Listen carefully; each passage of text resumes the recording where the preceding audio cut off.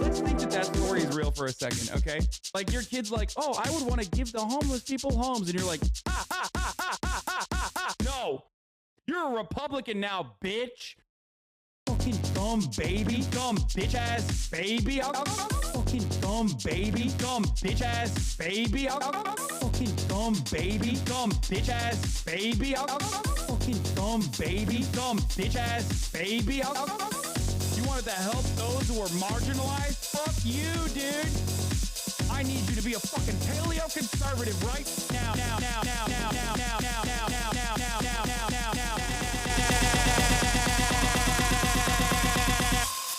Fuck you.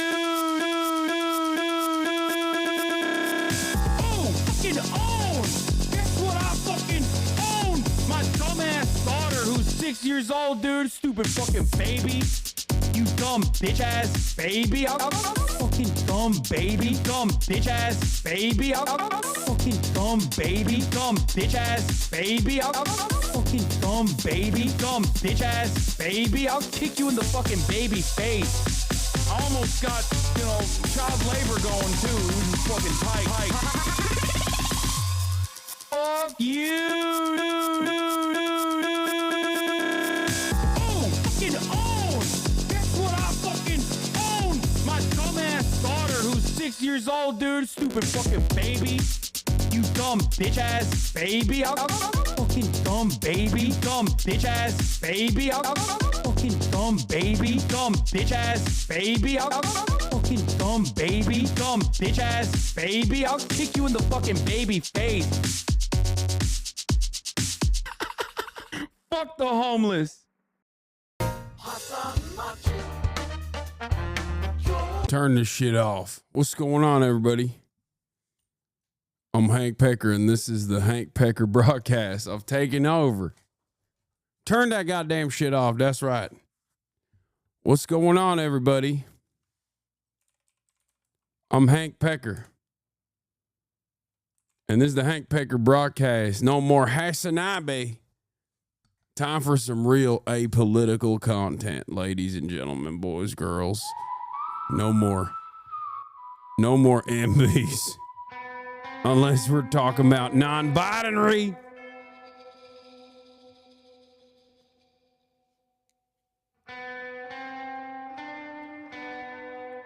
It's finally time for the apolitical king to show you how it's really done. Hank pectorals, am I right? Yeah. Do the whole stream like this? I can't. It is April 1st, ladies and gentlemen. April Fools. April 1st. A day for all the fools. Fools that thought Biden was going to make America great. Fools that thought Trump wasn't going to make America great. You are all fools, as a matter of fact. My pronouns are US and A. Call me non-Biden, read the way. I'm riding Biden. Hank Piker in the building, folks. You already know.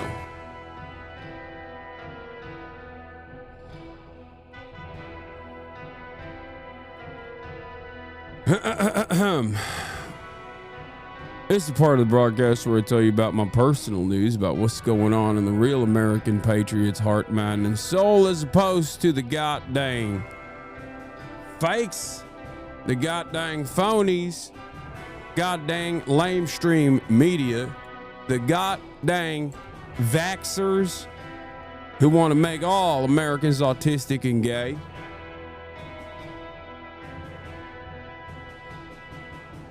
We're done with all of that.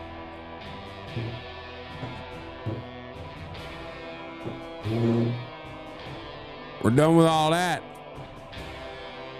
Time for real American, baby.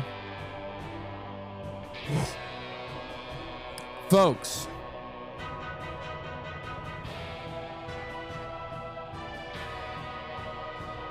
April 1st, 2025. The CIA's officially left the chat. They know a real patriot when they see one.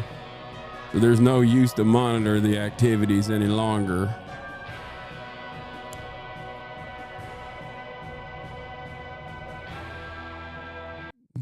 Anyway, folks, this is part of the broadcast where I tell you about my personal news, about what's going on in the world of Hasanabi Piker. Obviously, this is a short-lived April Fool's. There is no Hank Piker. The reason why there's no short-lived April Fool's is because Donald Trump won the election, and it feels like every day is a joke. Every day is a haha. Could that have happened for real?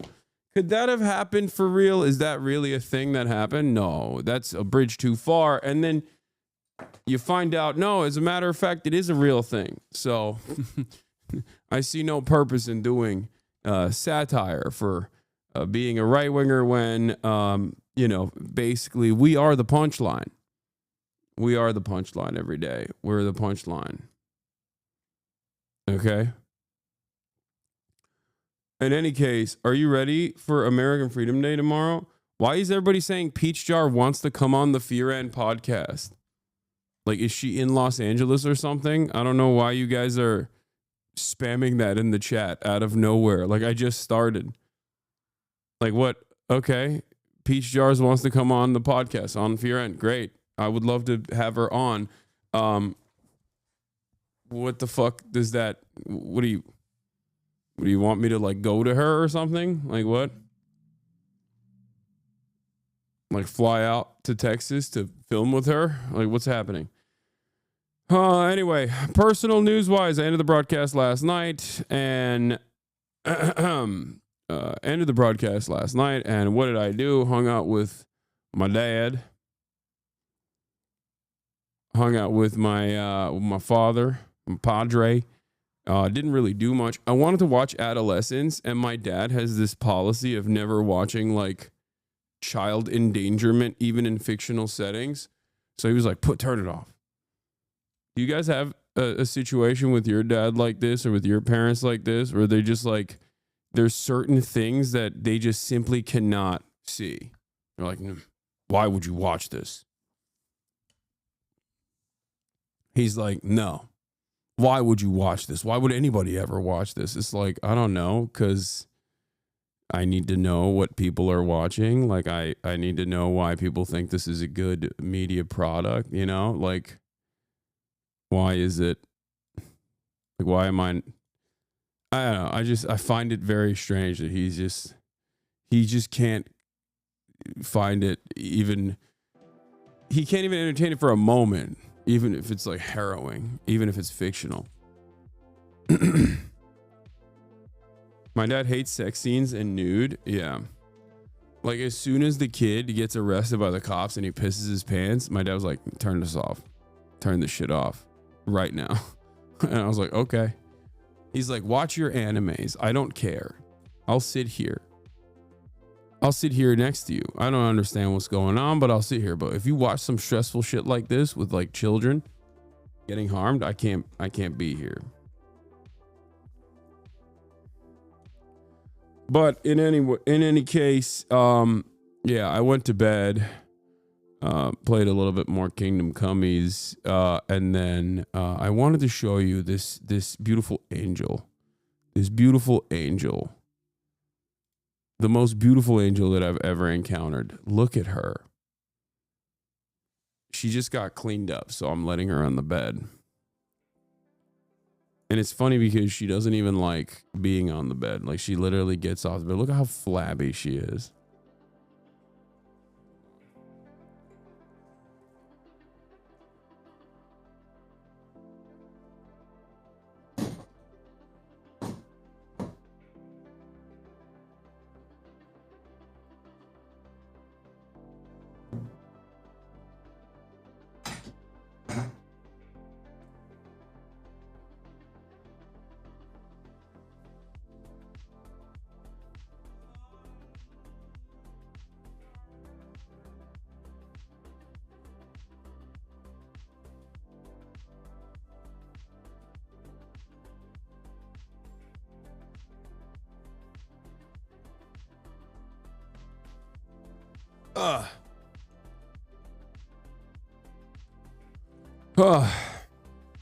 Anyway, ever since she got groomed, she has a beautiful ball chin.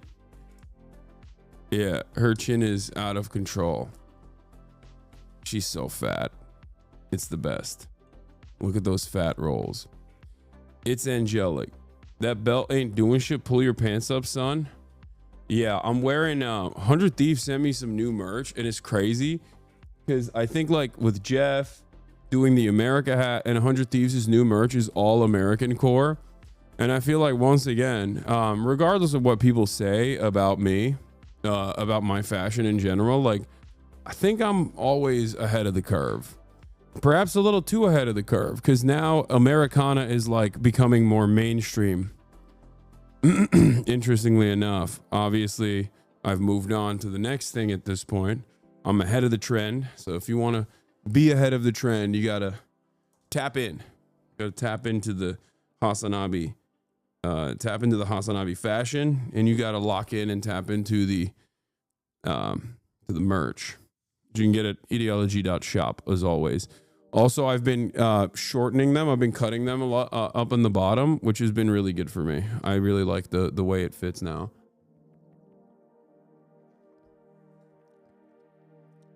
Do you fuck with the clothing brand Capital? No, because their sizes are too small for me.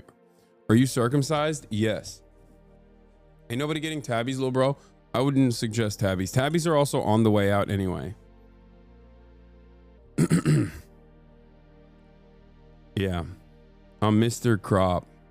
Yo, Zon, do your hoodies on merch fit obese people? Yes. It depends on the sizing. If you're like obese and you get hit at XXX, then yeah, I think we have XXXs. But yeah. I cut off the arms of the election merch. I've done that as well.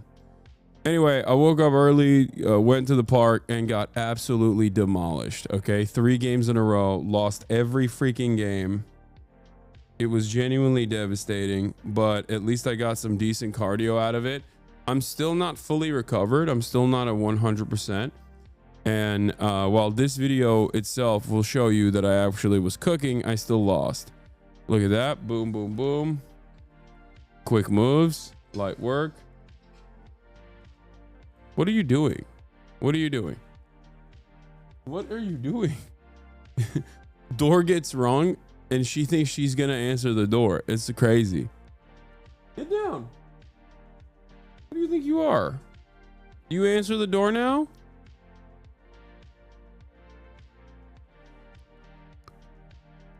Okay, is he gonna go right again? Is he gonna go right again? Nope, nope. Just a left-handed bandit right there. Boom, boom, boom. Easy peasy. Easy peasy, easy peasy. What's he gonna do next? Is this bully ball time? Nope, it's finesse. He's got that floating perfect 3. Look at that. Swish.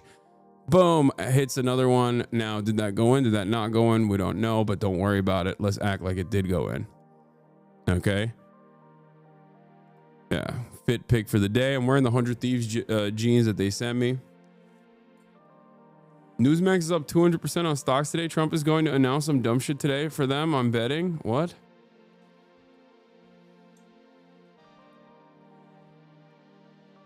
Do you know about the Anthony Edwards baby mama drama? Yeah, he does not want anything to do with that lady and anything to do with that child. It seems like that's what I heard. I saw the tweet where he was like, I saw that one tweet where it was like he wants to pay up front. I don't know if it's real or not.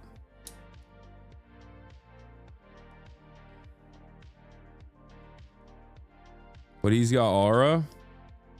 He does have aura. He does. He really does.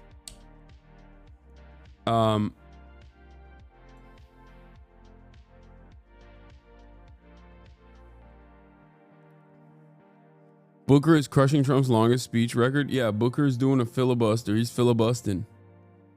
We'll talk about that in a little bit. I'm so upset with you right now, Hasan. I was talking up a woman and you were brought up by them and they said they stopped watching you because you deep throat LeBron too much. And then I stumbled because I don't watch sports. And then the whole conversation fell apart. Okay, first of all, you literally were able to engage in self-selection right there. You saved yourself. Okay? Who doesn't deep throat LeBron? Like people who are obviously silly and fake and phony and don't recognize true greatness, I guess. That's the people that don't deep throat LeBron. Like you literally just dodged a bullet and you're over here talking shit, being like, oh, I fumbled because of you. King, you didn't fumble. You dodged a bullet. You dodged it. Also stopping. I stopped watching Hasan because he glazes LeBron so much is so funny to me because it's like, I'll take that. You know what I mean? That's like the weirdest way that someone has announced their departure on this broadcast, and I respect it. I can't help but respect it because it's like people will be like, he's too misogynistic for me. Like he says, I fucked your mom or whatever. Like that's a bridge too far for me, right? Like things of that nature I hear all the time. But saying, oh, this dude actually glazes LeBron too hard is the funniest reason for a woman especially to quit the broadcast. That's funny. Yeah. Have you heard Bronify yet? No. Would you throw it back for LeBron? I'm not going to answer this question where the answer is very obvious.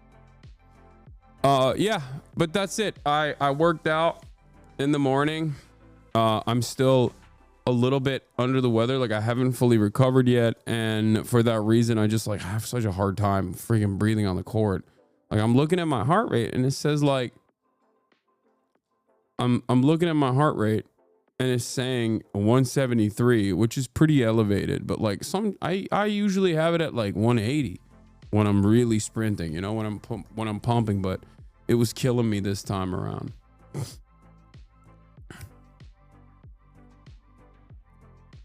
But yeah, I love that band Tenarwan. There's a MSJ article about how their musician is an Al Qaeda leader now. Do you know anything about that band? I have no idea what you're talking about. I think it might be allergies though. It might not necessarily be like a cold or something. It could just be allergies because something is cooking me like big time. In any case, let's get started. I don't know if there's a Themasius. If it was from COVID, please rest your heart. Dude, if I die, I die. You know what I mean? If it's like long COVID and it like exercise kills me, then I'm gonna take that fucking L. You know what I mean? I'm gonna die exercising. I'm being so for real right now. There is 0% chance because because the inverse of it is like I don't exercise and then I kill myself. So I'm dying either way. Either I die during the process of exercise or I die because I killed myself because I can't exercise. So, you know, I would rather, you know, die on my standing on my feet in that process. Sean Raid. Hey, thank you for the raid.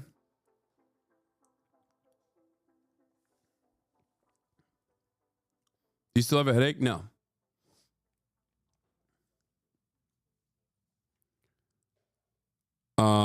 Yeah, okay. Well, we got a lot to talk about today. I'm gonna blast off. I'm gonna get right into it. Do we have a blast off meme?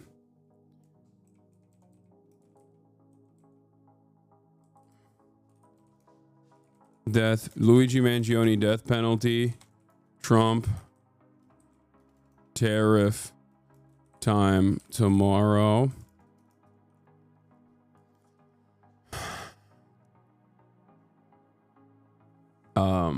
Probably got allergies. It's spring in LA now. It don't feel like it, let me tell you. What is this? This is how I know we moved on from fashion, but this is how I know you're on the trends for real. Crop shirts, same style jeans, same style clothes. Yeah. Yeah, he's wearing the Adidas shoes, but I didn't even see this. This is really funny. Yes. He has a boxier shirt. Mine is obviously a more normal fitting shirt, but his is cropped as well. But yeah, this is a very similar fit to what I'm wearing. But yeah, the Adidas shoes he's wearing are actually The Adidas shoes he's wearing are his shoes, as a matter of fact. They're very cool, and they're like ballet shoes. I'm currently wearing the Japan version. I don't know what they're called. Like the ones I'm wearing are like Adidas Japans, I think they're called. They are similar to ballet shoes. They look like ballet shoes. They're so comfortable. I love them. They're like slip-on slippies. They're sick.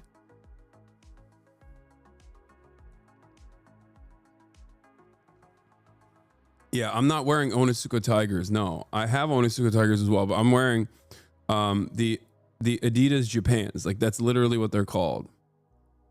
And they do have a similar look to what are they called? The ballet shoes. What are they called?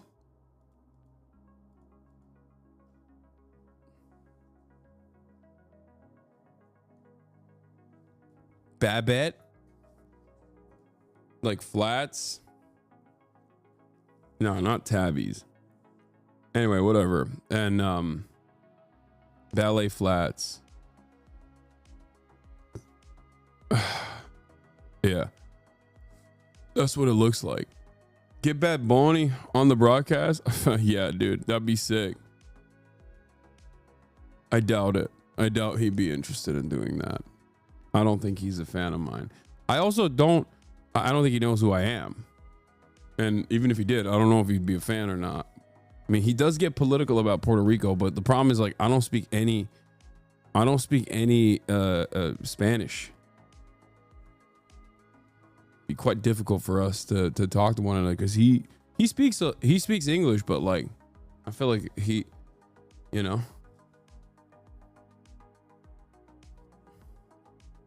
I feel like I would have to interview him in Spanish to not disrespect him, you know what I mean?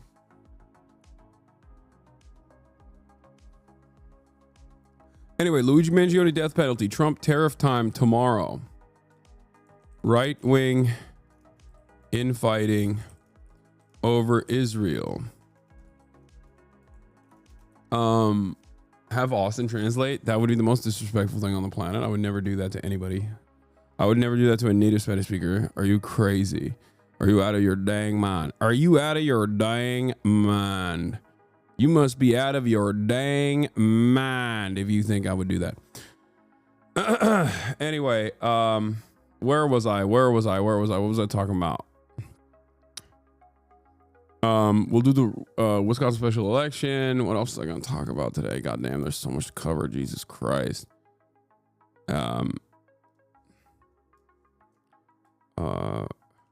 Trump admin admits they sent legal folks to El Salvador and can't bring them back. Get in now.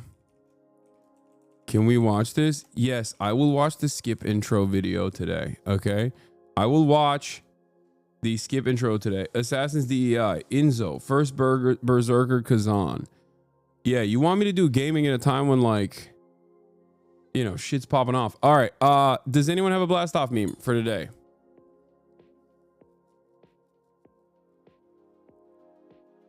Yes, I want to cover JD Vance's insane lie and insanely stupid thing as well.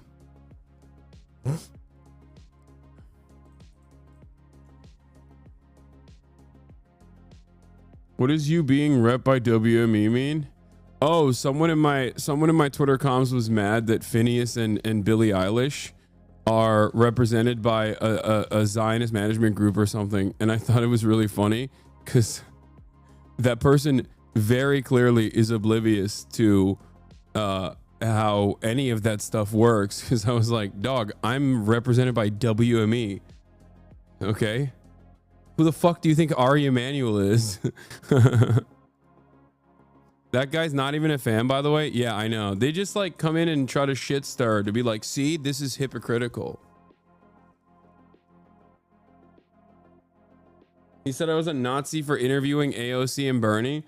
I can't tell if people are just like, I can't tell if those people are personally like mentally ill and they're just like engaging in record behavior for free, or if they truly hold these convictions because they're mentally ill, or because they're mentally ill and you know, they're getting paid to do this or something. I don't understand it.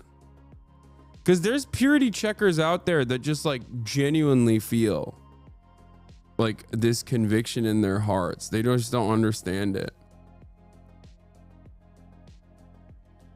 Like someone being like, you interviewed AOC and Bernie Sanders, you are a Nazi. Like, you have to be out of your mind.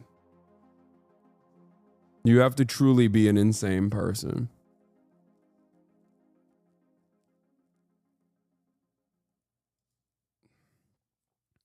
I should have never. What is this? Bad Empanada is correct about Hasan. I had to unsubscribe from Hasan after his rant last night. That was embarrassing as fuck. Well, you also sat down with people who have supported the genocide and gave them gifts. What the fuck? Oh, they're followed by Film the Police LA? No, this person is just an anarchist, I think. Like, that's probably what it is. This is just like a really sweaty person whose heart might be in the right.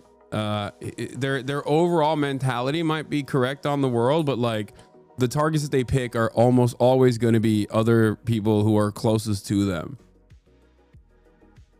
Yeah.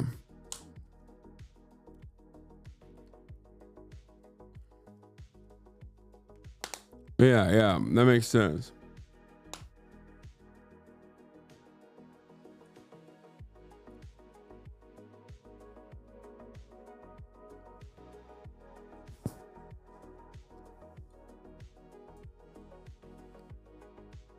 Yeah.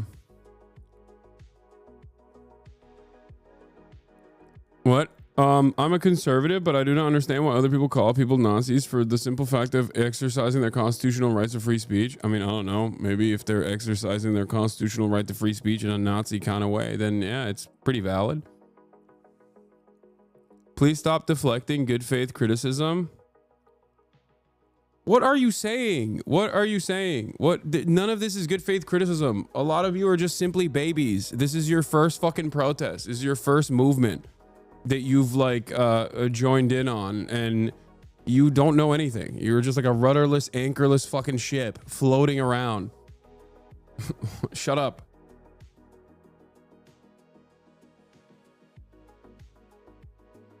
What is happening today? What is going on?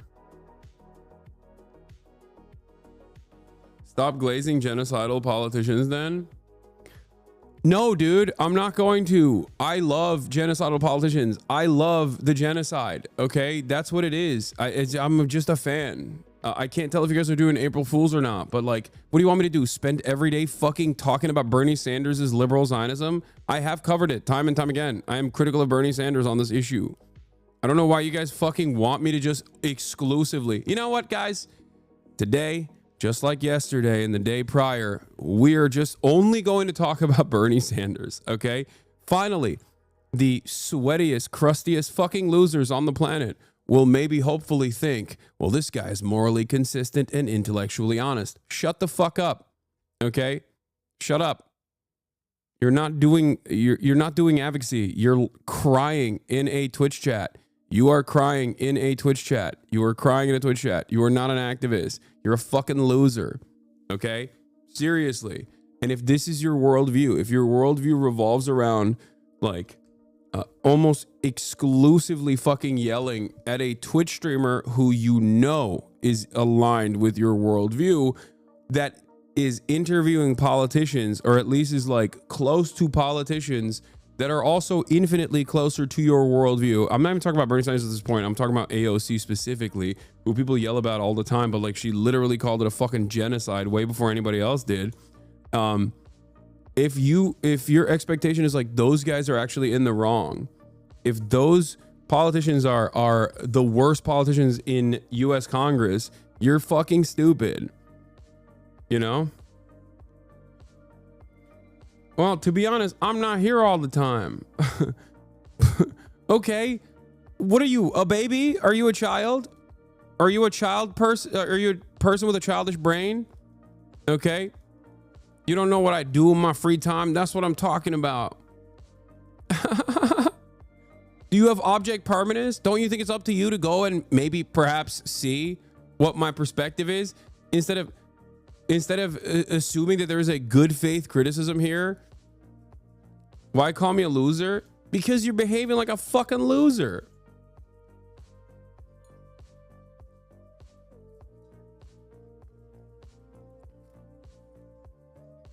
Motherfuckers be like, go yell at Republicans instead. No, not even Republicans. There are hundreds of Democrats in positions of power that you could yell at. And this isn't to say that you should not criticize. This isn't to say that you should not criticize AOC at all, ever, that these politicians are infallible or whatever. That's not what I'm saying at all. I've never made that point. I have plenty of criticisms for AOC and Bernie Sanders and numerous other politicians that are aligned with me on some issues, but not aligned with me on others, or they don't go far enough in the way that I want to, in the way that I want them to. But like the idea that the idea that like these are the only targets of ire is so incredibly stupid. And this also in and of itself is incredibly fucking stupid. You know? Anyway, I got baited. I'll admit. I got baited by a fucking stupid ass person. I'm gonna fucking kick him out. And just like delete my post. That's probably the most effective way to talk about, that's the most effective way to deal with this kind of shit. Instead of just like taking it seriously and responding to it, because a lot of people don't actually want to learn anything. They don't want to genuinely have discourse. It's just more so just stirring shit up. But yes. Why aren't you responding to my criticisms of you? I don't know, because they're invalid. Because your criticisms of me are that I'm circumcised. And that's not up to me. You're just reiterating the fact that I'm circumcised, and it's hurting my feelings. I wish I wasn't, okay? They took that away from me.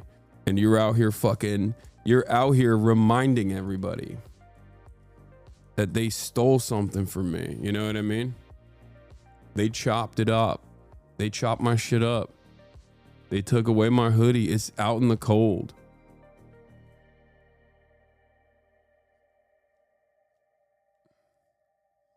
You have to? You're Muslim? I don't care.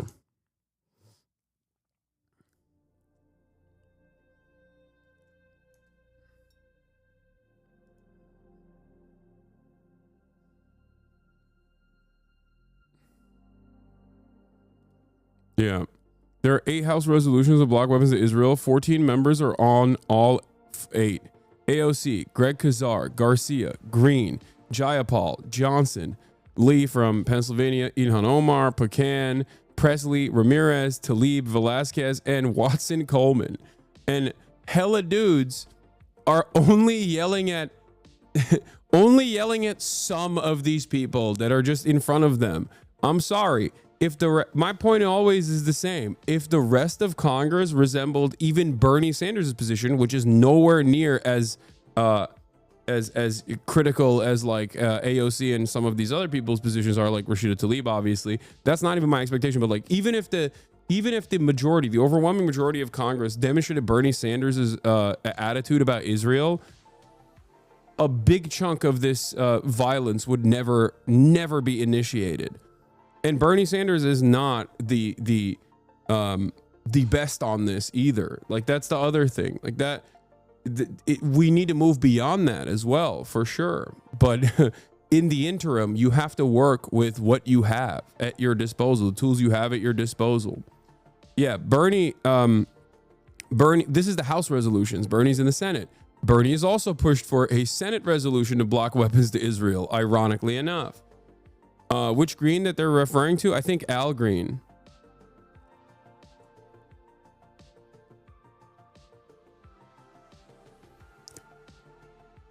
But instead, you're in here yelling at a Twitch streamer who is a fairly prominent anti-Zionist, okay, who gets attacked all the time for his anti-Zionist positions because of his collaboration with congresspersons who themselves are not anti-Zionist, obviously. That's not the case, but are infinitely closer to your position, to your worldview than like 99.9% of Congress. It's fucking stupid. That's it. You go out and build the tools and I'll work with you too. You know what I mean? Do you see what I'm saying? Do you understand? Like this is a tool. These are our public servants, okay? They're supposed to represent our interests. And in that process, I am not shy about explaining to you that like I grade Congress on a curve. And in that situation, I have to look at like what the rest of Congress's attitude is on this issue. And these people are infinitely closer to you. These people are infinitely closer to you in their viewpoints. They're infinitely closer to you in comparison to the rest of Congress. The expectation is to move the rest of Congress to this trajectory and then move them further to the left. Anyway, how do you have conversations with these people without losing your shit? Very impressive. I have maintained a community I've maintained a fairly large community of incredibly active and incredibly vocal leftists for the past 10 years, and especially on Twitch for the last, since 2018? For the last 7 years. So that's what it is. And I still lose my shit. It's impossible not to, right? It's freaking impossible not to.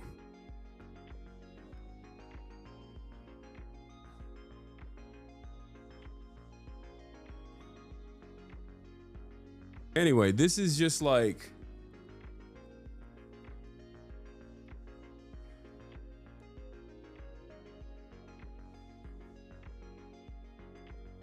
remember the tenet. Be normal. Be normal. I'm sure you can if you cultivate a different attitude. I mean, I have. That's why this community is the size that it is. And the broad majority of people in this community, are pretty forgiving and pretty empathetic and are guided by empathy first and foremost, and care about instilling class consciousness and developing solidarity with others.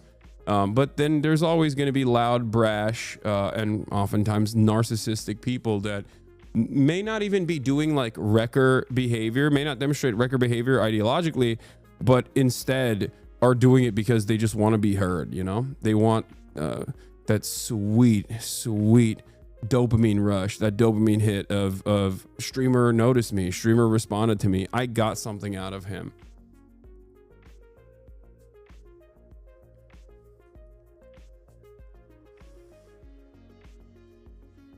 In any case, none of this matters, which is what's so funny about it.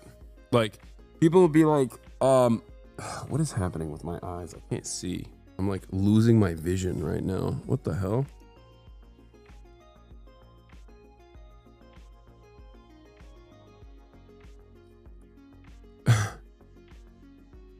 What do you say to someone who say compromising on morals and beliefs with Bernie and AOC is going to end up compromising with the Dems in the past? I'm not saying I think that, but it's a valid reason why people are reluctant to support Bernie. Okay, don't support him then. It's fine.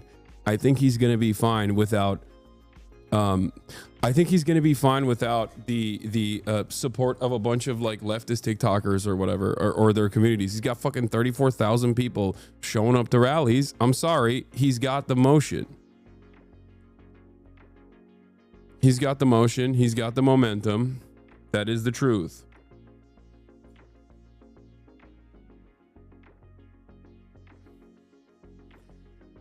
All right, let's start with Luigi Mangione. Something strange is happening to me where I don't know what the fuck's going on. It feels like there's like blinding light in my eyes. You know what I mean? I don't know what the hell's going on. It's weird. It's odd.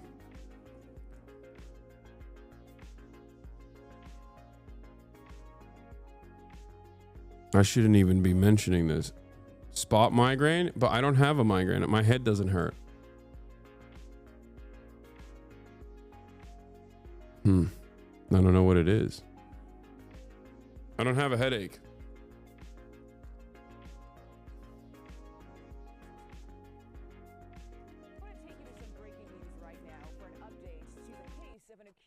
United Healthcare CEO killer Luigi Mangione. Let's bring in CBS News correspondent Chanel Call live in a newsroom for us. Chanel, what can you tell us? Yeah, coming to you live once again from our breaking news desk this morning, Mugo. And we just got this release from the U.S. Justice Department moments ago. I want to read to you part of it coming from Attorney General Pamela Bondi's office. It says, quote, Luigi Mangione's murder of Brian Thompson, an innocent man and father of 2 young children, was a premeditated, cold-blooded assassination that shocked America. After careful consideration, I've directed federal prosecutors to seek the death penalty in this case as we carry out President Trump's agenda to stop violent crime and make America safe again. It goes on to say that the murder was an act of political violence and that Mangione's actions involved substantial planning and premeditation. It's like a little bit better if I turn the lights off, but it's still there. Death penalty for killing rich people? Yeah. Oh no. I mean, this is no. It's not worth it. I still can't see even with the lights on, so hold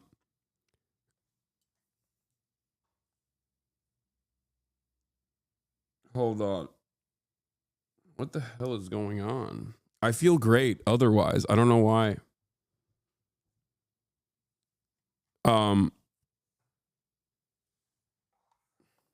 I don't have an issue with I don't have an issue with anything else.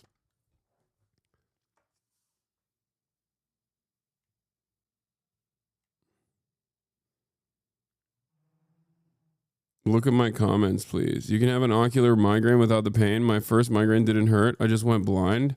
I've had the thing you're experiencing. I mean, it's fine. I'm not going blind. I just like, it feels like there's a light. You know when you stare at a light for too long and you can't see?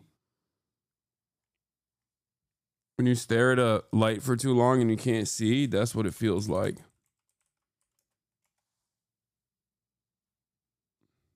Ocular migraine. Yeah, it kind of feels like this, or like a little bit like this.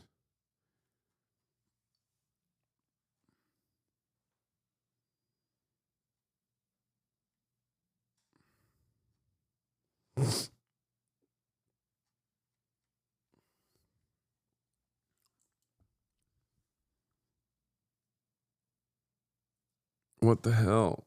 Am I dying? What is going on?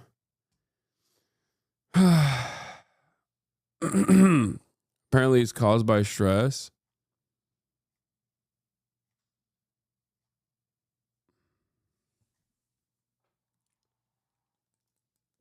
I also want to mention that we knew that this was a possibility, Mugo, after Luigi Mangione was charged federally back in December. He first faced 11 state charges. That included murder as an act of terrorism, and this is in connection to the killing of United Healthcare's CEO Brian Thompson. Mangione has so far pleaded not guilty to those state charges, but the federal charges, they allow prosecutors to pursue the death penalty against him. Today, now, when we talk about capital punishment, AG Pam Bondi directing federal prosecutors to seek the death penalty in this case. We know Mangione has not yet entered a plea in that federal case, but prosecutors have already said that these 2 state cases and federal cases will essentially proceed on parallel tracks, with the state charges expected to go to trial first. Wow, some very important background and context there. Chanel called. Yeah, I mean, the Mangione cases and all of the escalated charges surrounding it are entirely because of politics. Luigi Mangione's actions being taken as an act of terror in the state of New York is specifically because of politics. On the federal case, Attorney General Pam Bondi pushing for this to be elevated or demanding the death penalty on it is once again pure politics. The reason why they're doing this is because they want to make an example out of him. And it's kind of interesting because I feel like this creates a unique opportunity for the court system, or at least his defense attorneys, to try to push for a mistrial. Like there is a lot of outside interference in this case. I don't know. I mean, I hope that they don't end up crucifying him. I also don't know if crucifying him like this is going to backfire, you know, in terms of like how people see him, how people treat this case, because he was seen as a relatively positive figure. And I don't think that the attitude has shifted by the broader American population. I think that they still look at what he allegedly did as not a inherently evil act, even though obviously murder is evil, right? Murder is bad. It's unacceptable. Allegedly, Luigi Mangione's alleged murdering of Brian Thompson. The very fact that in a country like America, where people are incredibly draconian and have this very, very straightforward approach to law, order, justice, the very fact that like they would still look at a situation like this as an open and shut case and still go, yeah, well, the other guy has a lot more bodies because he's a private healthcare CEO is wild to me. It is indicative of how much pain private healthcare has caused in this country. And I think that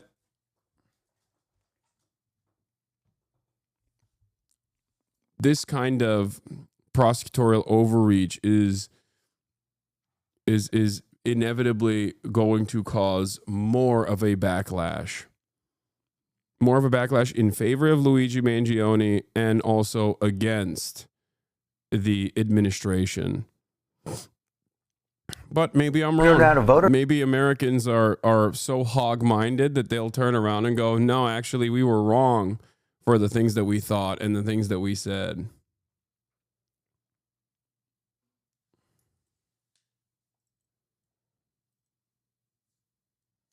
You know?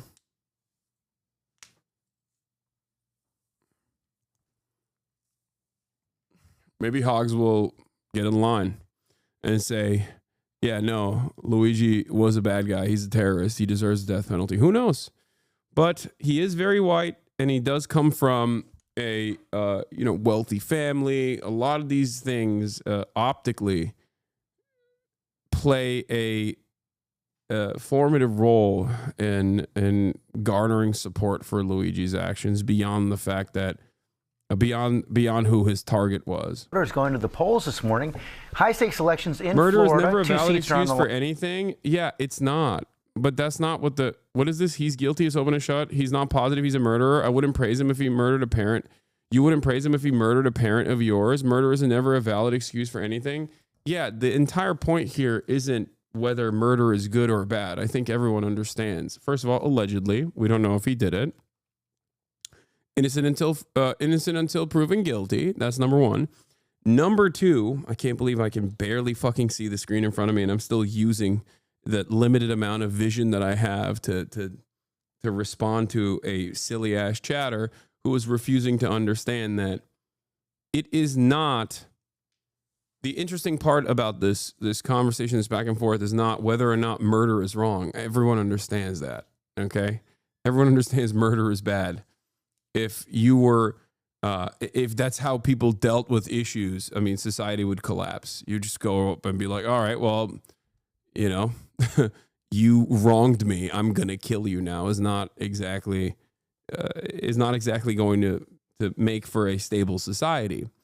Now, having said that, the reason why people still have a sympathetic outlook on him, even though Americans also usually operate in this, with this, I just hear so many people praise him, and I'm sorry, I just don't get it. Yeah, you don't get it. I don't know what your background is. I don't know what your, what your family's wealth looks like. But there's a reason why so many people praise him, and that is because they understandably see someone like Brian Thompson as a placeholder for an incredible amount of death and destruction. So much so that even Americans who normally have the exact same attitude that you have are looking at the situation and going, yeah, well, I mean, it's a little bit of a vigilante justice moment, you know, because they see Brian Thompson functionally as a serial killer. Okay, because people like Brian Thompson engage in the act of social murder. It is systematized murder. It is processed murder. It's murder through paperwork, but it's murder nonetheless to the individual who watches their loved ones suffer through their cancer treatment and have to forego treatment because they can't pay for it because their insurance decided to deny that claim. It's like that is, for them, whether it is being done by the stroke of a pen or with a sniper rifle or with a bullet, is still... It's still experienced as murder. That's the way they see it. Just because it's done for profit doesn't change that reality, right?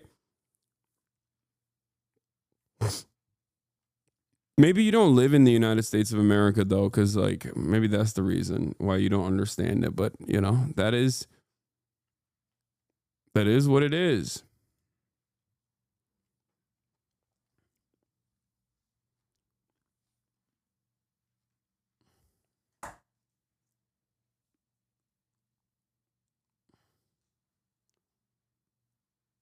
He left right after that explanation.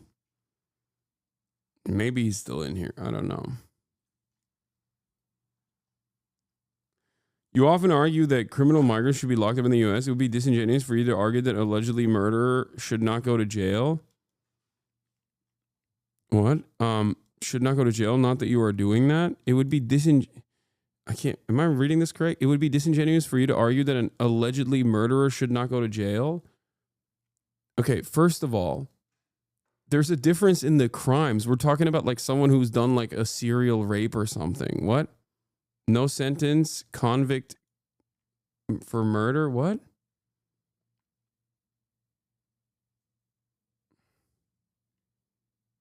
I'm confused as to what you're saying. Maybe my brain is also breaking down aside from my vision. So maybe I don't know what you were trying to say.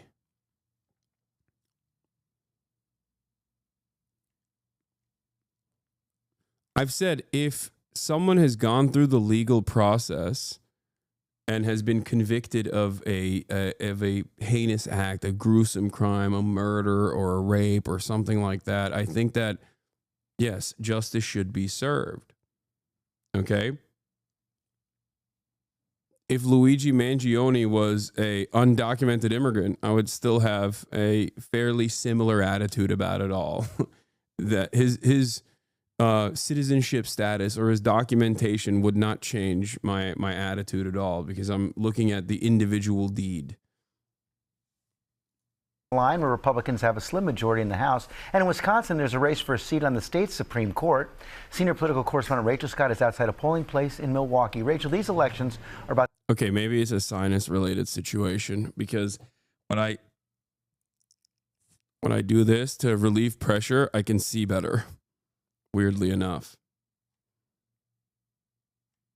The balance of power in the House, essentially. Yeah, definitely, George. And not only that, it could be the first real test of how voters across the country are feeling about President Trump's agenda. So let's start here in Wisconsin, where there is a battle over a single seat on the state Supreme Court. You have the conservative judge, Brad Schimel, running against a liberal county judge, Susan Crawford.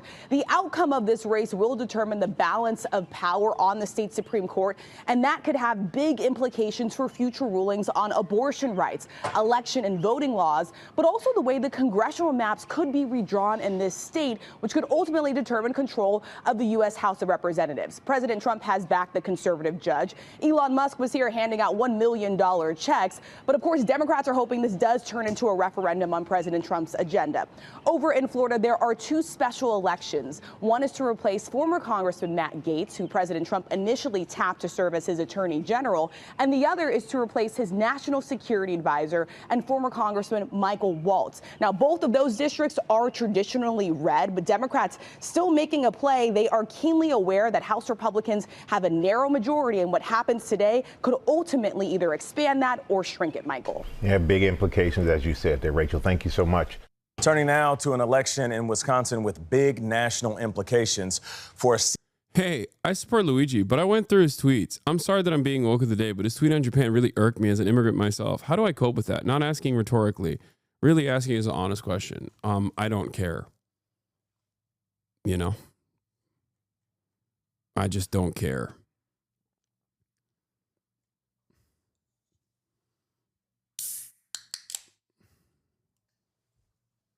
That's it. I don't have my expectations are not go to urgent care, my guy. Everybody fucking shut up. It's fine. Okay, calm down.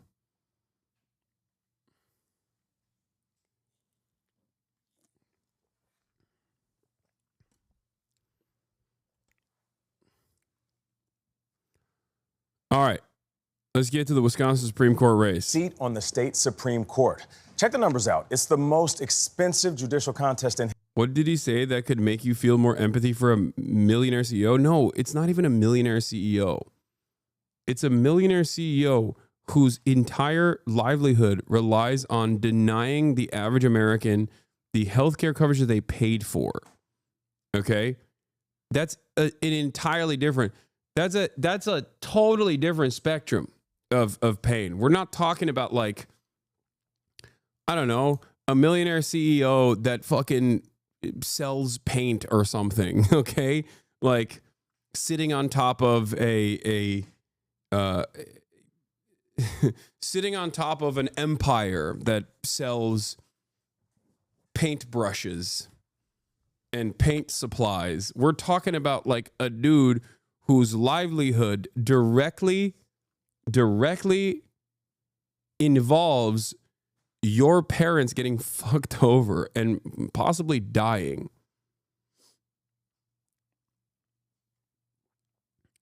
Claim denials are directly a form of violence. What if the paint has cancerous chemicals? Yeah, I mean, I guess that would be the equivalent in this situation. You know what I mean? If the CEO was knowingly selling cancerous paint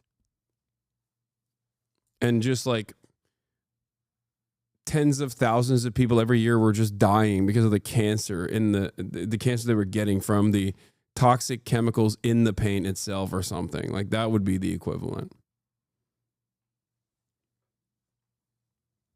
And it would have to be done in such a serialized, systematized way that like virtually every other paint company was doing the same exact practices, and tens of thousands of people were dying because of this every year. And then someone was like, fuck you, I'm taking revenge. Yeah, that would like, it would have to happen over such a long period of time where like Americans that normally never understand systematic violence would be able to see what this paint CEO was doing as a systematized version of violence, like a social murder, if you will. History. Billionaire Trump advisor Elon Musk has been heavily involved in this campaign. Ed O'Keefe is in Milwaukee. Ed, good morning. Well, good morning. This race wouldn't normally draw so much out-of-state attention, but coming 2 months after President Trump took office in this key battleground state with so many issues at stake as well, it's kind of the perfect mix. We spoke with the two candidates stuck in the middle of this proxy fight. A high-stakes statewide election drawing national attention. It's a big race. I love Wisconsin. The race for a seat on the Wisconsin Supreme Court between Democratic-backed Susan Crawford and GOP-endorsed Brad Schimmel has raked in. Actually, I just realized paint is not even an appropriate analog here, because paint has utility. Private healthcare does not. It doesn't need to exist at all. I just realized that even like there is quite literally no reason for this expensive middleman to exist in this process, and it's only there.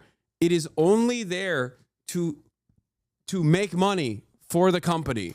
That's it. It has no use. It is only a burden. Like that's why it's even Paint CEO is not an appropriate analog here. It's just like you also need healthcare. You don't need Paint. No, but they are not providing healthcare. They are providing healthcare insurance. Yes, you need healthcare. You don't need healthcare insurance technically. And the only way that these guys make money is by denying you coverage that you paid for. Like that's how they make their money. It's just so messed up when you think about it. I don't know. I don't know how more people are not constantly losing their minds over how ridiculous this is. In big money, a record $80+ million, a large part from billionaire donors like Elon Musk. Why do you think he wants to spend so much money on this race? I think that Elon Musk is looking at this as kind of a test case because he's got business interests all over the country and probably litigation all over the country. So he wants to have some influence and some access to the Wisconsin judiciary. Crawford says she's focused on the issues facing the battleground state. It can be things like fair elections, the right to vote. I'm getting reports from Wisconsin chatters, the cheesehead chatters in here. This is not the first one that has said this, but holy crap, just finished voting and there was a freaking line. My tiny ass ward doesn't even have one line. It doesn't have a line on presidential years. Yeah, this could be good or bad. It could be because Elon Musk's initiatives have actually drawn a lot of support and more people are aware of it and it's bringing Republicans out in large numbers. Or it is because as special elections goes, a lot of Democrats who are laser focused on undermining the Trump agenda are using any opportunity they can to do so, and therefore they are going out and voting in droves in an effort to make sure that they don't give another W to Trump or Elon Musk. I really hope it is the second thing and not the first. I really hope it's not that like Elon's initiatives have been incredibly successful.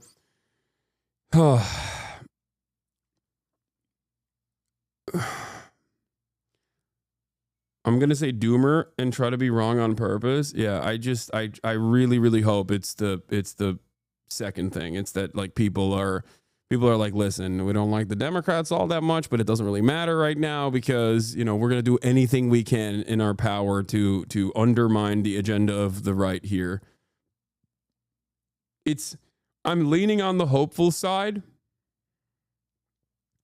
I am leaning on the hopeful side. And the only reason why I'm leaning on the hopeful side is because regardless of how dumb I would say a lot of Americans are, or how oblivious a lot of Americans are to the broad cruelty of this administration, they're still very annoyed. They're annoyed with Elon. They're annoyed with Doge. They're annoyed with Trump. They're annoyed with the markets. They're annoyed with the tariffs and the instability. And also Democrats are historically the ones who outperform the Republicans in special elections in general because they're the ones who are way more. I mean, they're the high propensity voters. So all of that combined, I hope, is leading to a decent victory here for the Dems. I don't know.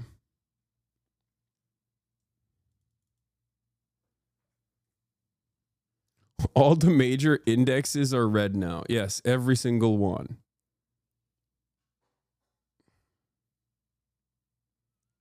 How is this man paying people to vote? Isn't it against the law? Yeah, but when you're rich, you can do whatever you want. Please. Don't you know that if you're rich, you're allowed to violate the laws are simply suggestions for you, okay?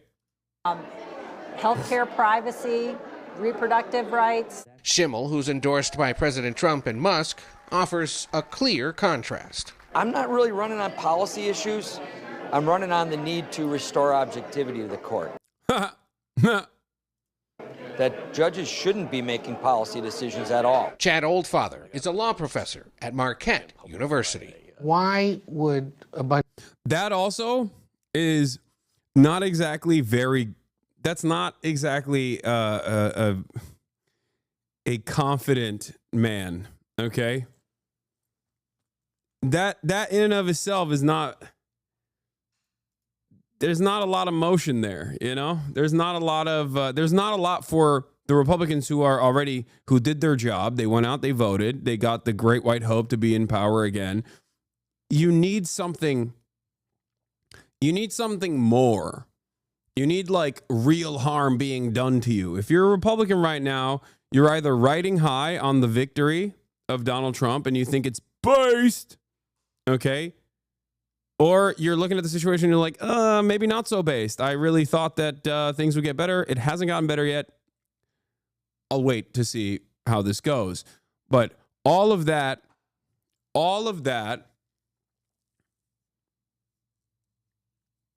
in my opinion, is not exactly enough for someone to take time out of their day to go out and vote for a Supreme Court justice in the state of Wisconsin. You know what I mean? It's not.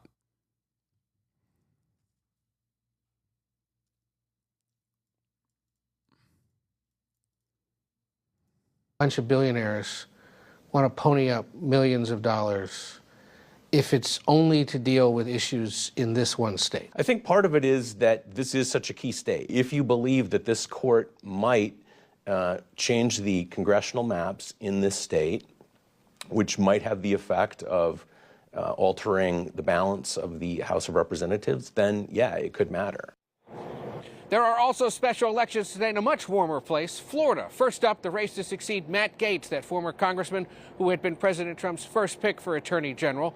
A race in the 1st Congressional District. Over in the 6th Congressional District of Florida, the race to succeed Mike Waltz. You say that, but have you ever been in Wisconsin? No.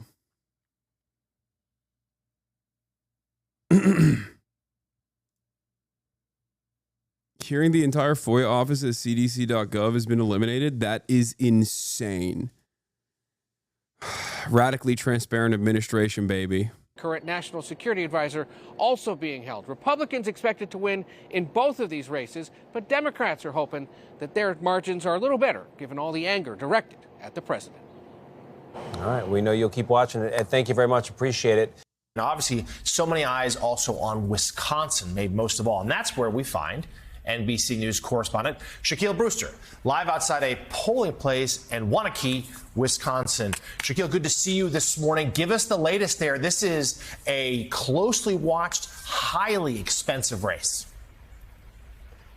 That's exactly right. Look, this is Wisconsin. You expect to see these competitive races. You're expecting to see those expensive races. But this is another top race that people are watching. And at the top of the ticket, at the top of the ballot there is this race for Wisconsin's Supreme Court, where ideological control of the court is up for grabs. This is a court that is used to hearing some pretty meaty issues, everything from abortion rights to voting rights to union rights. It's considered all of those in the past couple of years, and it's expected to consider some of those issues in the years to come. But despite the weighty issues this court is going to be hearing, it's Elon Musk that has been driving much of the narrative, much of the attention, and has been on the minds of many of the voters, including one who I just talked to as she was walking out of here, saying that it's Elon Musk's spending in this race and the focus that Democrats have put on him that got her out here to vote in this election that she said she normally wouldn't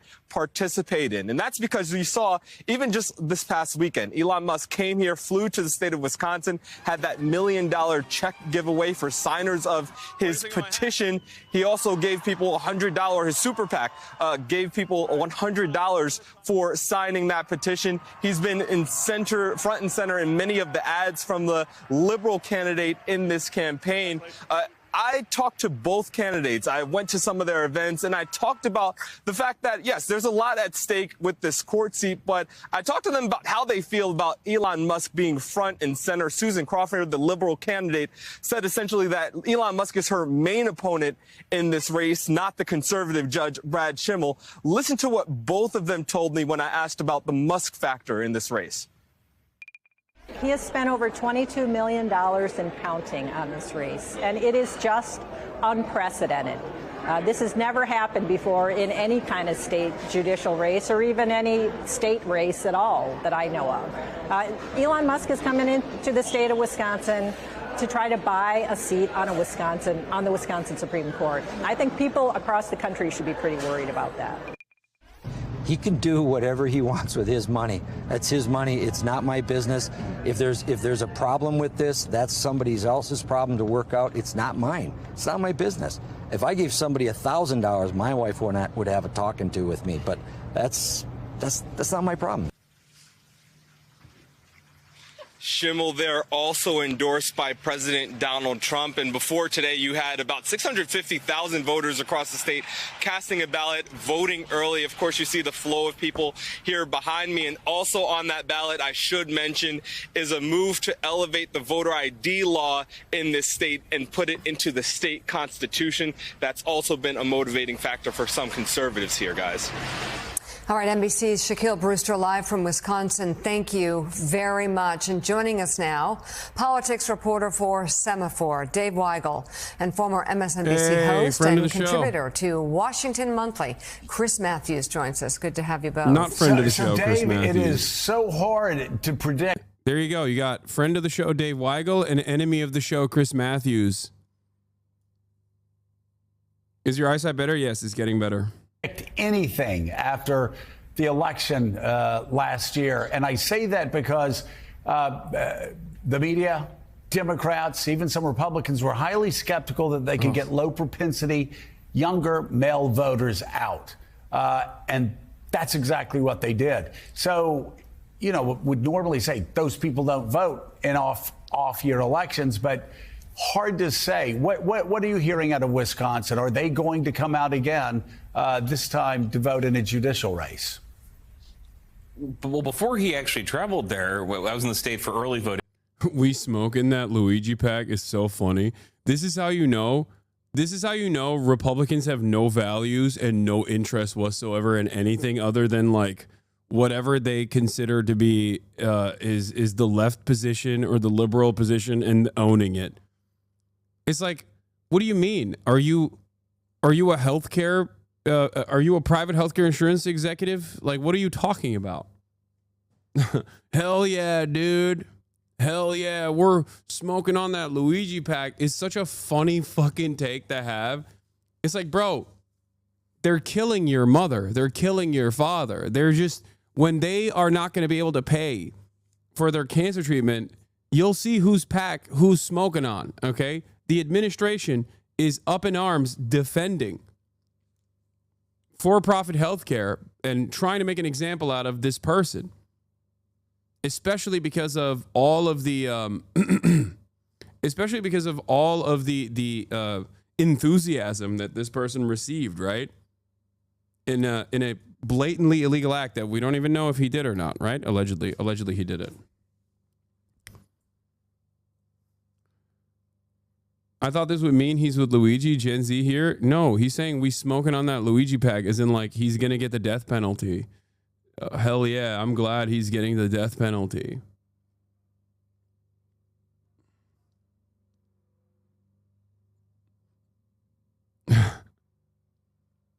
It's just very odd.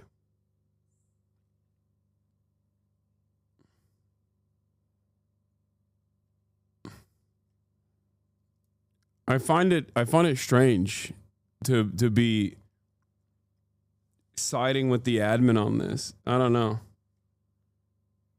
Like you're not like a edgy boy, you know? You're not edgy at all. When it started, Musk had really papered the state. Hands off my CEO. Republican voters with ads that said, this is an election that can help Donald Trump. You need to turn out again to vote for Donald Trump.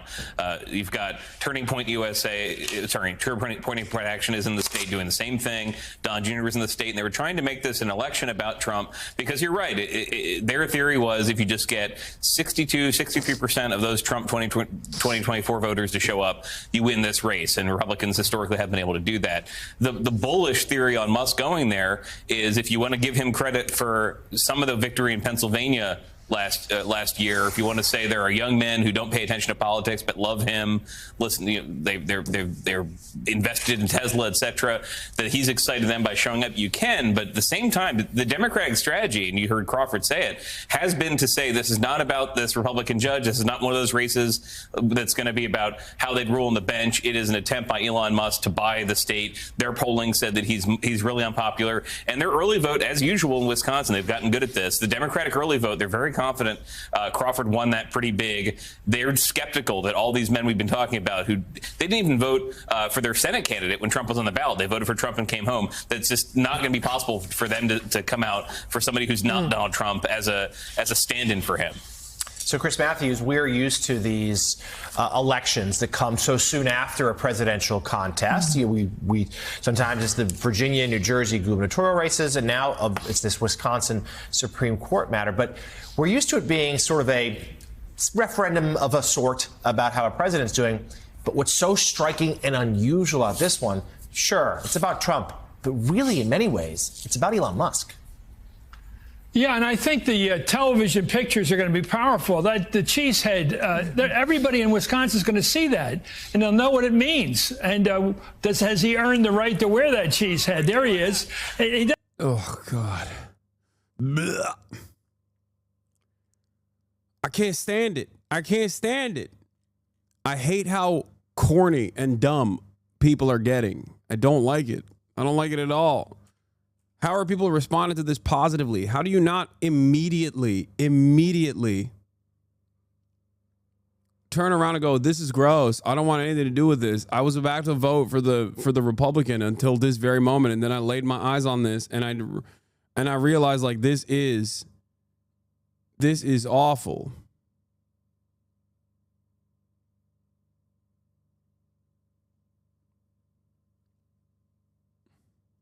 It doesn't seem like he looks like an Araviste, a guy that shows up with a lot of money, spending millions of dollars, giving $1 million gifts away to people who are on the right side with him politically. But this is in the environment of a lot of concerns about Social Security, in an environment where, of course, abortion rights is always there, but also about Signalgate. Signalgate's right in the air, and the president has said it's over, it's closed, I've closed it, I've given a pardon to these people. I know who did it. But I'm not saying I'm going to tell you who did it. So he's acting like a big shot. This guy, Musk, is clearly acting like a big shot. I think they're going to say no to it. I was going to ask you, Chris. I mean, you know the Upper Midwest well. I mean, you're a Pennsylvania guy. How do they respond to Elon Musk coming in? You know, and by the way, I hear a lot of people giving Elon Musk credit for winning Pennsylvania. I mean, you know, Trump won Pennsylvania. I mean, you and I know how politics work. They vote for the guy on the top line. They don't vote for endorsers or this or that or the other. I'm just curious. This race is about Musk in Wisconsin, not so much even about Trump. How does that play? I think it plays badly. I think people are going to say, you know, this is a tough state. Wisconsin's always been decisive, going all the way back to the Kennedy-Humphrey debate, the primary back in '60. It's always mattered, and it's always been close. And I think they're going to say, wait a minute, my vote counts, his vote doesn't. Giving away $1 million gift certificates for voting, supporting the right side, it must bother people. And that Republican candidate, did you see that weird answer he had? I don't care what's going on about his spending his money. Of course you care. He's spending money for your side. You got to talk about that and what voters feel about that. This is democracy. You don't have to. You shouldn't be buying elections so flagrantly. And look at this. This is flagrant. Look at the check. Look at the $1 million checks. I think people would say, I don't want to have anything to do with this kind of. I think it's insane that this race has. This is yet another race where the needle is moved, where there are hundreds of millions of dollars being spent on a special election on a Supreme Court judge. Like, how do people not realize that this is insane? How do people not look at this and go, dude, what are we doing here? What are we doing? Like, Elon Musk doing this comical $1 million check thing is not even the most psychotic aspect of this. Elon Musk personally contributed to the hundreds of millions of dollars that have been spent on this. Right? Spent on this individual race, but like they're spending Senate race money now. America is so cooked, man. How is this democracy?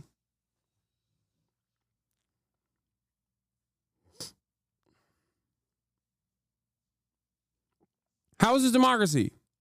Politics, I think. Well, we'll see. I think we'll Wisconsin goes for the Democratic judge. All right.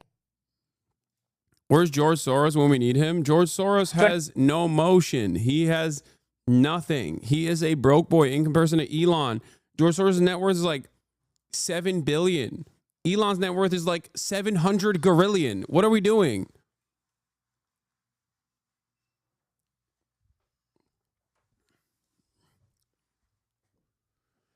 Oh, I don't want any billionaires, okay? How about no billionaires? No George Soros, no Mark Cuban, no Elon Musk, no Miriam Adelson, none of it. It's so crazy. I am fundamentally against wealthy people being able to buy support.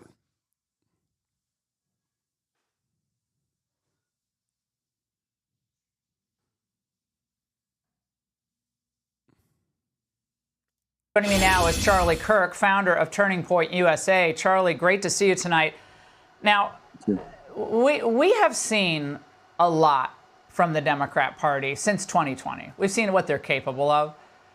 But what is it about Elon Musk and what he's doing that really has turned them into insane, total lunatics and criminals? It's two primary things. Just like President Trump, he's a class traitor. He used to be part of the ruling class of the country, and he decided to defect from the orthodoxy of what it means to be a wealthy, polite person in America. What is this haircut? What is this haircut, bro? It's like the Vegeta. Like he went to the barber and was like, "Give me the Vegeta. I need that." Is a straight up pyramid on his forehead. What is happening?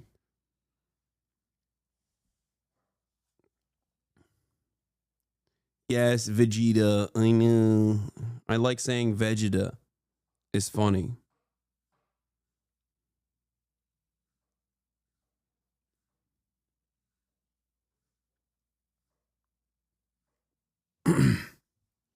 Most nerds try to hide the receding hairline. Kirk is displaying it. I don't know what he's trying to display here. It's just wild. It's especially funny because his head is so large and his face is so tiny on his ginormous head.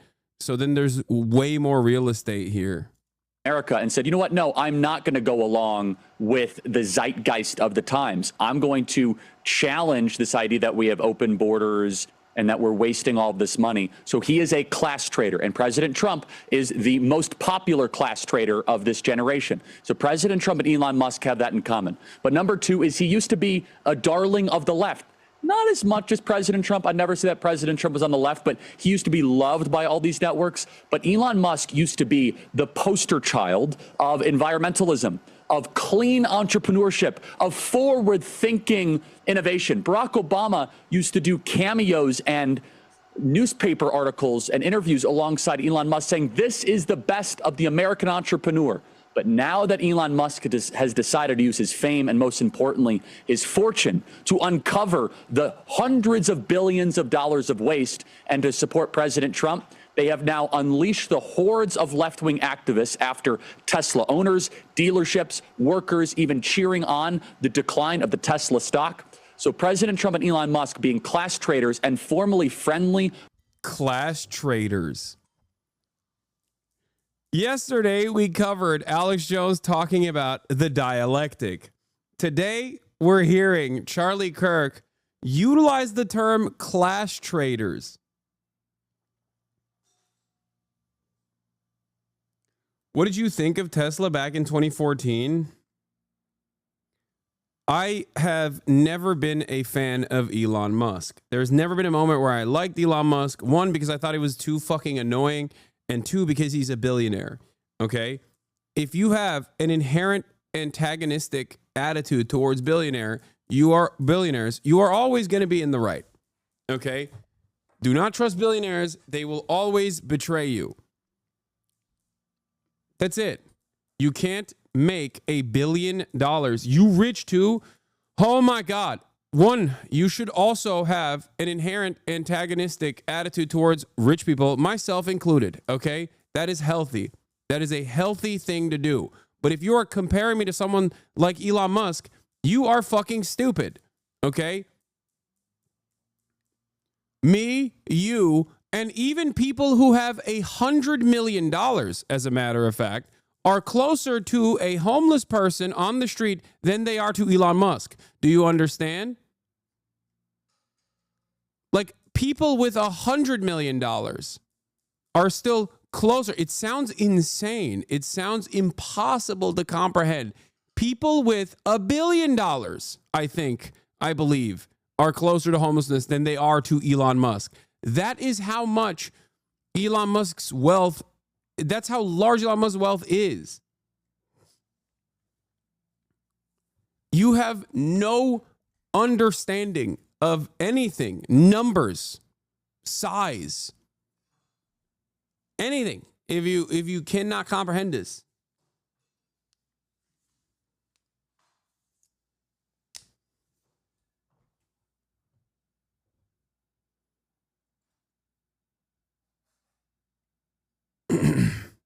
A million seconds is like 13 days. 1 billion seconds is 32 years.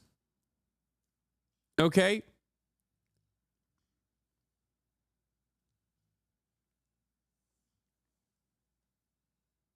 If I ask you to wait 1 million seconds, you'd be waiting for 12 days. If I ask you to wait 1 billion seconds, you'd be there for 34 years roughly. Something along those lines. Do you understand how different of a scale that is? Do you understand how insane that is?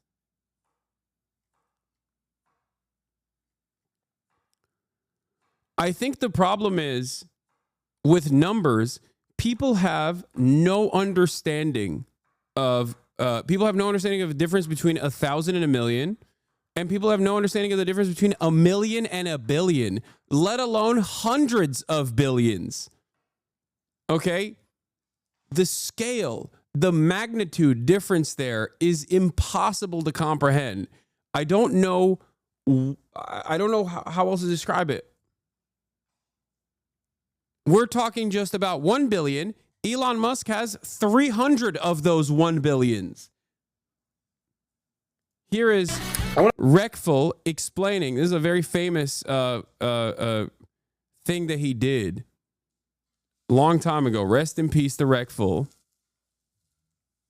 Describing the difference between billionaires and millionaires. Now, we have someone named Amhai who is top Twitch donator of all time. He has like probably $1 billion, right? Right. There are people in the world with $1 billion, regardless. Okay. Anyways, $1 billion, that's a big fucking number. We can see that there's a lot of zeros on top of the 100,000, but we don't really feel it. You don't really feel it until you go like this. Even though it's 10,000 times more, but here. 1, 2, 3, 4, 5. That's 500,000. Copy paste that. That's $1 million. Okay. Then we have to go 2, 3, 4, 5. That's 5 million. Let's copy paste that. That's 10 million. Okay. Let's copy paste the 10 million.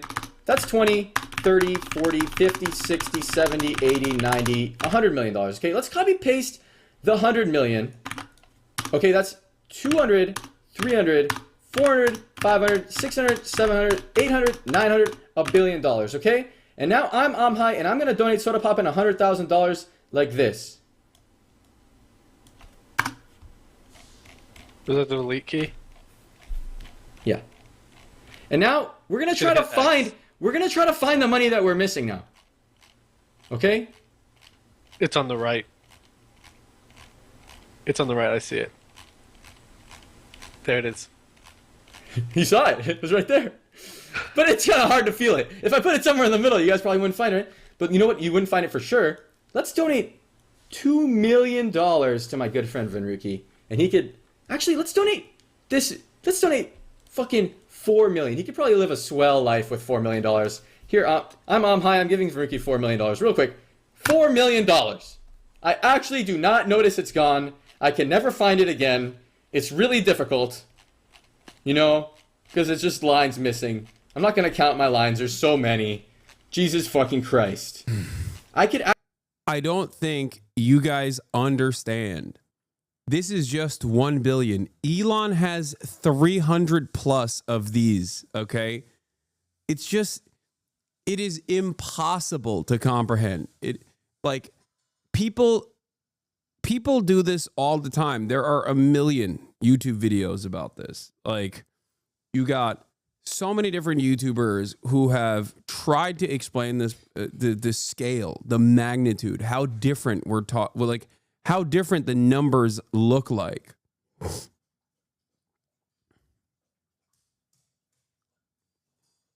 It's so funny. Whenever people come in, it's so funny whenever people come in and go, Hasan, you're rich too. Big dog. You and I are not even a speck of fucking dust together, okay? In comparison to one guy's wealth. This is just one guy. There are hundreds of guys like Elon out there. Yeah, I mean, eat the rich text format. Wealth shown the scale. Here. Wait, why can't I scroll? I'm scrolling. It's not working though. Oh, you got to go right. Yeah. $1,000. 63 is the median U.S. household income. Here's $1 million. Here is $1 billion. Here's $139 billion. And that's Jeff Bezos.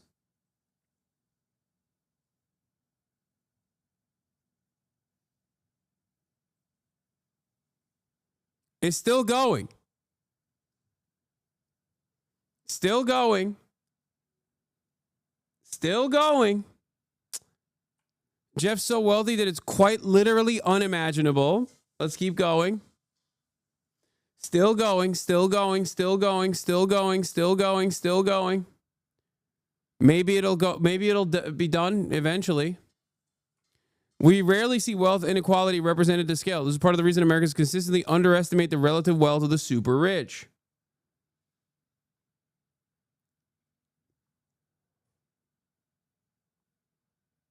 Still going. Look at the bar down here.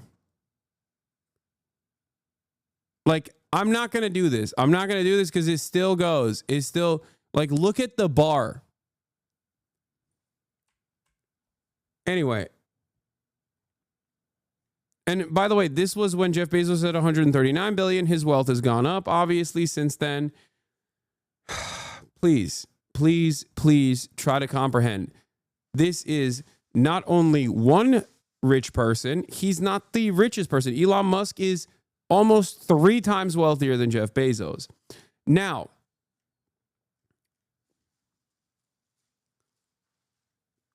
that in and of itself is not even the full scale of the problem. Okay? That in and of itself is not even the full scale of the problem. The entire system is designed from the bottom up to represent the interests of people like Elon Musk, all the way down to the individual small business owner, those who own capital, those who hire people, hire wage laborers. Do you understand? So it's not even just like one singular billionaire could potentially solve this issue. It's not even that Elon Musk could, if he tomorrow got hit with like the socialism beam, would be able to dismantle the capitalist structure. One person cannot do that. Elon Musk, being as wealthy and as powerful as he is, would still not be able to do that on his own. Okay, he would not be able to buy his way to socialism. That, of course, would be stupid anyway. Why the fuck would he do that? Of course he wouldn't do that. The only way to change this system is through the bottom up. The only way to change the system is by recognizing your class position.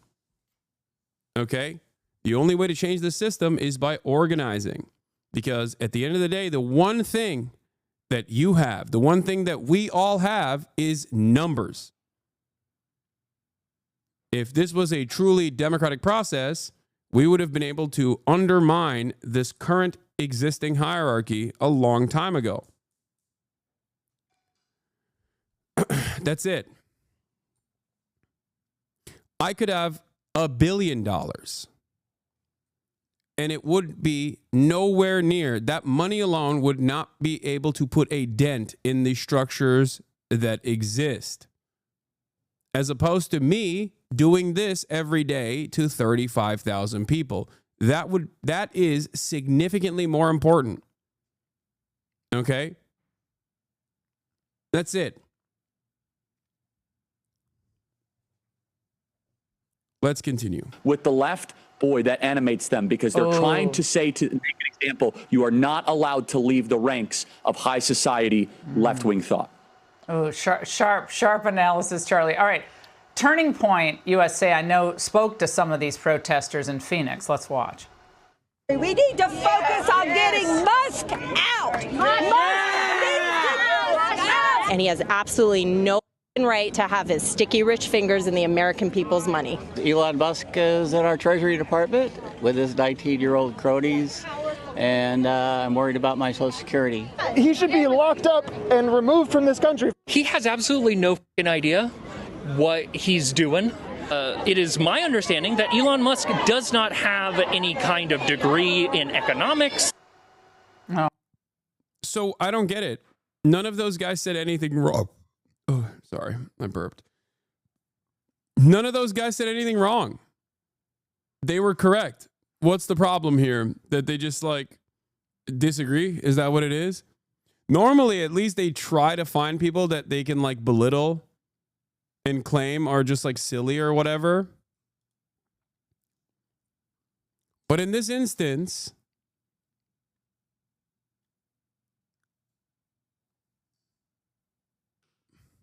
like they didn't even get any. They didn't even catch anyone like being silly or whatever. They just disagree with them, I guess. Oh, I'd like to see his degree. Charlie, it's all the same tired talking points. Some of them don't even look like they believe what they're saying. It's almost like a performative experience for them. That's right. First of all, credit to our amazing Turning Point USA team of front lines of gathering that footage. Some of those protesters can get rather violent, so they've done a great job. The left right now, if they get their way, they want to destroy the singular most successful American manufacturing story of the last couple decades. We're actually building cars in our country, and we're building rockets in our country, and we are the world leader on both, and they want to destroy both of that. Why? Because the politics don't align. And you can hear with some of those protesters, I totally agree, Laura. There's no thought. It's just repeating what the media has told them. But one thing that they mentioned at the end, what's his degree in economics? That's so important because Elon Musk is not an approved credentialed elite. He's not an expert. He's not a Dr. Fauci type. Instead, he built something. And that is a true threat to the American left. Someone that has taken a risk, that has built something of value, especially in the hardware space, not just the software space. Charlie, very briefly, this Wisconsin Supreme Court race tomorrow is critical. And the media coverage of this is, Elon Musk is pouring all this money. Yeah, he is pouring a lot of money. And it's not as much as Soros and the gang, the billionaires on the left, because they want to take at least those 2 seats that could be gerrymandered with the Supreme Court's help and flip the House. That's what the ultimate goal is, and they hope ultimately impeach Donald Trump. That's what this is about, and the media coverage of this is, it's typical. It's massive. Wisconsin is the biggest election of 2025, according to the Wall Street Journal. We have Turning Point Action folks on the ground right now chasing ballots. We need massive turnout. If we lose in Wisconsin, We will not lose to the Democrats. We'll lose to the couch. We will lose because we did not go and show up in record numbers. We need a working class movement tomorrow in major numbers to make sure that Schimmel wins the Supreme Court race, because if not, it might result in the Democrats winning the House in 2026, and then impeachments and subpoenas and the sequence of events from there would be detrimental to our republic. And it all starts tomorrow in Wisconsin. Also the special election for Randy Fine in Florida. Big XQC's SF90. XQC has more money. XQC has more money. Yeah, he does. I know. What? What's the point? He also is, he has no motion in comparison to fucking Elon Musk. Juicers are so funny. I think the amount of money you have does not make you a better person regardless. I don't even think XQC would agree with that. Who cares? Why are you flexing another man's wealth? That's so strange. So odd.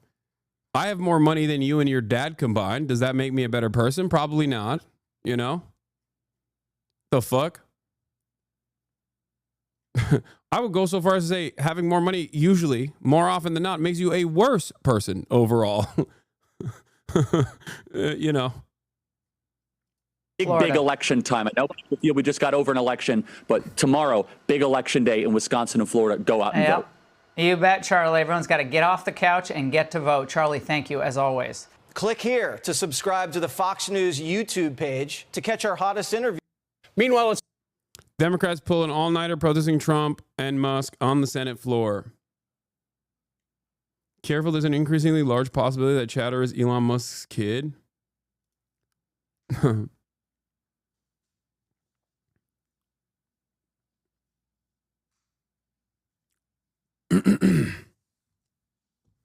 Is Charlie Kirk so successful on TikTok because he's convinced right-wingers that they are the party of the working class? I mean, it's just the algorithms have boosted him, and it was most likely to get a guy who's in Trump's ear, who's in Trump's orbit, to feel safe about TikTok, and they succeeded. TikTok opened up the algo faucet for the likes of Charlie Kirk. Charlie Kirk popped off big time. Donald Trump got a lot of benefits off of TikTok. It's not just TikTok, of course. I think all social media platforms have been pumping right-wing comments, right-wing commentary, like flooding the marketplace with unrestricted right-wing commentary for quite a while. And they did it in a way where they could finally see the benefits. Like the Republicans could finally recognize the benefits. And therefore, we are where we're at now, where the right loves TikTok. Trump loves TikTok.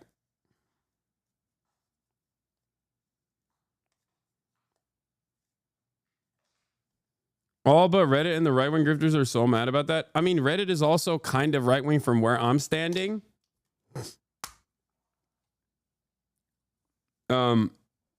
Because they're knapsack liberals, you know?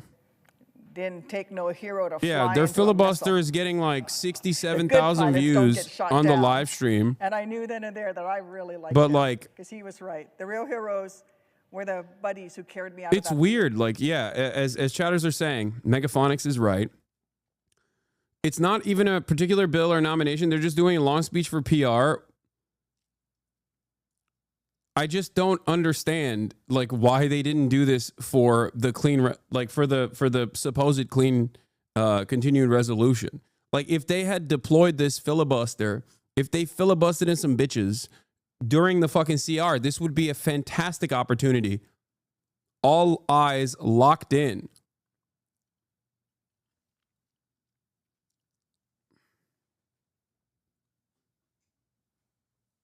This would be great. This would be the right opportunity. Megaphonics is right. Now say April Fool's please, or we'll never hear the end of it. I mean, he's right. When he's right, he's right. I'm fair, man. I call balls and strikes.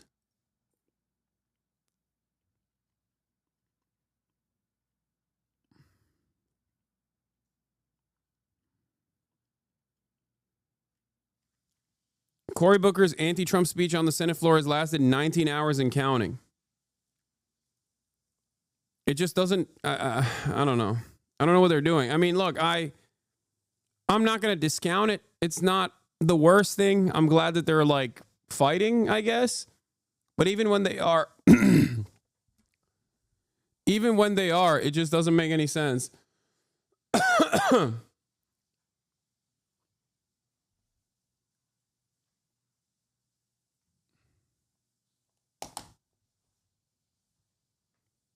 I got to pee again. Let's talk a little bit about while you were sleeping. It all started about, 11 hours ago.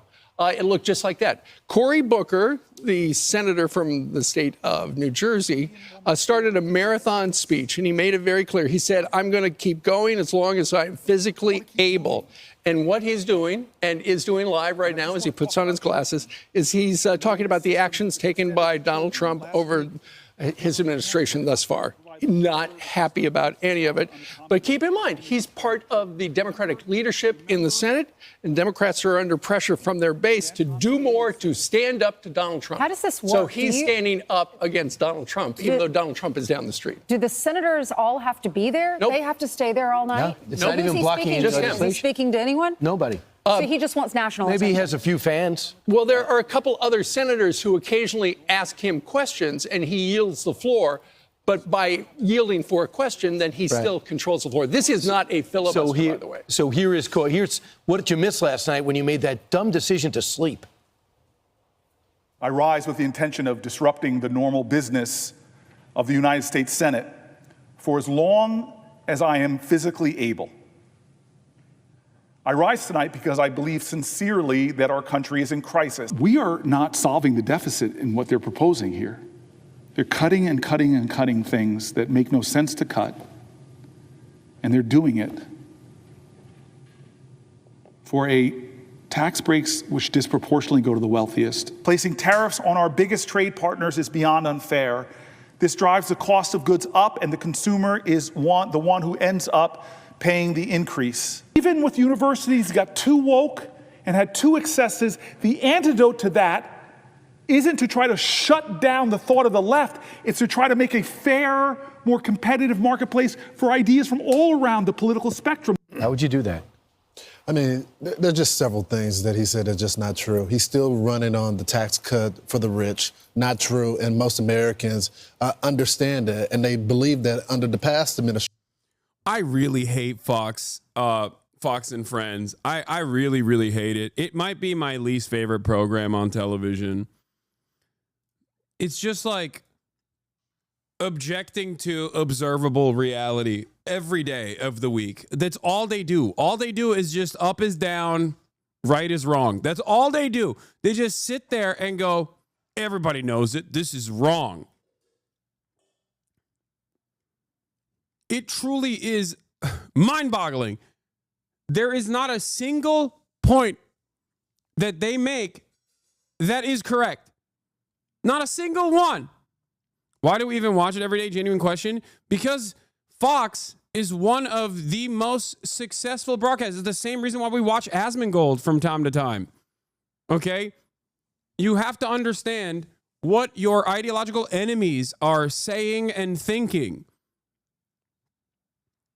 in order to claw back your parents and your coworkers from the faucet of misinformation. You have to see what their notes are, where they're getting their notes from. This is why my entire career is overwhelmingly listening to right-wingers. And in that process, as a dedicated watcher of right-wing commentary, I have noticed that in the last couple of years, this has gotten significantly worse. Things have gotten spectacularly stupid.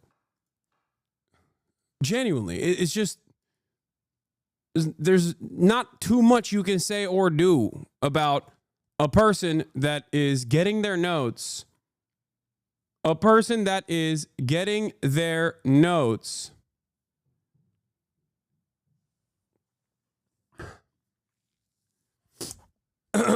from Fox News is not living in the real world. They are living in a made-up universe. They are not. It's just, there's no way that you can have a consensus. When Donald Trump had his first term, that they got a tax break. They know that to be true. He also talks about the university campuses. So you're going to side with the people that are blocking the Jews from going to class right now? That's not going to work with the American people. And just over and over the talking points. If you want to get the American people attention. Like every single thing he said is wrong, okay? He started out by saying, everybody knows that it's just not true that Trump is not looking for taxes to the wealthy. Yes, he is. He is looking for taxes to the wealthy. That is precisely what he did his first term, and that's precisely what he said he's going to do the second term. I don't know why you would even deny this. That is precisely what he said. Understand it, and they... Okay. Then he turns around and talks about university campuses, claiming that the students are blocking Jews from going to class. Also, not true. Completely not true. It's not happening. Not real. I was there. And members of this community were there every day. It's not true at all. Okay? They were in a public space in the middle of campus. They were not blocking Jewish students from going to class. It is made up. With the people that are blocking the Jews from going to class right now, that's not going to work with the American people. And just over and over the talking points. If you want to get the American people attention, you don't do it on the floor of the Senate. Wait, I'm sorry. And then he follows this up by hitting one of the dumbest points, which is to turn around and be like, you can't protest this way. This filibuster is not allowed. It's like, what are people supposed to do then? Just quietly whisper to one another what their discontent is with the administration? Like, what are we talking about? That's so funny. The Fox guy's saying he has like 50,000 viewers on YouTube, 58K on TikTok, and like 30K on Twitter. Yeah, I think that this right here, even if it's like aesthetic resistance, paired up with Bernie Sanders and AOC getting a lot of attention, a lot of positive attention, should be a reminder to every Democrat that, like, you have to fight back. You have to fight back against the Trump administration. You go and you start talking with voters. I'm not sure he's going to... town hall, right? Yeah, I'm not sure this is going to get much attention. I mean, we're probably the only people that are covering this right now. I don't think the American people care what he's saying on the floor. Lord, here I am. And so I confess... Be in a world of Schumers, be a Booker. Oh, my God. That I have been imperfect. I confess that I've been inadequate to the moment. I confess that the Democratic Party has made terrible mistakes, that have given lane to this demagogue. I confess we all must look in the mirror and say we will do better. And it's not just defining ourselves what we're against. We, the next generation, as the baby boomers are leaving the... Yeah, they're not even doing like a real filibuster because there's no motion. There's no quorum. There's no motion or bill that they're blocking. It's just they're taking space. That's what it is. Overall, I think I'm leaning on the side of this is not the worst thing. I am not going to yell at Democratic Party senators or any representative, really, for that matter, any congressperson for that matter, that is at the end of the day doing anything. I wish they were doing this in the appropriate moment, which was, 2 weeks ago. That would have been cool.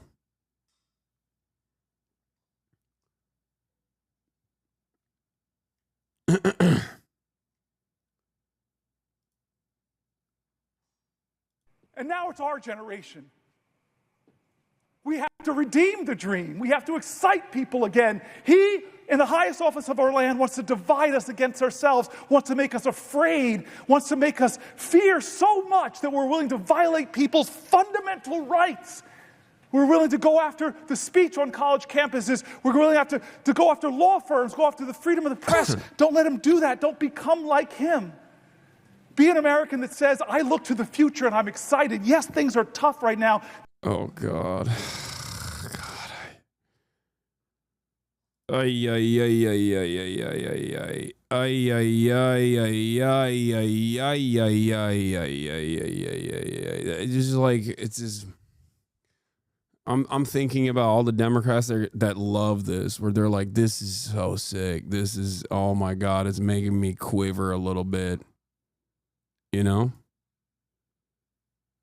Dual chat. Sorry, I turned on the wrong thing.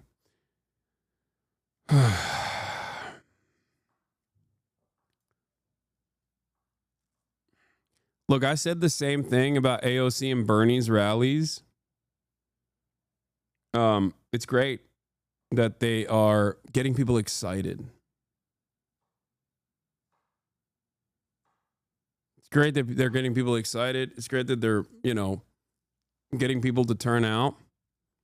But you got to use that people power. You got to take that momentum you have and that energy you have around your causes and your initiatives and move it into developing mechanisms of pushback, mechanisms of pressure, whether that be labor organizing, union organizing, community organizing, or whether that be individual issues that you give voice to. Okay? Says you? Like what? I like that people are saying like what as I'm in the process of describing, as I have described time and time again.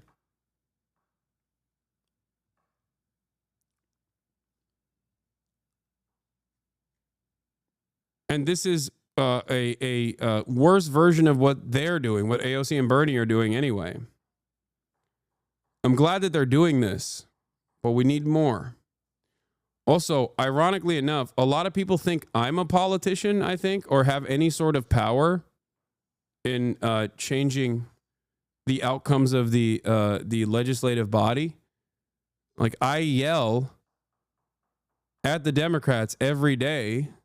I yelled at the Democrats for capitulating to the Trump agenda and not using the one weapon that they had to push for concessions from the Republicans when they had the budget.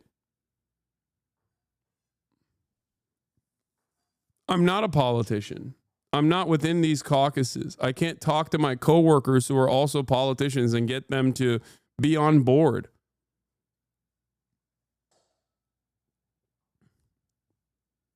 I wish I had that power. But if I had that power, Chuck Schumer wouldn't be the minority leader in the Senate. And even if he was, he would be listening to me, don't you think?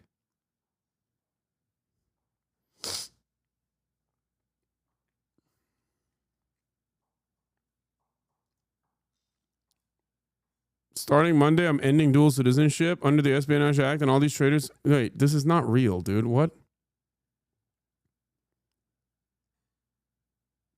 This is not a real tweet, chatter. What are you talking about? Come on. I like, you can immediately tell that that's not a real tweet. People are coming in with like the lowest form of April Fool's tweeting. Thanks for giving me a heart attack. What? How did I give you a heart attack? I immediately told you it's not correct. It's not real. It's not a thing that he posted.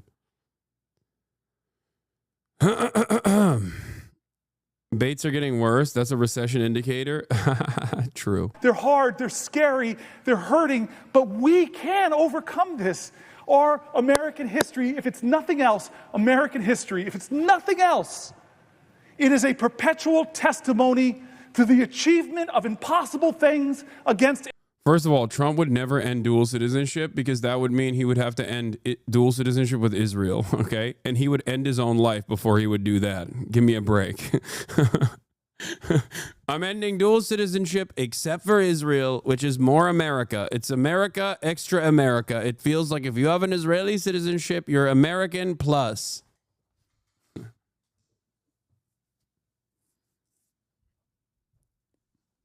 It's like we have Americans and then we have extra Americans.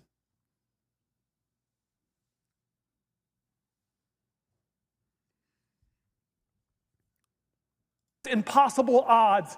We are a nation that is great not because of the people that are trying to whitewash our history. To remove great people, Native Americans, black people, and women from our military websites. I don't want a Disneyfication of our history. I don't want to whitewash history. I don't want to homogenize history. Tell me the wretched truth about America, because that speaks to our greatness. And so what do I want to people to do? It starts with us, man, and you're doing it. I've seen courage of my colleagues. We're doing it, but we have to do more, and I'm sorry. I'm not going to be a politician that's going to say, we are going to do more for you. I'm going to be a politician. I'm going to be a leader that demands more from America. What? Will the senator yield for one last question?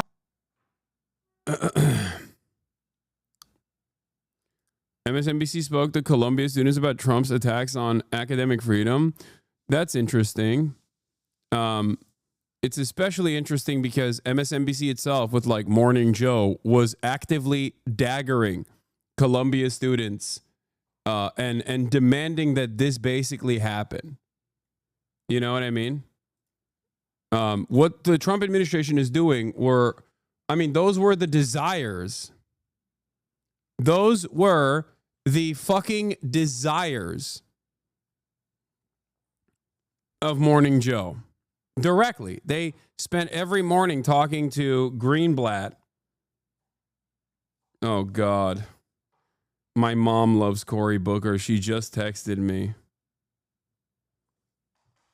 Oh, no. All squishy liberalism is back.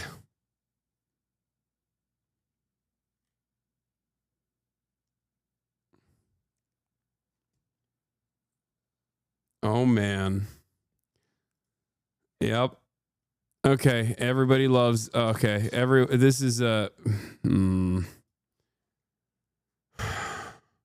think people are so unimaginably desperate for any kind of motion, any kind of change, any kind of movement, whatsoever from the Dems that like this is enough for them to get like libbed up on it. She is right. You are wrong on this. He needs more from you. He's talking about you.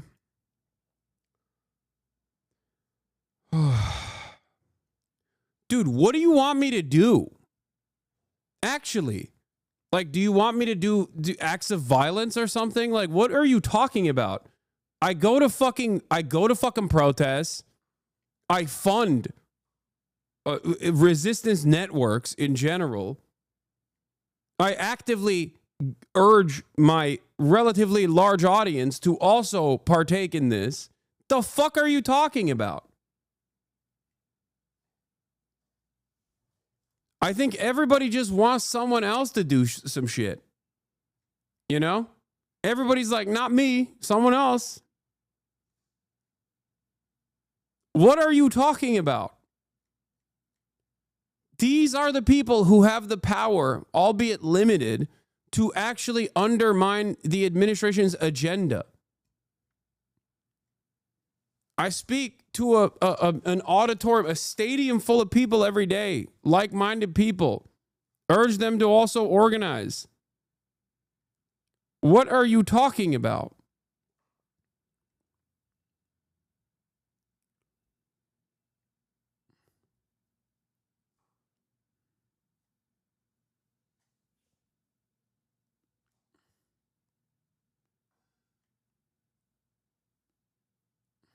More right now. I think he just wants to be relevant. Yeah, I it's think thirsty. that the progressive group has gotten so much attention lately.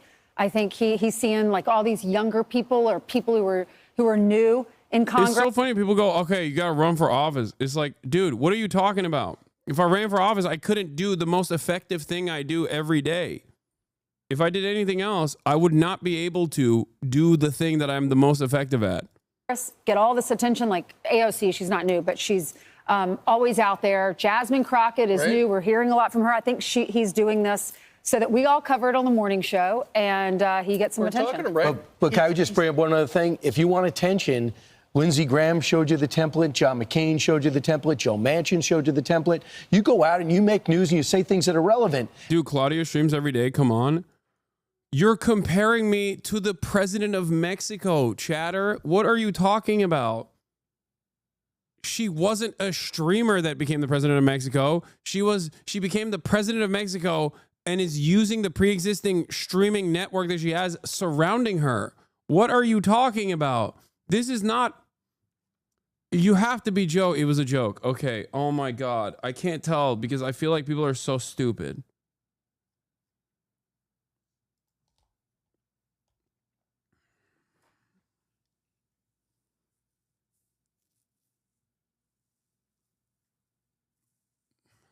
Not saying you need to run for office, but we can stream while running for office. You get record numbers. You are wrong. You're just not correct. Oh my God.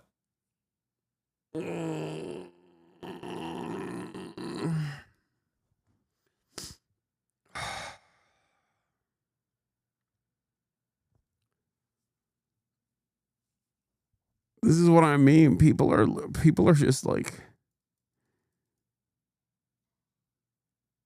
it's fine, Hasan. I'm lazy. Dude, I fucking stream 8 hours a day. I do agitprop 8 hours a fucking day, 7 days a week. Motherfuckers are like, bro, you're straight. You're just lazy. That's why you won't do more. No, you all at the end of the day still believe in a singular person being a leader that is going to be that is going to change everything magically. I can't even change the politics of the fucking website that I'm one of the largest content creators on. What are we talking about?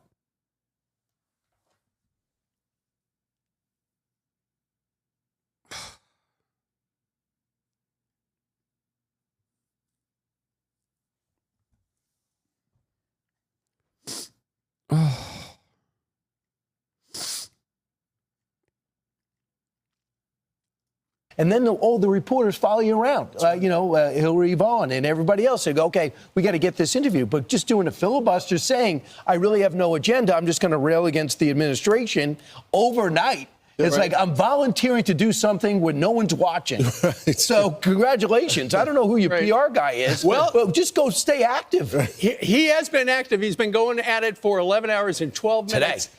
But if he wants to break the record, he's got to go another 13 hours because Strom Thurmond actually broke the record. He holds the record. He filibustered for 24 hours and 18 minutes back in Nancy Pelosi 1957. Strom Thurmond was railing against the Civil Rights Act. Remember when Nancy Pelosi did it in those 4-inch high heels all night? Right. That's a workout. But I will say this, next hour, we will play that Strom Thurmond filibuster. We'll play the whole thing top to bottom. Why is he laughing? Why are you laughing? You think that's funny? Segregationist Strom Thurmond's filibuster? What was he filibustering? Funny, huh? Why is that so funny to you? That's a funny joke? That's crazy. I'm sorry. A black news commentator on Fox News laughing about this douchebag being like, oh yeah, segregationist Strom Thurmond's filibuster is actually the record-breaking filibuster.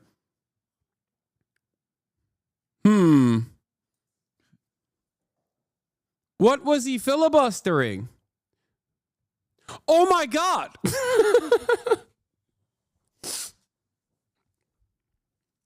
How funny. Oh, that's right. He was doing a filibuster intended to prevent the passage of the Civil Rights Act of 1957. Oh, that's funny. Ha ha ha. Yeah.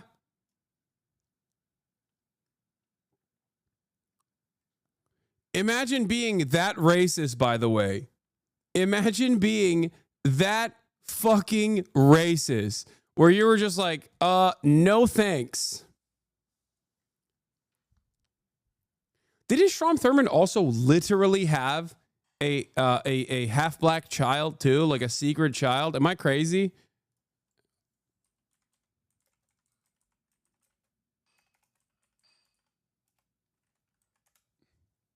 Yeah. Yeah. Ezzie Mae Washington Williams was an American teacher and author. She was the eldest child of Strom Thurmond, governor of South Carolina and longtime U.S. senator known for his pro-segregation politics. Of mixed race, she was born to Carrie Butler, a 16-year-old African-American girl who worked as a domestic servant for Thurmond's parents. And Thurmond, then 22 and unmarried. Ezzie Mae grew up in a family of one of her mother's sisters. He did statutory rape on a black woman that worked for his family.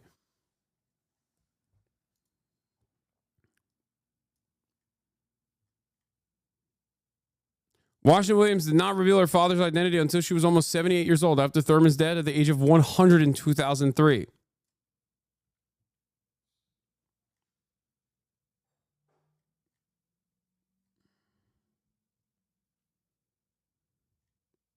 Yep. Hell is not hot enough for demons like this. Yeah, you know who eulogized them, by the way? That guy, this piece of shit. You know who eulogized him at his funeral in 2003? Joe Biden. Joseph Robinette Brandon. That's who. Joe Biden loved this guy.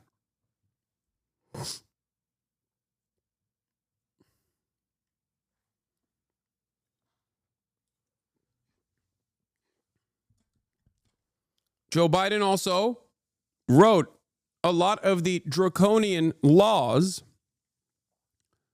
that in the 80s, 90s, and onwards destroyed the black community alongside this dipshit. American politics is so messed up. It's so messed up. It's so crazy. And liberals yelled at you for bringing this stuff up where you're like, maybe he's not the best guy.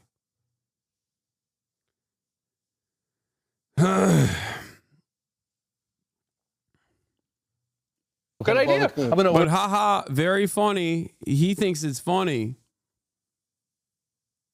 People will love that. Do that on your radio show. Right. Oh, I can't do that. That would be a bad idea. I'm Steve Ducey. I'm Brian. 10 days. Sexual violence by the state against black women and people have been foundational in this country. This is also true for indigenous people in this country as well. Yes. You just hate me because I'm black? What?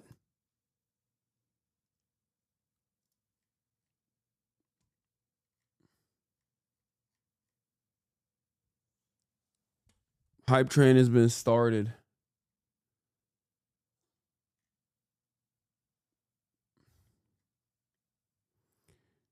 Okay. Let's listen to Columbia students talking about Trump's attacks on academic freedom. Now, this is interesting to talk about, and I will be talking about it before we get into the new email saga that's going on, by the way. Members of Trump's National Security Council, including National Security Advisor Michael Waltz, has conducted government business over personal Gmail accounts, according to documents reviewed by the Washington Post. Interviews with 3 U.S. officials. We'll obviously talk about that as well. Fantastic stuff, by the way. Fantastic. You fuck with Booker's legendary run or nah? I think it's hype. No, I don't think it's hype. I think it's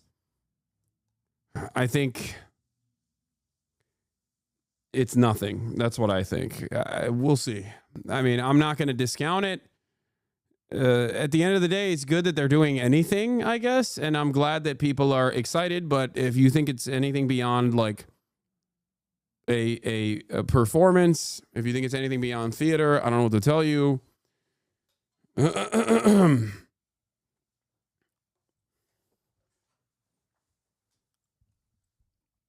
It's like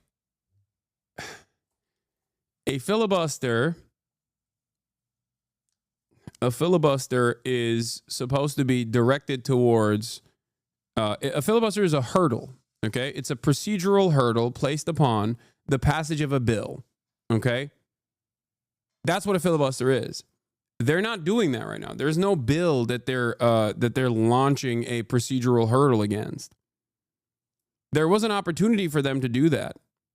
There was an opportunity for them to do that a couple weeks ago when Chuck Schumer whipped votes to do a cloture, to vote for a cloture so that there was no filibuster opportunity for the continuing resolution that passed that gave Trump the opportunity to legally undermine a lot of the federal funds that were going to key mental health initiatives and the like.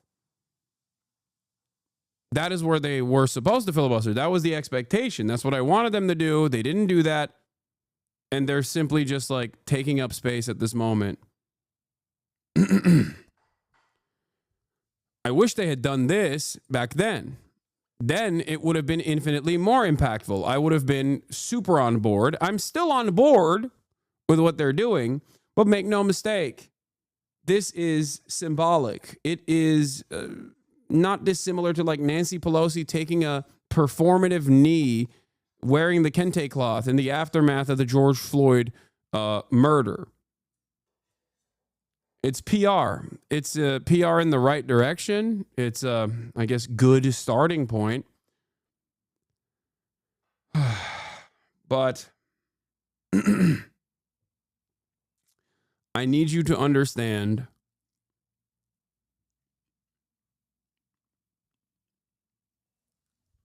that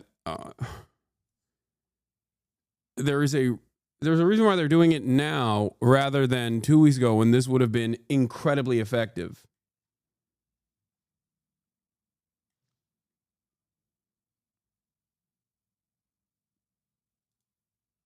You understand? What is it like on campus? So to say that campus is charged right now would be kind of an understatement. Yeah. There's a lot of division, a lot of chaos.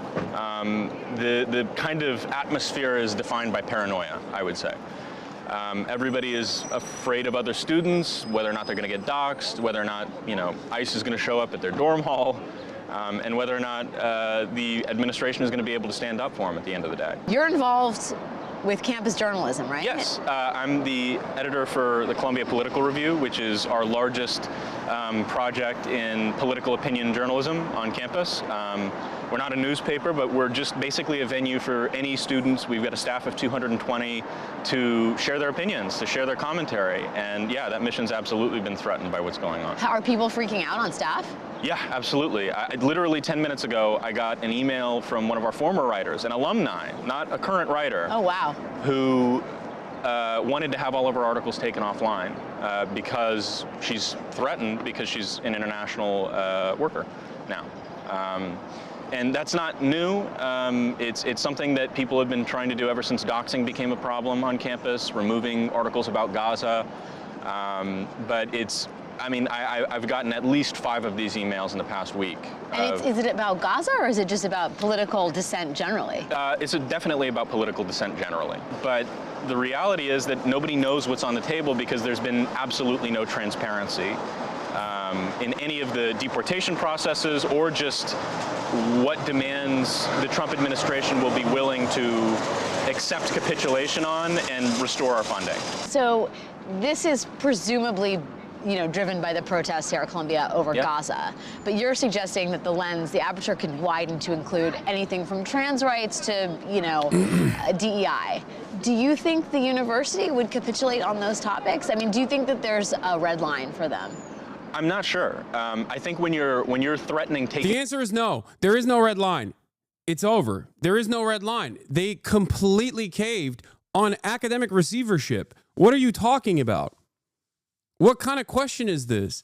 Once a college, an independent private institution of higher education, decides to cave to the administration's incredibly unreasonable demands, including but not limited to academic receivership, where they get to choose who the new deans are, okay? Like an outside force that will then control what is being taught at that college campus. You are no longer a real college.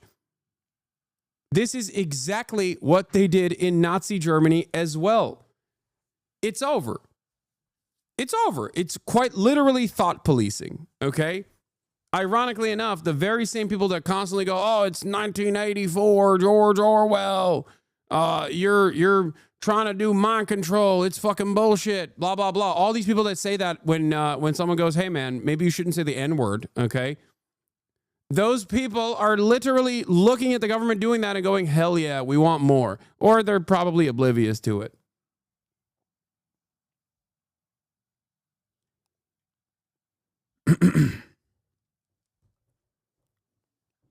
That's it.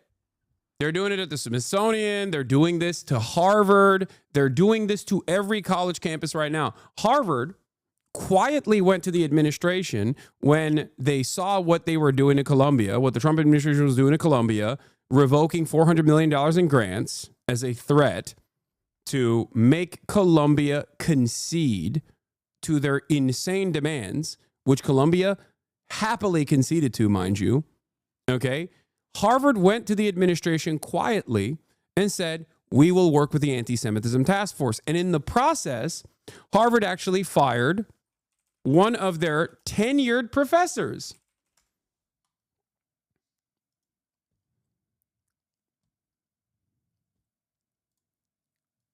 Here it is from the American Prospect on March 31st. Today on tap, it's a law school faculty shames the university's general strategy of appeasement. On Saturday, 82 members of Harvard's law school teaching faculty out of 118 sent an open letter to Harvard law students warning of the dire threats to civil liberties and the rule of law. The letter in part said the rule of law is imperiled when the government leaders single out lawyers and law firms in retribution. This is a separate issue as well. This is a separate issue. Trump has also been going after law. Trump has been directly going after law firms as well. And he has gotten a lot of capitulation from the law firms as well. Now, ironically,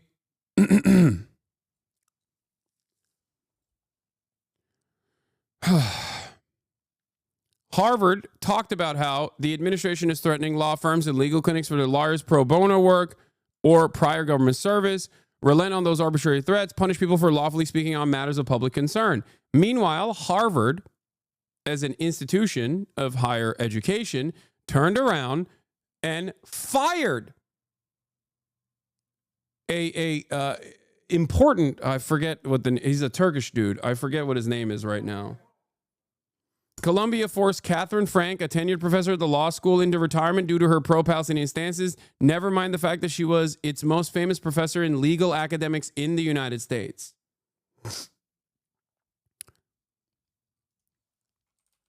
Jamal Kafadar is the name. Jamal Kafadar. Okay. Harvard dismisses leaders of Centers for Middle Eastern Studies. Jamal Kafadar was dismissed by interim Harvard Dean of Social Science David M. Cutler. Faculty leaders for the Center for Middle Eastern Studies on Wednesday, according to a faculty member familiar with the situation. The reason why they did this is because they didn't like what he had to say. The CMES director, professor of Turkish studies, Jamal Kafadar, and its associate director, history professor Rosie Bashir, both were forced to leave their posts, according to the faculty member. Global health professor Salman Keshavji, the center's interim director, while Kafadar was on leave, will continue to hold his post. The departure comes after CMES has repeatedly faced public criticism from Harvard affiliates who have alleged that some of the center's programming has been anti-Semitic and has failed to represent Israeli perspectives. These are the nation's top elite institutions. This is where the next crop of society's elites are learning information and will inevitably become people in positions of power. And in that aspect, they're supposed to be bastions of liberalism, bastions of learning the truth about the world, okay? Protecting the liberal attitude. And yet here they are saying even a little bit of criticism of Israel, because it is necessary to understand the truth, whether you are going to become anti-Israel or pro-Israel after that does not matter. Like, you are learning the truth about Israel, that's too much. It's a bridge too far. We have to fire these people. This is outside pressure on education. It is insane. And these institutions are completely fucking caving. Amid a mounting pressure campaign by the Trump administration, Harvard's peers have begun shuttering or overhauling programs that the White House says require supervision. At Columbia University, where Trump administration announced $400 million in federal funding cuts, administrators acceded to White House demands to place the school's Middle Eastern studies programs under closer administrative supervision. They are literally fucking firing deans and professors because those professors are like, yeah, Israel's an apartheid, which is objectively correct. Why? Like, how? How is this appropriate in any way, shape, or form?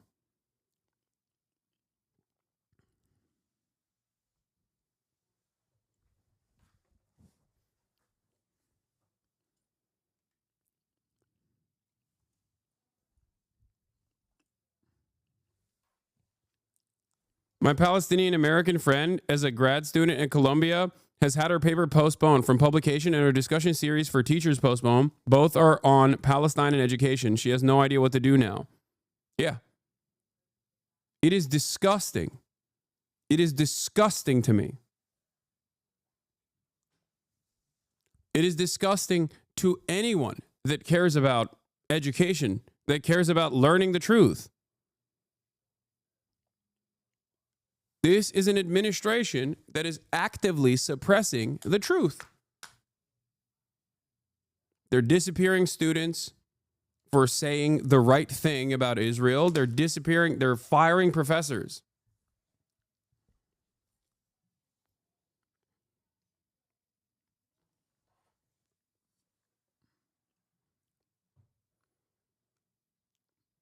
This is crazy. July 2024 poll to Academia on Israel Gaza, page 9, Harvard Snap poll.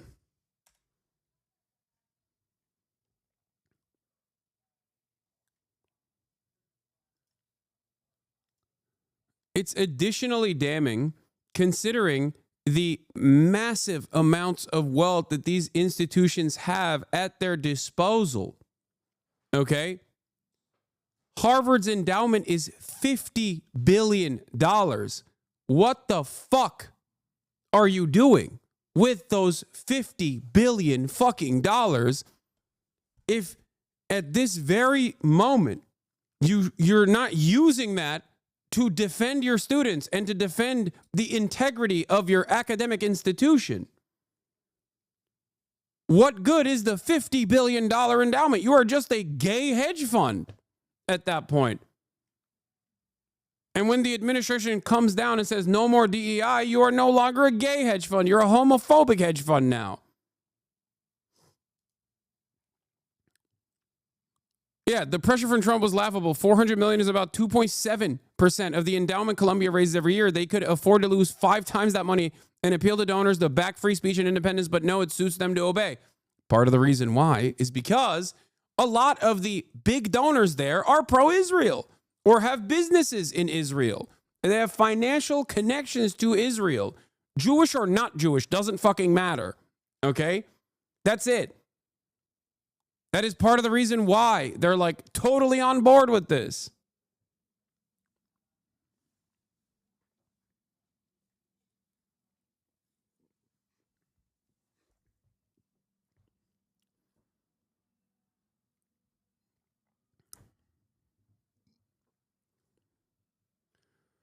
Oh.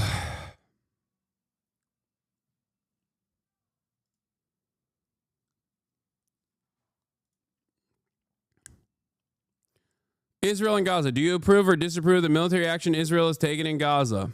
76.9% of the academics polled on this said they disapprove of the military action Israel has taken on Gaza. Do you support or oppose college selling their investments in companies with ties to Israel, which is boycott, sanctions, and divestment? Almost 10% say strongly support. 11.5% say support. 18.85% say somewhat support.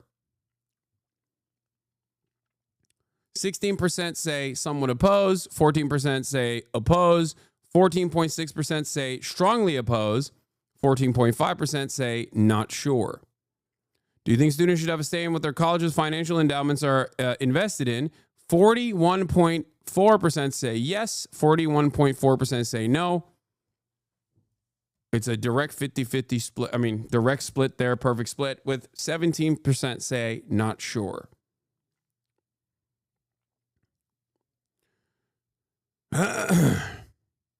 Should your college or university boycott all collaborations, e.g. study abroad programs, authorships, visiting scholars, speakers with Israeli universities, and scholars at Israeli universities in response to Israeli military action in Gaza? 86% say no. This was in 2024. Lamau, at least half of those that disapprove of the actions don't support BDS. Liberalism in a nutshell. It's bad, but we shouldn't divest. Exactly. It's bad, but we shouldn't do anything about it. No way to create pressure upon Israel. We don't like what Israel's doing, but we also don't want to do anything about it.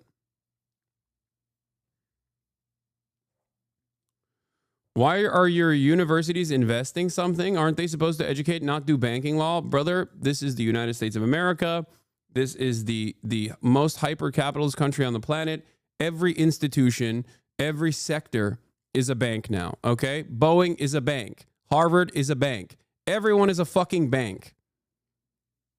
No one just makes things anymore. No one provides services anymore. You only make things or provide services until you can turn into a bank. It's a valid question that you're asking, but the unfortunate reality is everything is a fucking bank. That's it.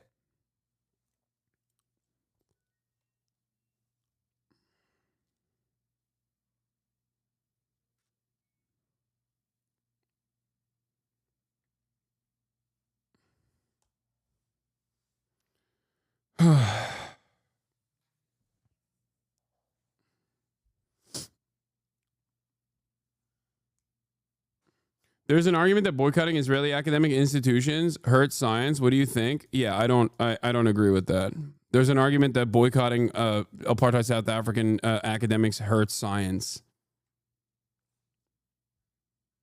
They don't have any issues boycotting fucking Russian academics. They didn't have a single issue boycotting Russia across the board. They divested from Russia like that. Why is it that when it's fucking Israel, all of a sudden it's like, oh, we can't do that?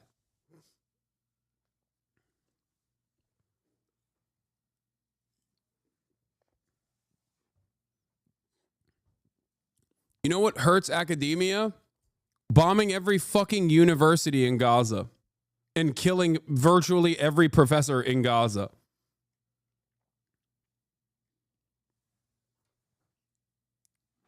And also, boycotting academics, for the record, is like a total, it's like the maximalist position. Okay? Sure. There's no academic boycott against Israeli academics. Fine. Okay.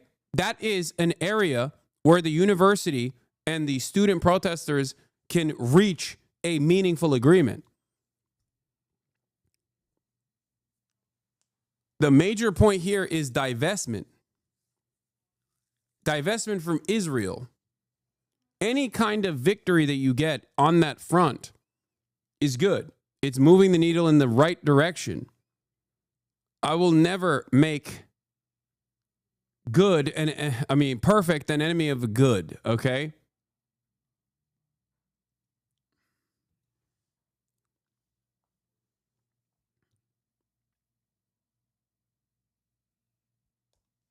But these guys are not making any concessions whatsoever, and instead of making any concessions whatsoever, they are directly attacking those who are making very reasonable and moral demands. That's it. That's it. Yeah, Khafadar was on leave for the 2024-2025 academic year, by the way. Khashoggi, who also is affiliated with the anthropology department, is an Adams House faculty dean, has served the center's interim director in his absence. The apparent firings at Harvard are a notable move from Cutler, an economist who's only expected to hold a social science divisional deanship for one semester, while Dean Lawrence D. Bobo is on leave.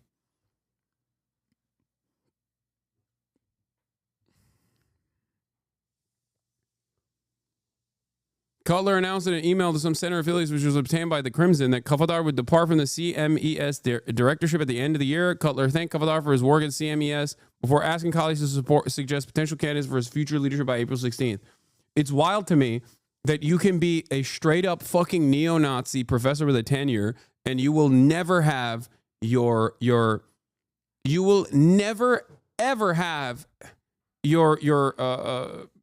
position be called into question. But God forbid you have an accurate analysis of history in Israel as your job demands, as is quite literally your fucking job. That's the expectation. Then, you know, you're done. You're out. It's so fucked up, dude.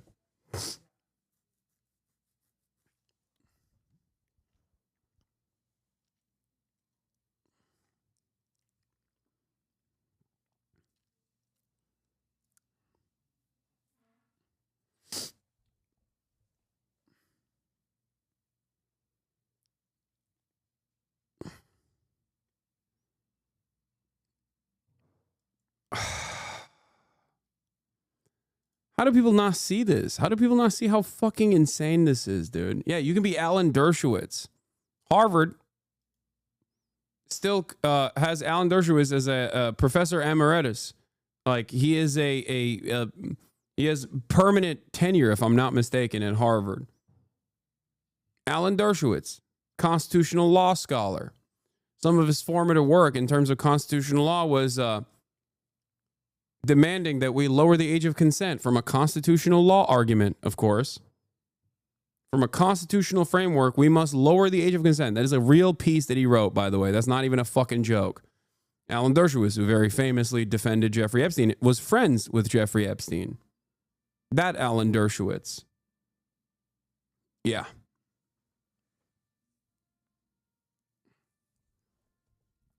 Good friend to Jeffrey Epstein.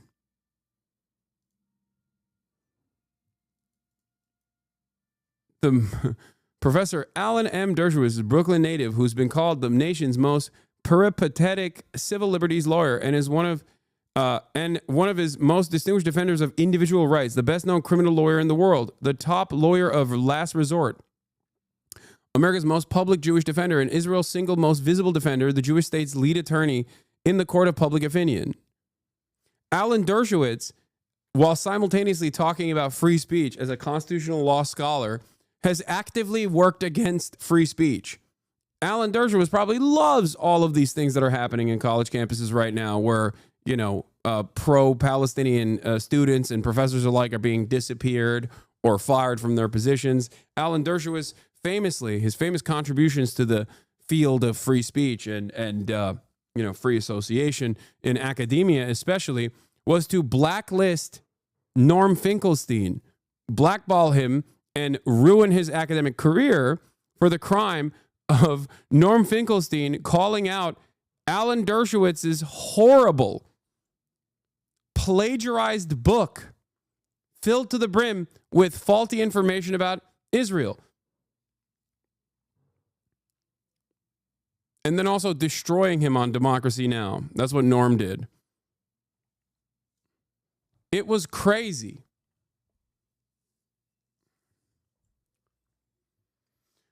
When institutions are pro-Israel, it's so crazy. For example, FIFA banned Russia for invading Ukraine, banned Pakistan because they don't have fair democratic elections, and haven't banned Israel for their war crimes and for committing genocide. Yes, because Israel is an extension of America. Banning Israel is seen as like banning America from shit.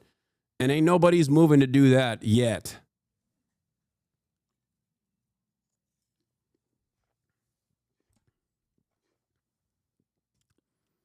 It's funny, yeah, because Alan Dershowitz not only plagiarized his book defending Israel, but he plagiarized it from another book that also was just incorrect. The information was completely incorrect in the book that he plagiarized.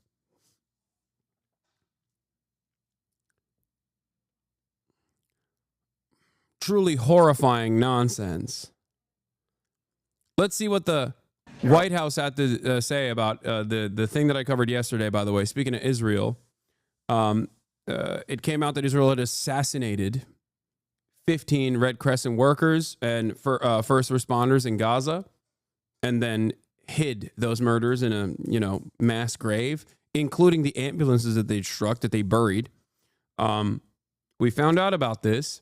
The New York Times itself reporting on this was such an abdication of duty that I find it to be criminal negligence, by the way. They reported on the matter and said, hold on, let me see if I can find it. Yeah, IDF buried the ambulances, chat.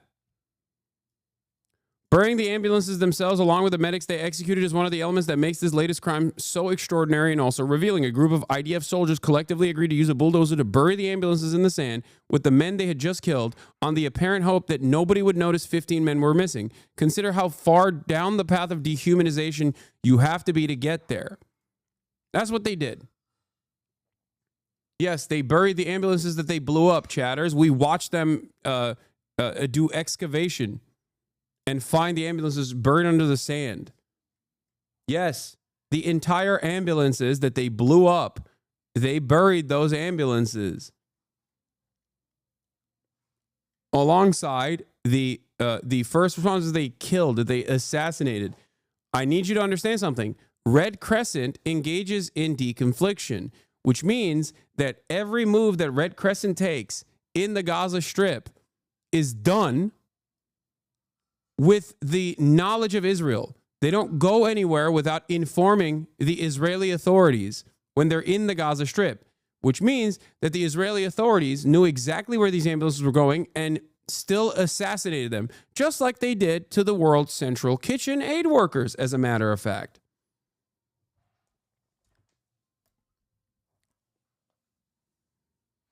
Most moral army on the planet.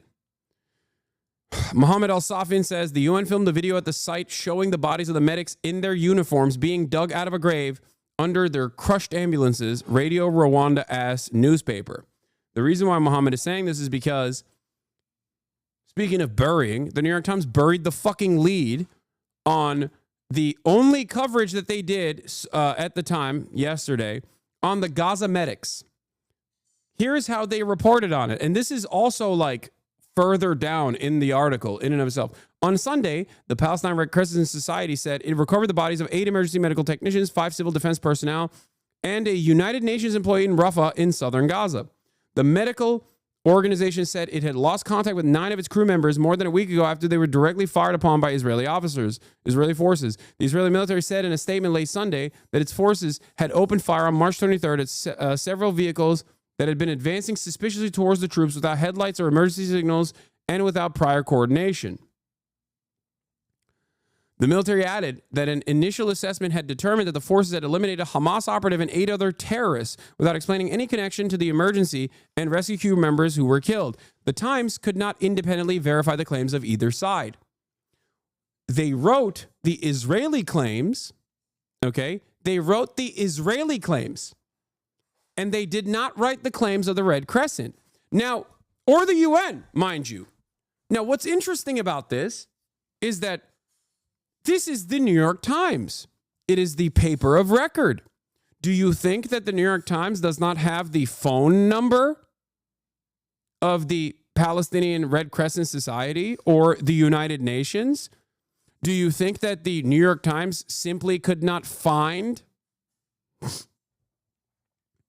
this information? You think they couldn't just call up a journalist at the New York Times? They have like 4,000 of them. Not a single one of them could call up the United Nations or the Palestine Red Crescent Society? Red Cross in Palestine or in the Muslim world is called Red Crescent. Okay, just so you understand, that's what it is. They just could not dial them up. They could not independently verify these claims. They could not look at the video footage of the excavated ambulances.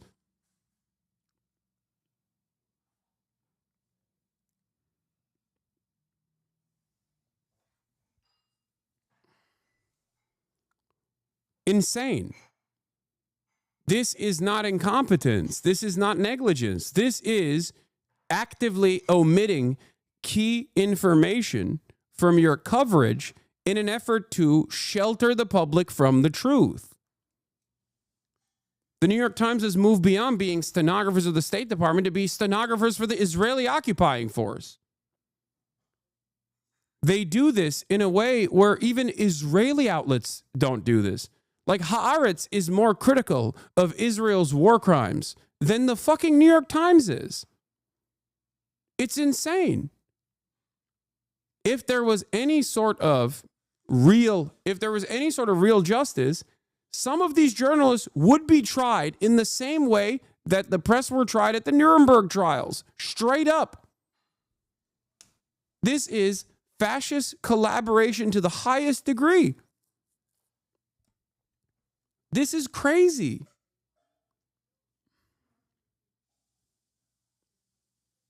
It is mind-boggling to me that they've just kept doing this, that they just refuse to do their job at a time when journalism is the most necessary.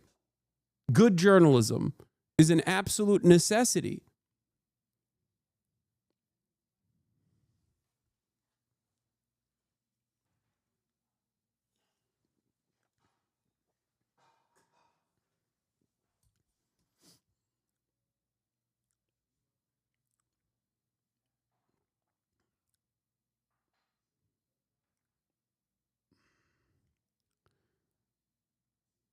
They're doing everything they can, everything they can to shelter the public from the truth.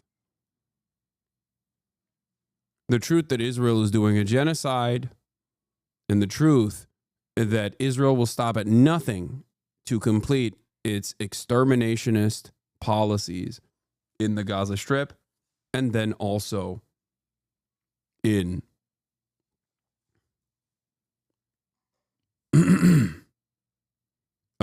also in the West Bank.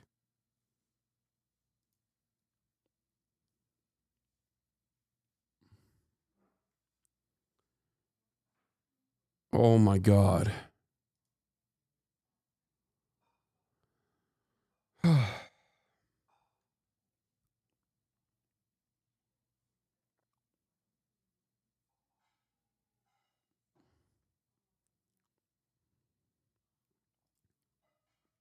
It's horrifying, man. It is truly, truly horrifying shit.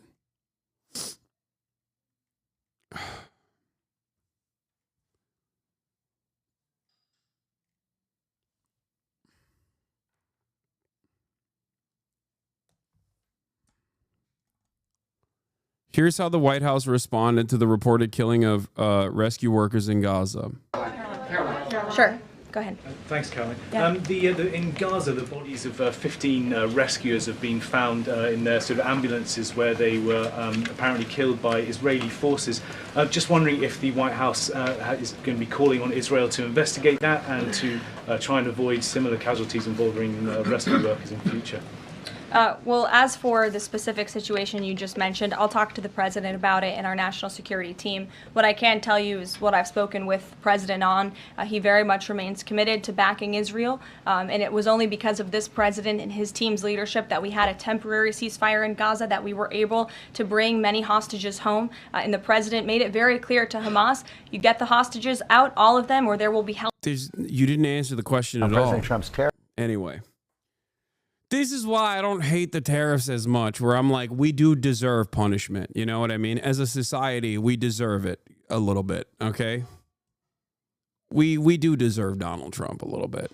You know who doesn't deserve the pain that Donald Trump brings on them, though? The Palestinians. They don't deserve it.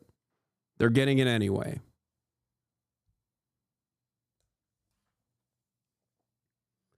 Israel eliminates all tariffs on U.S. goods.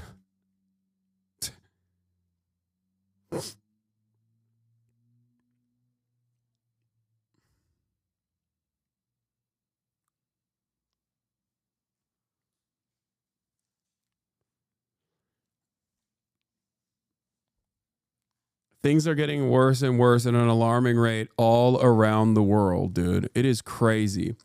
Here's the State Department spokesperson on the Israeli military summarily executing one by one 15 aid workers from the Red Crescent, UN, and local first responders in Gaza.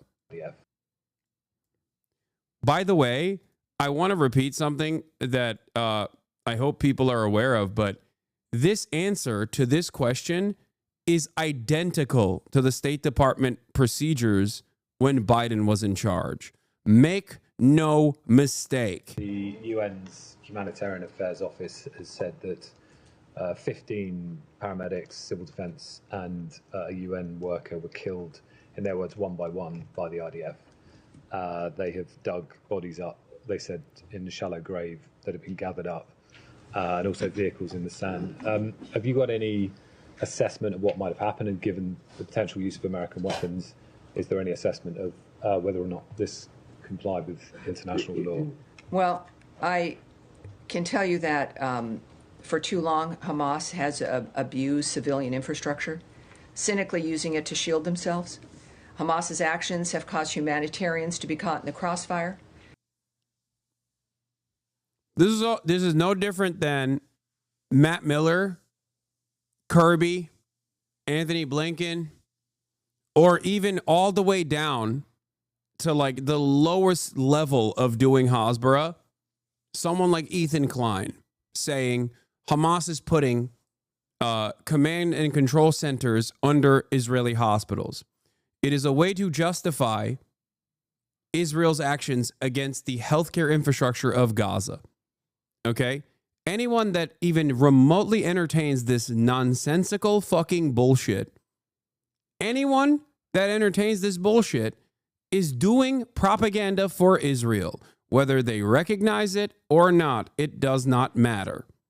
Okay? The use of civilians or civilian objects to shield or impede military operations is itself a violation of international humanitarian law.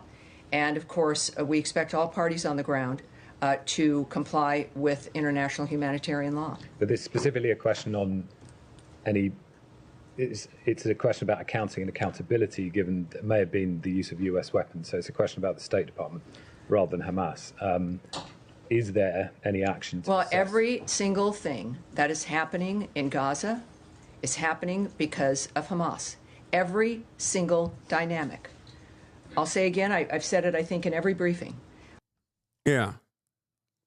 Here's Matt Miller under the glorious Brandon liberal regime saying the exact same thing. Ericott persisted with his line of questioning. Why is it so difficult for this government to say we condemn the killing of children, Palestinian women and children, he asked. That earned him a reproach from Miller. Whenever you ask me these kinds of questions, I do think you continue to kind of just elide over the fact that Hamas bears a great deal of responsibility for putting those children in harm's way, the State Department spokesman said. Remember, it was Hamas that launched this war in the first place with an attack on Israel that killed men, women, and children, and that Hamas that hid and continues to hide behind children as human shields, Miller added.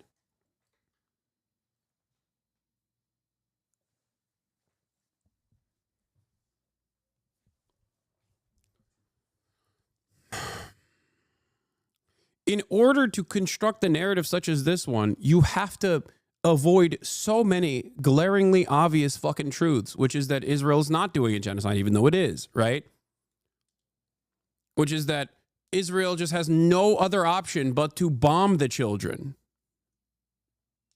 even though it is a fucking war crime to bomb hospitals.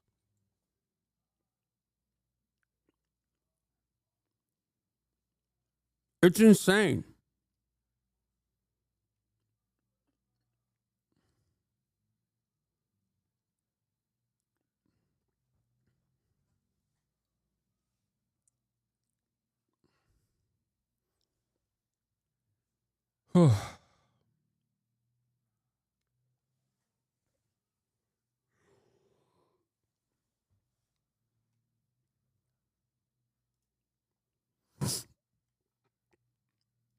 Here's the Israeli ambassador and Biden advisor clashing over Gaza war legacy.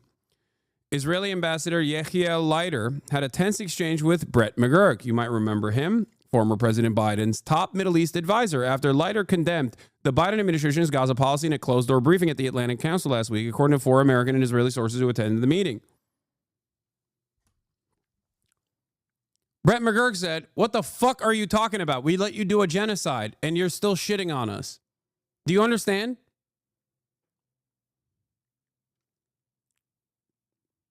The sources noted that Leiter even claimed all the Biden administration wanted to discuss with Israel was a number of aid trucks entering Gaza. McGurk was an audience, and he asked the opportunity to comment after Leiter ended his presentation. I want to make sure the ambassador knows all the details about what the Biden admin did for Israel since October 7, McGurk told Leiter, according to sources who were in the room. McGurk then detailed many steps Biden took, like traveling to Israel, sending aircraft carriers to the Middle East to deter Hezbollah and Iran, giving $13 billion in military assistance, using emergency procedures to ensure the delivery of weapons, helping defeat 2 Iranian missile attacks, and blocking anti-Israeli measures in the UN. Look how honest Brett McGurk is. Remember that. Brett McGurk is speaking for the Biden administration here, and all of the wonderful actions the Biden administration took. After McGurk's pushback, Leiter said he stands corrected but thanked McGurk personally, but not the Biden administration as a whole, the sources said. Here he is, brutally honest about all the things that they did for Israel. So remember that whenever fucking dumb fucks in the chat go, oh, the Biden administration wouldn't do this. Like, what are you talking about? They did do this. They did it. They did it, and they were so horny to continue doing it that they lost the election to a fucking fascist.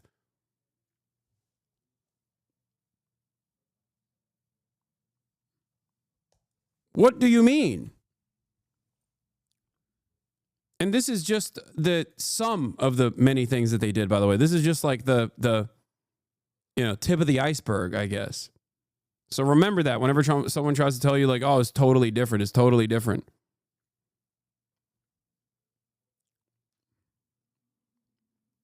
Anyway, now let's get to the freaking tariffs. It's Trump tariff time. Tariffs. The president is set to impose new sales taxes on imports, and Wall Street is bracing for the impact. We're going to have the latest from Wall Street first. Chief White House correspondent Mary Bruce. Good morning, Mary.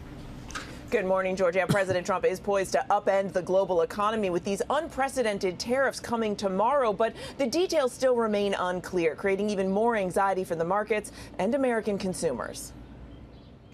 This morning, President Trump is touting his upcoming blitz of tariffs against American trading partners. They're reciprocal, so whatever No, they I'm not going to charge finish us, the college we charge student video. them, I don't we're being care. nicer than they were. But it's still unclear how big these tariffs will be or which countries will be targeted. Has the president decided on the scale and scope of these tariffs? It's time for reciprocity, and it's time for a president to take historic change to do what's right for the American people. The president is adamant his tariffs will encourage manufacturing in the U.S. and ultimately boost the economy.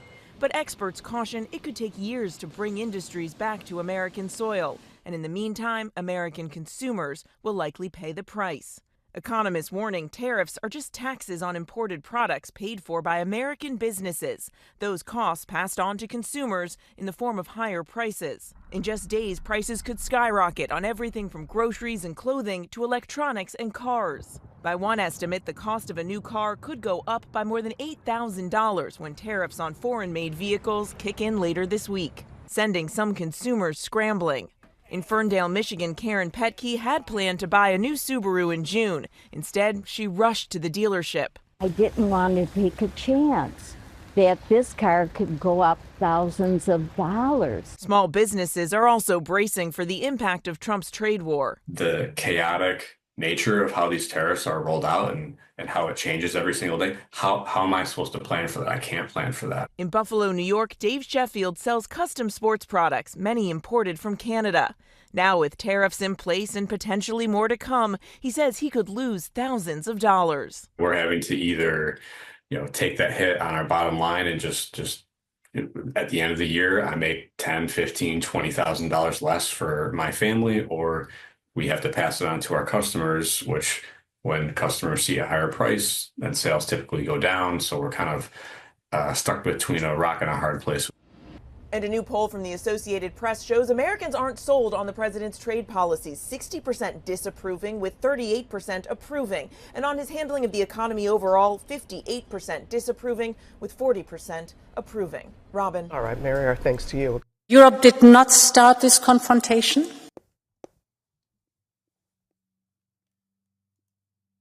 Hey all, Peter Zion here, coming to you from a bright and sunny What is this? This helped you understand the tariffs? There's a little on the high end. Goldman estimating 10-15% increase in new car prices after dealerships eat through the current inventory. Additionally, 60% of raw materials are imported to the U.S. to make cars. Is so fucked. We think it is wrong. But my message to you today is that we have everything we need to protect our people and our prosperity. We have the largest single market in the world. We have the strength to negotiate. We have the power to push back. And the people of Europe should know that together we will always promote and defend our interests and our values, and together we will always stand up for our Europe. Tariffs will just fuel inflation, exactly the opposite of what we wanted to achieve. We are open to negotiations. We will approach these negotiations from a position of strength. Europe holds a lot of cards, from trade to technology to the size of our market. But this strength is also built on our readiness to take firm countermeasures if necessary. All instruments are on the table. Our immediate response to tariffs is unity and determination. Our objective is a negotiated solution. But of course, if need be, we will protect our interests, our people and our companies. Europe has not started this confrontation. We do not necessarily want to retaliate. But if it is necessary, we have a strong plan to retaliate and we will use it.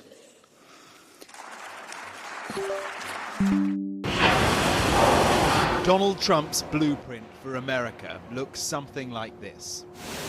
Big industry, power and might. Made in America, made by Americans. How many people work here? It's 1,100 and some. We're inside a metal plant in rural West Virginia. It is one of the largest.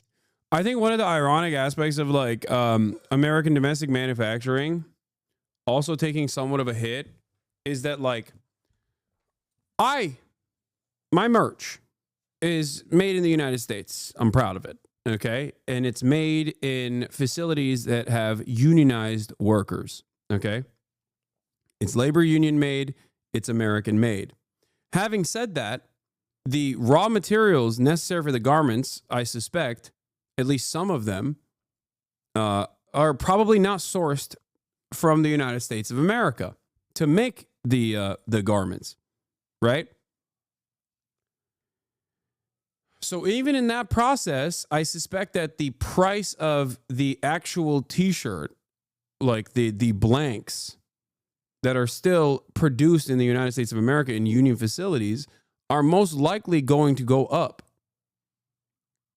So even if someone is working with American-made manufacturing, even if someone is making American-made manufacturing, you better take the hit. That's so funny that you're saying that.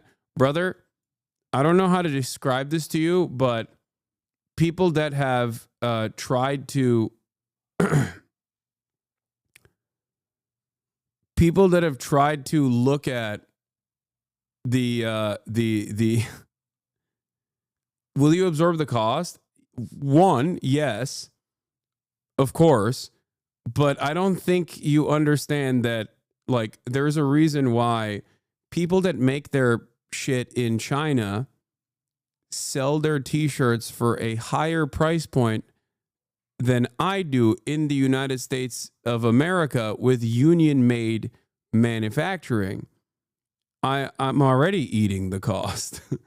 It's fine, and I don't have an issue with it, but just know that there is, there might not be more cost to eat.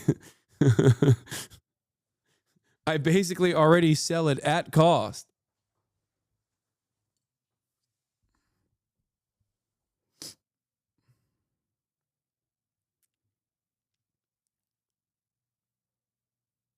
Just understand, there's a reason why the shirts that I sell at ideology.shop, Union Made, American Made,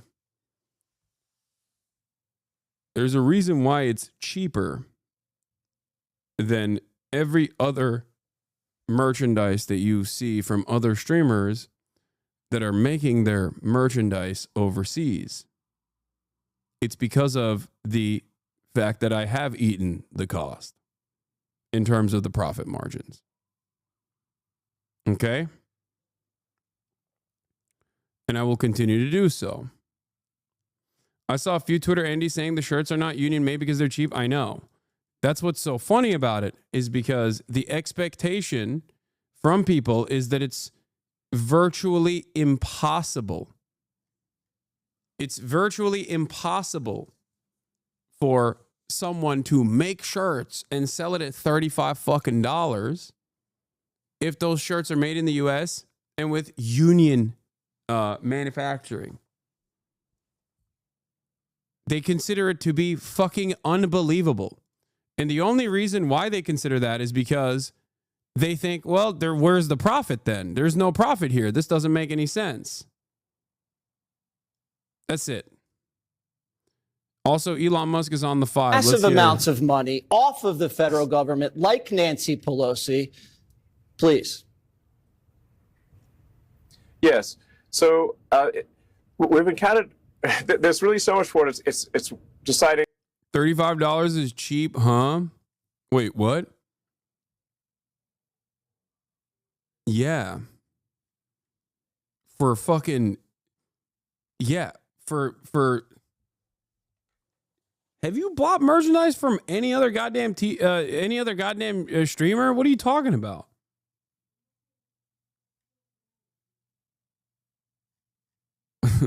The fuck?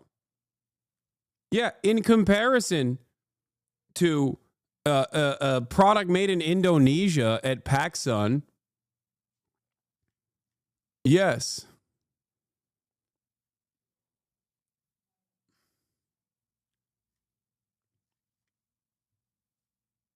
In that regard as well, because these are fake charities where mostly Democrats, almost, well, I don't want to be clear. There's sometimes a little bit of Republican in there because they sometimes throw the Republicans a bone to say, hey, be quiet about this. So that's where you start getting the uniparty thing going on. Mm-hmm.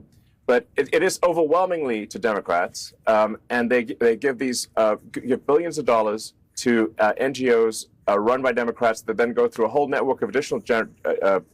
It's a giant money laundering scheme. Really, at this point, I think the word NGO and money laundering are almost synonymous. Okay. Wow. Thank you. Makes sense to me. Kennedy? Hello, Judge. And hello, Elon. Welcome to the 5. Great to talk. Hi. So Thank let's talk a little bit about some of the anti-Tesla violence. Your car company was... It's unbelievable. Yeah, I mean, it was a leftist dream come true. It was technologically advanced. It was the word of mouth was better than any car company, arguably, on the market. And now the left is trying to make it a pariah by tying their anti-Elon politics to violence. How do you talk the unhinged off the ledge, and how do you counter that violence that you're seeing at Tesla dealerships? Yes, it is remarkable that there is so much violence. People have burnt cars, they've fired bullets into dealerships, they've scratched swastikas into Teslas of the innocent people that they're just going about their lives. They've done nothing wrong. And Tesla's done nothing wrong as a company. And so I find it ironic and incredibly hypocritical. Uh-oh. Clapped. 20 years simply for watching things at January 6th, but not actually doing any violence. You don't hear a single word from them about the actual violence happening against Tesla. What incredible hypocrites they are. It's outrageous. I mean, really, this is fundamentally a case of terrorism. It's wide-scale domestic terrorism with the purpose of intimidation. And it's vandalizing your ugly ass car. Look at these terrorists, dude. What we actually have to get to are the people who are organizing and paying for these attacks and protests. That's who we really need to go after, because the people who are actually throwing the Molotov cocktails, they are the foot soldiers. but we need to go after the generals, and we're going to do so. The president has made it very clear that we're going to go after those that are paying and organizing these violent attacks. And Attorney General Bondi has said the same thing. I believe that is exactly what will happen. Do you know who they are? We're coming for them. Do you know who those generals are? We know. We do. Yes. And hopefully the prosecution will be for RICO and an organized criminal enterprise, which makes the penalties even more serious. And now to Jessica. Yes. Yes, absolutely. Oh, Jessica, these give him are hell, serious Jessica. crimes. Come on, where Jessica. The organizers and pushers of Come mass on. violence will go to prison for a very long time. That's right. Okay. And I hope they see this segment. Well, we'll play it again. Jessica. Okay, well, liberal Tesla lover here. My sister has two in her family, so have not thrown any Molotov cocktails recently. But I wanted to talk to you about what DOJ has been doing. So you've been making cuts to a lot of the agencies that have open investigations and regulatory battles with your companies. At the same time, you continue to get billions in government contracts. Tesla gets billions in subsidies. How do you explain that to the American people? Well, everything that DOJ does is an open book. So I think the most transparent action, the most transparent organization in government ever. Every single DOJ action is listed on the DOJ.gov website. It's also listed on the X handle. So if anyone has a concern about any one of those actions, they can bring that up. They can raise that. And I do want to say, like, sometimes we make a mistake. Nobody bats 1,000. We will at times make a mistake, and make a mistake. We'll act very quickly to correct it. I am under such an extreme spotlight, so much scrutiny, that it's literally impossible for me to get away with anything nefarious. And obviously, nor do I wish to. So this is a case where we have radical transparency.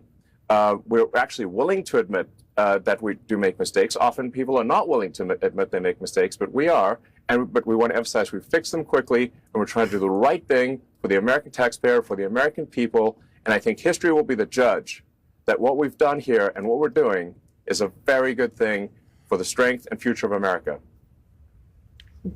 Okay. So, Elon, for one last time, why don't you remind the viewers They 100% were like, Jessica, don't fuck up the bag here. We got our glorious king. Our glorious king. Absolutely. So the reason that, because it does seem like, why isn't this rather a small thing? And it's happening, ironically, of course, on April Fool's Day. This is not an April Fool's joke. This is very real. So a judge race election in Wisconsin will decide whether or not the Democrats can gerrymander Wisconsin in order to remove 2 House seats from Republican to Democrat. Because of the razor-thin margins in the House, that would mean potentially a flip of the House from Republican to Democrat. That means at the next election, roughly less than 2 years from now, the House will then immediately take action to stop the president's agenda. And it's always worth reminding people the president was elected with a majority of the people of America, the majority, a meaningful majority of the popular vote. So all the president is trying to do is implement the will of the people. And they're trying to stop the will of the people through judicial trickery. And in fact, in general, there is a huge problem with activists that are actually politicians in judges' robes. And that needs to stop. It's undermining the integrity, the reality, and the perception. They're like, we want our activist judges in every court. That's it. That's what they want. Of themselves, they are not. They're just pretending to be judges. Yeah. Big money is interfering in the political affairs of this country, which is why the representation, the physical manifestation of big money interfering in politics, am interfering in politics with the big money that I have in order to put my activist judge in a position of power. Incredible stuff. All right. Elon Musk, thank you so much for being with us on The Five. Thank you. Right. And thanks for having me. You're very welcome. All right. And there's so much more to come on our exclusive interview as radical liberals take courses on how to resist President Trump.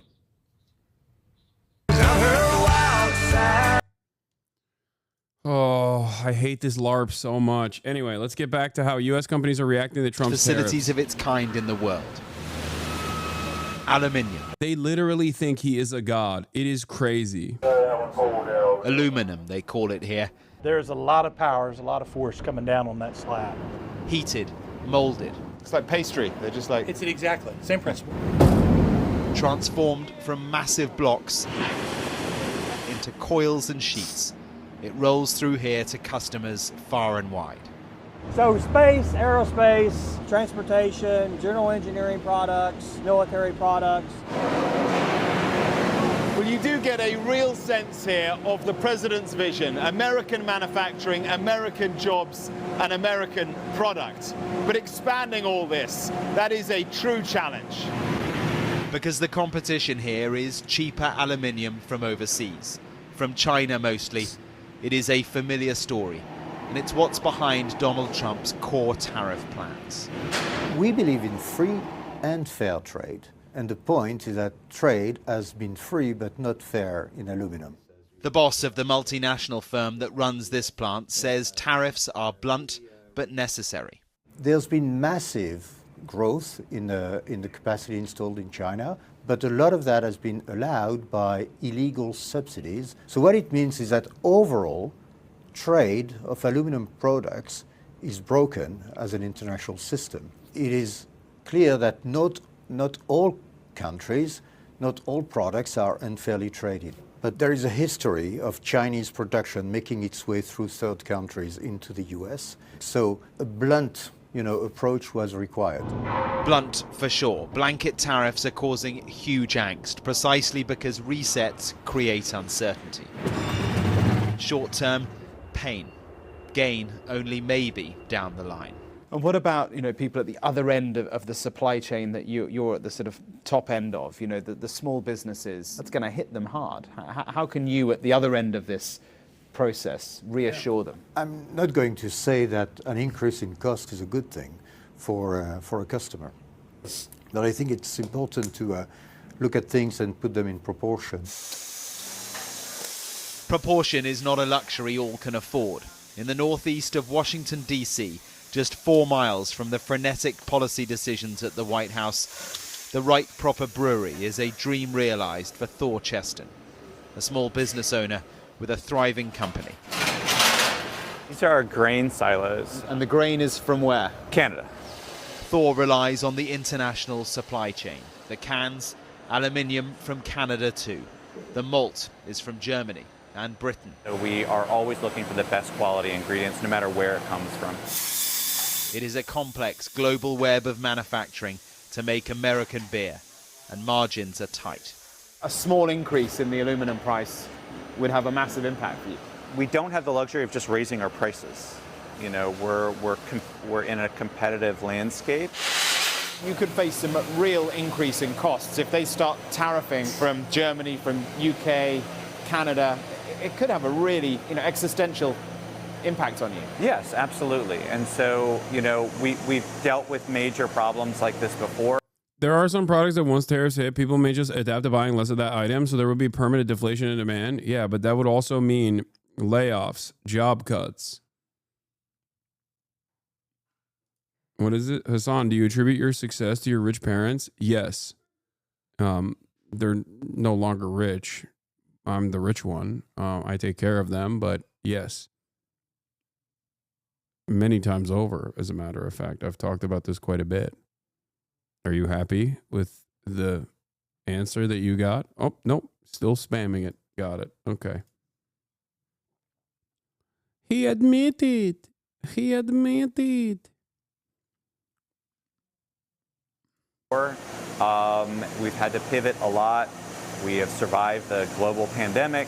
We've done. Dunking on your parents' law? No, there's nothing wrong with that. I'm proud of all the things that they did. I'm proud that I can take care of them now. It's fucking amazing.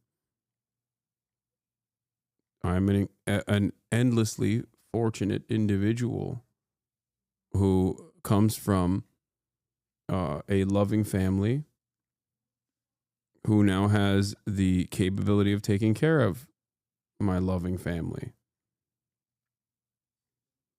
What is the problem? So which influencers have been pushing the rich parents accusation? I mean, it's not even an accusation. Like, it's not even a fucking secret. I mean, people lie about my father's wealth. They say he's, I think, the third richest person in Turkey or something. It's very funny. There's like a bunch of AI articles that were written about it at the time. They say he has $5 billion, which is very funny. That's not the case.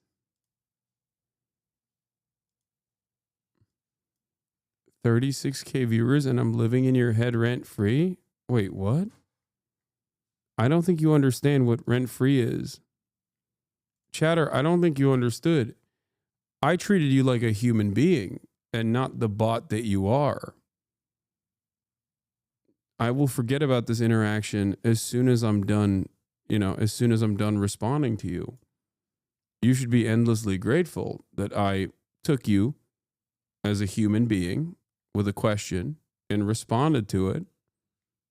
And then your immediate reaction was, I'm rent free in your head. That's not what rent free is. That's not how that works.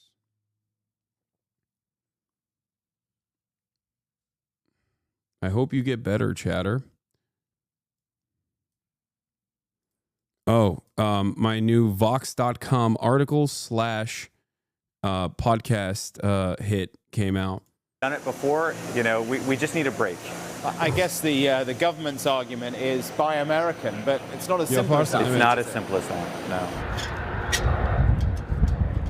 no. Back in West Virginia, right next to the aluminium plant, a reminder of what once was and what Trump says could be again. Here's the thing. Yeah, this person got timed out by Fossabot for spamming. They got auto time. What? Fuck Turkish invaders, long live Cyprus? Are you okay, chatter? I don't think you are, but anyway. Though, all that aluminium. Here, I untimed you out, even though you got botted. Being squashed and squeezed in that plant down there is sourced from abroad these days. And so the ultimate ambition is to reopen smelters like this, to make the aluminium here in America, make the whole process American. But that requires massive investment and a constant supply of reliable energy to keep the smelters going 24 hours a day. From the factory, the Ohio River still carries what's left of America's heavy industry. Living in West Virginia, we're big on coal. Through towns like Parkersburg, not the thriving place it used to be. We used to have a really nice aluminum plant right down the river here, and it shut down. Here, you can see why so many rolled the dice for Donald Trump. Obama, he shut down mines and ruined a lot of people's lives. Yeah, I think it'll bring jobs back. Definitely bring jobs back to the U.S. He's putting the tariffs on the other countries, bringing their things in, and then that way, it equals out. I know that it's probably going to end up jacking up prices here in the U.S. I am a registered Republican, but I don't support the man in any way, shape, or form. I'm for. Americans only care about their pocket, dude. You can't fuck their bags up. Republican, but I'm not exactly aligned with Donald Trump. The Trump tariff blueprint is full of jeopardy. If it fails, it will be here, places like this, again, that will be hit hardest. No politician with millions or billions of dollars cares about me or you. Nobody. Mark Stone, Sky News, in West Virginia. A major CNN investigation, and Corporate interests pay for luxury trips. State attorneys general join for free. I don't care about this. So we are going to talk about the deportations. One of the stories that has actually penetrated public consciousness a little bit is a man of Salvadoran descent who actually in 2011 got legal status from the United States of America, like permanent protection from the United States of America, because he had escaped El Salvador due to gang violence. Okay? Now, that person has been disappeared alongside the many others that were deported.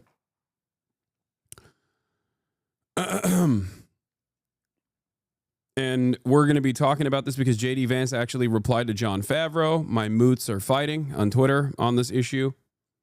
And he responded in the stupidest ways possible. Right-wing commentary is like a blanket they comfort themselves with. Hasan Piker, your interview with NPR is being re-aired.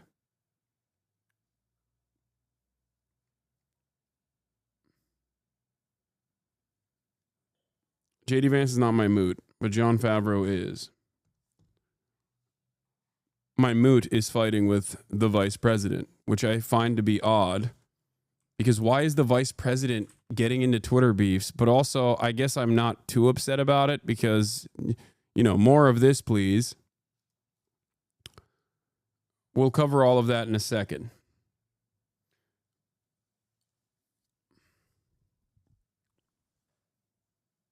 But yeah, this is it. ICE admits to an administrative error after Maryland man is sent to El Salvador prison. A Maryland man with protected legal status was sent to the notorious prison in El Salvador following an administrative error. A U.S. Immigration and Customs Enforcement official admitted in a sworn declaration on Monday. Let's take a look. I trust our intelligence agencies and the intelligence individuals that are within the Department of Homeland Security, that the individuals who are there are members and a part of this. I guess it's not that crazy that the vice president is getting into Twitter beefs, considering that the real president, Elon Musk, was getting into Twitter beefs with me a couple days ago. So this organization and have worked with them.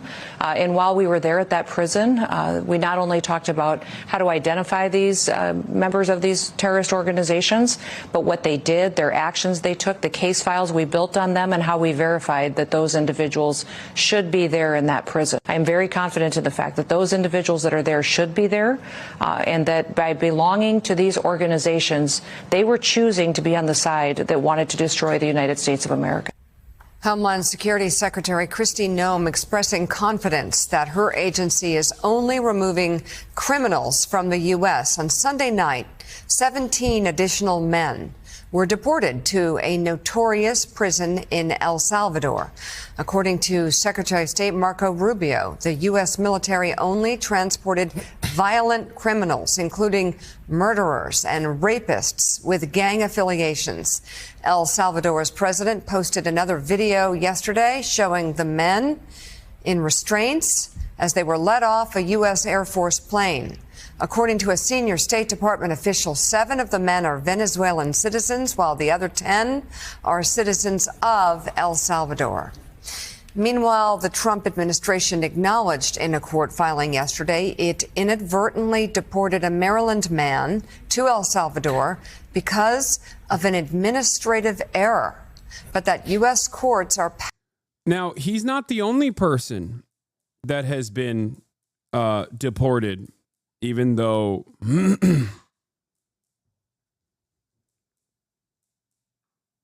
he's not the only person that has been deported that did not deserve this deportation.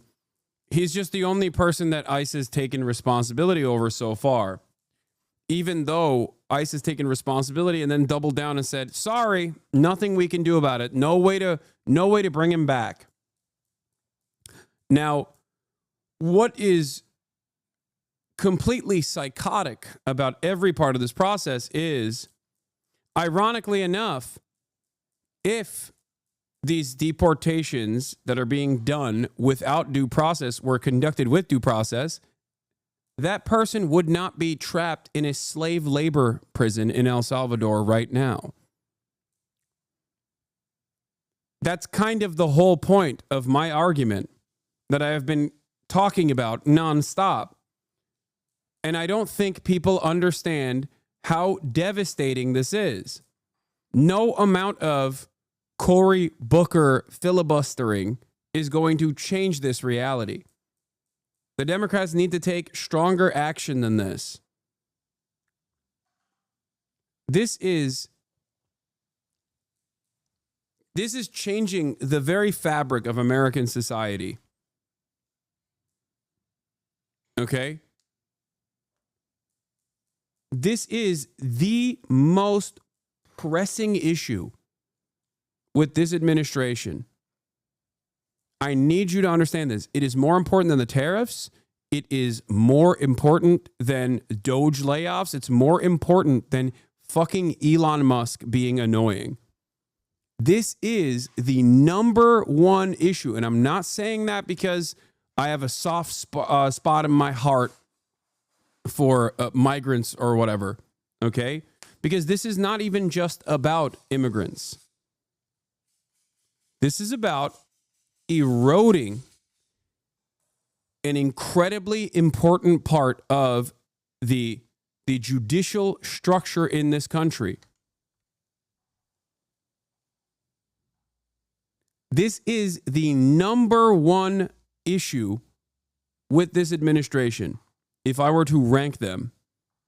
And before people go, oh, is it more important than Gaza? Ironically enough, it touches on the situation in Gaza as well.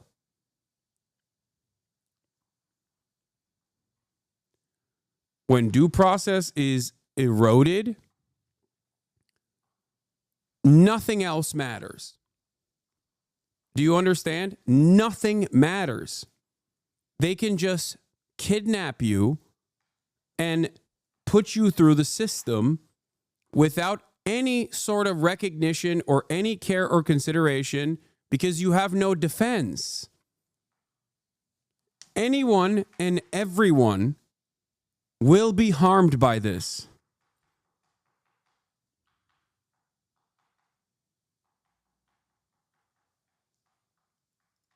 Like this dumb fuck who says, who cares if they kidnap a terrorist? This story is quite literally ICE saying this guy wasn't a terrorist.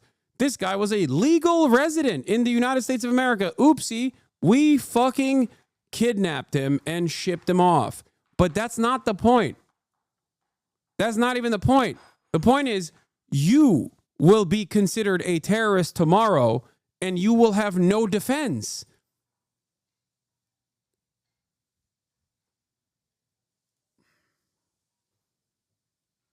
Yeah, I want to watch this video. Because I saw this. I saw this and it just like broke my brain.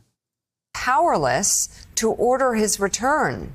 Kilmar Abrego Garcia is a Salvadorian national who came to the U.S. at the age of 16 in 2011 after fleeing gang threats in his native land.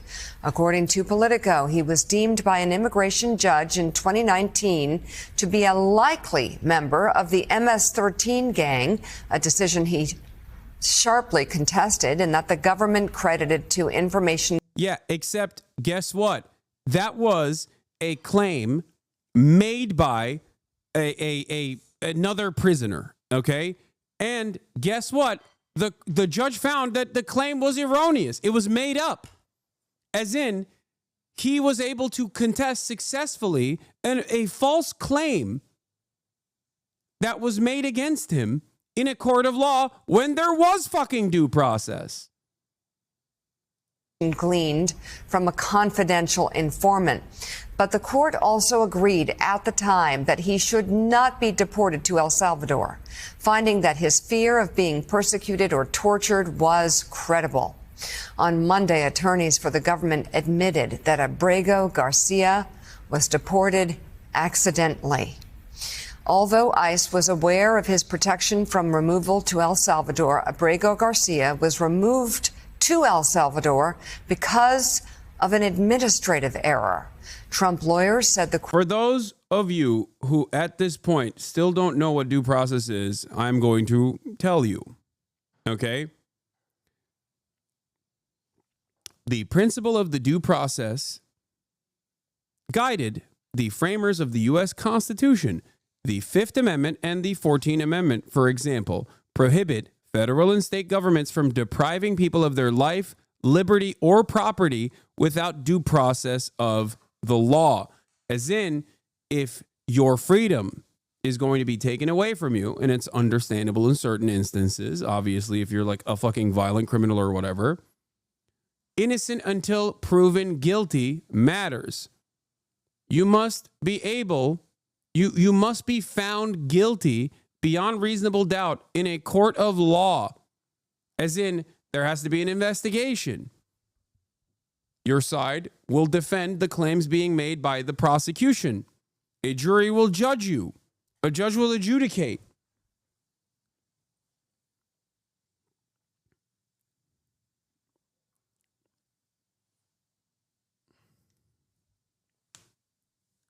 So that this doesn't happen.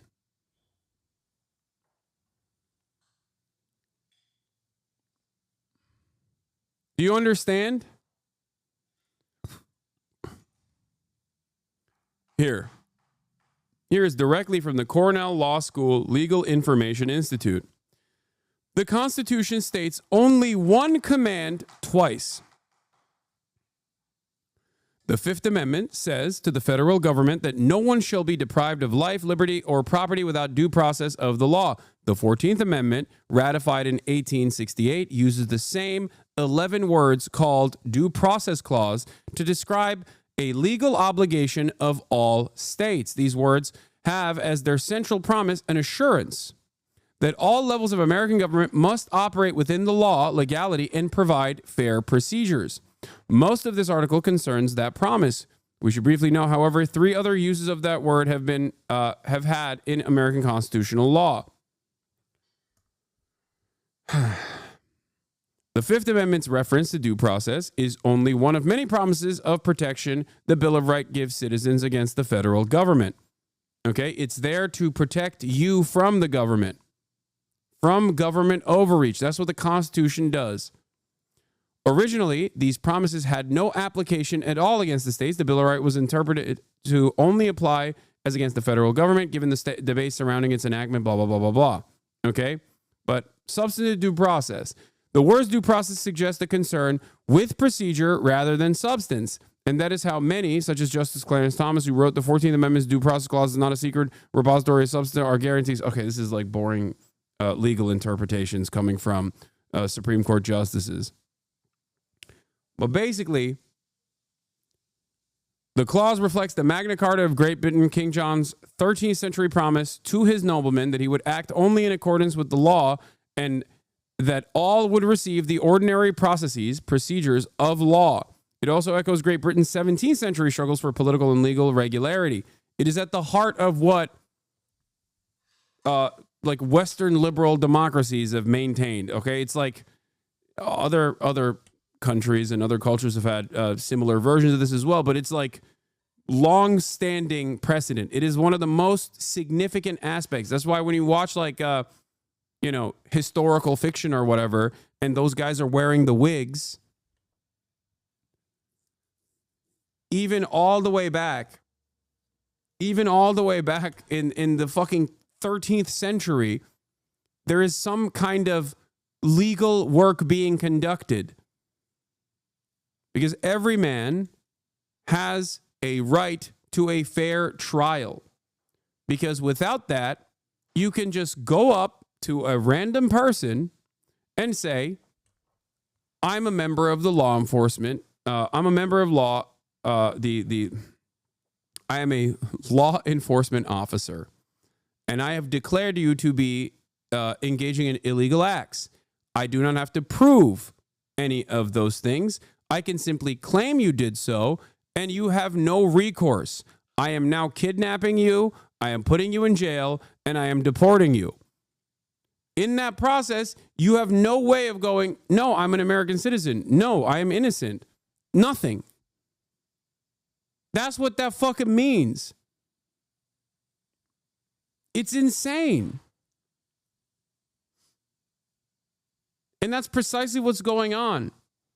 And it's shocking to me that Americans can't recognize this and think, as a matter of fact, that non-citizens shouldn't get this procedure. It is quite literally what happened in the witch trials. Due process is at the heart of innocent until proven guilty. You have to be able to prove your innocence. If you can't, then everyone is guilty. I can't believe I'm describing the most basic concept.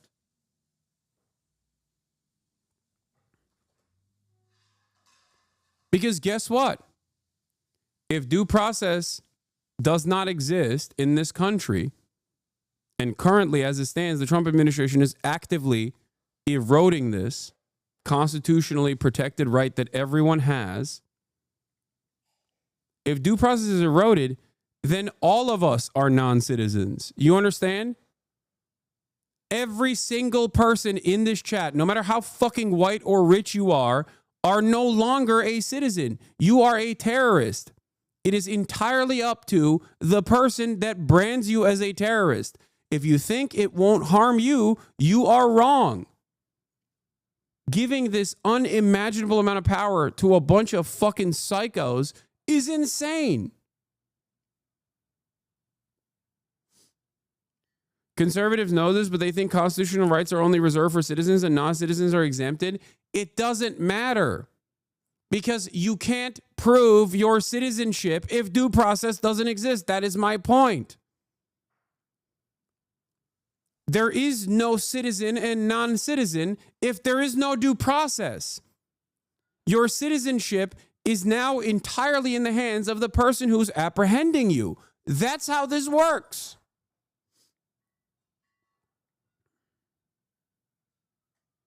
Yes, of course that includes me. That includes every single person on U.S. soil right now, citizen or non-citizen, tourist alike.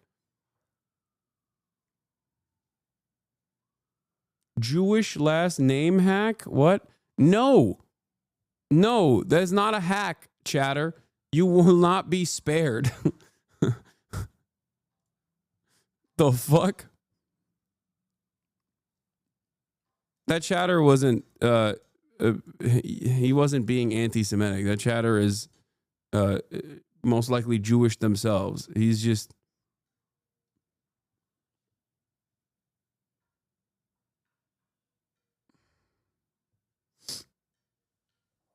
So 49-month subscriber. Yeah, he said, I'm Jewish. Come on. A 49-month subscriber isn't going to fucking magically be anti-Semitic out of nowhere like that.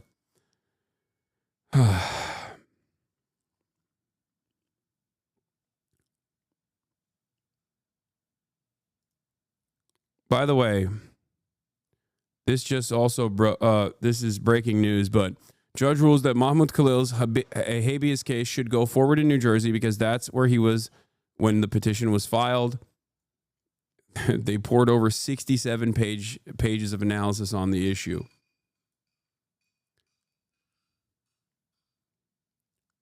This is a part of that structure. This is a part of the due process, ironically enough. The very fact that he's still in the custody of the state is insane to me. It is a real crime in and of itself. The Trump administration wanted to move it expeditiously to Louisiana, but they failed. As of this moment, the case will proceed in New Jersey, where the activist judges will most likely take a fairer approach to the matter because they're not the actual activist fucking judges in Louisiana.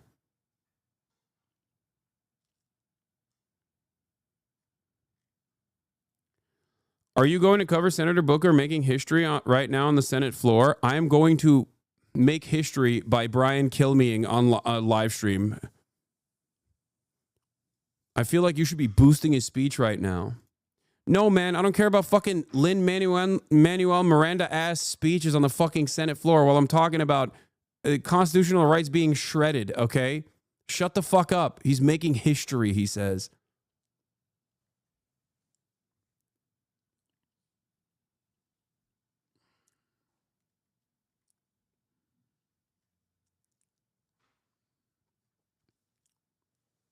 I covered it this morning. If you want to see my reaction to it, I'm sure one of the Hasanabi fan accounts have already probably posted it.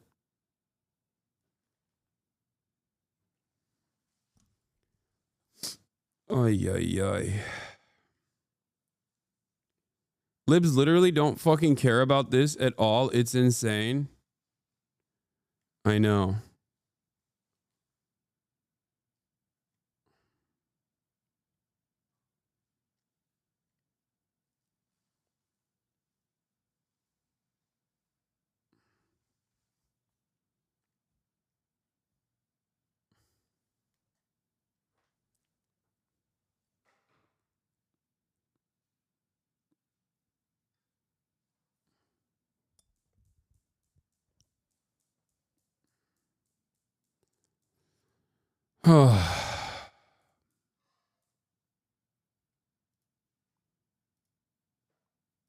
Let's continue. Court has no ability to bring him back now that he is in Salvadorian custody. The man's attorney is asking the court to order the Trump administration. My filthy leftist crafting group is praising Cory Booker and yelling at everyone who says it's performative. These hacks ain't leftists. I mean, you should ask them what he's filibustering. Like what Senate procedure are they limiting with this action? Because that's what the filibuster is supposed to be. A filibuster is not supposed to just be about like talking. Ask for his return and, if necessary, to withhold payment to the Salvadorian government, which says it's charging the United States $6 million a year to jail U.S. deportees. Trump administration attorneys told the court to dismiss the request on multiple grounds, including that Trump's primacy in foreign affairs outweighs the interests of the man and his family, and also noted that he was not likely to be tortured or killed in El Salvador. According to his attorney, Abrego Garcia has no criminal record, is married to a U.S. citizen, and has a 5-year-old disabled child who is also a U.S. citizen. So John, you're covering the story, and of course, the judge in 2019, during President Trump's first term, said that if he went back to El Salvador, he was likely to be tortured, right? Yes. So he's in El Salvador right now, and they're admitting that they made a mistake. President has a very close relationship with the El Salvador government, Salvadorian government. Can't they just say, we made a mistake? We need... please return this man. Please return this man and we'll process him correctly. President Trump just yesterday took to Truth Social to praise the president of El Salvador, thank him for his help in his immigration policies. This is the first time the administration has admitted a mistake. This is not the first time that others have said there's been a case of mistaken identity. We've heard from other family members, other immigration activists who say, look, you've swept up some of the wrong people and deported them to this prison in El Salvador, which is known as a hell prison.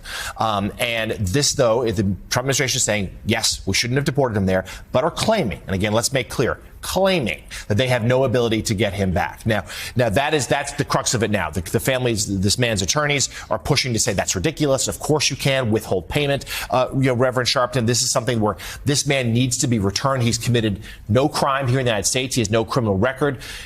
Police at the time, when he was first rounded up, they said they had no evidence he was a gang member, though an immigration judge said deemed it, quote, likely because of information they got later from a confidential informant.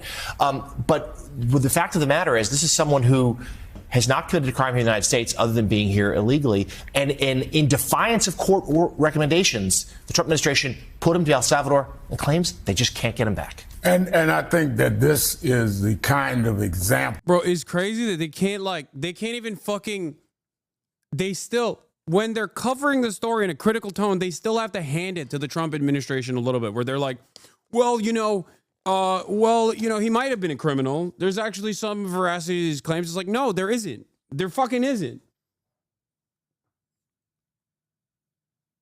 And once you file a claim to be here and a immigration judge decides that there is enough reason for you to fear for your safety, and therefore allow you to be here. Something that the fucking current ICE administration has, the current administration's ICE agents have recognized. Why the fuck are you bringing this up?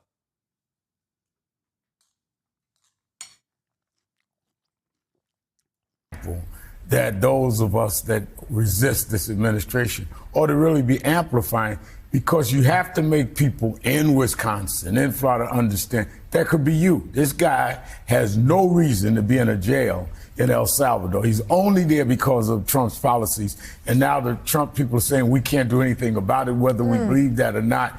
I mean, how do you do that in the United States of America? And to say to a court, well, his interest, the president's, outweighs the family. Well, I thought the president's interest was to protect all the citizens of the United States. Here's a woman who's a citizen whose husband is there, admittedly for no reason. This is a threat to everybody, but you have to drive that to the public to understand. First of all, no one believes that the Trump administration cannot get this guy back. If they actually want to get him back, they may not. They've been dictating the terms of this relationship with El Salvador from the beginning, paying $6 million to take all these alleged criminals. And I think the larger point, Joe, something we talk about, which most Americans say, if you have gang members who are here illegally committing crimes, get them out of the country. Right. People support that. Nobody But what disagrees. happens when you go in with a big net and scoop up a lot of people, in some ways indiscriminately, you're going to get stories like this. Well, and this goes back to what we said the morning before Jeffrey Goldberg came on with the second signal info dump, which is sometimes the best political move, the smart political move, is to say, we made a mistake. Yeah. Not going to do it again. In fact, we've learned from our mistake. And while we think this is a policy that most Americans want, and we said we were going to do, we made a mistake with this one gentleman. We're going to bring him back, and he's going to go through the correct deportation process, and he'll have due process, everything else.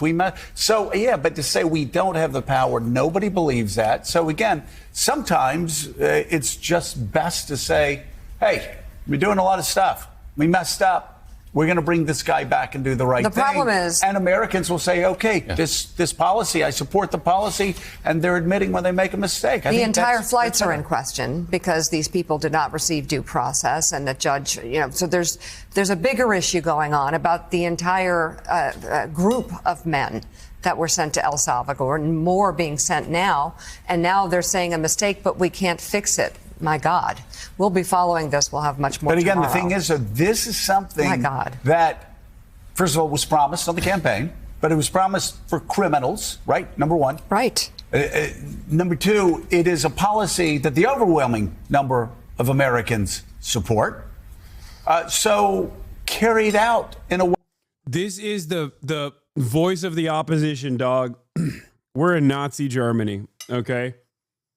Like, even in an instance where the only reason why this is a story is because the ICE facilities, the ICE administrators admitted to their wrongdoing and then said, my bad, nothing we can do about it. This is not the only person who has been deported with erroneous claims. Okay?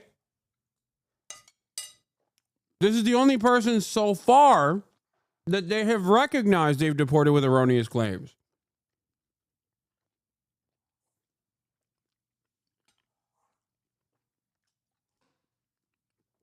And this is the coverage that you're affording to the matter? Oh, well, Americans did vote for this. They wanted this. Like, that's insane. That's fucking insane. Way that will keep the overwhelming the Americans on your side. And when you make a mistake, admit it, fix it, and Americans are like, okay, they fixed it.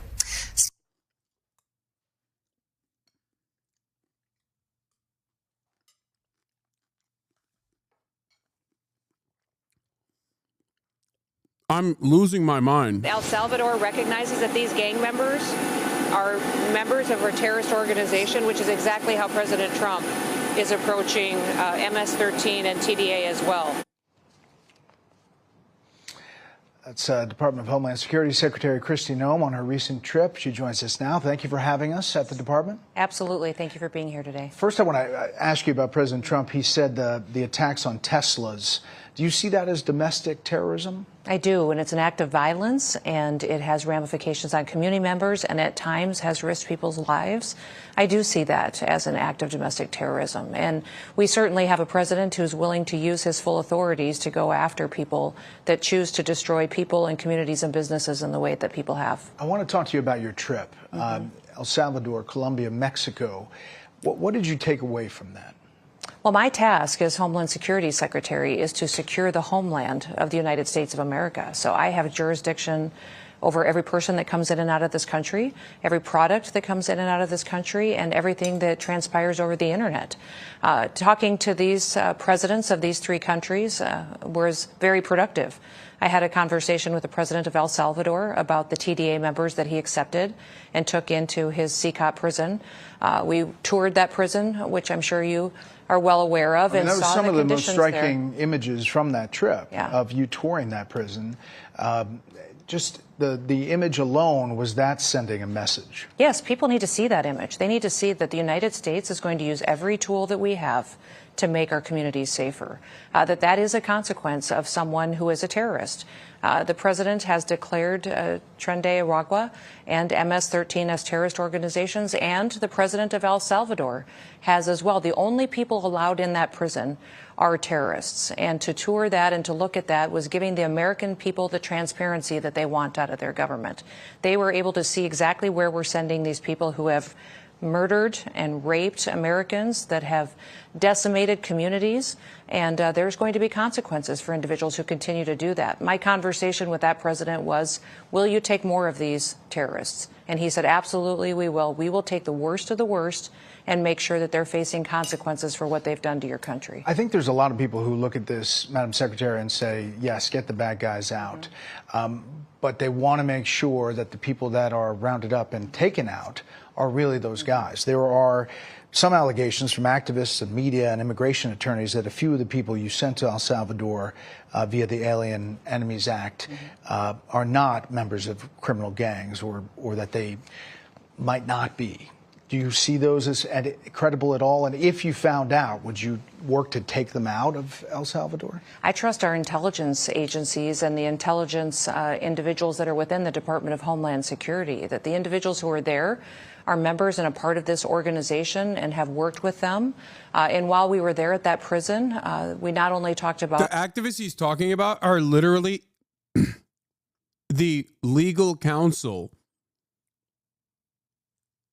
of these victims, okay? They're not fucking activists. They're immigration attorneys. And depending on what he's talking about, it could even mean federal immigration judges. These are not fucking activists, dude. What are you talking about?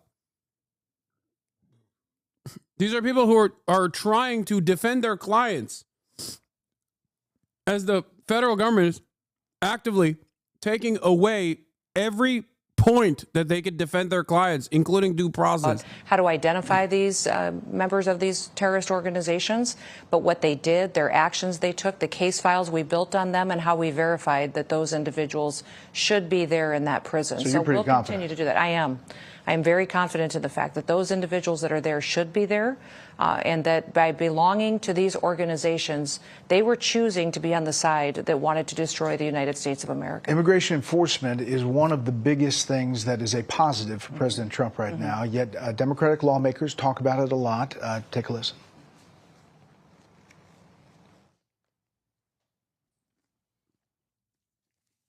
Any immigrant can be accused of association with gangs and cartels, and they will be deported without due process of law. There's not much to this president's agenda. It's tax breaks for the rich and rounding up immigrants. That's the whole program. You have to have due process. What if you got the wrong person? That is the whole point of all of this. So what do you say to those Democrats and what's happening now with Tom Holman and what you're seeing on the border? I would say those Democrats are doing exactly what they've done for years. They're trying to use fear to control people. They're using fear to promote their agenda and lying about what the situation is really here on the ground. We are doing due diligence to make sure that we're going after these criminals that have perpetuated violence on American citizens, and we're removing them from our country. Our president has told us clearly he's prioritizing these criminals and the worst of the worst, those with final removal orders, and that we're making sure that not only did we secure our border, but that we're making sure we don't let those people back into this country. Lying is OP. Projection is OP. Yeah, it's the Democrats that are going, hey, these Democrats aren't even against deportation, okay? They're against no fucking legal setting, no fair trial, no trial whatsoever, no due process whatsoever, and then doing deportations. They're saying if you're going to deport people, like, you have to investigate whether or not they are deportable.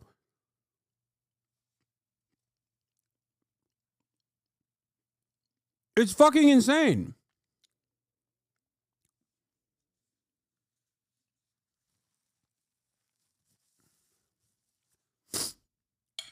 I'm losing my mind. Holy fuck. We have deported over 120 people that are on the known terrorist watch list out of this country, over 800 TDA members, and over 100,000 different arrests have been made of criminals that are out of this country.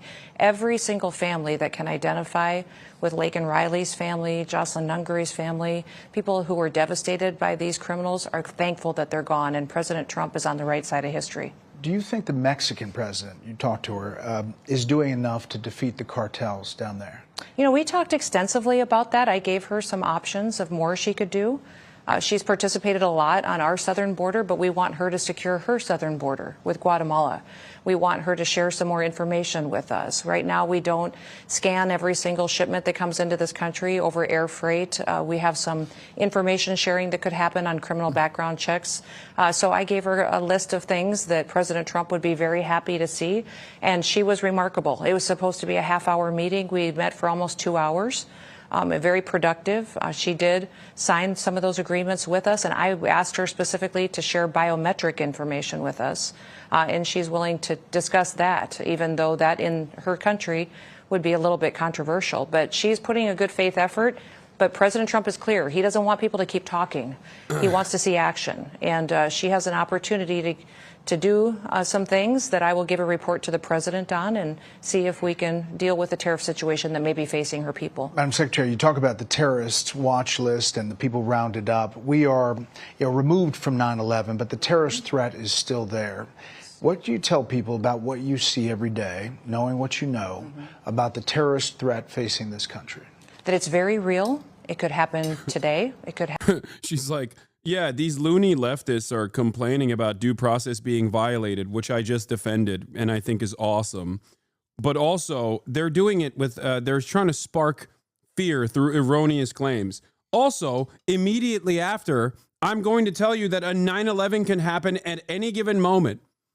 A 9/11 today, a 9/11 tomorrow, a 9/11 every day. I'm actually stopping 9/11s happening 9 times out of the 11 days that I've been in office, actually. I love 9/11. 9/11 is the best. 9/11 all the time. Please, panic. Please, panic. 9/11 all day, every day. Please panic.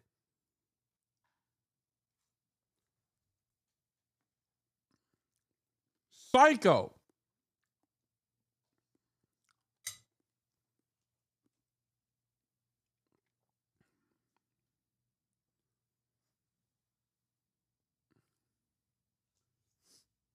Yeah, good thing Republicans don't try to stoke fear in the hearts of Americans, in the minds of Americans with ridiculous claims, dude. Good thing that's just a Democratic Party thing that the Democrats do.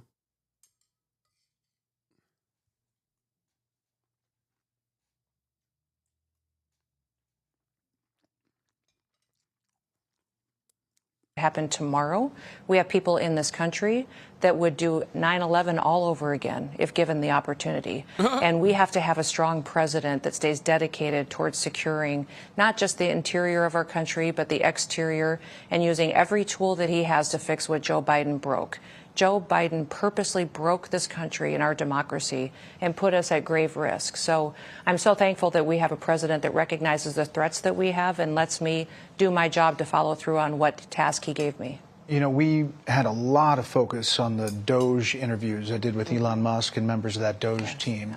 They've been in every agency. I assume they're here. They are. You're working with Doge. What are they finding, and are they rooting out some of the waste fraud? Yeah, they've been fantastic. We have worked with them. I take a lot of extra items to them, all my contracts, evaluations, people who are in position, should they be there? Is this the mission that that agency was created for? What can we do to become more streamlined and efficient? They have been extremely helpful in helping us identify that and looking at where the American people are getting ripped off. And that they're tired of. I tell everybody that every dollar that goes out the door that shouldn't be spent is somebody's Social Security check that won't be there someday when they need it. And President Trump, by allowing Elon and the Doge team to be in here and evaluate everything, really brings a new accountability to government that we've never seen. And is it going to be ugly? Absolutely. For these bureaucrats here who are fighting us every single day, who don't want the dollars to quit getting spent, who want to keep their jobs, yeah, they're going to fight back. But I will tell you, this government is more responsive than it's ever been before. It's refreshing to be here. Surprising that Kristi Noem now loves dogs all of a sudden. The real Doge annihilator over here, all of a sudden, is a fan of Doge. Under an administration that truly gets up every day and decides, you know what, today I'm fighting for the American taxpayer. You know, taxpayers oftentimes in our offices don't have a lobbyist that shows up for them. There's lobbyists that show up for every other industry and every other contract and every other business. The American common man deserves a person that will sit there and lobby for them, and that's President Trump. Well, Madam Secretary, thank you very much. We'll talk down in the National Operations Center in a bit. Sounds good. Honestly, that's basic stuff. In fact, if you violate the law, that's exactly when due process kicks in, because you get to have a hearing of some kind to determine whether or not the case against you is true. I don't understand why that's even something a congressperson would say. Well, just to the overall premise, President Trump was elected by the American people to secure the border, end human trafficking, and defeat the drug. You fucking bots, bro.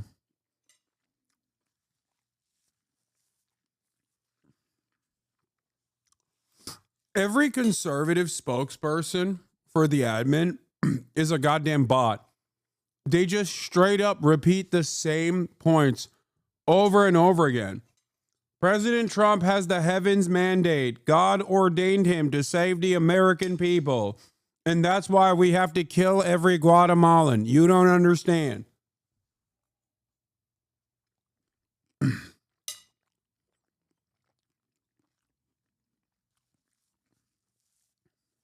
Jesus Christ, dude. Do you feel more secure under Trump? No. What? Who? Who feels more secure under Trump? You have to be a real fucking baboon to think that an administration that's like disappearing people in broad fucking daylight and defending it and actively fighting the courts and eviscerating the crumbling power, the already crumbling power of the judiciary.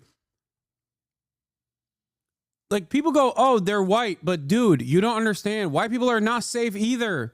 You're a fucking idiot if you think, oh, I'm white, I'll be fine. You're a moron.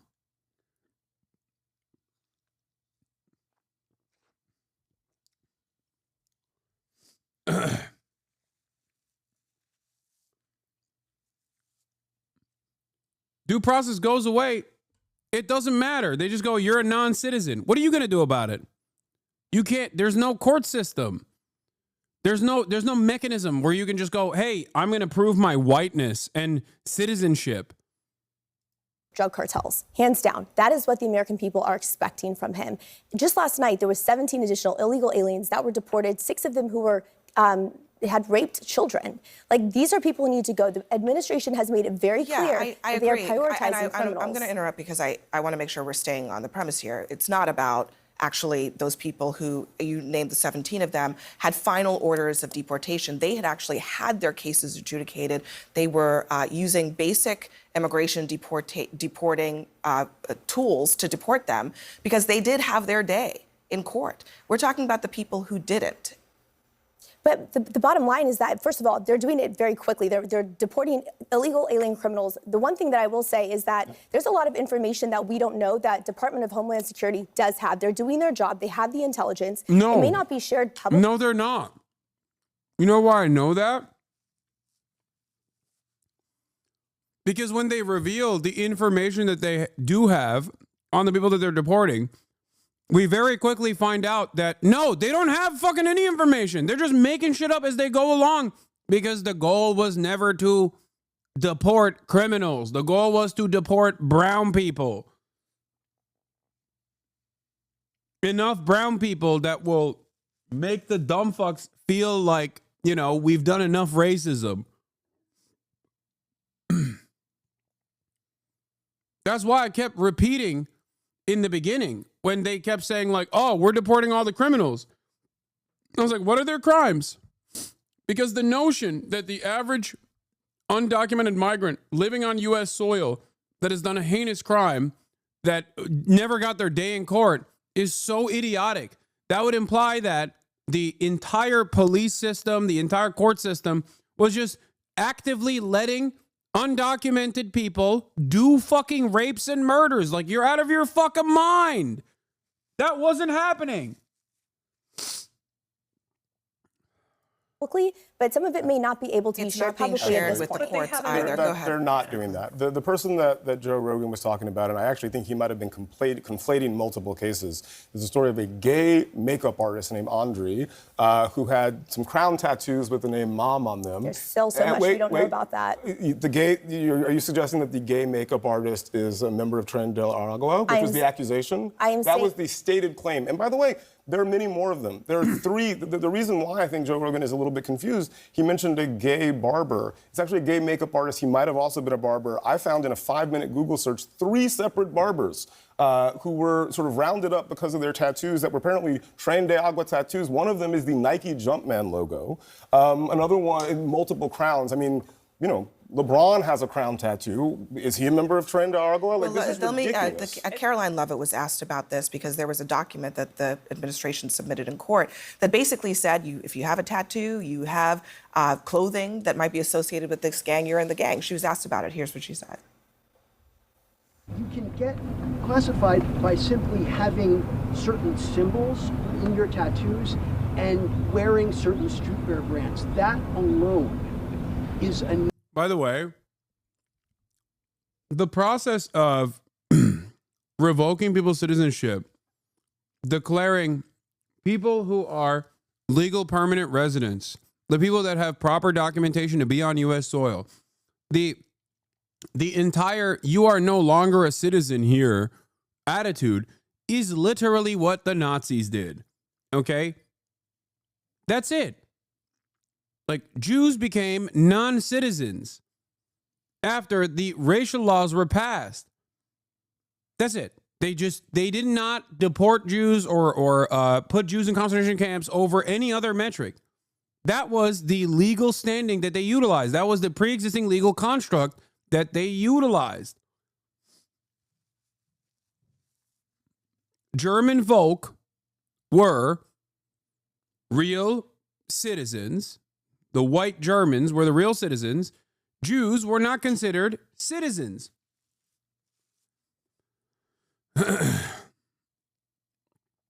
It is the process of denaturalization that took place.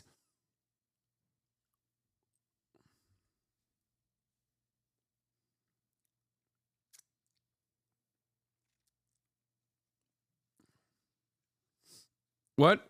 Technically, an undocumented migrant is an illegal alien, which is a crime to enter the United States illegally. Dude, we've moved so far past that point right now. You are so fucking stupid. First of all, the process of crossing a border in an effort to get an asylum claim filed is already a legal process. So you're wrong about that. Number two, it's a civil fucking violation. There's a difference between crossing the border and like murdering someone, okay? And we're not even talking about that right now. We're talking about people with the fucking paperwork that ICE is deporting erroneously. Wake up! The law's the law, dude. Sorry. The only difference between an undocumented migrant and a documented one is just paperwork, okay? That's it. That's the only difference. But we're not even talking about that right now. We're talking about the government is doing to legal permanent residents and people with the proper documentation to be in the United States. You're a fucking moron.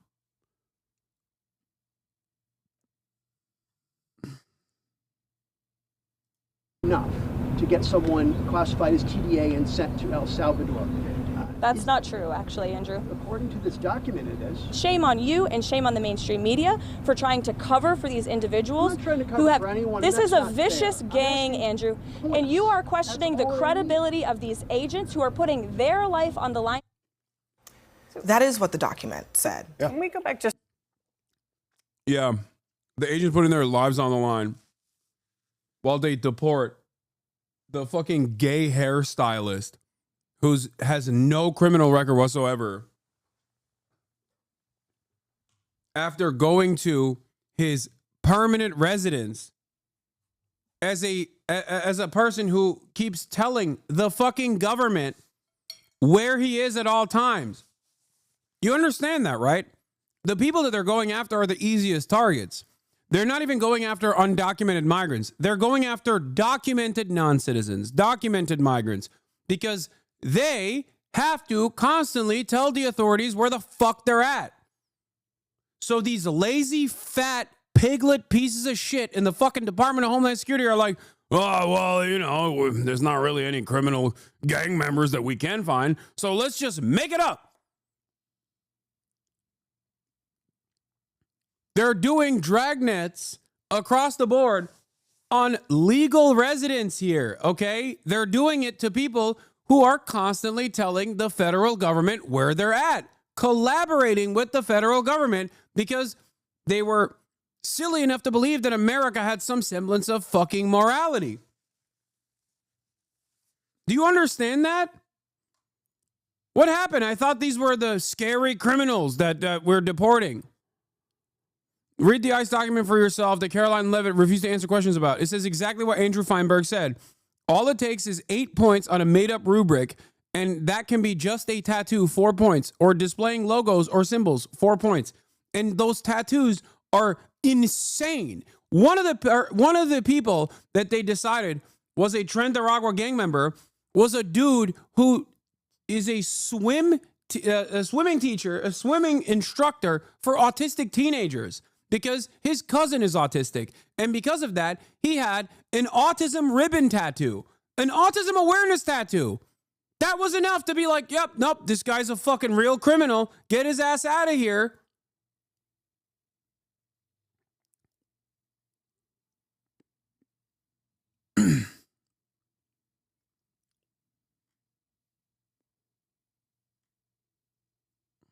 It is fucking insane. Just to the premise of what Joe Rogan was talking about, because he's right. It's horrific to believe that in a constitutional democracy like the United States of America, where it's supposed to be guaranteed that we are having to rely on information based on an administration that does not have a good relationship with the truth. They're not even willing to provide the judges who are part of these cases with the documents to prove that some of these individuals actually either did have due process or had been found to be criminal gang members. And let's be very clear. I don't think anybody at this table wants criminals in this country who are murdering children, who are hurting people. I think that's we can probably go baseline there. But what I think we have to ask ourselves is, if you believe in a constitutional democracy, do you not want your president to follow the law? And by the way, in our own... Dude, Democrats are so bad at responding to this. Just destroy the false claim. Why are you entertaining this? Why are you conceding to this? Just ask. Do you honestly think that the cops and the judges under the Biden administration let rapists roam free when they found out that they were undocumented? Are you fucking insane? Are you experiencing a significant series of mental setbacks that have caused you to truly diminish the processing power that you have in your mind? Because if you believe that, you are the dumbest person I have ever encountered in my fucking life. Not only is there no evidence to suggest that that was what was going on, it would be an incredibly complex web of individuals from all different aspects of the federal law enforcement agencies collaborating with one another under one singular woke banner for God knows what fucking reason. What are you saying? The Biden administration did not just go, oh, are you a rapist, but you're an undocumented migrant from El Salvador? I guess you can go free. My bad. You have to be the stupidest fucking person on the planet if you believe that. And not only that, but also the evidence that is readily available for criminal convictions, charges, arrests, prove the exact opposite reality. What is effing? It's not effing for me. What are you talking about? I fucking hate this goddamn platform that shuts off a server in like one part of the fucking country, and everyone from that part of the country immediately goes, oh, the stream is over for me.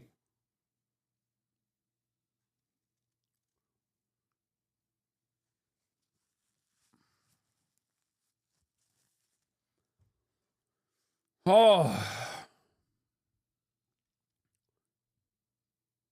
As I was saying,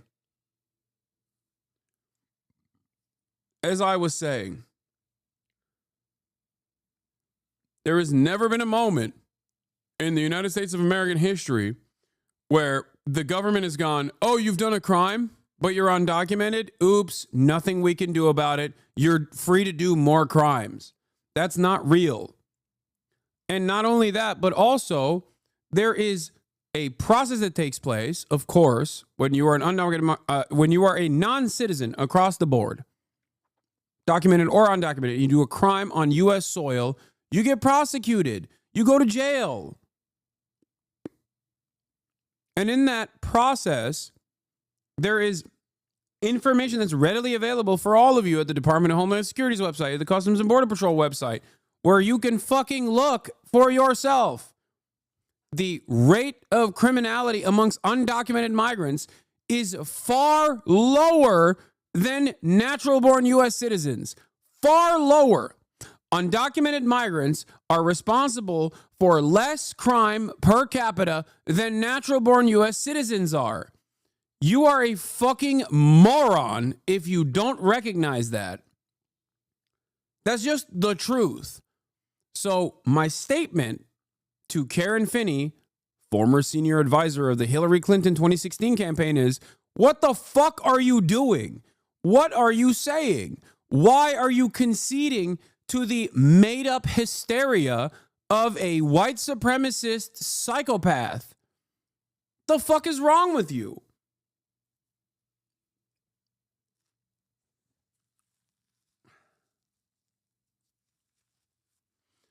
Maybe because there's a lot more U.S. citizens, maybe, Lol. This is exactly what I mean when I say people want to sound smart, but they're so fucking stupid that they just don't hear the words that are coming out of my mouth. I said per capita. Undocumented migrants per capita are responsible for less crimes than natural-born U.S. citizens are. That is proportional, okay? I'm not telling you in totality. Of course, undocumented migrants are responsible for virtually no crimes whatsoever when you look at the totality.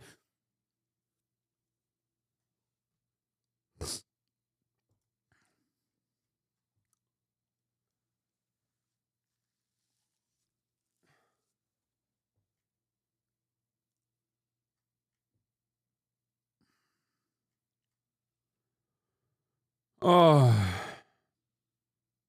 CNN poll, a vast majority of Americans said they're concerned and want to see Donald Trump follow the law. Scott, isn't this exactly what we denounce other countries for doing? Not giving our own citizens, when they get wrongfully detained around the world, our own citizens the due process that they deserve? Well, I think multiple things could be true. Number one, I delineate between American citizens and everyone else. If you're a U.S. citizen... No, you don't delineate.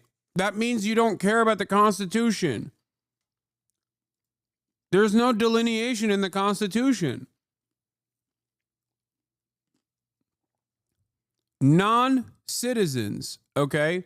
Non-citizens, migrants, documented and undocumented alike, still get constitutional protection as long as they've crossed the fucking border, okay? When they've crossed the border, they are on U.S. soil. When they're on U.S. soil, they get the same fucking constitutional protections. It's in the Constitution. It doesn't matter what your opinion is on this, okay? It doesn't matter. Either you say, fuck the Constitution, and maybe you do think that way, and that's fine. I don't like the Constitution either, but there are certain things that I do like within it. This is one of them.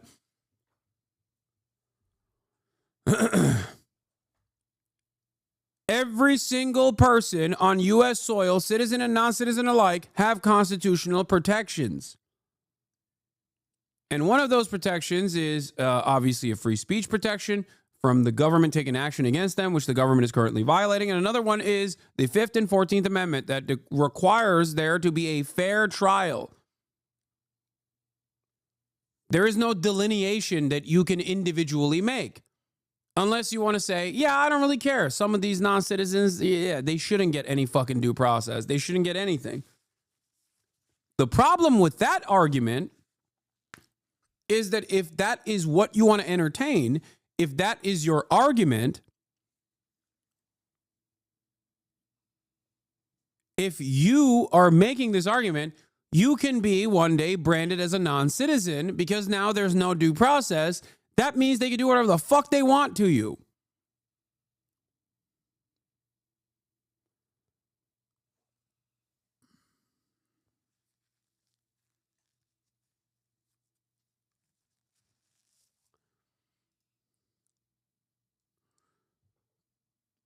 Due process of privilege, not a right, like a driver's license. Okay, this person is memeing, dude. They're fucking LARPing in the chat. I put you in a different category. On due process, that's not a distinction that the law makes, Then if you've come here and broken our laws and committed violent acts or murdered and raped and whatever, I put you in a different category. When it comes to the law and due process, that is not a distinction. Well, if you'd like to argue that Trinidad should have the same rights and that you get as an American citizen, go ahead. Here's the argument. Change the Constitution. Hold on a second. The Constitution argues that. The argument Yes, I will argue that. Yes. Of course. What do you mean? What the fuck do you mean, dumbass? Yes. They should. Because it's not about the actual fucking criminals. It's about people that you have branded as Trinidad. That's precisely the point. How do I know Scott Jennings is not a part of Trinidad? How do I know? Let's say I'm now a fascist little piggy working. I've gotten 100 pounds fatter so I can work for the Department of Homeland Security. I'm a Customs and Border Patrol fascist pig, okay? I knock on Scott Jennings' door. I arrest him under the suspicion that he is a Trinidad member. Scott Jennings luckily doesn't have his ID on him. He says, what are you talking about? I am a Republican consultant. I'm Scott Jennings. I'm on CNN every night. I say, shut the fuck up. And I beat the fuck out of him. And I black bag him. And I put him in a fucking prison cell. Then he says, wait a minute. What's going on? I'm an American citizen. Hello? I'm Scott Jennings. I'm on CNN. I beat the shit out of him even further. Okay? I beat his fucking ass over and over again. He begs me for the aluminum foil that they give to the little children in a fucking deportation facility. I say, fuck you. You don't get it. You're Trinidad. Scott Jennings keeps saying, can I see a lawyer? I say, fuck you. You're Trent Nicaragua. What do you mean a fucking lawyer? Then I put him on a fucking plane and ship his bitch ass to El Salvador to a slave labor colony. Okay? Every step of the way, he's like, I'm an American citizen. I'm an American citizen. No, you're not. I have decided, I am the law. I've decided you are Trent Nicaragua. Fuck are you going to do about it? When you don't have due process, it's all up to me. That's why I keep saying everyone is fucking Trent Nicaragua if there is no due process. Everyone is. And it's not like this is a hypothetical that I'm entertaining. This is literally the reason why they're having this fucking argument on CNN.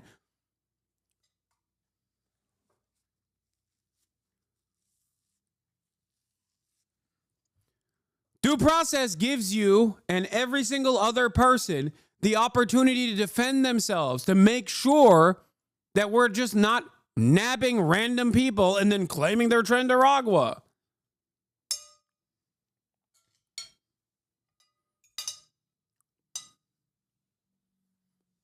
That's it. That's the point.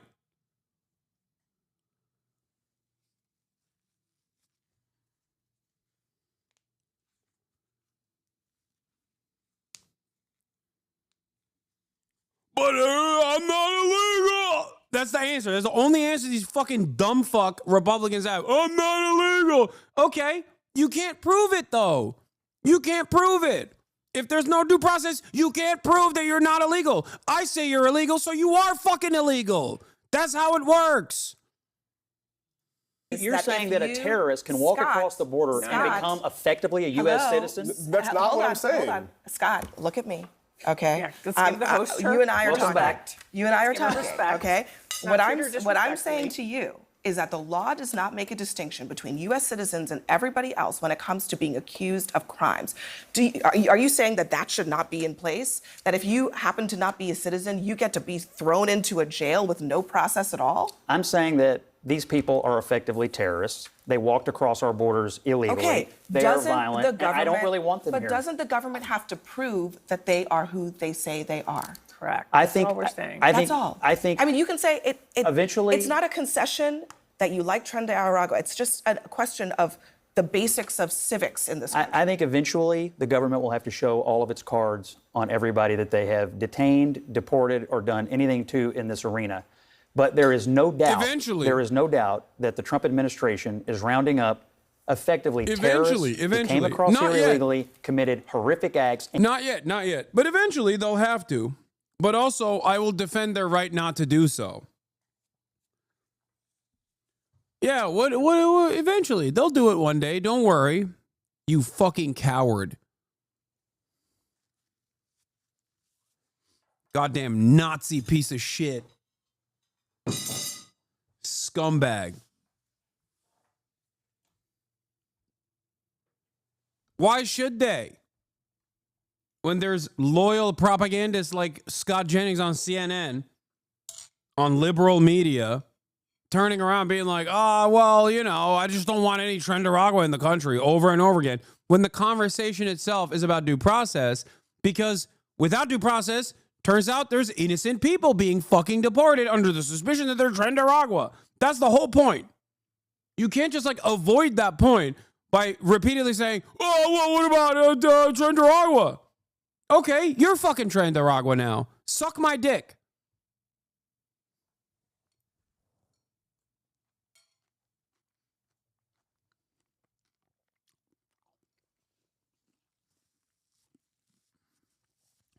I hate these goddamn morons, dude. And do not need to be in this country. They are doing that, perhaps, but they're also doing a lot of other things, too. And that's why the courts are asking questions about it.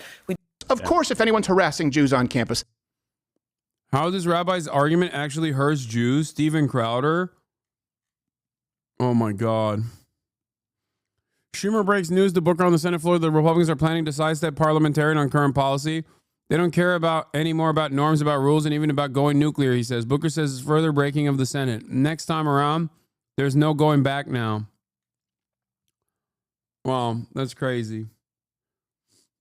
I don't know if this is what you meant with right-wing infighting. Bro, it's so sad. This motherfucker's got 2,000 views in 34 minutes. Let's see. That's completely impermissible, just as harassing any other students on campus. Communists do it too. I'm with you. But as it relates to government institutions and then public figures, that is an anti-American view. Idaho Republican state rep dared to speak out against Trump, then ICE raided them. Wait, what? Stephanie Mickelson was falsely reported to ICE by local Republican Party. 3 days later, her farm was raided. What's worse? It worked. The next debate, I remained silent. I didn't speak up because I didn't want to put a target on my family's back, she said, admitting that weaponizing ICE to intimidate her had actually worked. I did change the way I did things. What is this? Investigate West dropped a... And I think a lot of it has to do with I've been one of the few that have stood up to the far right extremism. And because of that, Republican Representative Stephanie Mickelson believes she's had a pretty big target on her back the last several years. We've talked about this before, when Representative Mickelson was censured and then told she could no longer run as a Republican by her local legislative GOP committee. That leadership has since been replaced. But last week, we learned how big that target actually is. Daniel Walters of Investigate West dropped a story of how far-right Republican activists have tried to weaponize a federal agency against those who don't agree with the new administration's approach to immigration enforcement. Specifically, how a ranking member of the Ada County Republican Central Committee targeted Representative Mickelson with threats of raids by ICE. Well, that raid happened back in January. Mickelson, who owns several food production and seed potato companies in southeastern Idaho, says immigration enforcement isn't really her biggest concern about this. It's more about the culture of politics these days and how intimidation tactics like this could impact anyone's effect as a legislator. Please raise your right hand and repeat after me. For many people, I, Donald John Trump, do solemnly swear. The second inauguration of Donald Trump Solemnly swear that I will faithfully execute. Was a turning point. Faithfully execute. For Idaho Representative Stephanie Mickelson, They showed up at our business, days later. That point came later that week. He started targeting me on Tuesday, and they were there by Friday. Representative Mickelson is referring to a January 21st social media post by Ada County GOP Vice Chairman Ryan Spoon, in which he asked the Deputy Director of Immigration and Customs Enforcement if he could please send some illegal... Wait, it's another Republican?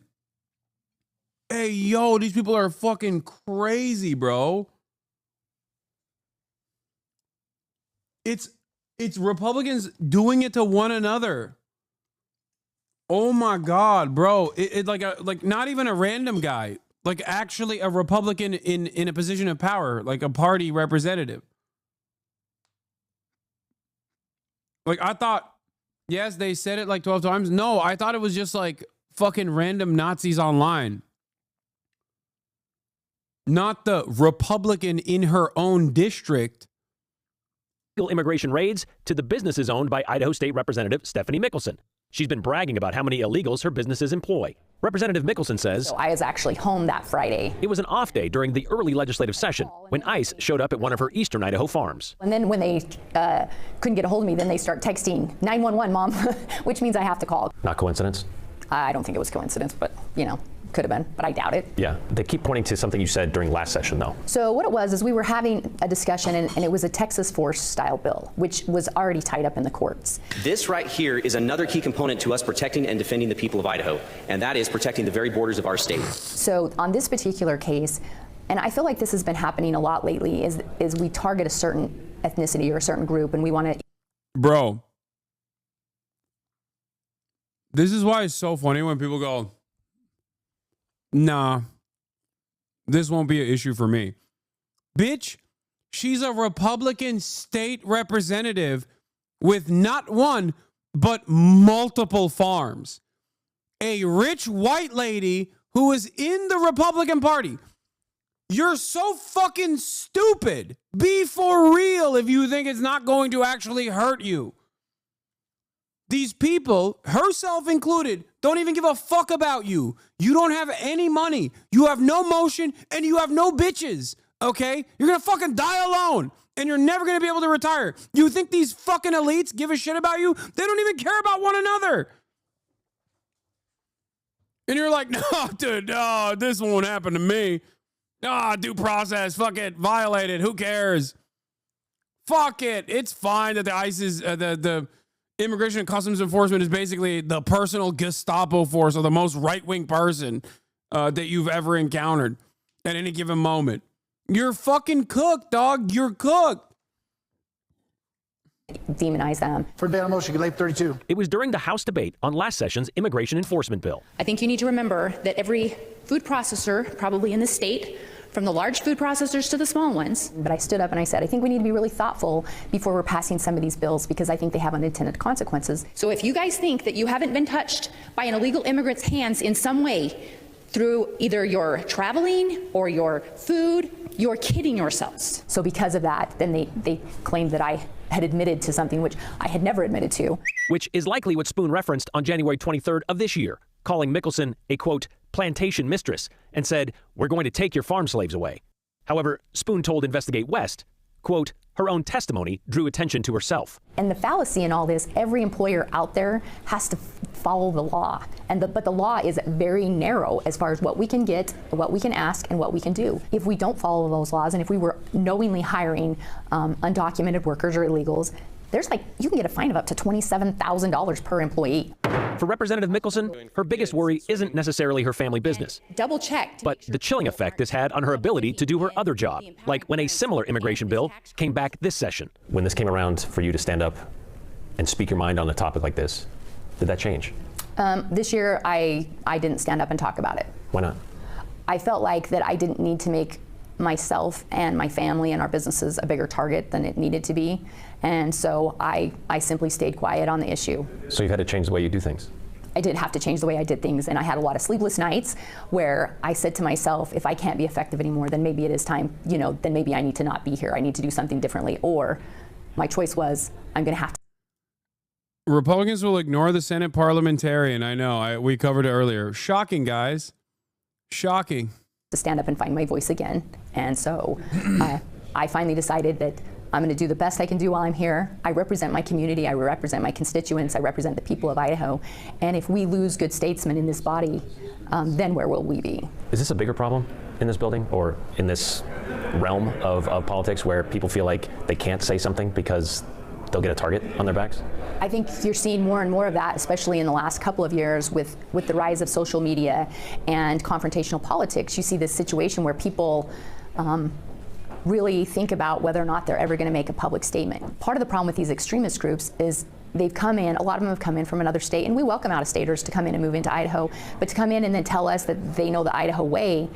The Idaho way is when we have a problem, we roll up our sleeves and we work together and we help our neighbors, or we have differences, but we sit at the table and hammer through what's the best solution for Idaho. But I think until some of us start standing up and saying this is enough, if you want to have a conversation, that's great.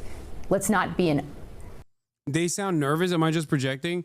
No, it's double speed. I think that's part of the reason, but also, yeah, of course she's nervous. Another member of her party, as a state representative, she's a state representative, spoke out against this bill. Another member of her party called ICE on her facility. Yeah, it's insane. This is just a liberal. No, she's not a liberal.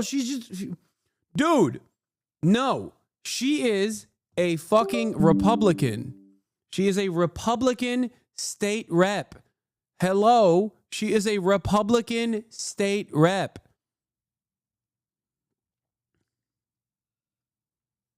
Called ICE, look like an ex-post. Dog, if you fucking post on Twitter and you demand that ICE go to her facilities, and then ICE goes to her facilities, you just called ICE. You don't have to dial them up. That's what you did. That's what happened. Anarchist or an arsonist, let's be an architect, let's find a good future for Idaho. Well, according to Investigate West's story, after that January raid of Mickelson Farms, one employee was arrested by ICE and sent to a detention center in Las Vegas. Both she and her family say they would never knowingly employ an undocumented worker, and they follow all federal and state laws. Yeah, knowingly. Yeah, of course they do. Of course. That's why she doesn't want to fucking... That's why she doesn't want ICE to fucking round up all of her workers. That's what it is. That's the real reason. It's not like she even cares about the humanity of these people. Maybe she does to a certain degree.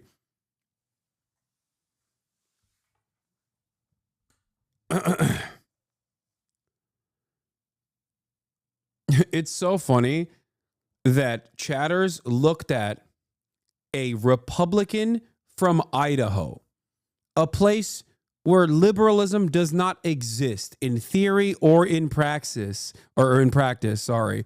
And you went, Oh, she thinks like brown people are human. She must be a libtard.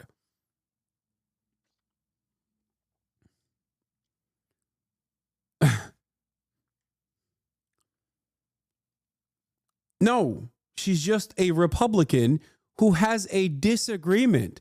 One disagreement. That's all it took for another Republican to sick ice on her. What the fuck? If you think a federal government that is willing to do this will, to a wealthy Republican, multiple farm owning a state representative, if they think that they won't do that to you, you are stupid.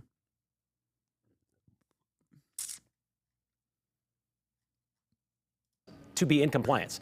By the way, Mickelson did vote in favor of that immigration bill last session, despite her debate. And this ICE episode, and it worked. It worked. She voted in favor of it. I'm an actual leftist in Idaho. There are dozens of us here. Dozens.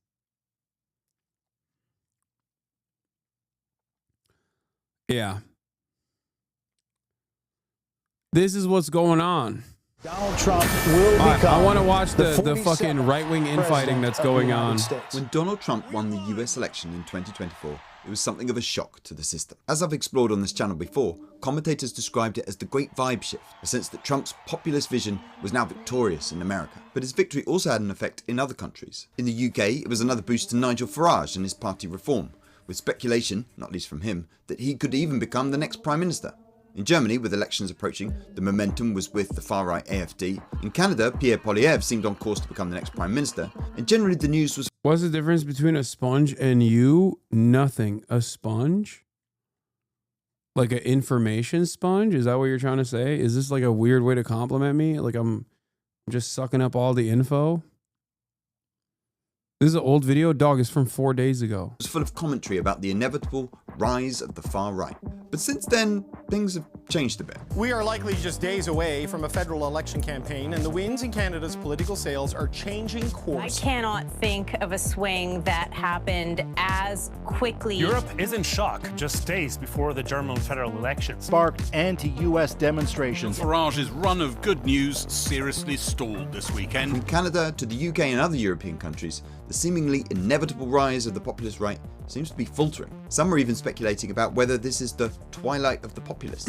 On this channel, I explore the ideas that explain the news at a deeper level, and when Trump won, I used some of these concepts to argue Trump's presidency would soon falter. But what I didn't consider is that his actions would also damage populist right-wing movements around the world. In this video, I want to explain what's going on, and share 3 ideas that will explain not only why this is happening, but that will be useful to you in...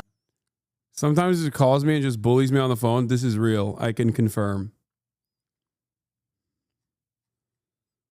I do that. 100%. I do that.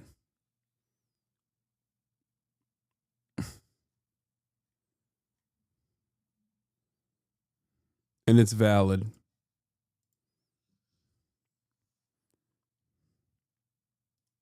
and understanding the news long after today's headlines have been forgotten. Okay, let's do this. How else am I going to get away? How? I need to get out all my anti-Semitism. So I call my Jewish lawyer and yell at him so that I don't do it in public, chat. That's how it works. Okay?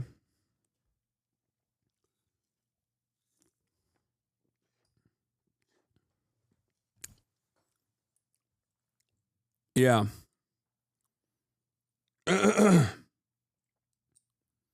Yeah, Felix moved and Alex lives in New York, so I have to call him.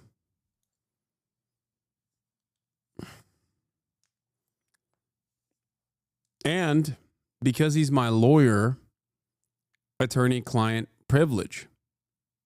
It's confidential.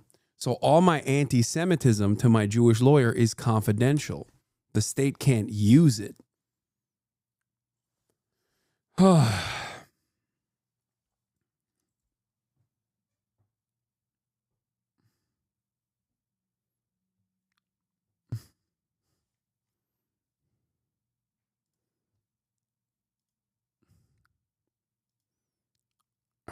Anyway.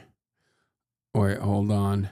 Oh, before we move away from this, there's two things I wanted to show you. I'm sorry. I forgot.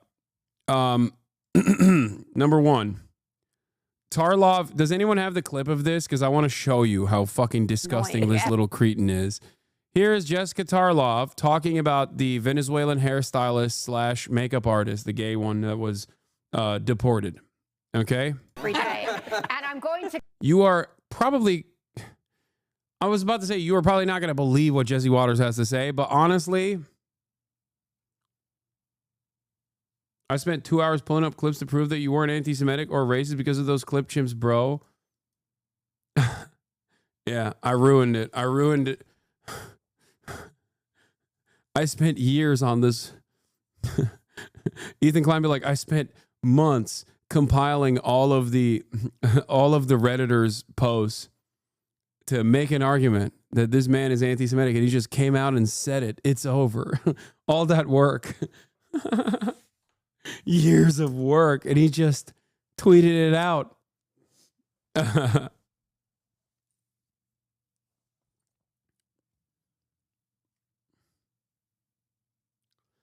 Why do we have to prove this shit is clear as day? Dude is an anti-Semitic. I mean, I think there are varying degrees of people who have information on this process. Like there's some who are in the margins who might be convinced that I am anti-Semitic with clips out of context.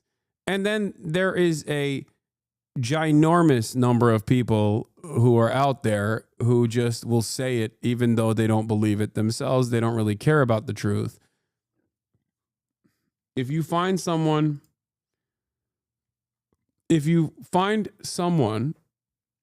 who is in the first camp, then yeah, it's valid to try to explain to them what the truth is.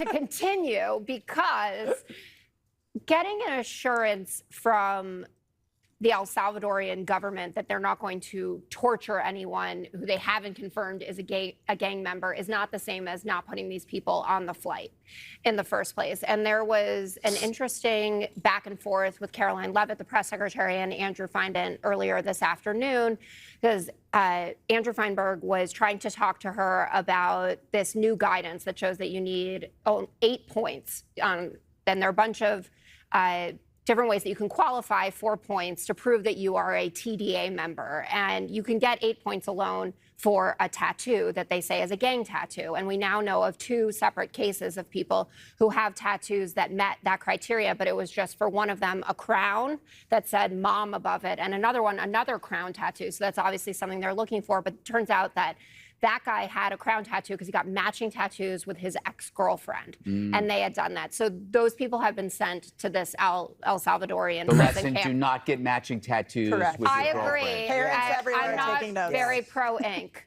but you can't take away people's due process like that. And I don't trust the El Salvadorian government to be making sure that they're not torturing people, that they're vetting them properly. They need to be vetted on this side. Why do the Democrats always say this could happen? It did happen. It's not. Yeah, what do you mean this could happen?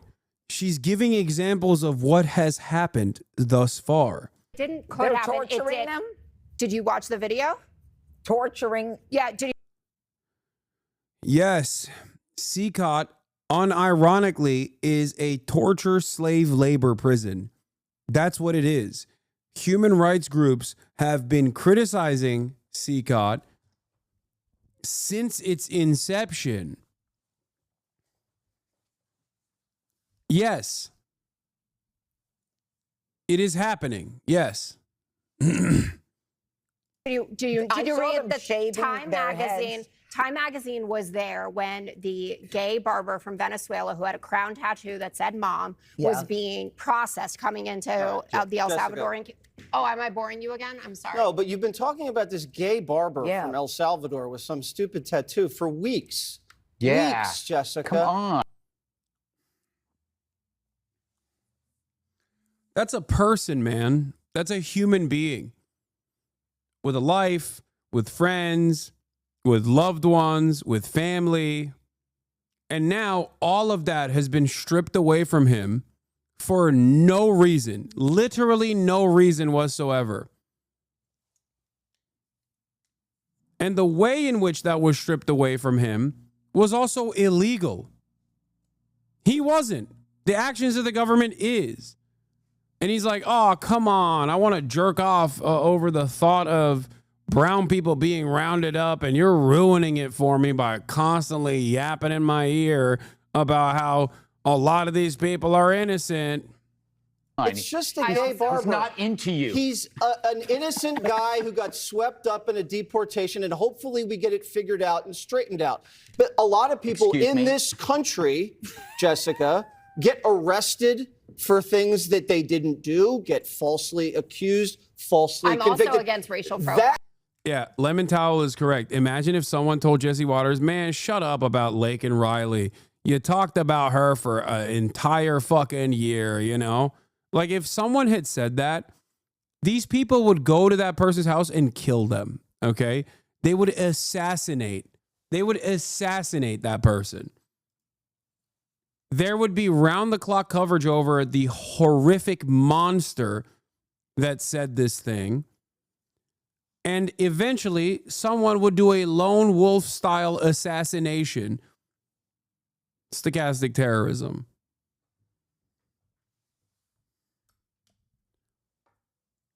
That doesn't mean used falsely I'm convicted. also against racial profiling.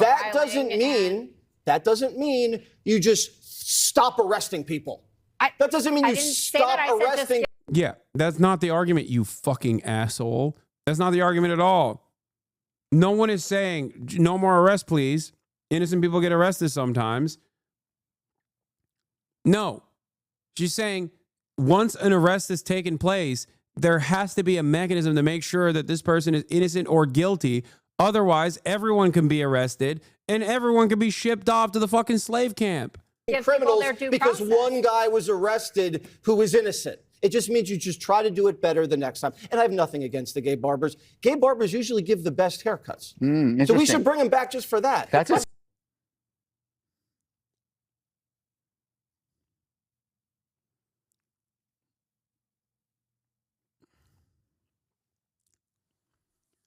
Anyway, with the administrative error, the Maryland man that was sent to El Salvador prison, J.D. Vance also got in on it.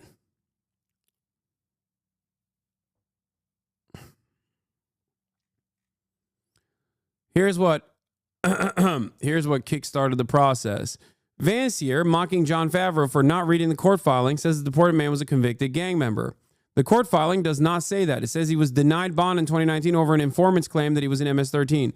That is not a conviction. J.D. Vance, John Favreau says, any comment on this? Marco Rubio, how about you? You just admitted to accidentally sending an innocent father from Maryland to a torture prison, right? And he responded, he reposted that and said, my comment is that according to the court document you apparently didn't read, he was a convicted MS-13 gang member with no legal right to be here. My further comment is that it's gross to get fired up about gang members getting deported while ignoring citizens they victimize. Okay? And then he and the actual fucking court filing does not show what he claims it shows. Kyle Cheney responds, senior legal affairs reporter for Politico, says Vance here, mocking John Favreau for not reading the court filing, says the deported man was a convicted gang member. The court filing does not say that. It says he was denied bond in 2019 over an informant's claim that he was in MS-13. That is not a conviction. The issue is not whether Abrego Garcia was removable. It's that the court agreed he shouldn't be sent to El Salvador. The administration has scoffed at the notion there have been errors in March 15 flight determinations. But here they acknowledge one.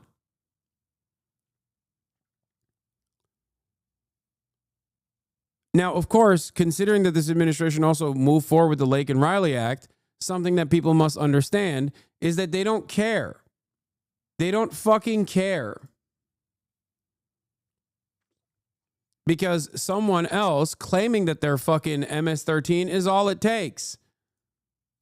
Someone suspecting you of doing a crime is all it takes for you to be deported.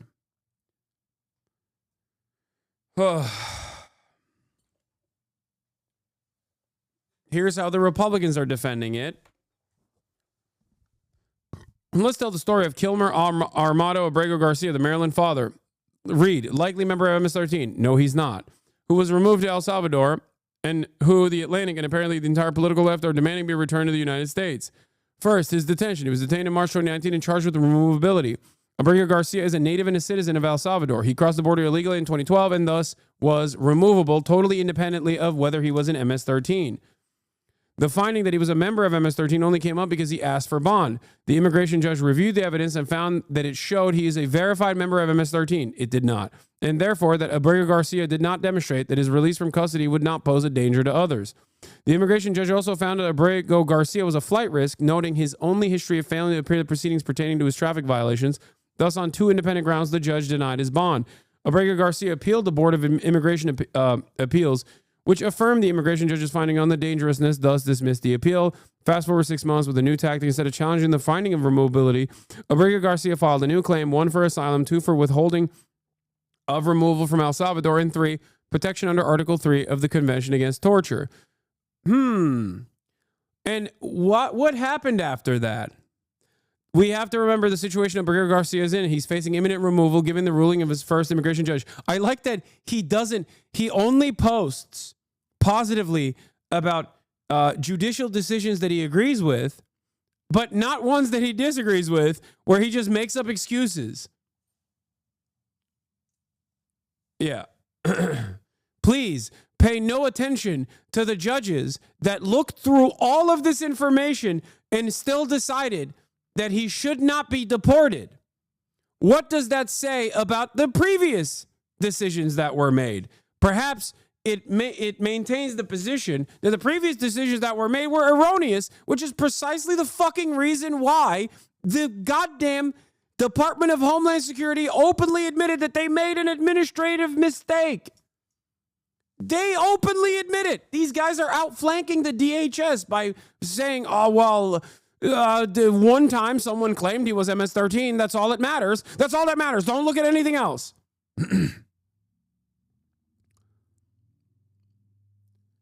Yeah. At his hearing applying for asylum, he testified he fears return to El Salvador because the 18th Street Gang was targeting him and threatening him with death because of his family's pupusa business. He argued that the gang was extorting his mother, which is a common practice for MS-13, by the way, which is such a common practice for MS-13 that the American fucking federal immigration judge also was like, yeah, that makes sense.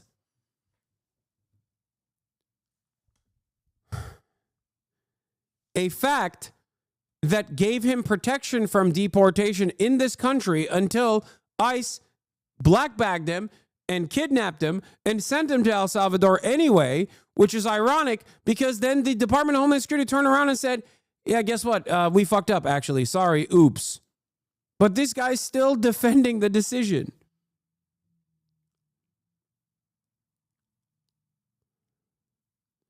Despite the convenience, also, by the way, of course, they never reported anything to the police. Still, he fears for his life 8 years later. He testified, even though the family had closed down the pupusa business. I wonder why they did that.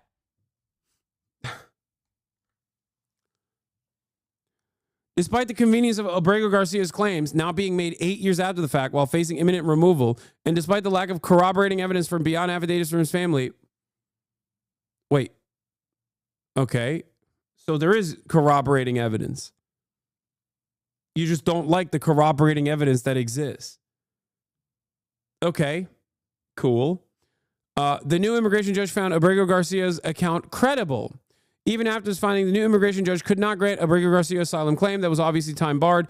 Ergo, Abrego Garcia does not have legal status in the United States. However, Abrego Garcia was granted a withholding of removal from El Salvador or to El Salvador. That is not a legal right to stay in the United States, only a legal right not to be removed to one specific country. Any third country would be sufficient. A withholding of removal, as far as I understand, I might be wrong on this, I'm not an immigration attorney, has a higher fucking proof. Like it has a higher standard of proof than asylum even. Which means if a withholding of removal to El Salvador was granted to him, that requires a higher burden of a higher threshold of proof than fucking an asylum status. What are you saying, Will Chamberlain? So that's the issue. The United States didn't make an administrative error, the removal to him to El Salvador when they were withholding the removal to El Salvador. But that begs the question, could the administration terminate his withholding of removal? Oh my God.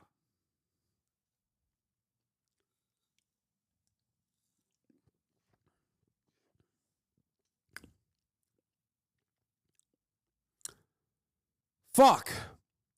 But getting back to the matter at hand, J.D. Vance responded to Kyle Cheney, a legal affairs reporter, is apparently unable to or unwilling to look at the facts here. In 2019, an immigration judge under the first Trump administration determined that the deported man was, in fact, a member of MS-13 gang. He also apparently had multiple traffic violations for which he failed to appear in court. A real winner. That is literally not enough to deport someone. You fucking animal. That's the crime. Aside from allegations that were later found to be erroneous, okay, the crime is failing to appear in traffic court. It is telling that the entire American media is going to run a propaganda operation today, making you think an innocent father of 3 was apprehended by a gulag. Here are the relevant facts. The man is an illegal immigrant with no right to be in our country. An immigration judge determined he was a member of MS-13 gang. He did not. Because he is not a citizen, he does not get a full jury trial by peers. In other words, whatever due process he was entitled to, he received. He edited the original post because he had said that the determination was made under the Biden admin. It had not been.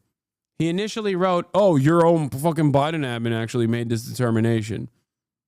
Here it is. Here's the initial post. No, this is not the initial post. Where the fuck's the initial post? God damn it. Yeah, here. Kyle Cheney, illegal in 2019, an immigration judge under the Biden admin determined that the deported man was in fact a MS-13. Yeah, also, you're right. Jay Mershon is right. J.D. Vance is not being a dumb fuck here. He's a Yale-educated lawyer. He is deliberately manufacturing consent. Or, in this case, fucking lying. Okay? He knows exactly what took place here. He's just fucking lying. He's a dumb fuck for saying Biden in 2019, ironically enough.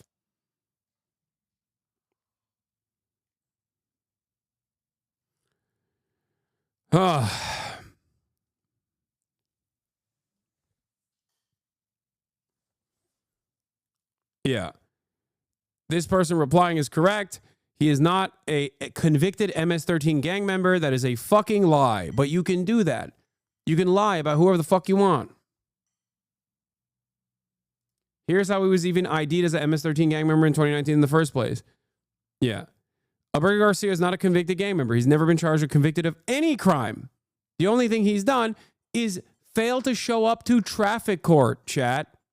Police accused him of being MS-13 after stopping him and 3 other men for allegedly loitering outside of a Home Depot where he says he'd gone to apply for a job. It was his first time and only time in state custody. Law enforcement separated the men and interrogated them about gang membership. They told Abrego Garcia he could leave if he gave them information, which he said he didn't have. One of the other men pointed the finger at Abrego Garcia and accused him of being affiliated with a gang that operates in New York, which he's never lived in. That, along with the fact that he was wearing a Chicago Bulls hat and a hoodie, is the evidence law enforcement said showed he was in a gang. The standard for evidence for a cop to fucking assume that you are a criminal is already low. The standard of evidence for ICE is just you're fucking brown. That's it. I swear to God, that's it. Everything else is make-believe. Okay? I'm telling you right now, they literally don't care. They're like, oh, you're Mexican. Oh, you're El Salvadoran? Doesn't matter. You're Mexican now. That's literally it. You just look Mexican enough and they will fuck you. The cops already do that for black people and brown people in general. This is on steroids, okay?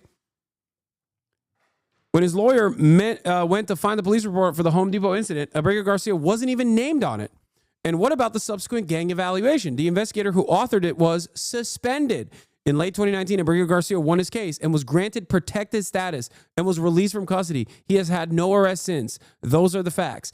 Vance complains a lot about dishonesty and fake news, and here he is spreading an outright lie about someone the administration he's serving in just mistakenly sent to a third world prison without due process, a staggering level of incompetence. He should be deeply embarrassed.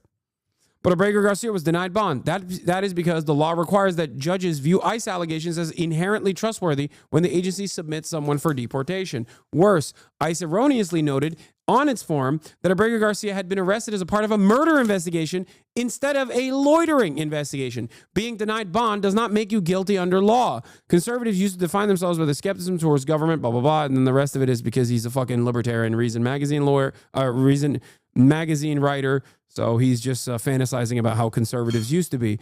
Liberals and libertarians at Reason Magazine fantasize about a conservative movement that never existed and will never exist. But that's besides the point. Everything else is correct. Mind you, they're outflanking this. Yeah, exactly.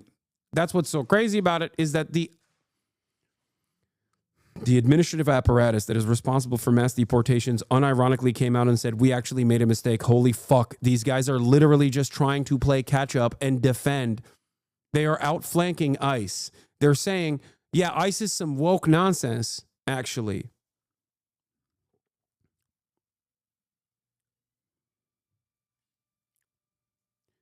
This story is fucking insane.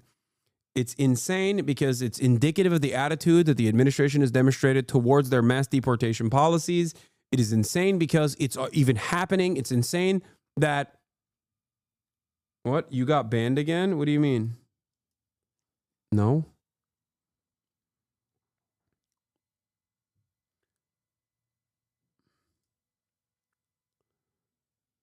It's insane every step of the way.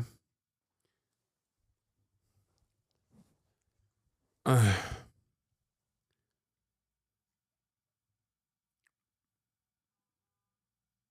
you typing with the screen off and audio off? Yeah. In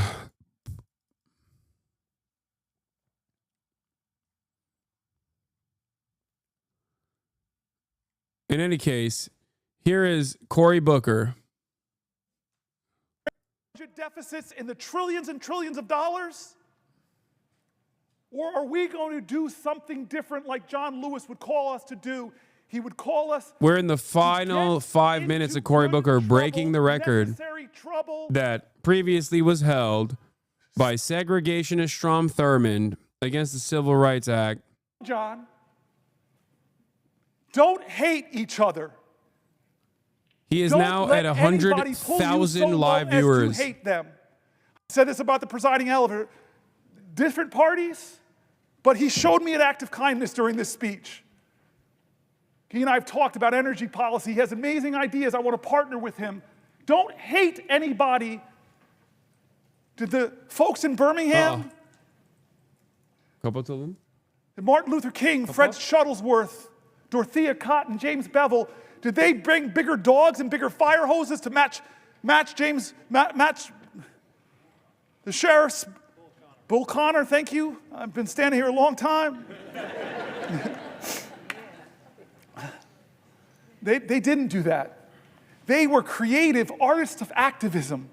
They called. Dude, libs are going crazy mode over this, by the way. They're locked in. They're dialed in. They love this. 140,000 on the Associated Press. The one good thing about this, I will say, the one good thing about this is that there is appetite for a lot of people. There is appetite from a lot of people that want to see Democrats do something, anything. Now, of course, this is still, you know, it's an optics play in general. And I hope the lessons that the Democrats learn from this isn't make an optics play with no tangible results, but instead to actually recognize that people are very angry, people have a lot of resentment towards this administration, and to organize and to mobilize. I do fear that liberals will only learn the wrong lesson from this. But as long as this is a democracy, that we can still protect the power of the people is greater than the people in power if they use their power. Is a great African-American woman author once said, the most common way people give up their power is not realizing they have it in the first place. I've been calling out names, folks, to tell them they have power. I read the stories of Deanna, of Wendy and Cassie, of Tanya, of Cameron, of Jean, of Susan, of Edna, of Randy, of Dylan, of Teresa, of Pamela, of Sally, of Mike, of Carol, of Rosemary, of Danielle, of Judith, of Elizabeth, of Sandra, Alicia, Maggie, Nibel, Laura, Michael, Robin, Mary, Allison, Ash, Roseanne, Carrie, Samantha P., Raphael, Will, Anthony, Sean, and so many more. I read their stories here because while we were elected, they are the power of our country. I've made mistakes. We all have. Both parties have a lot of mistakes to account for. The ballast of this country, what will anchor us to our ideals, what will call us to new heights, lift our heads, lift our hopes, what will call us to rise is each other. We need each other. We need a greater love in this country. We need a greater fight in this country. We need a greater determination. We can't act as if this is normal times. These people's stories that I wrote were calling out for help. Senator, help me. Someone help me. I'm in danger of losing my health care. Someone help me. I'm a veteran. Look what happened to me. It's not fair. I fought for this country. Help me, help me. I'm worried about my Social Security. And the rural office I go to is being closed. Help. People calling out for help. And what Americans do when people are calling out for help? They built an infrastructure. The greatest project ever, called it the Underground Railroad, where Quakers, white folks, joined with black folks to shuttle people to freedom. What did they do when people were worried and fearful? They called people together from across our country. Let's have a conference. Let's go to Seneca Falls. What did they do when they faced violence?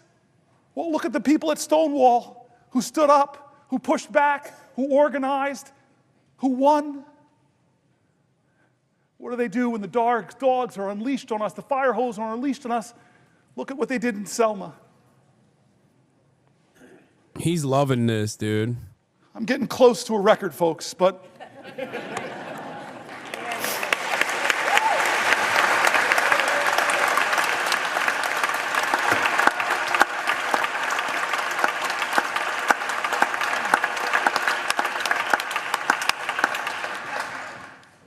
there's a room here in the Senate named after Strom Thurmond.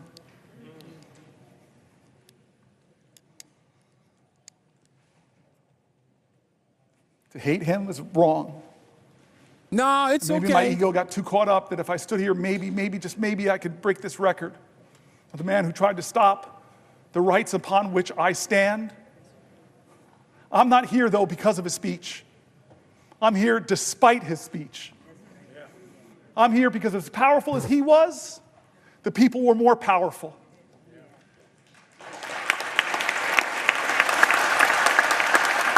Like, the irony is that Strom Thurmond did that for a specific purpose, right? So that, you know, people like Cory Booker, black people, would never be able to, you know, would never have the same liberties as white people. Decades later, he was a congressman. Like, Cory Booker's doing this right now in this very moment against no bill, no policy. I heard about this story when I was in the car in Georgia with him. It is so. What did you do, John? This man that so viciously beat you. Perfectly Democrat Party, like modern day Democrat Party. By the way, Strom was also a Democrat, ironically enough, a Dixiecrat. What did you do? And a good Christian man of faith, simply said, every one of us needs mercy. Randy Fine won. Every one of us needs redemption. Against Josh I forgave Whale. him. I hugged him. We wept. And I looked at the boy. Damn, they came in fucking close.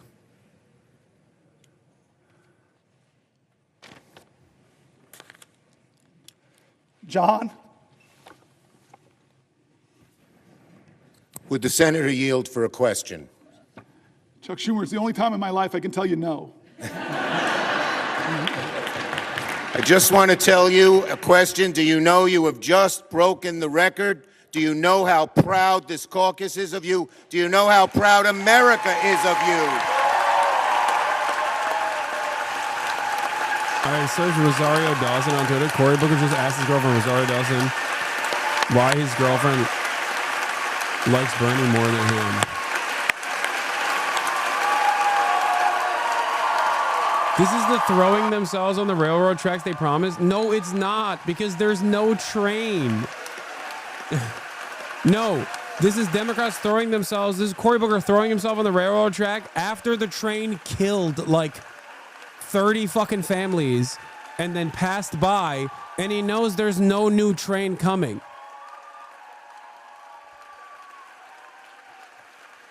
And it's crazy that, oh God, liberals are eating, dude. Liberals are eating this. We all laughed at him, but who's laughing now? Ladies and gentlemen. I don't even like Cory Booker, but this is exactly the kind of performance shit Democrats should have been doing when there's more substantial option available. Also, this is why it's nice to have senators under the age of 70. I mean, that is true. Sir does not wish to take away from this moment, but I think the best way to honor this great accomplishment to our guests in the gallery, to make a rare exception and let you stand to show your appreciation, I will not constrain my fellow senators. Thank you. I'm Chuck Schumer. I have yielded for a question, and you asked me, did I know? I know now.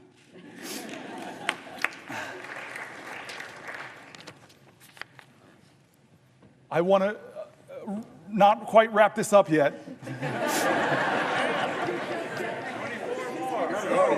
I don't want to wrap this up yet. My mom's senator. My mom's been watching. I know Catherine Cortez Masto has a podium in front of her. She can give me a rest. I'd like to go a little further if we can, just a little further. I love, and again, I know people are trying to train each other, and all of our media operations, they give the worst images of the people of the other party. But I want to tell you, one of the funny tweets my staff gave me is something Ted Cruz said. Is he's around 19, 20 hours, he said, maybe I should pull a fire alarm. He's going to break my record. I'm going to pause in a moment. How is this a filibuster if it's not filibustering anything? Is it just yapping? Yes, it is. My mother, but I do want to just say again, 2 points to make if I can. One is how grateful I am. So do you hate this stuff? Because I don't know personally. When we decided to do this the only days thing ago, that I get annoyed by is that Democrats think this is a pure optics play, which is fine. I don't have an issue with a pure optics play. Okay? But Democrats, like the base, will get really excited at this and will go, oh, okay, you've given us nothing, but we're happy that you're at least like wasting energy. He's not delaying anything. There's no like bill that he is delaying.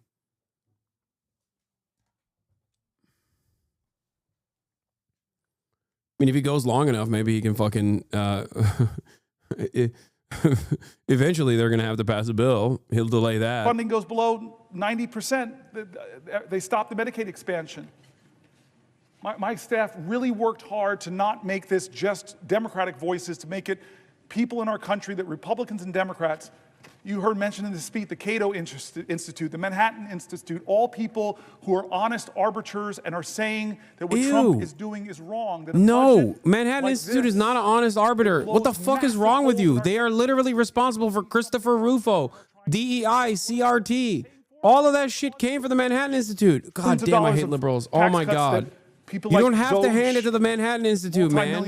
Even with Cato, when it comes to fucking immigration, sure, but Cato is a libertarian think tank. The fuck are you talking about? They did such a good job bringing together authorities on both sides of the aisle. I just want to thank them. I want to thank my cousin Pam and my family. Cousin Pam, like Chris Murphy, was here for the whole time. I want to thank Chris Murphy again.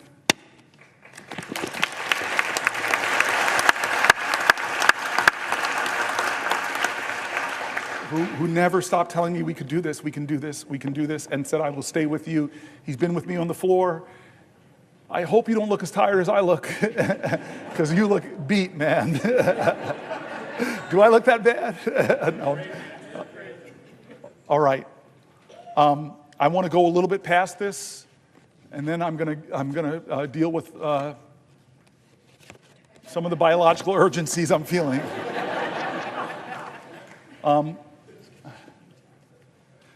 But I'm going to wait here because I have the power, I have the floor. Somebody has to ask me, perhaps from my mom's state, the way that's supposed to work.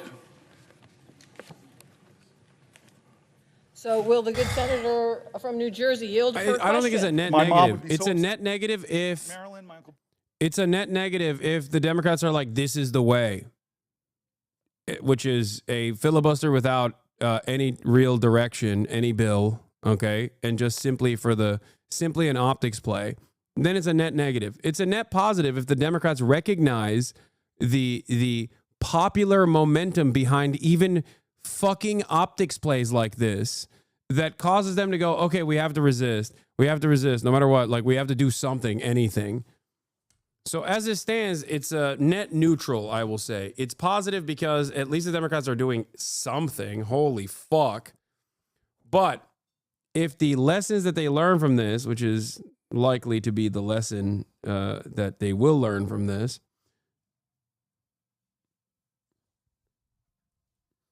is that we don't really have to do anything. We just have to like optically make moves like this, like make PR moves like this and say Trump is bad.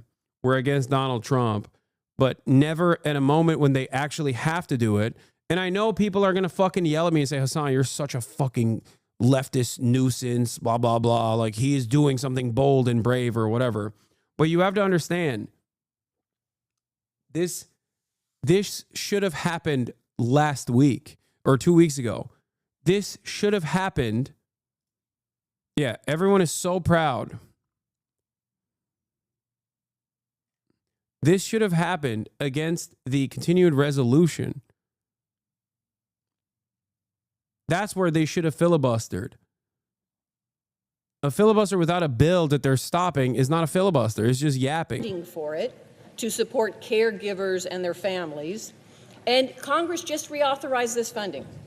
And now we have a president that has stopped I'm not the one homie that's too woke, man. I'm doing telling to you try actually Alzheimer's. what this And I bring is. this to your attention. I want to add praise and appreciation for Senator Booker. Hope he's able to keep going. Props to them asking him questions. Thank you, Senator Booker. You're such an inspiration. Yeah, people are that fucking desperate. I look at this. It's symbolic, you idiot. Wait, what? And she died at a time in Las Vegas when there That's was what I'm not saying. enough research, when there was not enough health care. Yeah, I'm the one who's saying it's symbolic.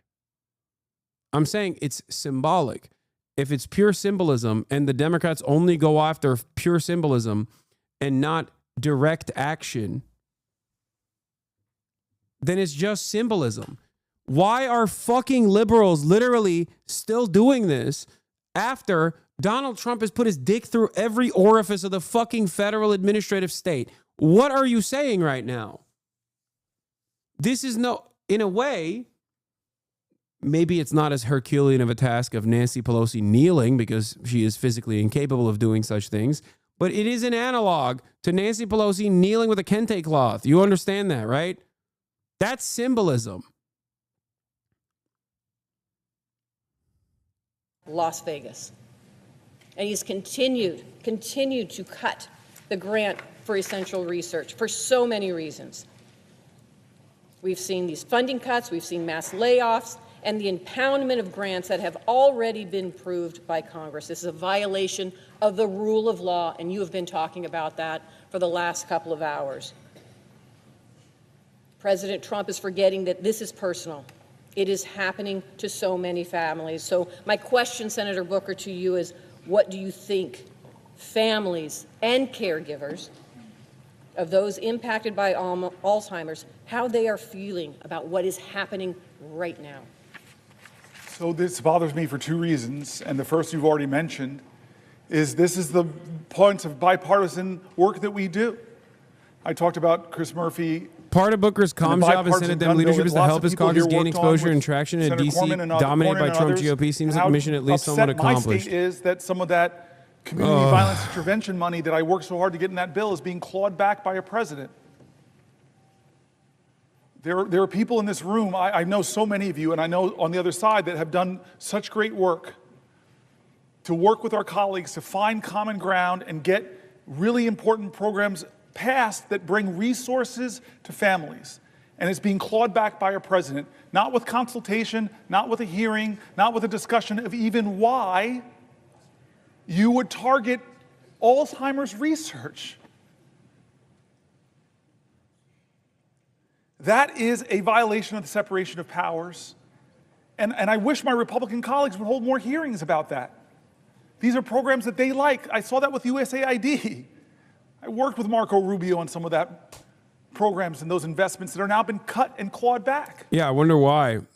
So it's a separation of powers issues. It's an offense to the common goals that we share in this community of leaders.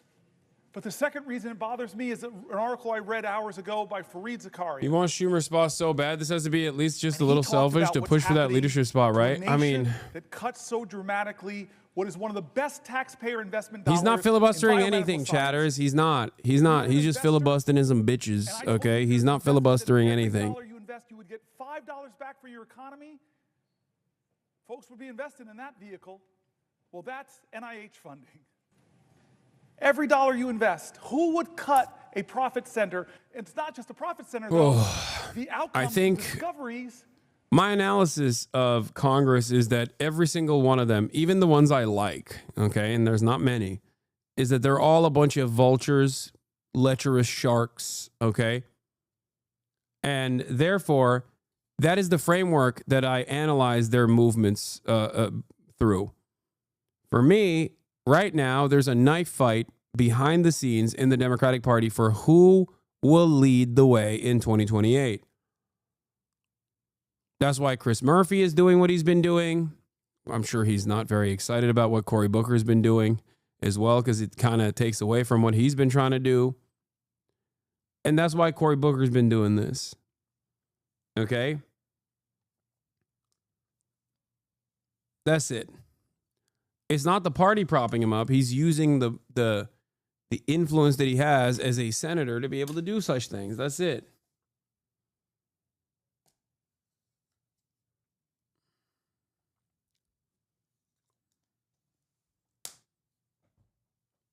Yeah, that's also the reason why Chuck Schumer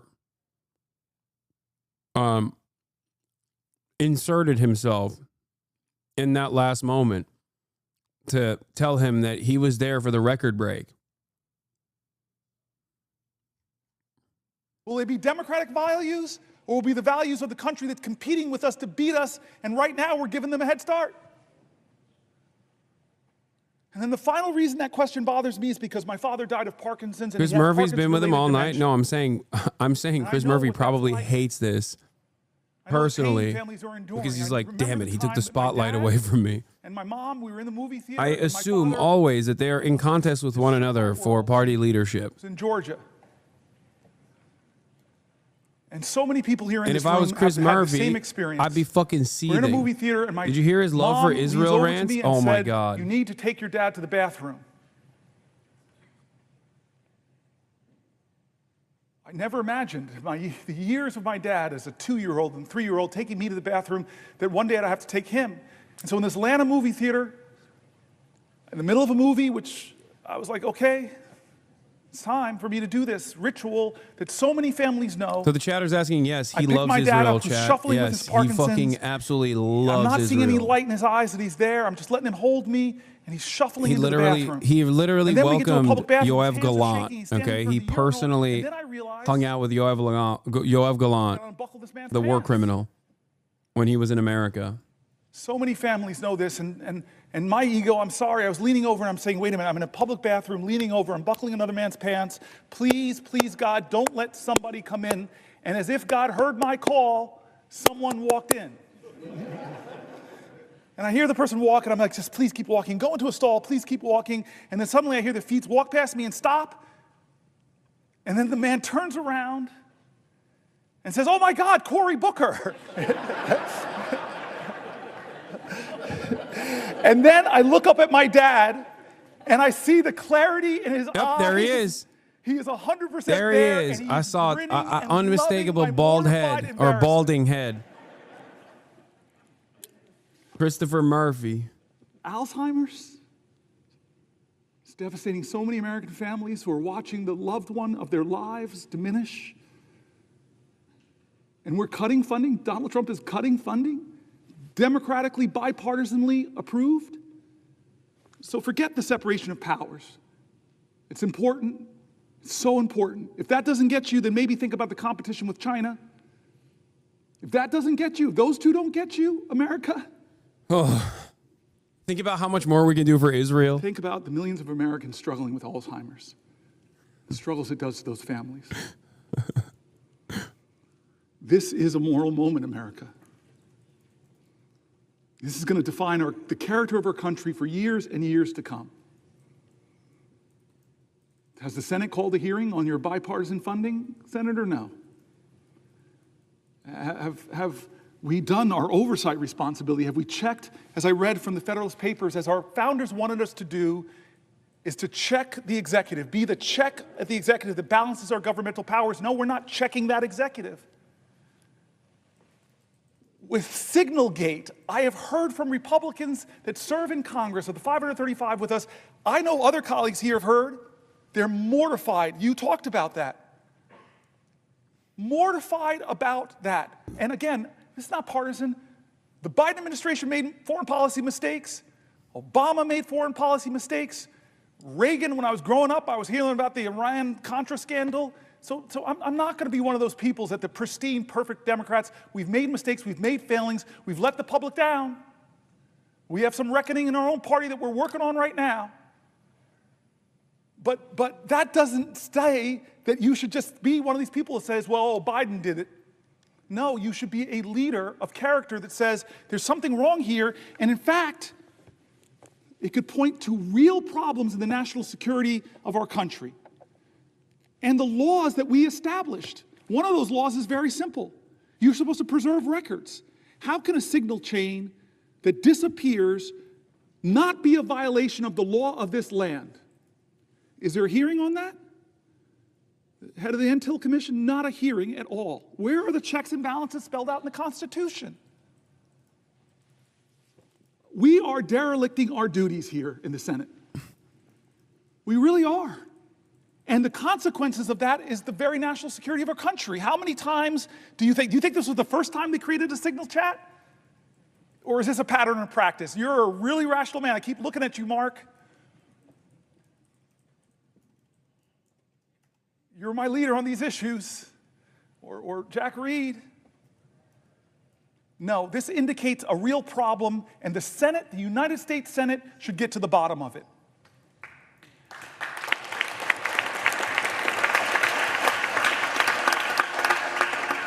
This is a moral moment. I keep saying it's a moral moment. Who are we going to be? What's going to define us? And it's time not for the typical tribalism. It's time for leaders to start standing up and saying, you know what? We can go a different way. We can imagine a different country. That's why I pointed out the new leader of the Democratic Party on the House side. We're a different generation. There's a rising generation of people. I've talked about my friend who wrote this great book, Abundance. There's a whole bunch of new ideas out there that are about the future, about the possibilities, about the hope, about the greatness of America, not the greatness that is braggadocious, not the greatness that says, I'm better than you, not the greatness that says, only I can fix things. That's not the America we want. We want America that says, we the people. An America that says, e pluribus unum.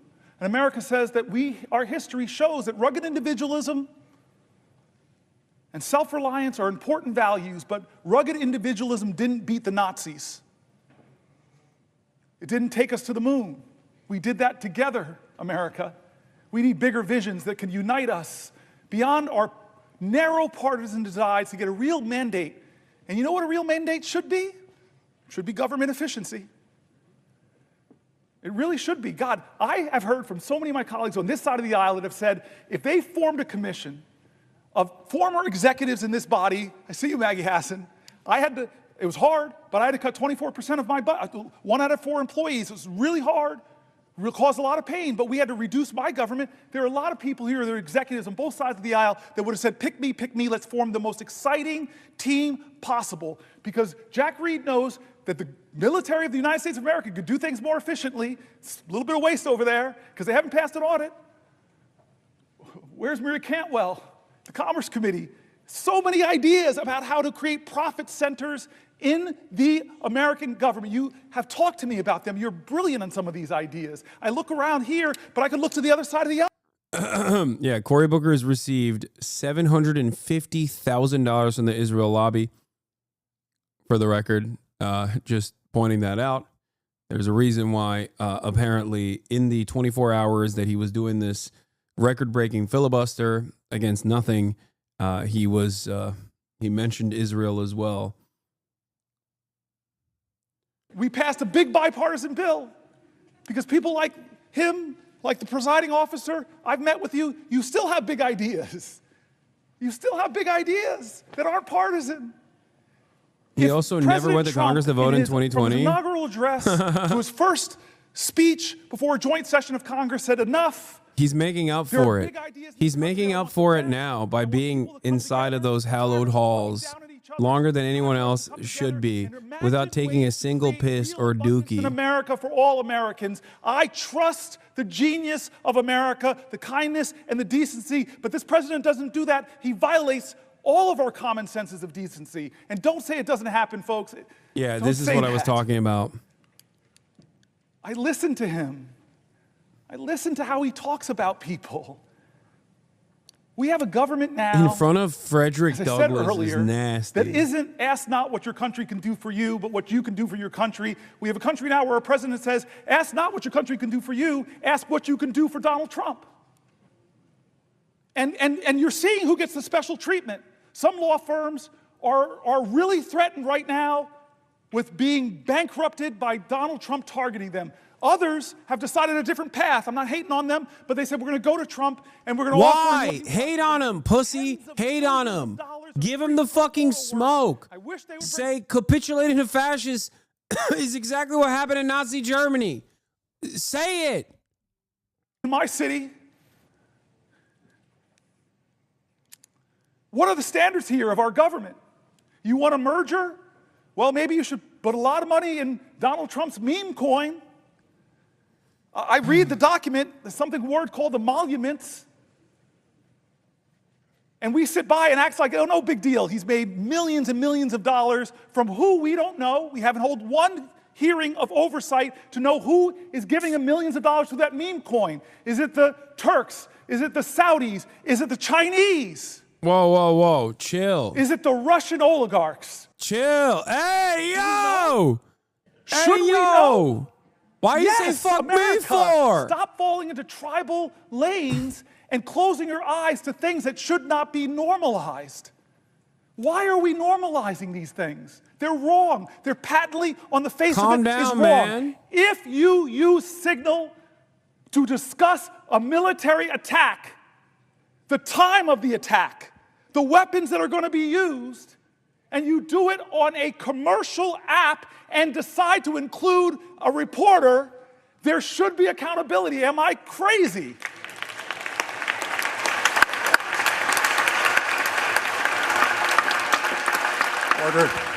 Order.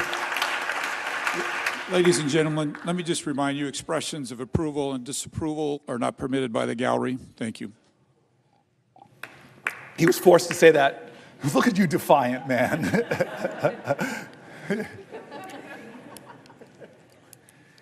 No, bad. The Senate and the House should be checks and balances on the President of the United States. The Senate and the House should not allow business as usual in this moment Anneme dönüştü. when the President is insisting that no one has the power to check and balance him. When a judge does it, when a judge decides on the soundness of his legal observations to have a ruling, and then the President of the United States doesn't appeal the ruling like most people kind of do, but starts to drag and insult and threaten that judge with impeachment. And some people, astonishing to me, in our government said, oh, that's right, we should impeach this guy. That's not a question of left or right, that's a question of right or wrong. We're normalizing this behavior. We're letting him do things that Republicans and Democrats should say together are wrong. You live with your mom? Sometimes. So and my I dad. want to say, I'm going to stop soon. And my brother. Well, the for a question? Oh, yes. God bless you. I will yield for a question while retaining the floor. What happened to the top of the hour ad breaks? I stopped running them, but you can still subscribe, regardless of whether or not we're at the top of the hour. I stopped running ad breaks at the top of the hour or in the middle of the hour when my contract ended, when my contract expired.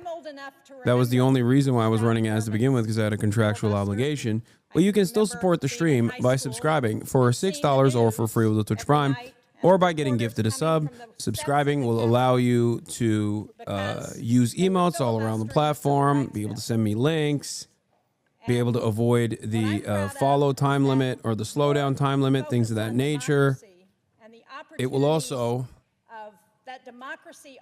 maintain my editorial independence. Thanks to H3, the ADL, and D. Saltman, no. I could still run ads as long as I switched it off of the political category. So I'm proud of that. So no, it's not because of them at all.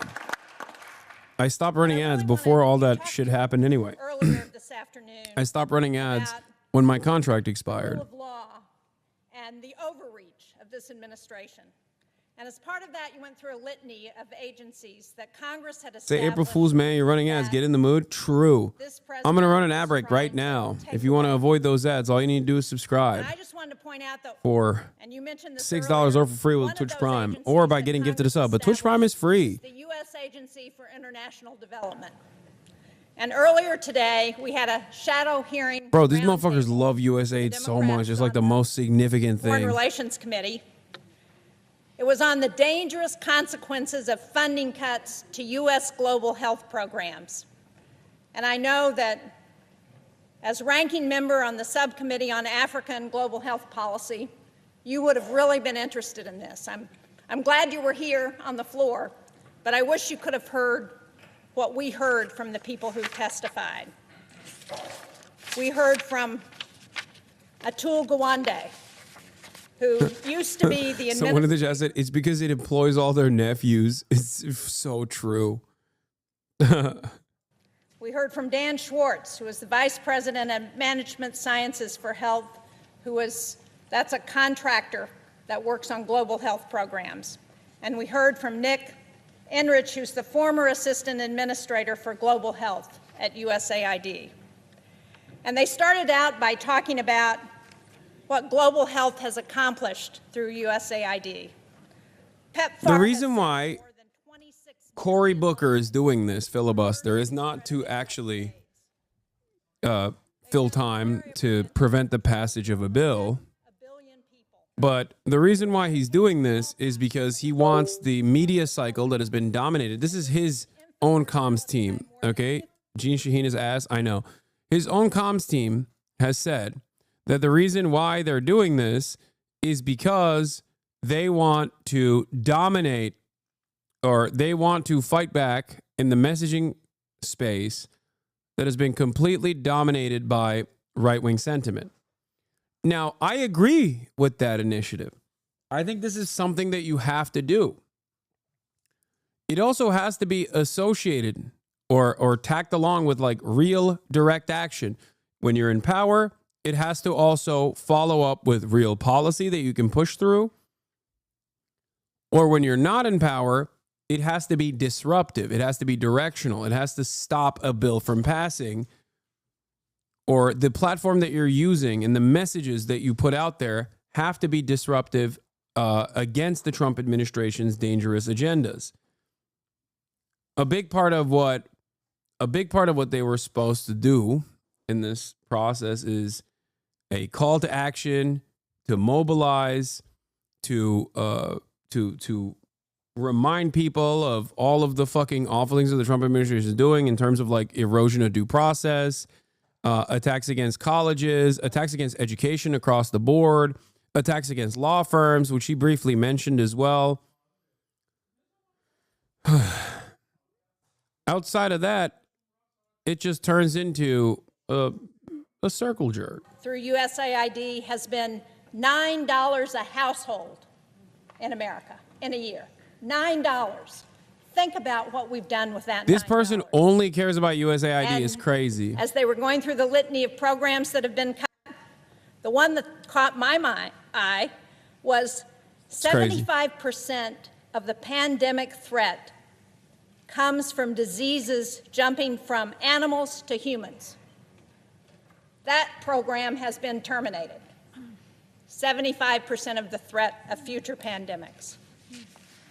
So, as we think about rule of law and the overreach of this president, would you agree with me that there has been no consultation with Congress about any effort to move USAID into the Department of State, and that because Congress created this agency, Congress has got to be involved in reauthorizing whatever comes next, and that this president and his Doge boys need to understand that before they take any more steps at USAID?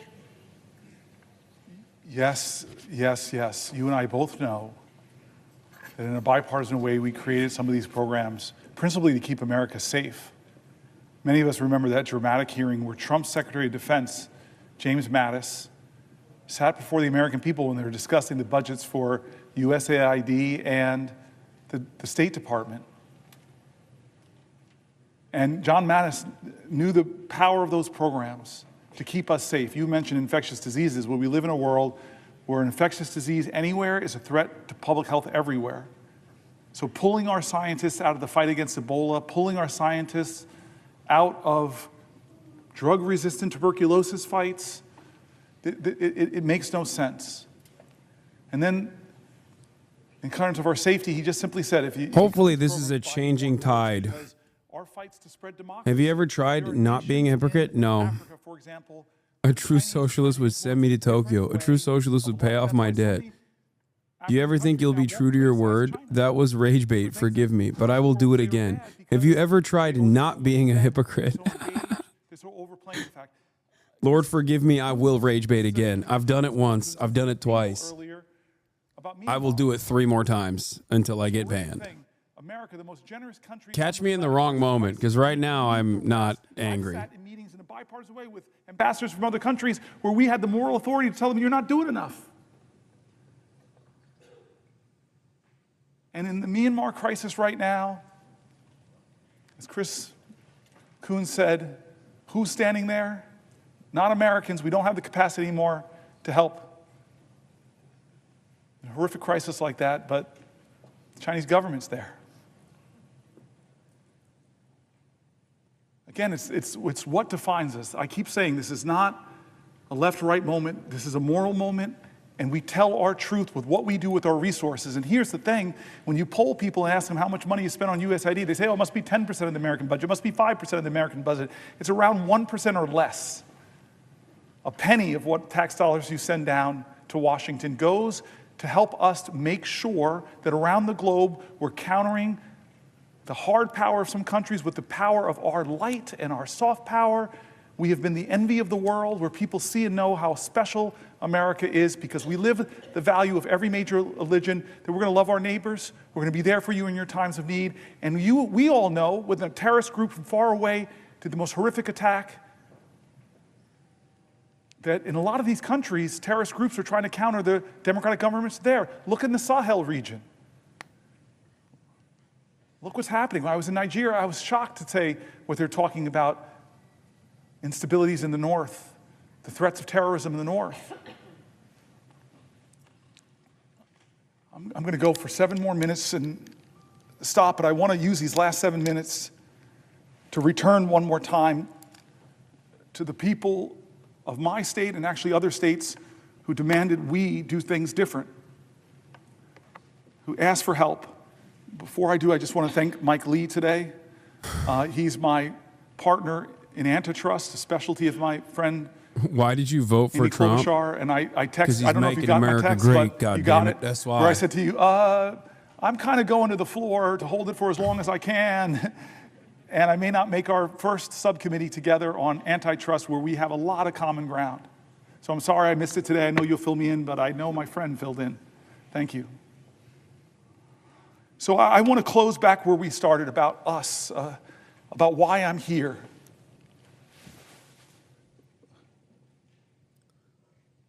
I'm sorry. I know USAID does does have decent programs in terms of combating famine and stuff, but like as this chatter also correctly pointed out, any moment that you spend talking about USAID inside of Congress without simply hyper focusing on like how it's basically another subsidy for American farmers that Trump is taking away is a wasted moment. And every moment that you talk about USAID, instead of talking about the erosion of due process, the erosion of fucking First Amendment rights, things that Americans do definitely care about, or rather the affordability crisis that Trump is only accelerating instead of fixing, even though he claimed he was going to fix it, is a moment wasted.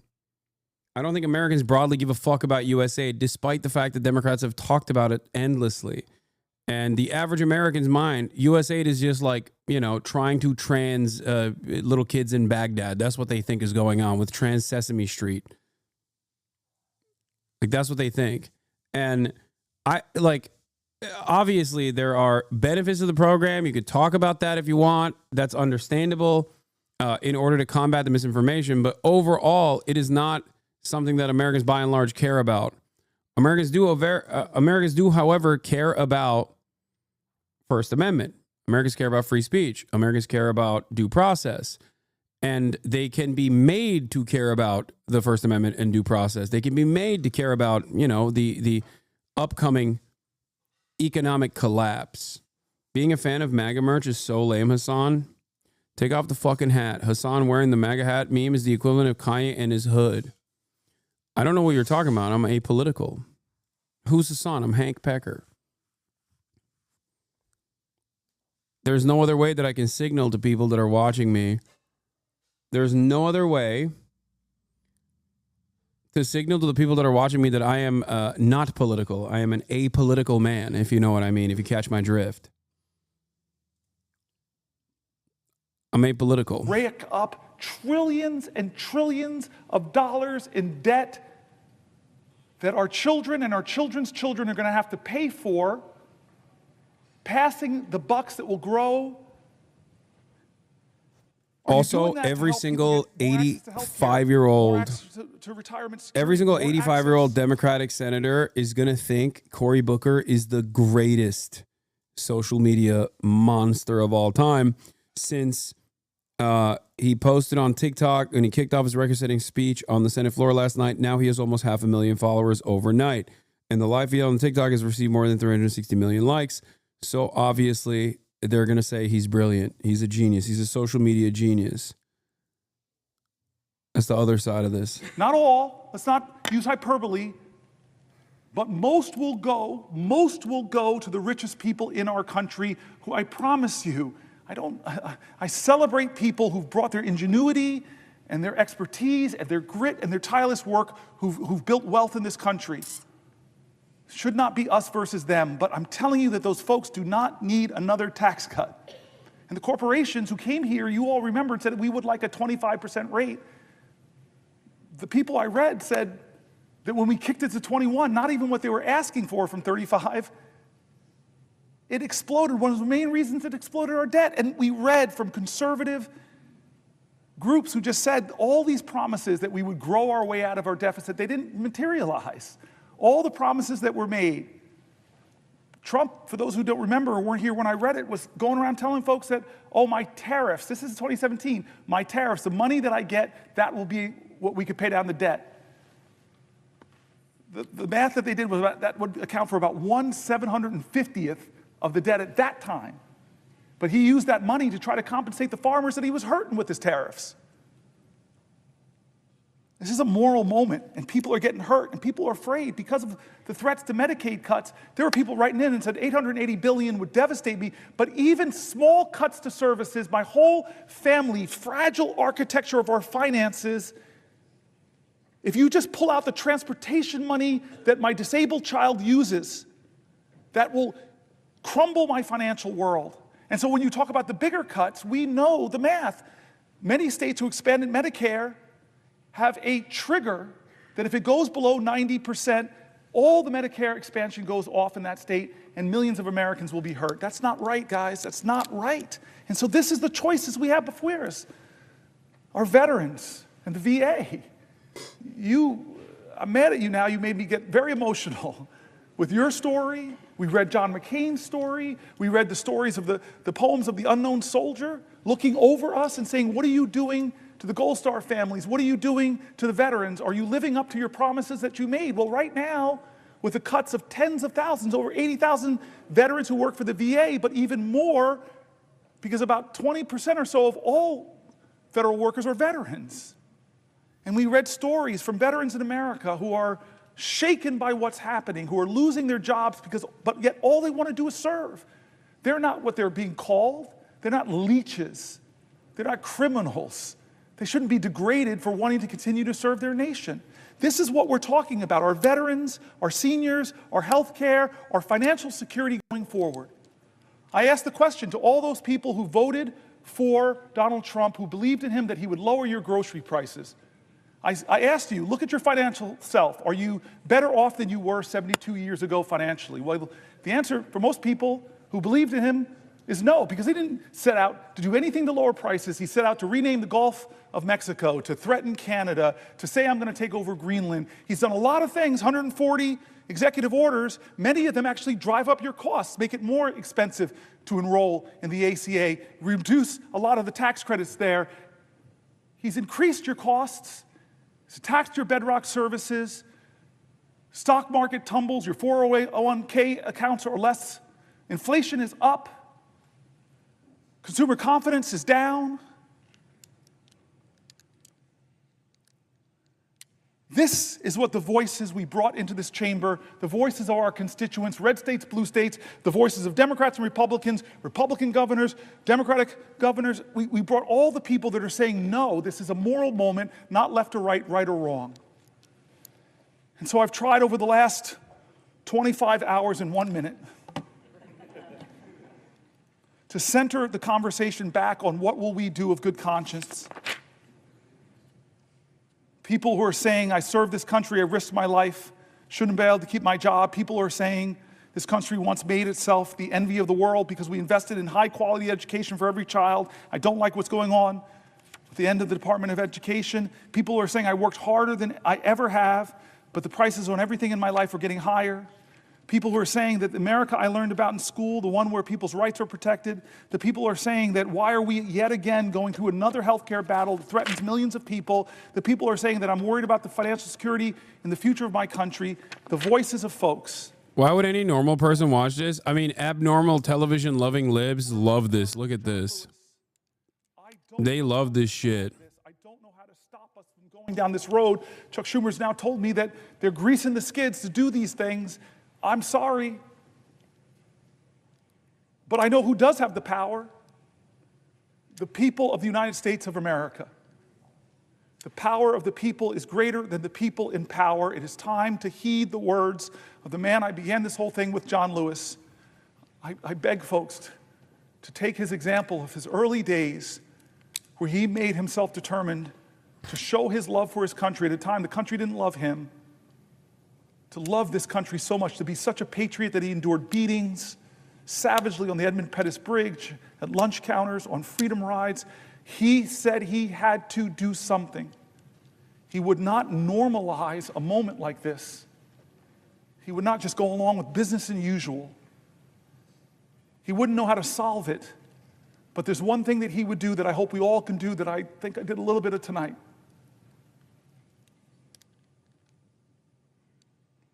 He said for us to go out and cause some good trouble, necessary trouble, to redeem the soul of our nation. I want you to redeem the dream. Let's be bold in America, not demean and degrade Americans, not divide us against each other.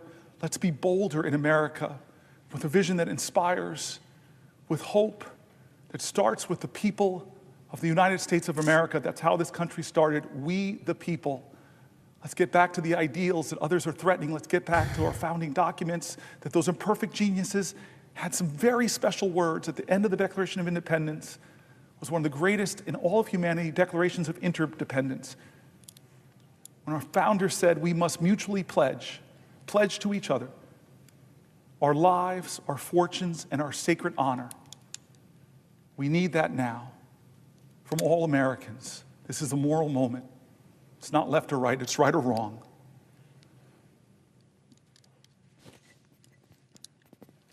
Let's get in good trouble. My friend, Madam President, I yield the floor. Goddamn.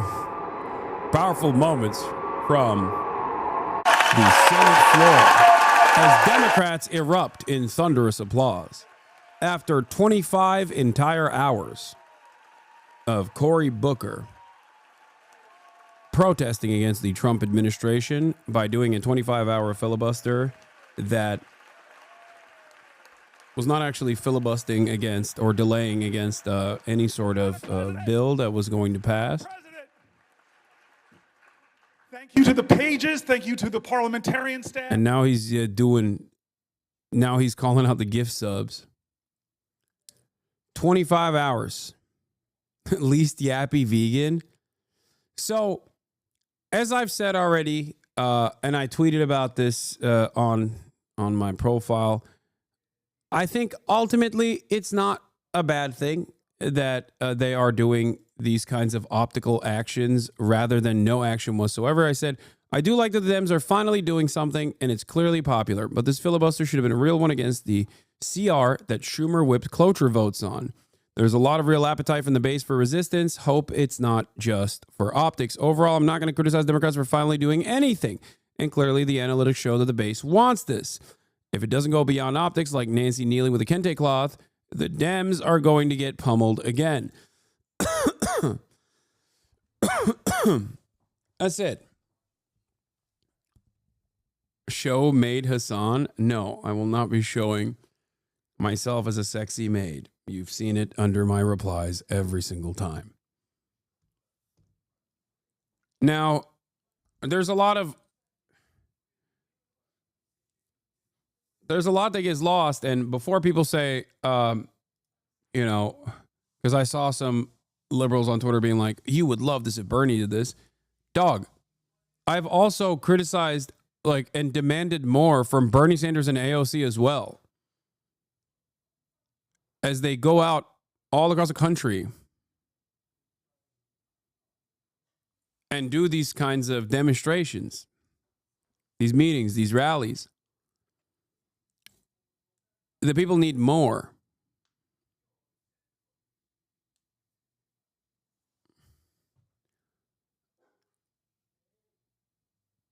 There needs to be more than just words at this point. A proud Iowan. He is a dedicated public servant, an accomplished leader, a loving father. Okay. Anyway, the point is,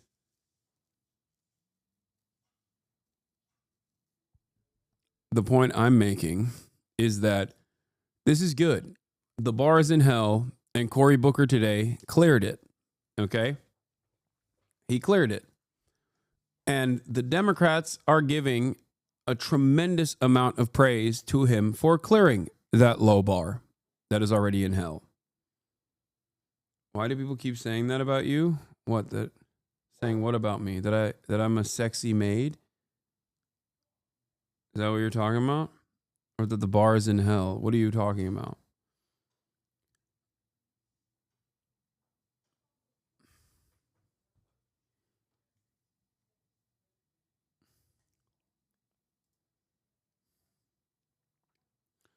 You're wrong on this one. Yeah, they'll use any enthusiasm to cynically push more lib bullshit, and you know it.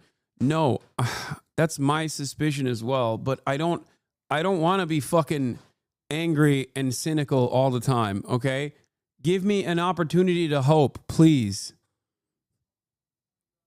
The audacity to hope. Barack Hussein Obama. That's it. I don't think so. I don't think that the Democrats are going to learn a lesson from this, that that they need to do more to resist against the Trump administration. I think the lesson that they're going to learn is if the Dem caucus did half as many hours of each filibusters, they would grind the Senate gears down to a stop for weeks. What Booker did was great, but we need the rest of the caucus to stand up too. That's number one. Number two, that would actually be a hurdle. That would place a hurdle in front of congressional action, which would be good. Okay? That's what we need to do. We need to place hurdles against congressional action and use every moment that you place hurdles against congressional action with good messaging that revolves around key policies that the Trump administration is enacting, the harms that they're committing against the American population.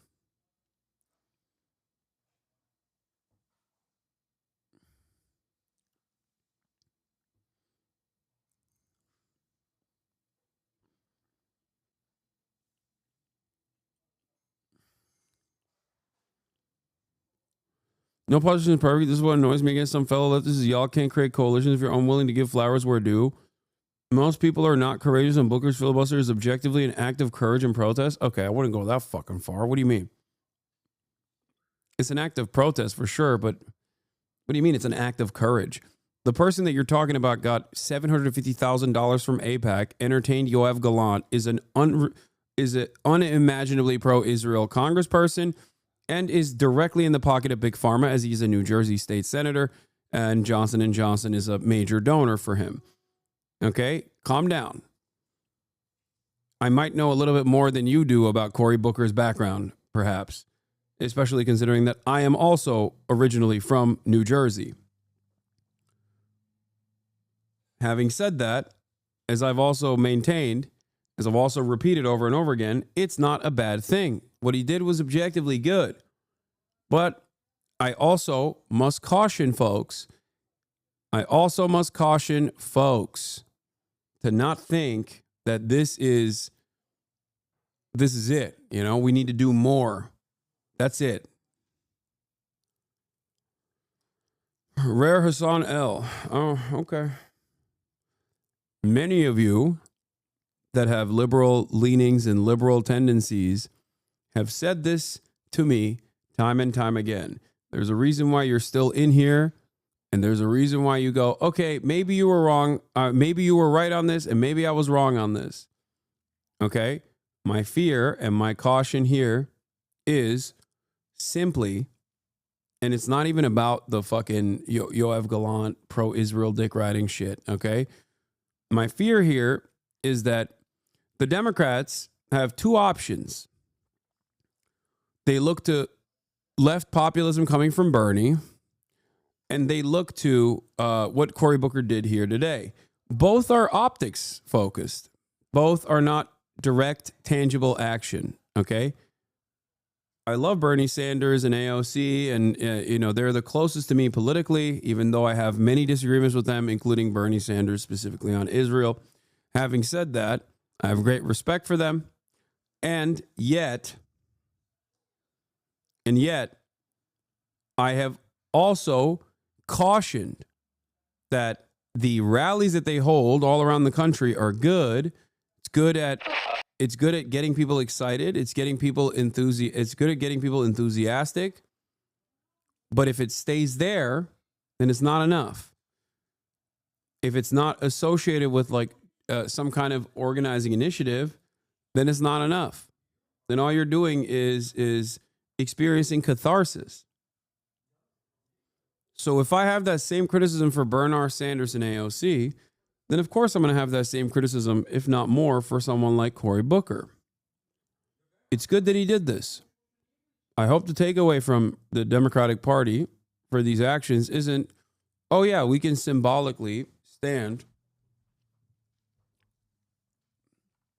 and do a filibuster against no bill whatsoever and just talk.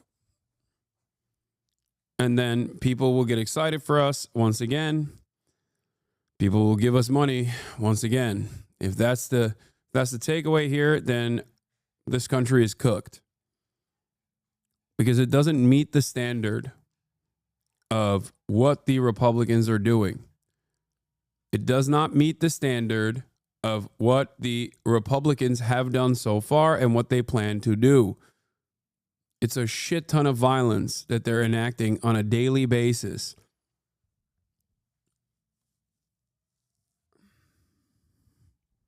You understand? Hey, has anyone checked on Elon recently? Elon Musk.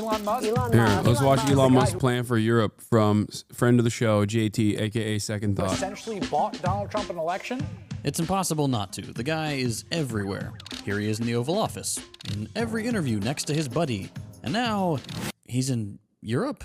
Elon Musk has had private discussions about how the British Prime Minister, Sir Keir Starmer, could be removed from power without an election. Giorgia Meloni is someone that I admire, that has done an incredible job as the Prime Minister of Italy. Fight for a great future for Germany. Fight for a great future for Germany. Go, go, go. If it was weird before that a South African billionaire was running the US government and stripping it for parts, it's only gotten weirder that somehow this doesn't feel like enough power for him.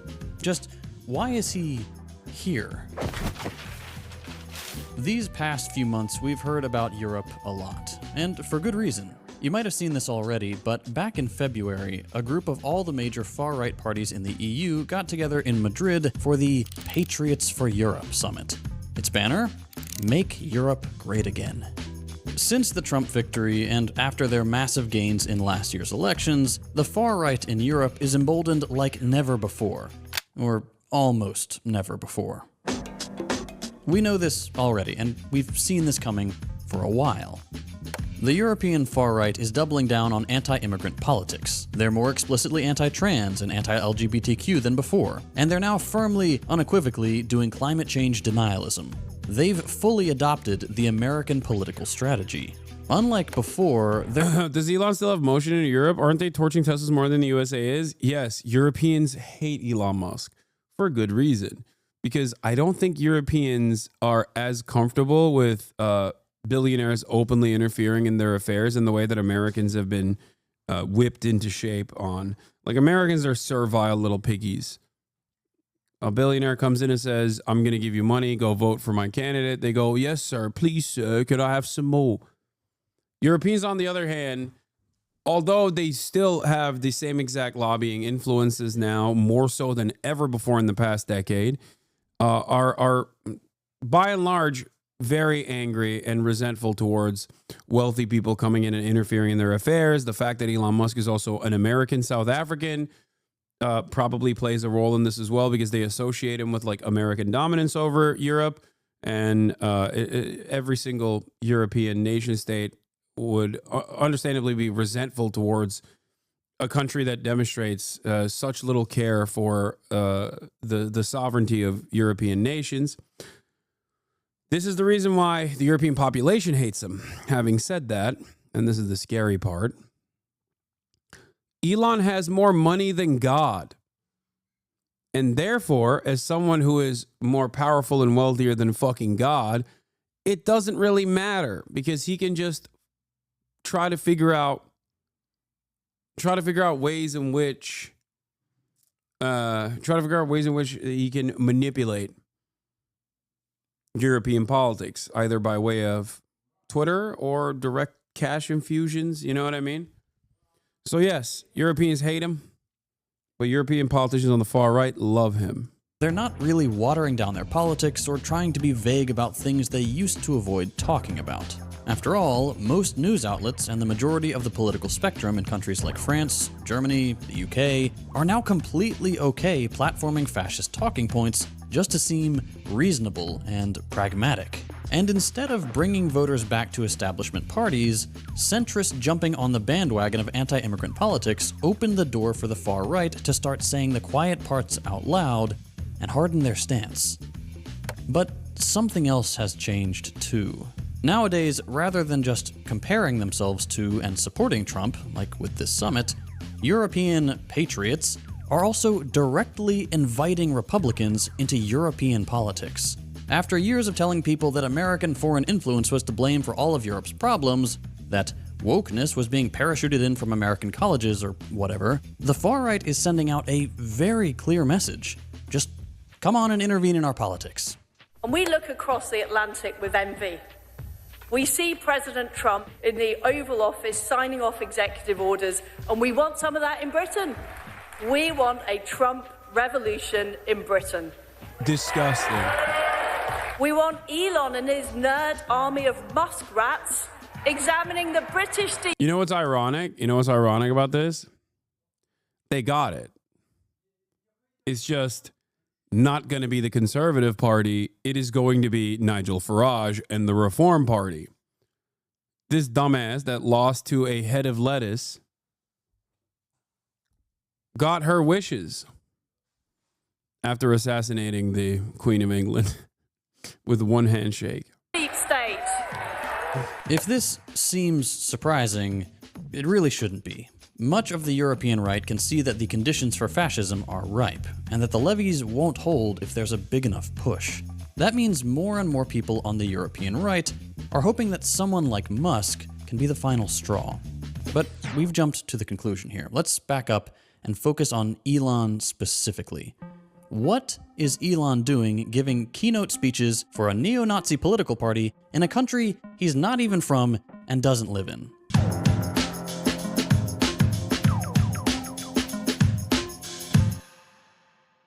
Before we get to the rest of the video, I just want to take a second to thank my one channel sponsor, Aura. We've been working with Aura over at First Thought for a while now, and it's been hands down the best sponsor experience I've ever had. Let me tell you about the service first, and then I'll give you my personal reason for working with these guys. Damn, bro, you sound like he wants to fuck Aura. You might remember that last year there was a massive data breach where hackers stole the social security numbers of just about every American. Dems lost the second election too? I mean, yeah, it's predictable. Jimmy Patronis defeats Gay Valamont.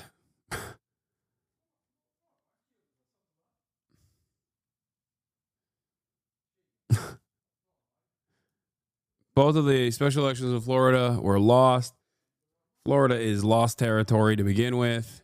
Gay Voldemort lost to Expecto Patronum. And not just social security numbers. Over 2.9 billion records were stolen from national public data. These stolen records include a person's full name, address, date of birth, phone number, and alternate names. Literally everything someone needs to steal your identity, or worse. If you've never been the victim of a data breach before, let me tell you, it's not fun. That stuff is scary, as well as being really intrusive. If you weren't taking precautions with your personal information online before, this should be a huge wake-up call. You've never been more vulnerable online than you are right now. I take this stuff seriously. I've got a 2-year-old daughter, and there are some freaks out there. Thankfully, I don't have to worry about it, because Aura protects me from this exact scenario.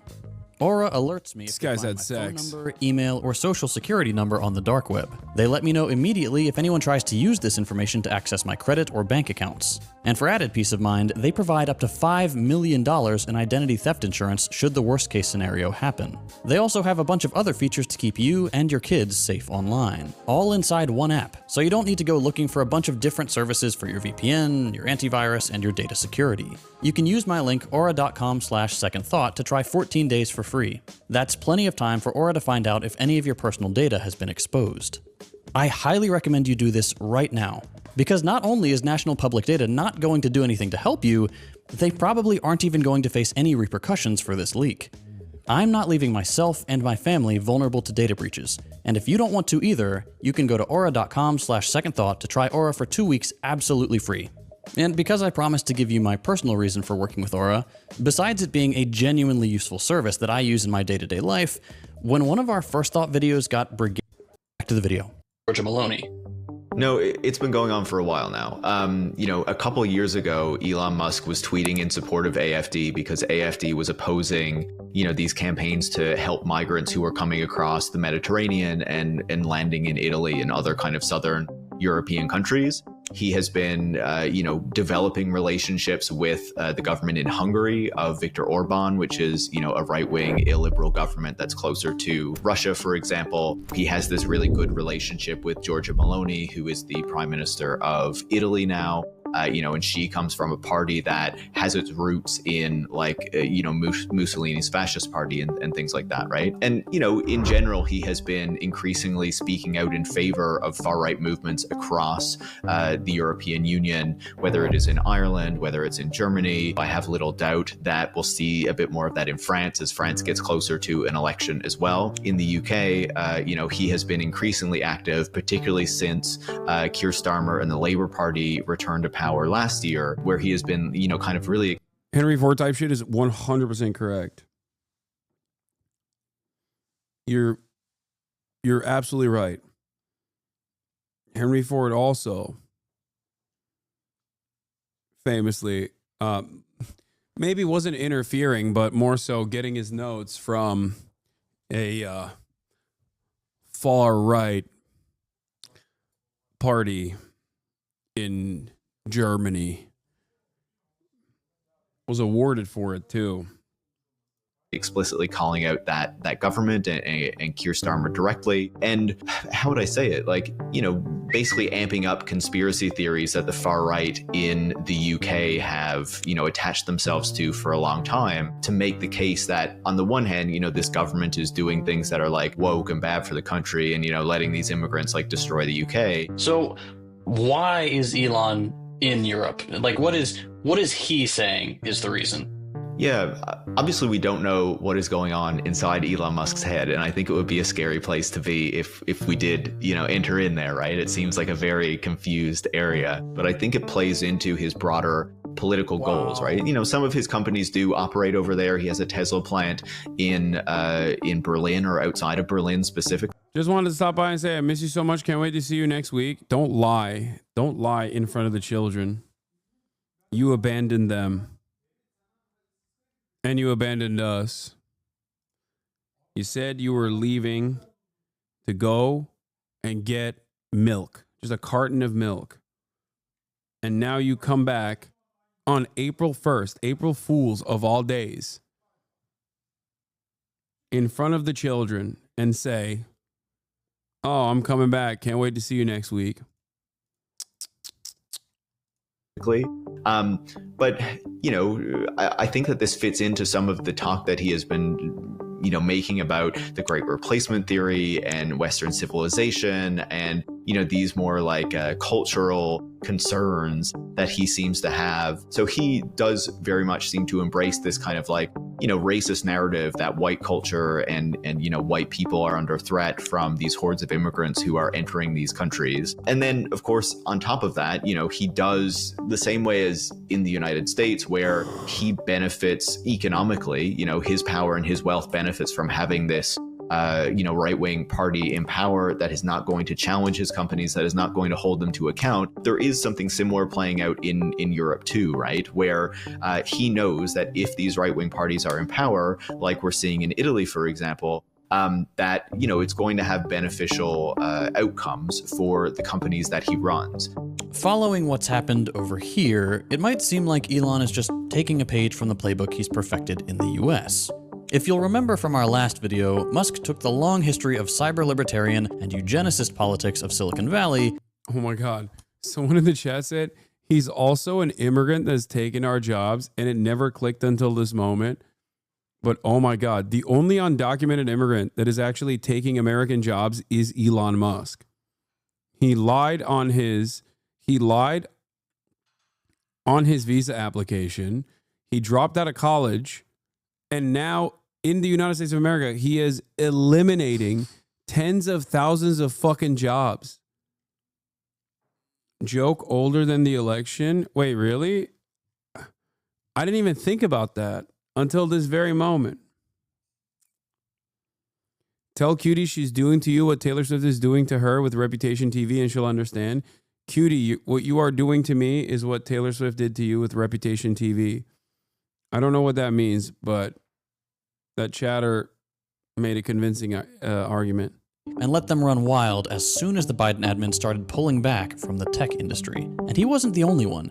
All of Silicon Valley stood behind Trump at the inauguration with the same mission of leveraging state power to protect their profits. That joke is on every Boomer Lib Facebook page. Oh, it does read like a Boomer joke, but I like it. And push the I am a cutthroat, boomer. anti-democratic politics that they believe in.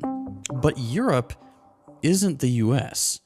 What you need to know about the EU is that what pissed off Elon in the US just doesn't exist in Europe. Or at least, it hasn't for a long time. This all started with Bush back in 2001. Wait, nope, not like that.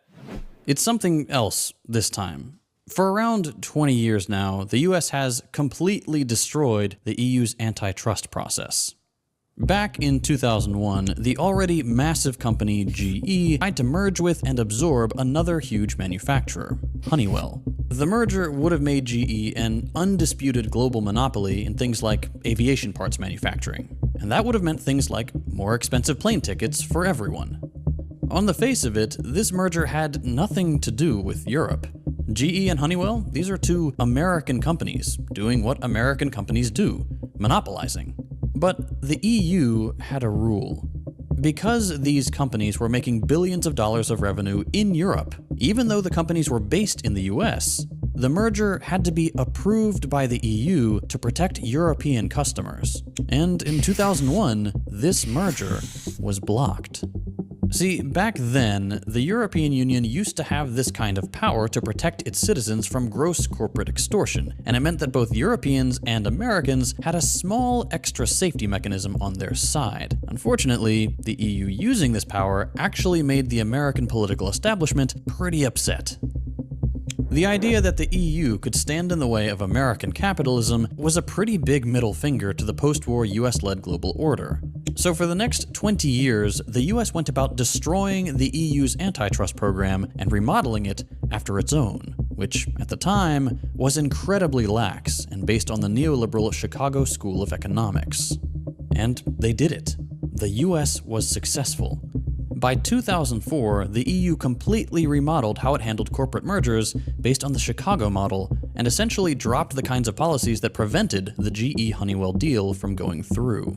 What did this mean? Under the new rules, there are now far fewer mergers that ever get investigated, and about half as many mergers are prevented. If you're looking for something to explain inflation and the fact that everything comes from one or two companies now, this sort of stuff in world politics is a big reason why. But back to our topic.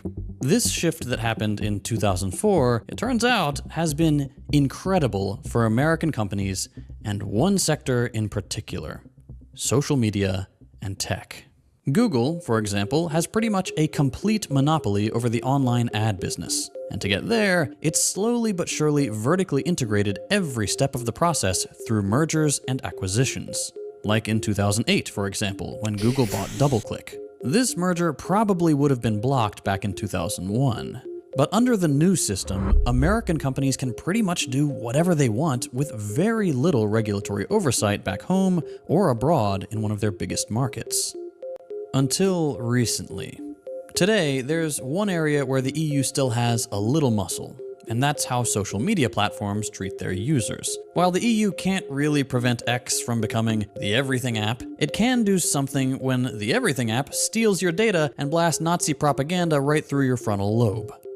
You know, as many people know, Europe has been moving forward with more strict tech regulations for the past number of years. You know, it has kind of been leading the charge globally for regulations on social media companies and other kind of digital tech companies. You know, that is something that has annoyed Elon Musk and a lot of these right-wing people because, as they see it, you know, free speech, which to them means, you know, the far right and bigots being able to say what they want and the people they disagree with being silenced. You know, that free speech, that the speech of conservatives and the extreme right is, you know, they claim, you know, being caught up in some of these things, and they want those regulations to go away so that, you know, on the one hand, tech companies can be unleashed to do whatever they want and are not going to have to deal with onerous regulation or accountability or investigations. But also, you know, that these platforms will be able to more easily be dominated by right-wing discourse, and, you know, as if they're not already. Right now, for example, the EU is pushing forward with an investigation into X that it started over a year ago. And the reason this is a big deal is that within this area of the law, the EU can actually do kind of a lot to X. It can impose fines as high as 10% of global revenues, seize equipment, demand to see X's algorithm, and even search the company's corporate offices. And this is relatively new, and for tech bros, incredibly scary. I think it's fair to say that for a long time they, were probably a bit hesitant to really go after Elon Musk, his companies, a platform like Twitter.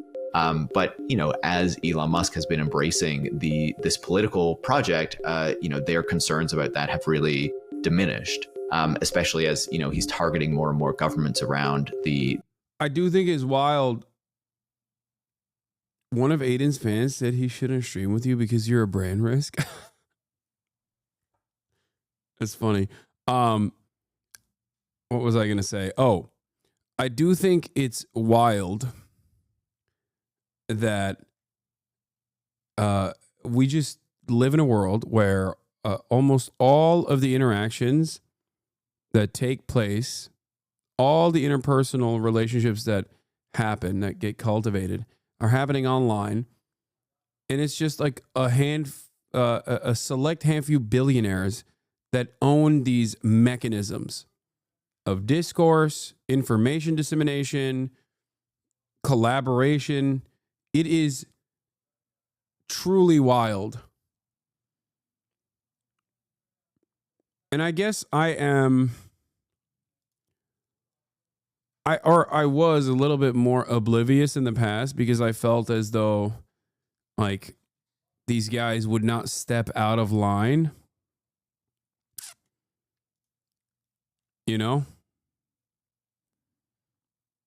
I thought to myself that they would never step out of line because like they get checked by governments or whatever.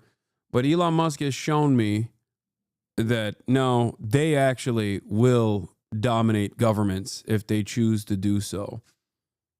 And that they will openly wield these massive platforms to suit their agendas. And even if it is one of the less successful social media platforms, it still has the capacity to dominate discourse on others. Even when you think about Twitch is completely removed from Twitter, but nothing on the internet is completely isolated. When you basically turn Twitter into 4chan, other platforms also turn into 4chan, slowly but surely. Because you can use the endless faucet of right-wing commentary on that platform to manipulate and dominate the discourse on every other platform. The European bloc, and wants to see this large-scale change in government, and to the degree of like explicitly interfering in elections, like what is happening in Germany right now, where they are having an election, and not just Elon Musk, but now J.D. Vance has explicitly intervened in order to endorse the Alternative for Deutschland neo-Nazi party. And German lawmakers and European lawmakers more generally are really not okay with that. Interestingly, X isn't the EU's only target. Last year, Google also got hit with an EU case and the threat of being broken up, as did Meta and Apple.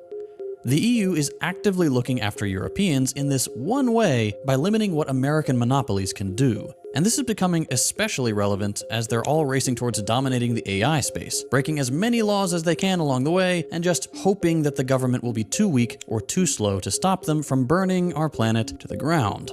They know they'll have an easy time in the US, especially now that Trump has brought them under his wing. But if the EU can do for them what it did for GE, their plan for global domination isn't as safe as it used to be.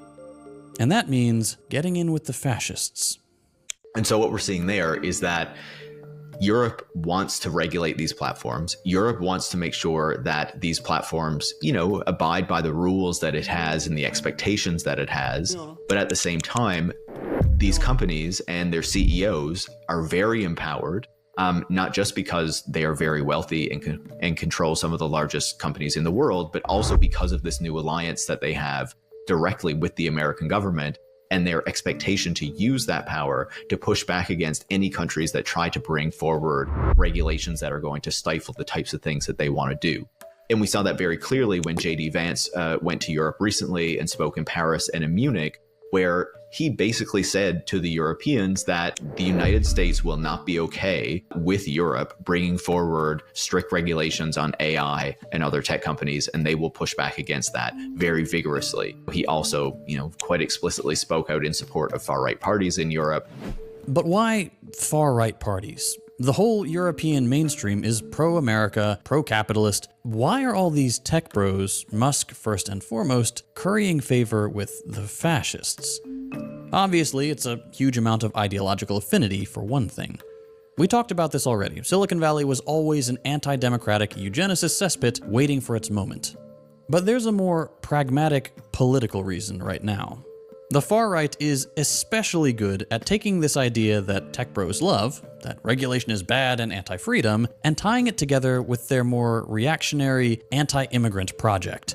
Using words like sovereignty and self-determination incredibly vaguely and pointing the finger at Brussels but not capitalism, the far right's project gives more power to or Elon Musk, ironically. They're like, oh, Brussels is actually dominating our domestic affairs. We have no sovereignty, which is why it's awesome that Elon Musk can dominate our affairs and then make us devoid of all sovereignty. Tech billionaires and fascist politicians, while framing this as though it's giving more power to average voters. I think you want more self-determination for Germany and for the countries in Europe, and less from Brussels. That's my opinion. I think. Yeah, more for me. That's what I think. There's too much bureaucracy from Brussels, too much control from sort of global elite. Just as you can't force people what to think, what to feel, or what to believe, and we believe those things are certainly connected. And unfortunately, when I look at Europe today, it's sometimes not so clear what happened to some of the Cold War's winners. I look to Brussels, where EU commissars warn citizens that they intend to shut down social media. They are nourishing the idea that the epitome of freedom is the powerful doing whatever they want to protect and enrich themselves. While centrists like to dress up this idea in the language of democracy, the far right is nakedly admitting that it wants the freedom to take freedom away from those who don't share their nationality, sexuality, race, or their break things and profit mentality. They can see, like the rest of us, that the circle of rich and powerful people gets smaller and smaller every year. But that's not a problem for them. The far right wins because, on one hand, it promises those people the absolute freedom to keep making their billions as they please and get rid of whatever they don't want in the process. And on the other hand, promising its voters that the group of undesirables who get wasted by the wealthy won't include them. One of those groups is being lied to, and it's clearly not the ones putting billions of dollars into the project. Everything about this is mutually reinforcing. Tech companies want Trump to threaten the more centrist blocs of the EU with sanctions and tariffs to scare them. There's nothing funnier than an American politician giving a speech about Europe, in Europe, about European sovereignty, as he goes back to an American military base that is on the European continent to fly back to the United States of America and make decisions about what kind of European country they want to take over next. This time, Greenland. It's just like, what do you mean sovereignty? The fuck are you talking about? Them out of regulating tech and letting them take over the AI space. For the Trump administration, doing this means supporting one of the most profitable centers of American capital, which is a good way for the wealthy to get wealthier. This is easy too because... Oh my God, we're getting the lecture instead of a hospital? That's so funny. That is actually hilarious. For those of you who don't know, this is, I don't know if it's a real saying or not, but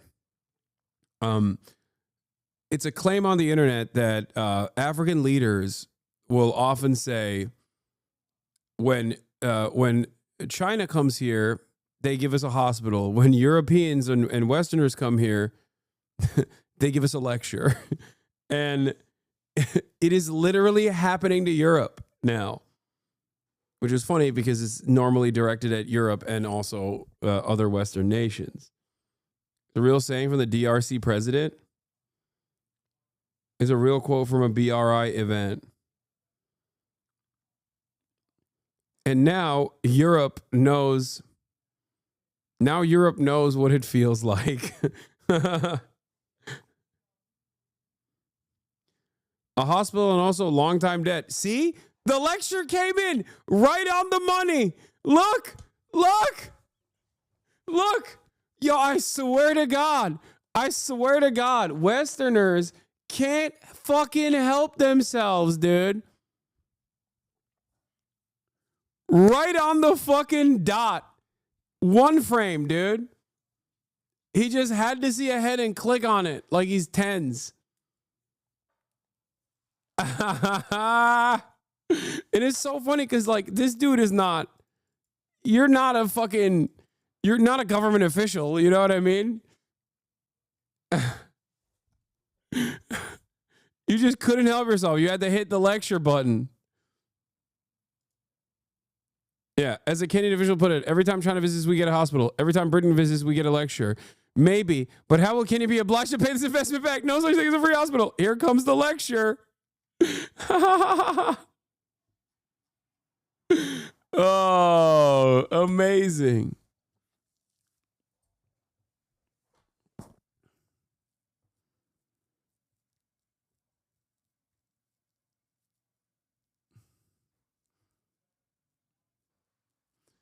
Yeah, white people love giving lectures, dude. They can't help themselves. Westerners love a good lecture. Outside of China, there are no real social media or tech competitors to the big five US monopolies. For these far-right European parties, leaning on the material support of these tech companies gives them access to much greater broadcasting power in an age of declining traditional media. And for the CEOs of these tech companies, or their billionaire backers like Thiel and Sachs, getting to spread their spiteful reactionary politics around the world remodels it in their image. They finally get to use their power for their selfish, anti-democratic projects around the world and say so explicitly. But it won't necessarily work.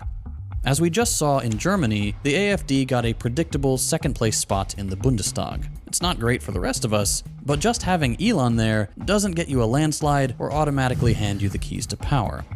But we are in a scary moment. If Europe can reject American imperialism and bring these companies to heel, like we've seen a glimmer of hope with in Brazil, we may be able to slow this down and reverse course. Fascism is not a certainty, and it certainly won't take over Europe just because a deeply embarrassing, Reddit-pilled loser really, really wants it.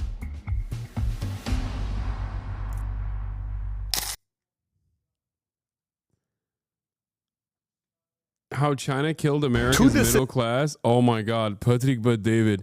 You know what's funny about Valuetainment is that when he does these effort posts, when he does these effort posts, they do not bang. Okay, ironically enough, like his effort posting, where he tries to talk about how China's killed the American middle class, 200,000 views in one day. When he has like guy who doesn't believe that gravity is real and is like a rabid neo-Nazi, 7 million views.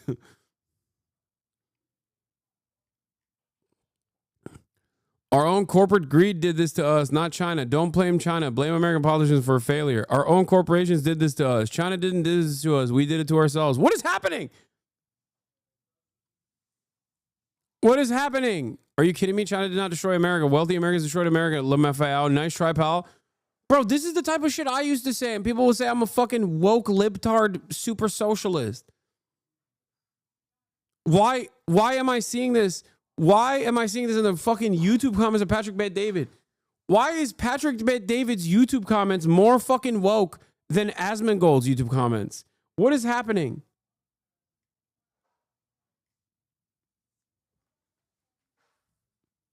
The USAID check bounces one time. I show speed deprogrammed. Yeah. USAID check bounces. iShow speed goes to China at the same time. TikTok red note crossover. All three of these things happening at the same time literally bricked American consciousness, because the only thing they needed to see was how dope China looks from afar. Okay?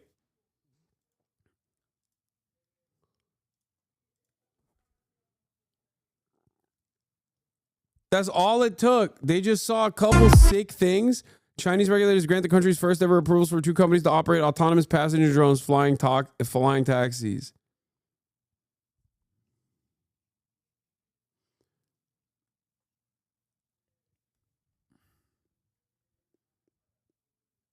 I told you can't take away an American's treat, okay? You take away America's treats, they will fucking rise up like you've never seen before. They will lose their goddamn minds.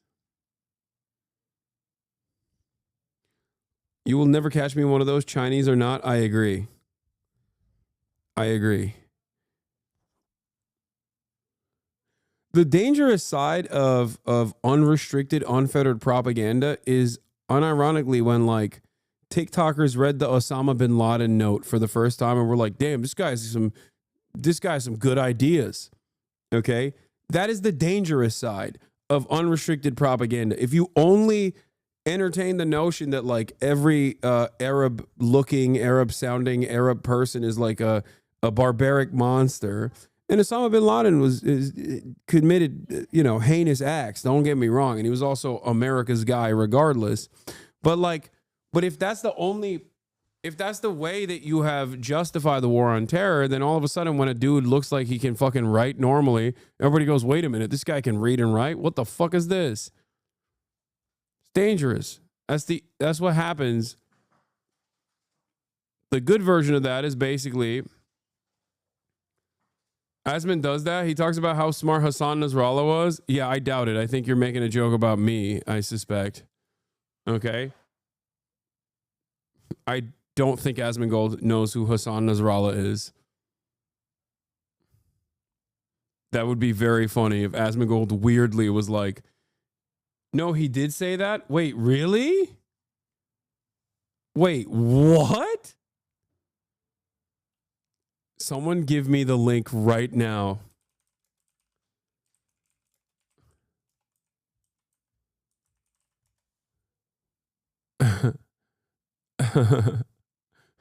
Asmongold reading quotations from Hasan Nasrallah, the voice of Hezbollah. Like, what? Is this April Fool's? Is this a fucking funny way? Is this a way that you guys are April Fools in me? He even went as far as saying he respects his actions. Wait, what? Osman Gold is real? Wait, it was when he was playing Twitcher Terrorist?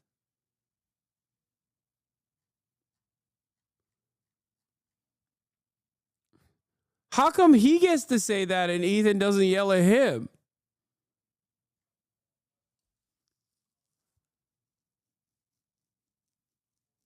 What the fuck? Do I have to say I'm 99% sure the Holocaust happened for him to get off my back? What is happening? That's one of the reasons why Ethan hates me. Is because I said Hasan Nasrallah is not like some fucking barbaric animal that you think he is. He's actually a very well-read individual.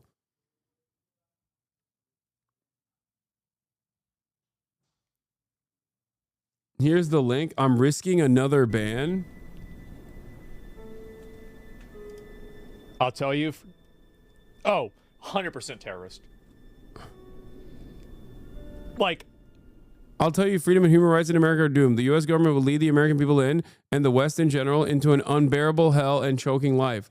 Wait, I never actually saw Twitcher Terrorists because I think it's disgusting, and I didn't want to see all of my fucking peers on the platforms that I'm on, including my former podcast co-host, compare me to a terrorist over and over again.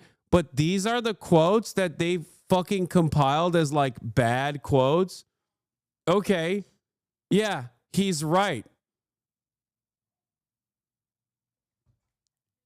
What do you mean? Are human rights and freedom in America not doomed? Are you fucking stupid? Liberals are so dumb, I think.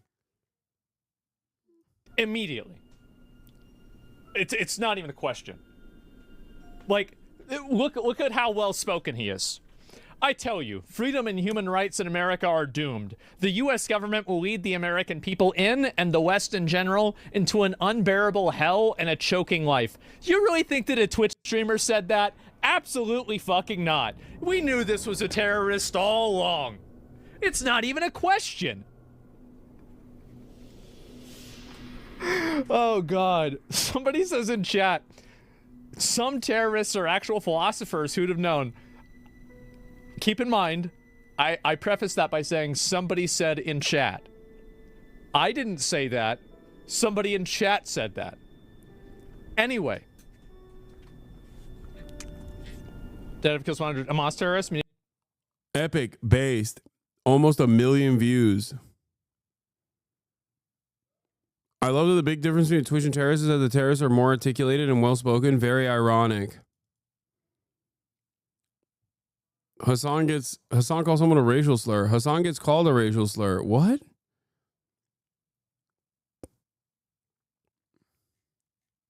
Media claims 100 civilians were killed. Hamas does not have a standing army. They're in civilian clothes.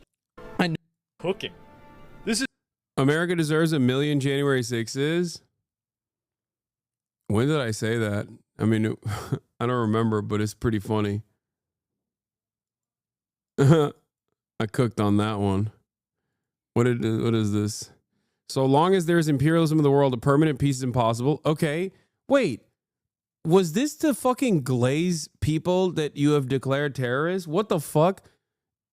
I just realized if you played this game and you got mad, you just had to have been primed into thinking these are like inappropriate statements. This is just a correct state again. Another correct. Is this to make Hassan Nasrallah look good?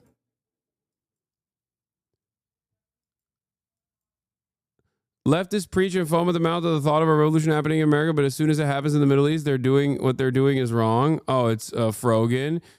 If Hezbollah is a terrorist organization, America is the top terrorist organization. Okay, facts. About this. Like, we do fuck around and mess with a lot of people. Okay. Lamar, you're coming out of that game a terrorist? I think it was made to make you look bad. Yeah, but this is not incorrect. I stand by this statement. For its own good, America should leave Saudi Arabia. Bloodthirsty, violent pig dog? What? First it was Gaza, then it was Lebanon. Next is the rest of the world. They own America, they own Europe, the information, porn, banking. I mean, this is Osama bin Laden. He's talking about, oh, never mind, it's Sneeko. I was going to say, he's talking about Jews. That's an anti-Semitic statement.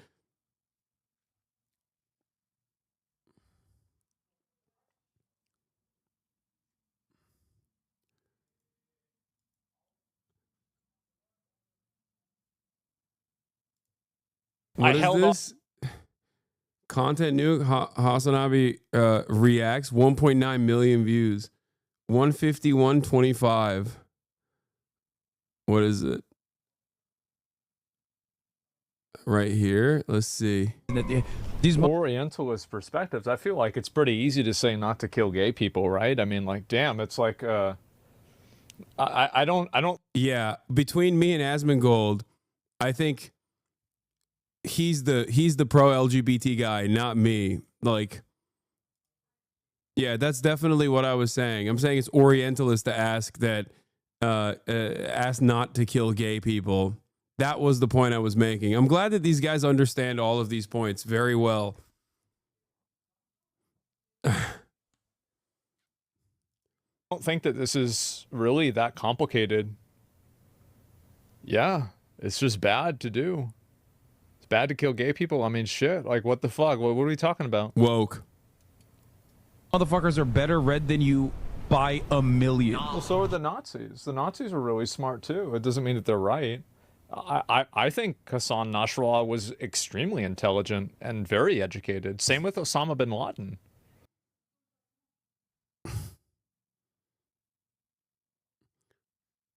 Wait. You've got to keep in mind these. Also, no, the Nazis were not fucking smart. What are you talking about? The fuck? Guys are so smart they can convince other people to blow themselves up for them. That's not. Oh my! I can't watch this. Okay, I can't. Why am I listening to this dude who's not smart enough to take a fucking shower on a daily basis? I'm sorry. There's nothing more annoying to me than a guy who doesn't know what the fuck he's talking about. Should be like, yeah. Well, you know, these guys convince others. You have to be smart to be able to convince someone to blow themselves up. Yeah, dude. That's how it works. They do fucking mind control. They use their words to persuade people to fucking blow themselves up. I like, God, Americans, oh my God. It's just like the nearsightedness. The lack of interest in understanding what the fucking material conditions of like a person living in a place like Lebanon or in a place like Gaza is, where the notion that these guys are just being convinced to blow themselves up because they believe in they believe in the Quran or some shit, or they're getting Jedi mind tricked by Hassan Nasrallah exactly to fucking blow themselves up is so stupid. It's an act of final desperation. Polls have closed in Wisconsin. Let's take a look at what the fuck's going on. I'm moving away from listening to Osman Gold say Hassan Nasrallah is intelligent. In battleground Wisconsin, it is too early to call in the state Supreme Court race. We are waiting for the very first results from Wisconsin, so we do not have anything for you yet. CNN political director David Chalian is going to take a closer look at the race for us. David, Elon Musk been a huge factor in the contest. Tell us what the numbers show. Yeah, the biggest factor, Jake, when you look at the money he has spent. If you look at Elon Musk's money with himself and allied groups, $22.6 million from Elon Musk and his allied groups are in this race. Take a look how it lines up against other wealthy folks who have invested in this race on both sides of the aisle. And you'll see here in this stack, Elon Musk is in a category by himself with that 22.6. You see the next Republican donors at 7.5 million. If Elon Musk loses this, I'm going to be so happy. I'm calling it. I called it yesterday that this will be a major blow to Elon, and it will kickstart. It will rapidly accelerate the relationship deteriorating between Elon Musk and, oh my God, I just realized something. You dumb fucks. I just realized every time Asmongold goes offline, there is a infinitely larger amount of Asmongold said this, Asmongold said that commentary in my fucking chat. You fuckers watch Asmon and then come in here when he goes offline to tell me what Asmongold has done today so you can make me fucking watch his clips. Oh my God. Every time, bro, around fucking right now, I get a mysterious amount, a suspicious amount of Asmongold said this, Asmongold said that clips in the chat. This is fucking crazy. Oh my God.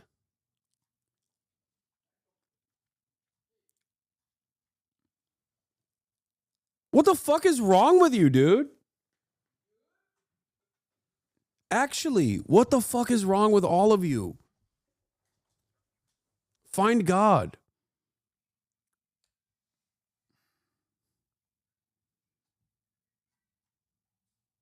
Schimmel, who himself has tied himself very closely to President Trump. He dressed as him for Halloween last year, even, as we've seen, just how much he has made his campaign race about the president. Republicans are happy with the turnout in Wisconsin.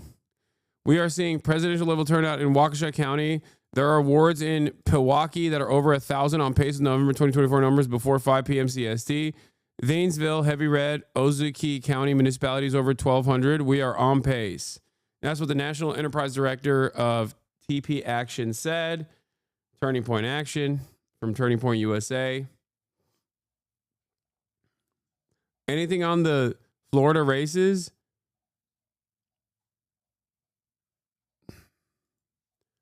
Yeah, they lost. The Democrats lost both of the races in Florida. Let's see how this goes. To a Republican who confirmed my memory, who said that he would not have won likely without the early voting. So they are still holding on hope. The Trump campaign, the Republicans are holding on hope that early voting will be helpful in this race tonight. But the Elon Musk factor is such a wild card because we already know he is going to be investing so much money. He already is in House and Senate races for the midterm. So this isn't only a referendum on Donald Trump, it's a referendum on Elon Musk. And that's Brad Schimmel. I should note as we're waiting and watching as the White House is very much keeping an eye on this. The president's been tweeting and posting about the Florida results. Obviously, they are also waiting to see what happens in Wisconsin because the Supreme Court there is always such the arbiter of these hot button issues that we've been focused so closely on. They've got a divided government there, and the Supreme Court plays a huge role in that. But I think you make a great point about Elon Musk in terms of when he was having such a huge role in the 2024 election, we had not seen him yet as special government employee Elon Musk in charge of Doge, with even concerns from some Republicans at times. So a lot of them obviously praise him publicly.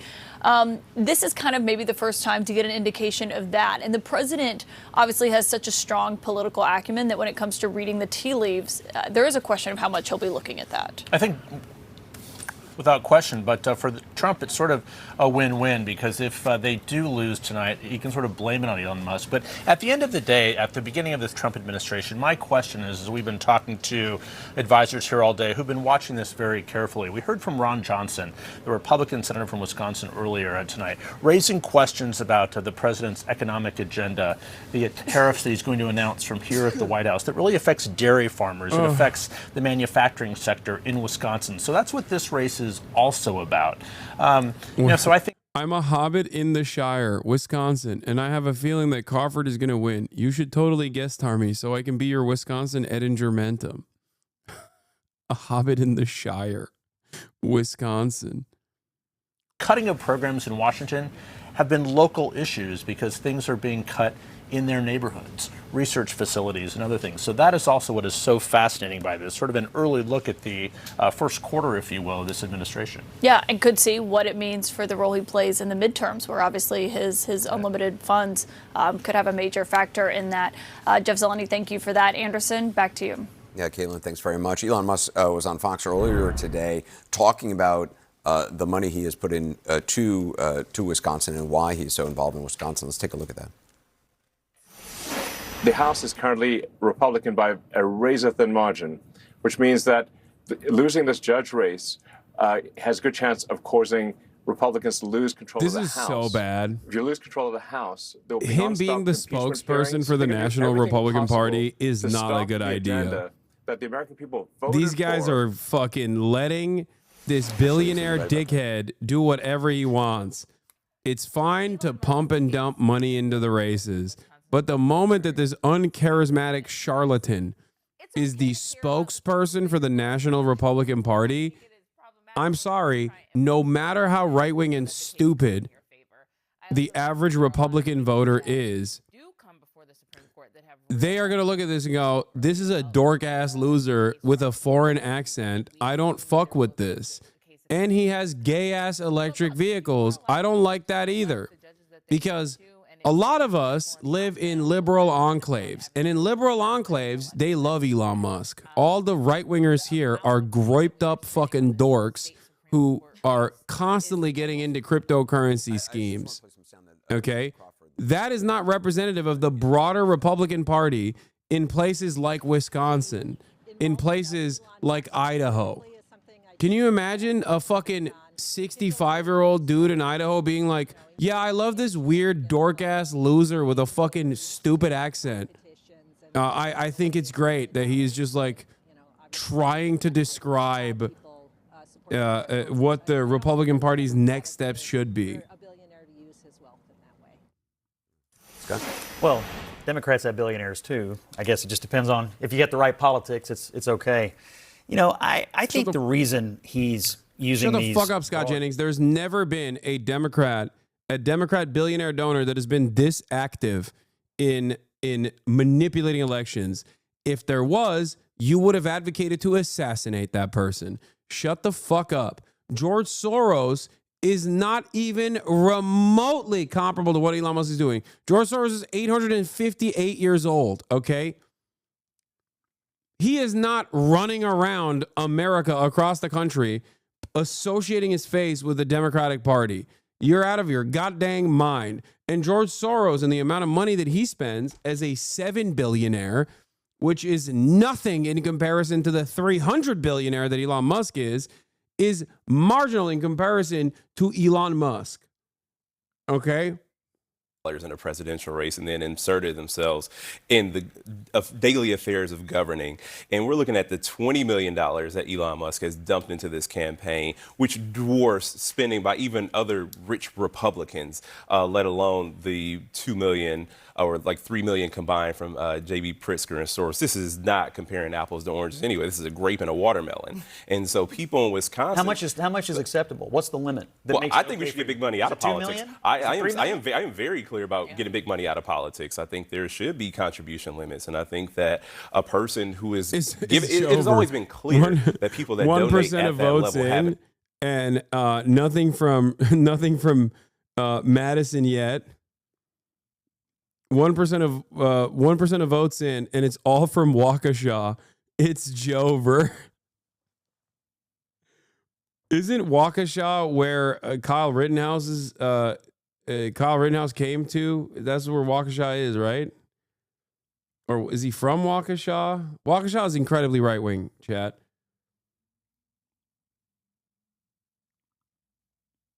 Yeah. Or no, he went to Kenosha. Oh, no, it wasn't. Oh, sorry. I'm thinking of Kenosha.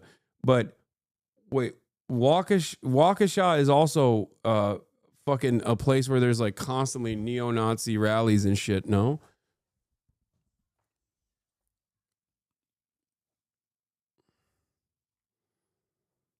It's very, very white flight and very, very racist.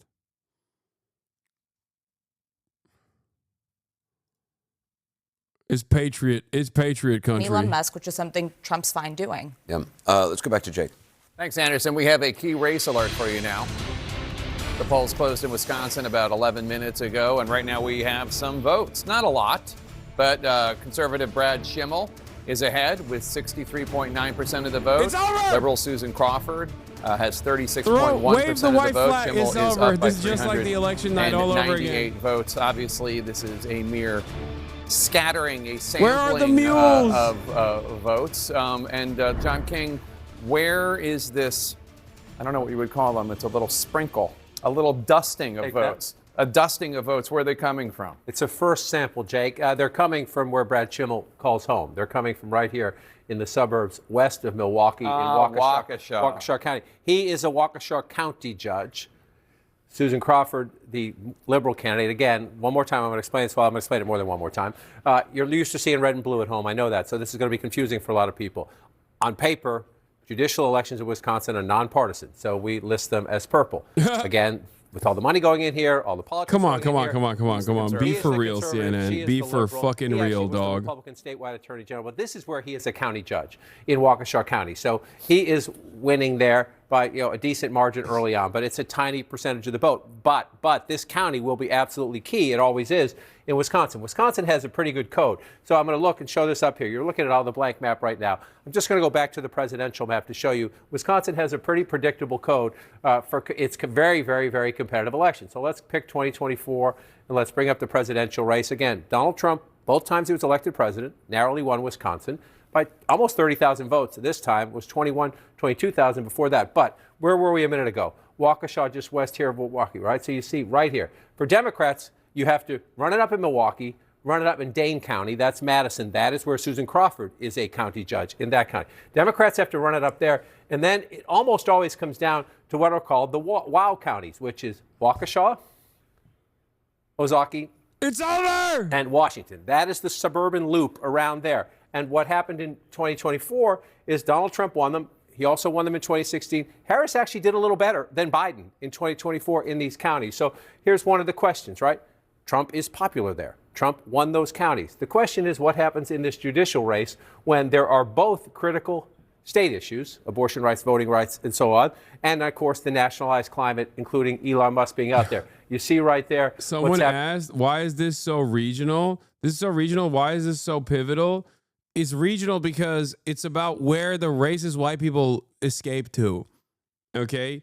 Areas of urbanization mean that there is going to be a liberal tendency. It's a more diverse environment. It means that, like, the white people that live, because this is Wisconsin, it's very white regardless, but it's the white people that weren't like, oh my God, there's black people here, we must escape, versus white people in parts of the state where they went, oh my God, there's black people, we must escape.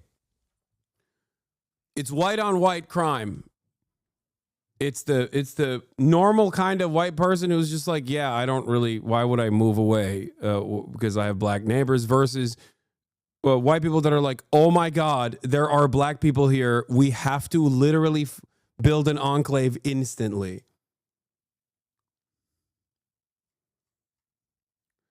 Also, picking two different shades of purple for this race is insane work.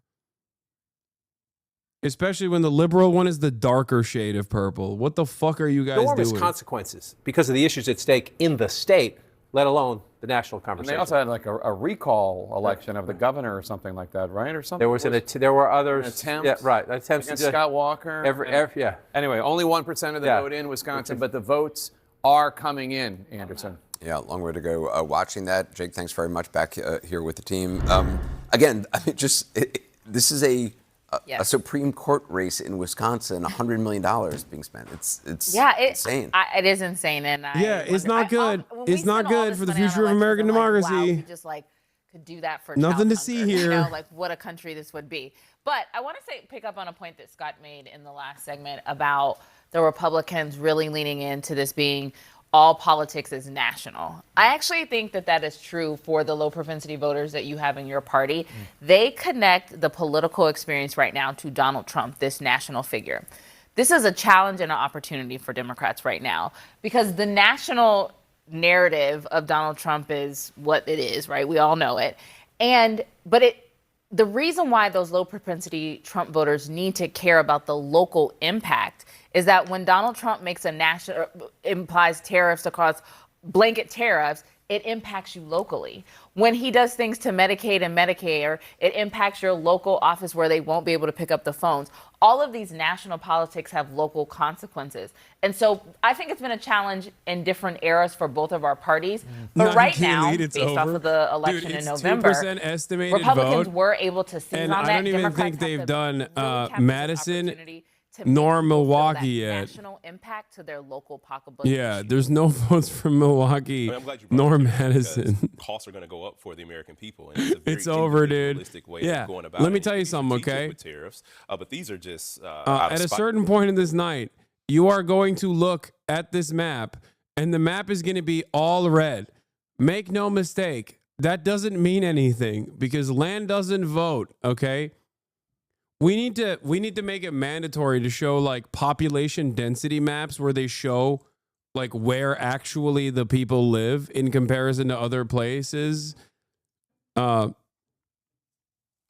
places in the state, because that is meaningless. Seeing a full red map does not mean I anything. think it's why when Donald Trump goes up to Roberts and at the Joint Congress and is like, thank you, I won't forget. We're like, forget what? You know, like, wait a minute. But he did rebuke him shortly after. He did. But it gives pause. I mean, if somebody helps you get someplace, the fear is that when you want judges to be impartial, and I would hope that, I don't know these people, so I would assume that both will be impartial. Are you implying that because Clarence Thomas rode on somebody's plane and on their boat? I disagree with this. I think, look, yes, I am. I actually think whoever wins this race. Shocking.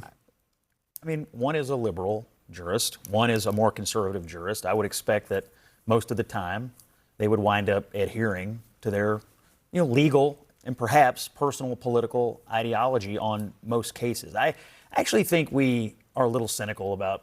I'm a big fan of candidates. I like it when people run for office, no matter what. I respect it. And I just don't think people are that easily bought. Now, that's not to say people haven't been bought in the course of American history, But I guess I'm going to go glass half full on your question. Well, there's also correlation between how long the term they're serving for is, how independent they're able to be, and if they have a shorter term. I think in a House race where you're basically constantly running for re-election, someone cuts you a massive check to your super PAC. Yeah. There's a bit, but even 6 years in the Senate, you see senators break significantly more with presidents than you do House members. If it's a decade-long or longer judicial appointment, there's going to be a lot more independence. I can tell you even from my own experience, like I've had people who donated heavily to my campaign who I've never met before, who don't even want to hear from me. And this is a different situation because Elon Musk has inserted himself in every aspect almost of our lives at this point. And I was trying to say to Ashley too, that I brought you into this world, I can take you out. That is the mentality of an Elon Musk or Donald Trump. So sure, there's going to be influence. Most people wouldn't even know Brad Schimmel's name if it weren't for the money that Elon Musk has spent. We expect more votes to come in from the Wisconsin Supreme Court race any moment. Will it turn out to be as close as the Democrat-endorsed candidate has predicted? Also ahead, we'll join by Democratic Senator Cory Booker, fresh from his record-breaking marathon anti-Trump speech on the Senate floor. Be right back.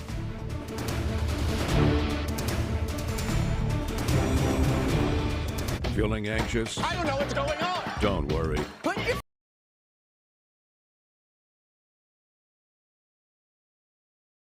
Hell yeah.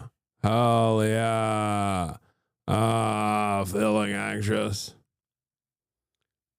Brad Schimmel clip. And she said, but you come home from a day of that kind of work and you don't talk to your family for half an hour after you get home. Decompress. Yeah, I got to go decompress. She said, my kids are little, they're in grade school, and they want to tell you about their day, and you can't, because you got to do that first.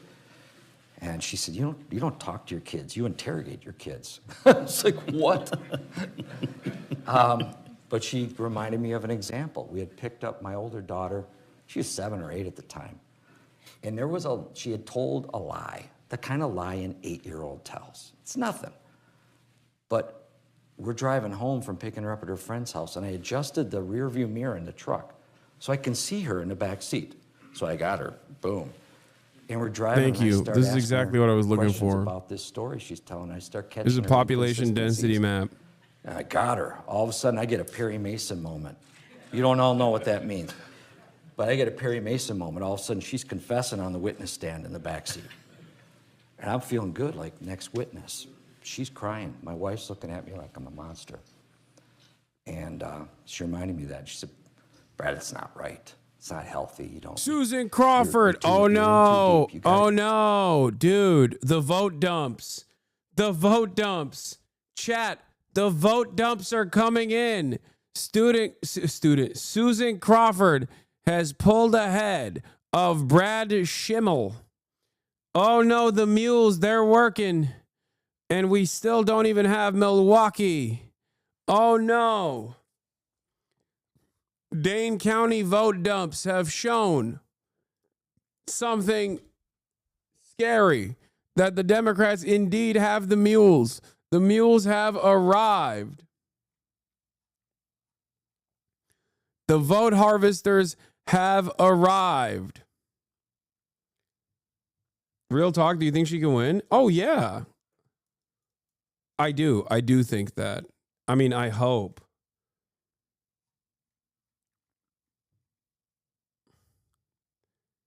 The same reason why I think she has the chance to win here is exactly the same reason why I think 150,000 people, live concurrent viewers, were watching Cory Booker talk about the Manhattan Institute being a beacon of good at the end of the day. Liberals just want anything. They want literally anything, whether it's bare minimum, whether it's optics focus, doesn't matter. They are so desperate to show, to say, fuck you, Donald Trump.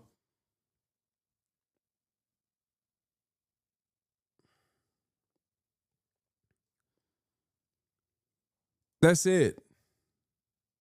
Also, liberals love voting in special elections.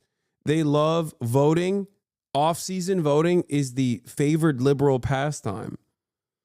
Not only is the off-season voting the favored liberal pastime, but also they're doing this at a time when, the Trump administration is reaching new levels of depravity. Very likely Republicans lose because of the type of people that vote in special elections are likely to be higher income, higher education voters, the exact type of demographic that Dems are actually not collapsing in. I think Elon eats shit, Lamau. Yeah, that's what I think as well. Also, Elon Musk is fucking annoying. Like, I still believe in my heart that, like, the most right-wing people in Wisconsin still hear him do the Jump X logo on stage with a cheesehead and go, I'm not voting anymore. I don't give a fuck.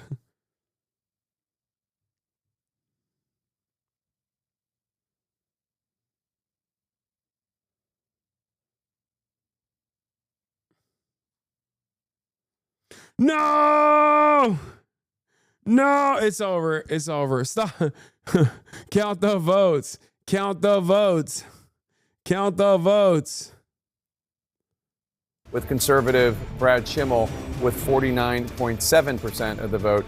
The judge we need more from mules. the Madison, Wisconsin area is 768 votes ahead, and I suspect it's going to be going back and forth with this very narrow margin as we continue.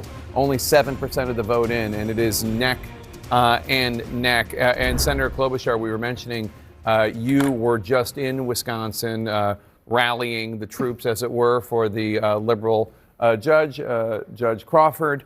$100 million for this one state Supreme Court. And people wonder, where's that money going? Well, some of it's going to ads. We have a little sampling of some of the ads that are filling, clogging, whatever people want to use, whatever verb people want to use, the airwaves for our friends in Wisconsin. Here's a little sample. President Trump's fighting back, but a liberal judge ordered deportation flights to be turned around. We don't need another liberal judge. Elon Musk bought his way to unelected power. Now, with Brad Schimmel, he's trying to buy his way into our state Supreme Court. Interesting stuff. Not really about either of the candidates, per se. Right. Obviously, she had nothing to do with that ruling. Those are the kinds of things that happen in these races. I will say, when you talk to someone like Tammy Baldwin, who has consistently beaten the odds and won in Wisconsin, you see how it's done. And it's a grassroots effort. And she's ahead. I'm looking right now. She's ahead right now, and we always knew it's going to be a close race. But I think the first thing you said was most important. It's the most expensive race in the history of judicial races in the nation. And that is because it's been escalated by the likes of Elon Musk. How does your hair fare in a blizzard? Wisconsin is not for sale. It's not for sale. Well, that's going to resonate with the people. Do you have elections? Our elections are not for sale, but you know what is for sale? Pizza. At your school cafeteria, thanks to the great lobbying initiatives, I've decided that pizza has enough tomato in it, and ketchup in and of itself can be considered a vegetable. I'm A.B. Klobuchar.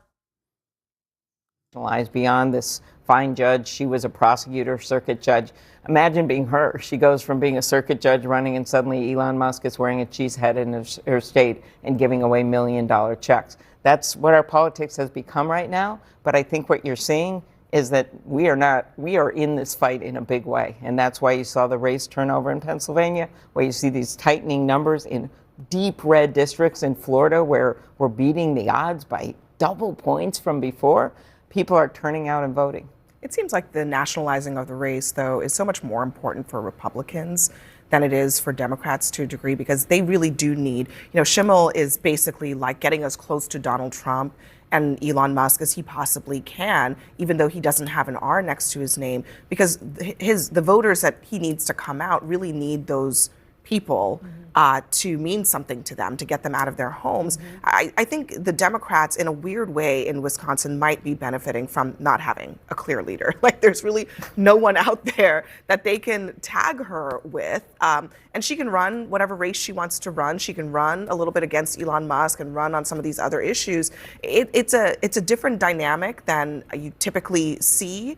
But I think here, you actually have the Republicans really needing to make this about more than just the state Supreme Court, making it about these broader dynamics. Senator, when you were out there most recently, Where do you think swing voters are right now? Are they still in the mold of being willing to give Donald Trump a chance here, or have they moved on already? They're getting tired of this. I did a 14 county stops in my own state in rural areas, and there are farmers showing up. There was one small town hall where one of the activists had a sign that said, "This is not normal," and the farmer looked over and said, "What does that mean?" They're showing up because they're not activists, but they're starting to see these tariffs are devastating to them. They've got input costs up. They don't have stability. They've got farm funds Who being you frozen. supporting is a fucking Supreme Court election in Wisconsin. Are you kidding me? Who am I supporting? I'm supporting Crawford. I'm supporting literally a wet towel. A stinky wet towel. If the stinky wet towel is the anti-Elon, anti-Trump vote. Okay? Oh, yeah. For the record, yeah, Dems are voting for voter ID. It's going to pass. That's why I haven't been looking at the voter ID. People are like, oh, voter ID requirement. Like, scroll down and check that one out. That's not indicative of this race. Democrats will absolutely vote for voter ID requirement. Democrats have certainly gotten way more right-wing. Ironically enough, a voter ID requirement might not necessarily hurt the Democrats in the long run, especially given that high-propensity voters are at the heart of the Democratic Party. It might even cook the Republicans down the line.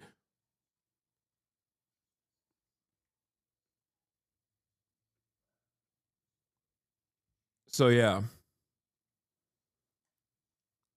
Voter suppression, because that's what voter ID is. But voter suppression, unironically, may be a benefit to the Democrats if they keep going down the path that they're going. We're going to stand by for the next batch of votes to drop. Plus, Democratic New Jersey Senator Cory Booker just spoke. Can you believe it? There he is. Do you see him? I don't know if he's on a early he's on a completed stool wars or in Waukesha. Crawford outperforming Harris by 2 to 5% turnout of 78% of 2024's total. His 25-hour, 5-minute speech and what he thinks it accomplished. Stay with us.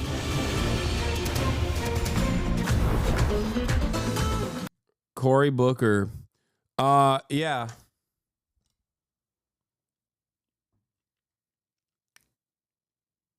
Why are you guys doing way too dang?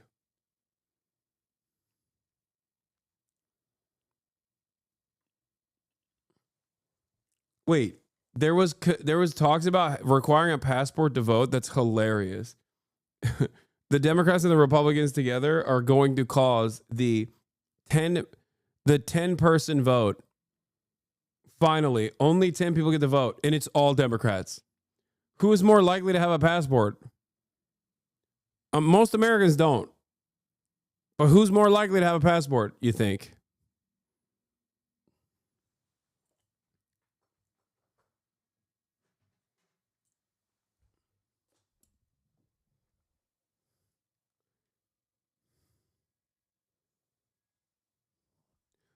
Anyway, the mules are working overtime. I sent my mules out there, and as you can see, and this is before Milwaukee votes. Remember, Milwaukee County votes are not even in yet. And I told you Madison, Dane County was going to be a big one. Look at that, 78,000 to 22,000, as opposed to Waukesha's 55,000 to 36,000. Yeah, my mules alongside George Soros's mules are working hardcore. I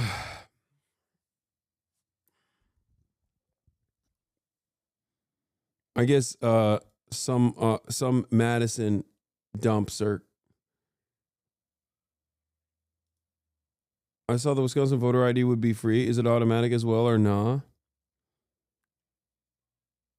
Some people are already hella confused by real ID. Yeah, don't tell Republicans they need to get real ID. If you have Republican parents, just tell them it's fine. What are they going to do? They don't have to travel. It's fine. They don't have to fucking travel interstate. Don't let them get a new ID. Put it off. If you see if you see it in the mail reminding them, just, maybe you didn't see it in the mail, reminding them that they must get a real ID. You know what I mean? Fuck it. Who cares? Right?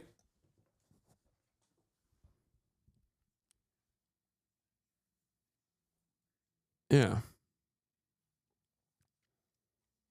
Don't worry about it.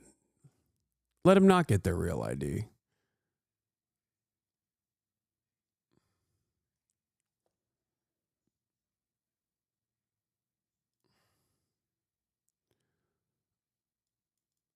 What? I found this. I read a little ways down. Not sure how much help though with that question. Yeah. See, U.S. passport holders: 57% liberals, 48% conservatives.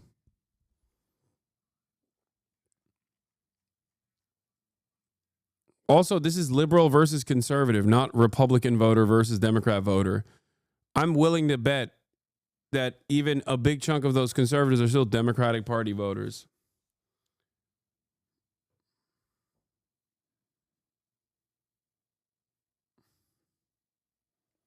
You have to be rich. You have to be rich to have a passport. You have to already be kind of rich to be able to need a passport to begin with. There's no shot.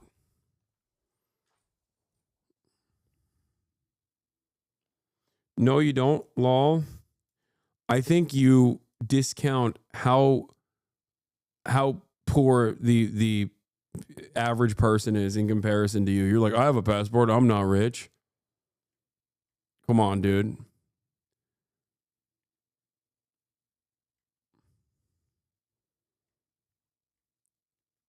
First of all, a passport in and of itself is already an unreasonable expense.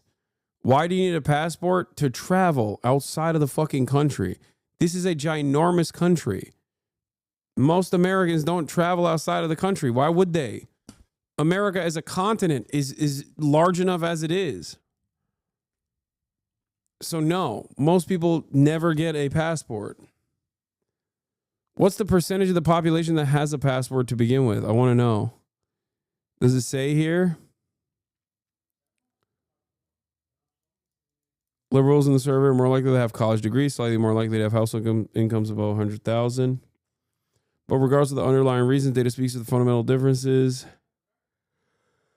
Oh shit! Is the Milwaukee dump coming in? Oh!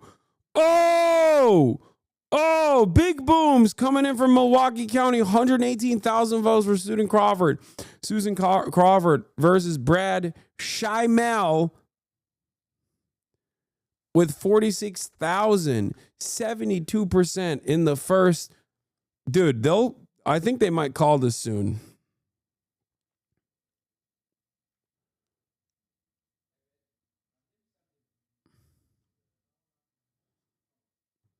Around 40% of Americans have passports.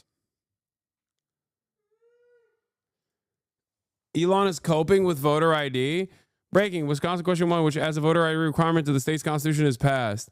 Yeah, he's like, oh, they voted for voter ID. That means my guy will win. My guy's gonna win.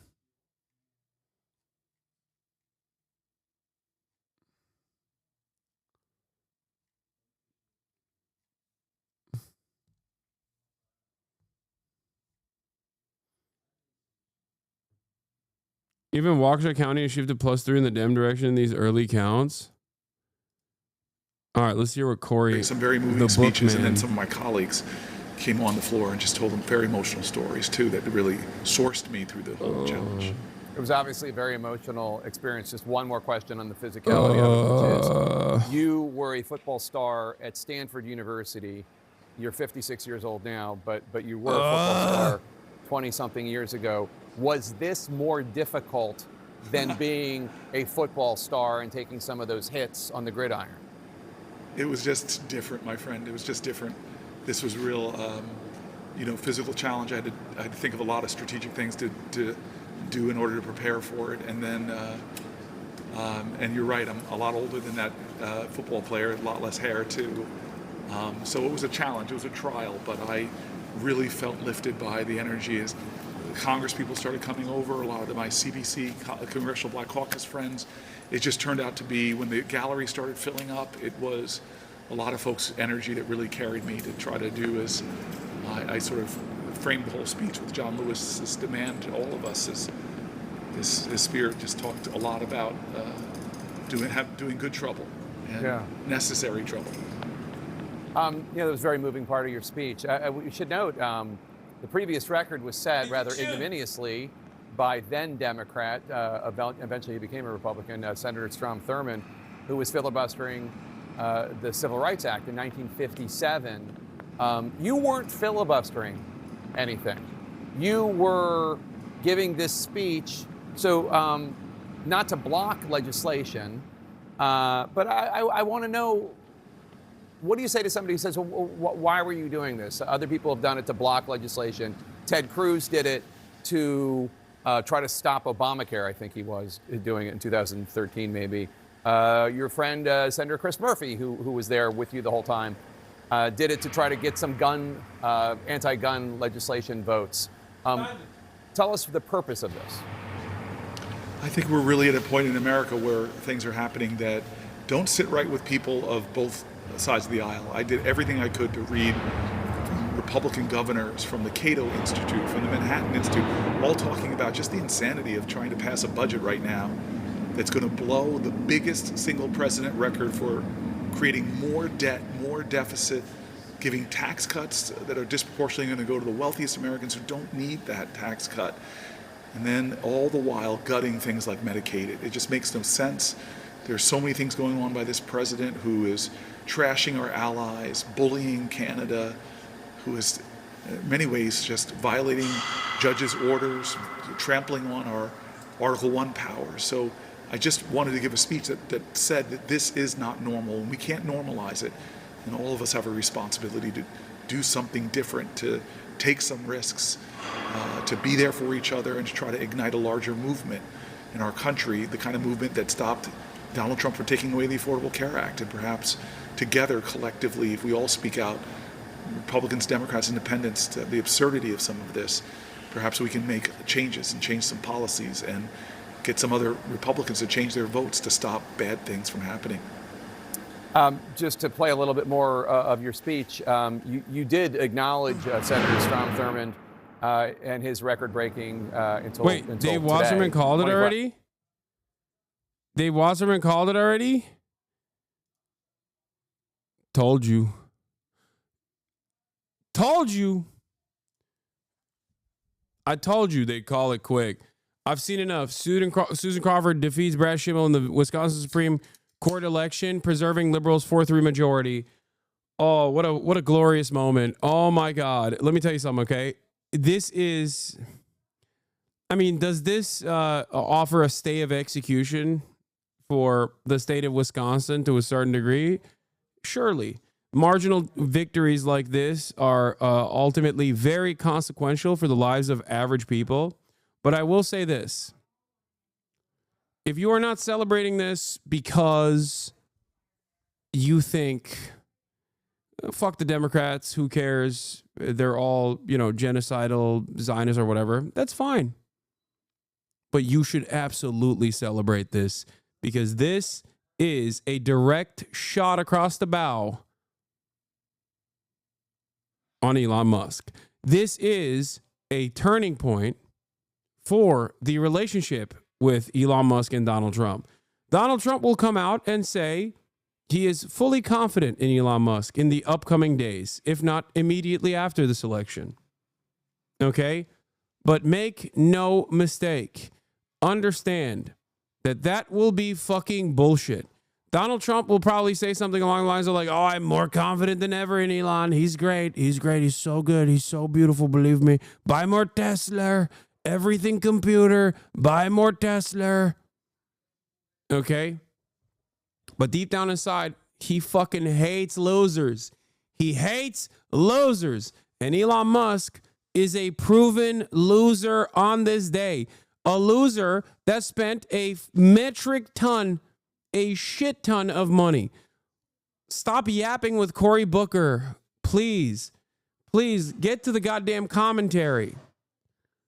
Elon Musk being associated with your political candidate is a poison pill. Okay? Elon Musk being associated with your candidate or with your political movement is devastating for the cause. Donald Trump is learning that the fucking hard way, okay?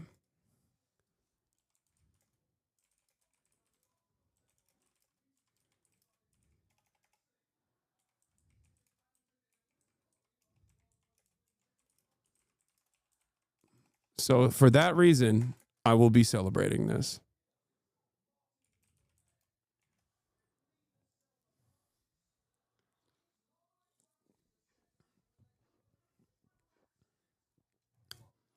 Why are we mad at Cory Booker? I'm not mad at Cory Booker. I just don't like his style. I don't think he's genuine. And I think that like the mealy-mouthed, squishy lib, like emotional rhetoric coming out of him is not only being presented as like amazing and genuine and honest or whatever the fuck right now.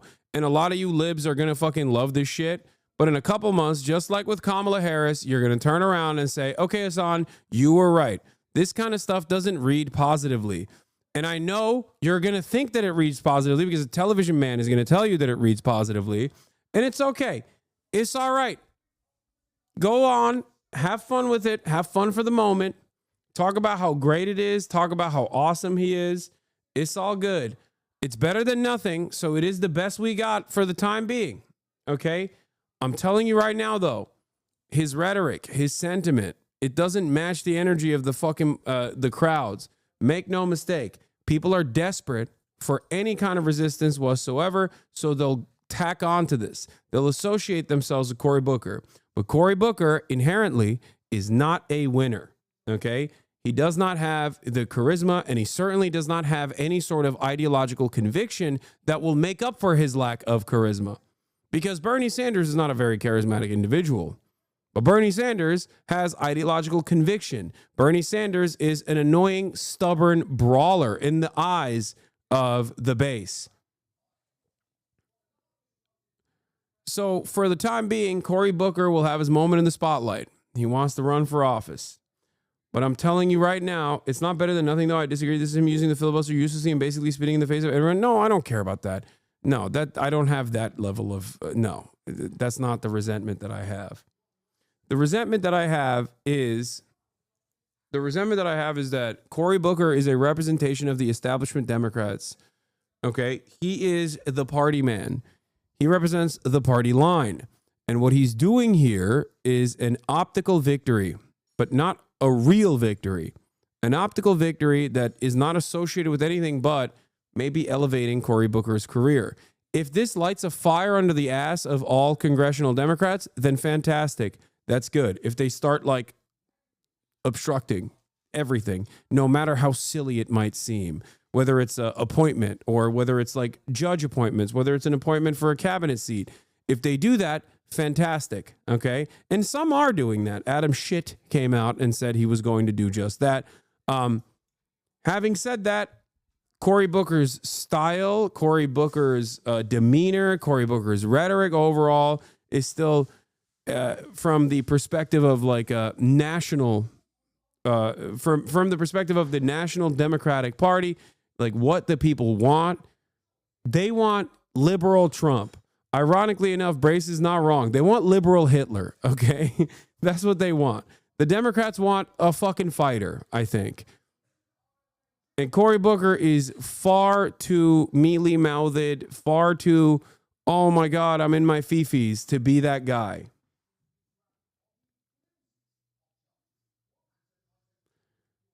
This guy said, watch Nuke's Taku, a fucking lolly-enjoying anime avatar guy who loves Israel almost as much as he loves lolly. No thanks. You should be fucking embarrassed to say such things. You should be embarrassed to openly say you love that guy. God damn it, dude. The internet anonymity has ruined discourse to a degree where people are not even fucking embarrassed. Hasan Piker is 400% dead. He's done. He's so done. You're a terrorist, Lamau. Who cares? Suck me from the back, okay? You just admitted you like a lolly consumer. I'll say it to you face, pussy. Brother, you don't even have your fucking name associated with your account, nor a fucking profile picture. You are the lowest form of coward. The fuck? And to be fair to you, I would be really embarrassed to associate my name and face if I was going around being like, you should watch this fucking lolly enjoying Israel dick rider, please. Big tough guy. Big tough guy. How are you so tuned in? You know Nukes Taku's politics? You only got where you are because of your uncle Lamau? Yeah, well, guess what, dude? I'm still at the place that I'm at. And you, on the other hand, are still an anonymous account defending a lolly enjoyer who loves Israel. Oof, pick a struggle, you know what I mean? Pick a fucking struggle. Settle down, terrorist. Oh, he's being mean. My name is Alex.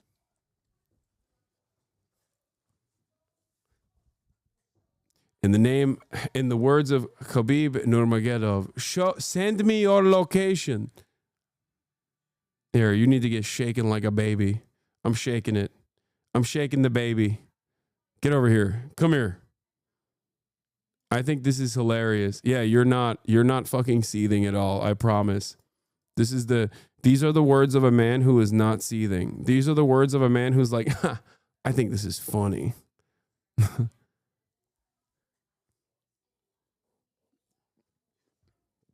I've never seen you before and I triggered you this badly, Lamau. Yeah, I'm super triggered. You got me.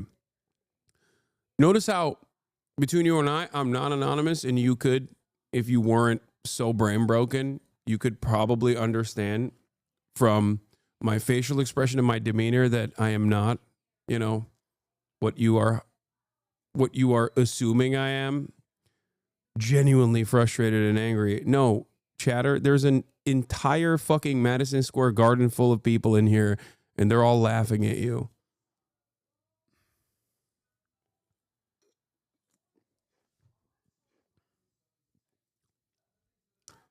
Nux, the guy that got told to get the fuck away from me from Jaden Animations, I didn't know that. He's like, please go watch my favorite lolly enjoyer, please. Please, he's funny. You are terrorist.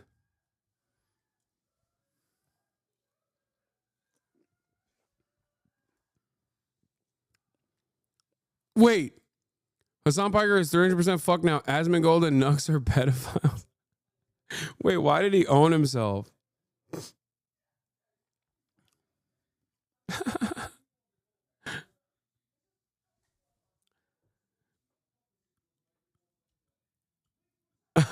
Hasan, watch out. He's going to increase the percentage to 957% canceled.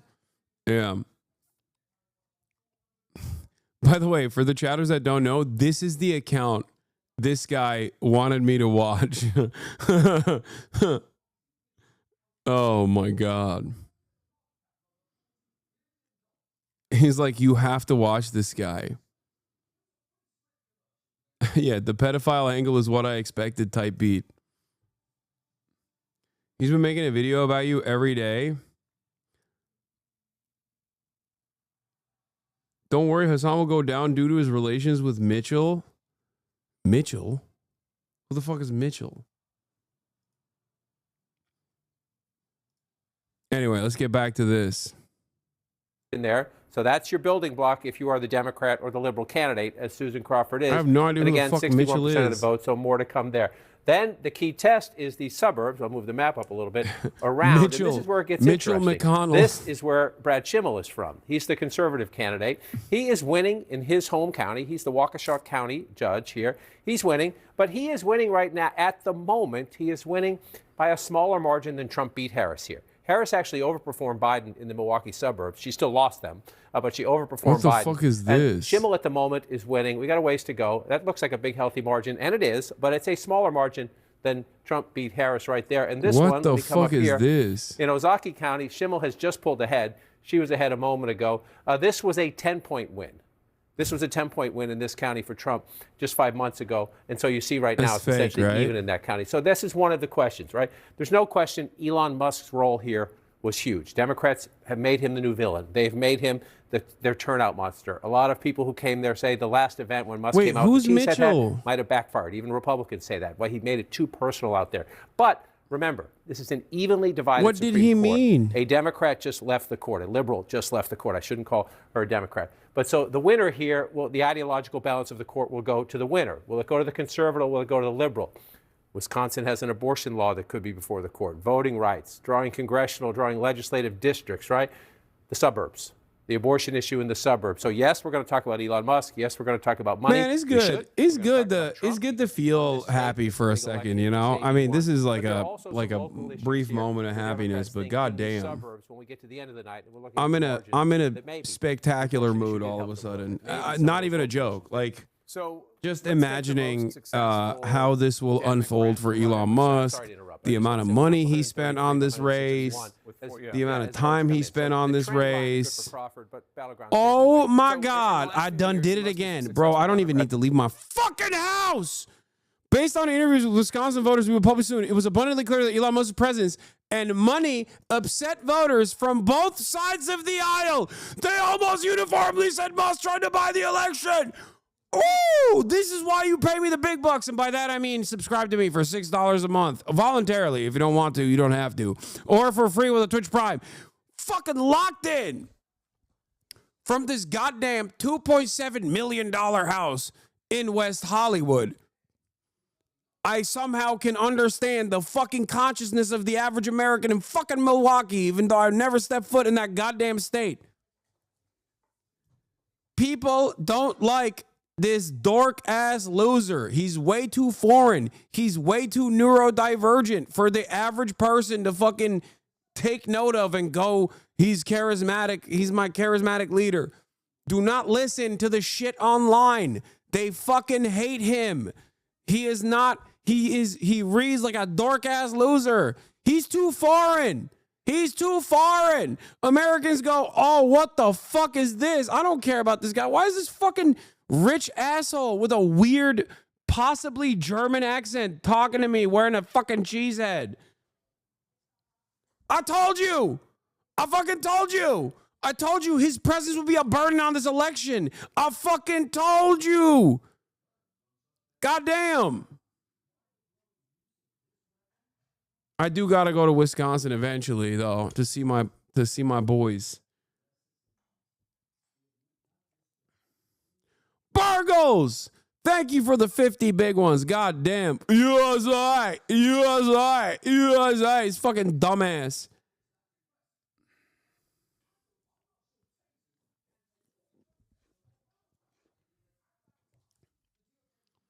Yeah. He is disgusting. Okay? He is a disgusting little freak.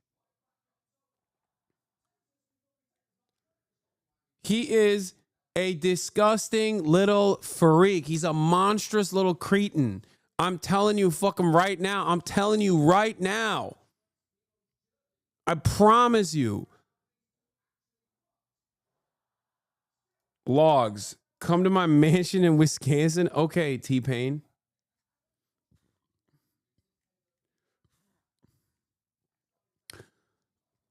Part of me wants not to urge to Muhammad. Thank you for the 100 big ones. God damn.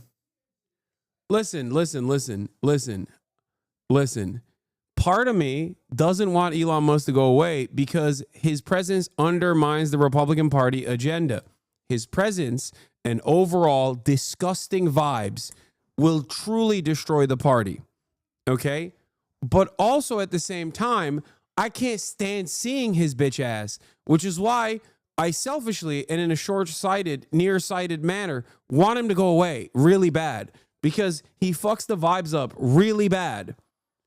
Zylax, thank you for the 100 gifted subs. Trinrek, thank you for the 10 community gifted subs.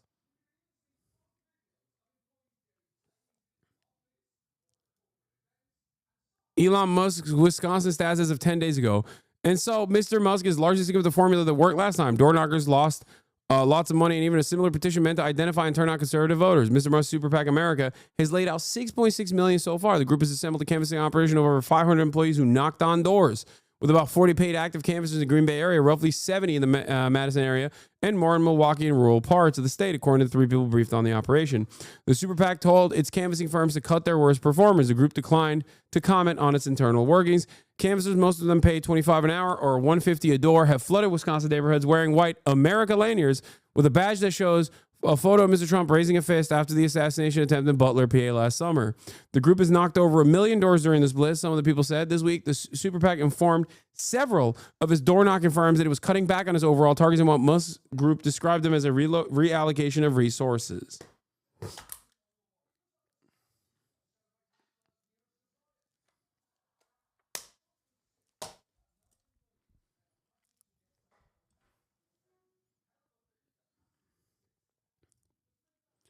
He's a fucking loser, bro. He's a loser. He's a loser. Everybody hates him. That's it. Wisconsin Supreme Court shows limits of Musk's money. It causes Dem fundraising and engagement to go up. Dems can tie GOP candidates to him. In hindsight, Dems should have made him more of a foil in 2024. Wonder if GOP politicals will seek to limit his influence in future elections. The answer is fuck yes. Okay? And it won't be the GOP politicals that limit his influence. It is going to be Donald Trump that goes, you fucked this up for me. Elon, you fucked this up for me, Elon. Donald Trump hates losers. What did I tell you?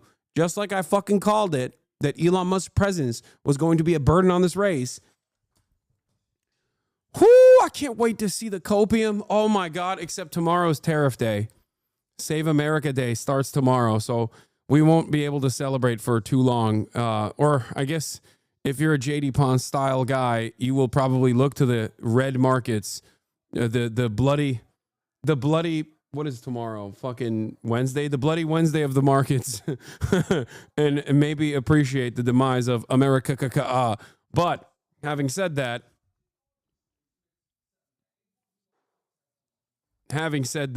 oh my God. Oh my God. Look at the swing graph.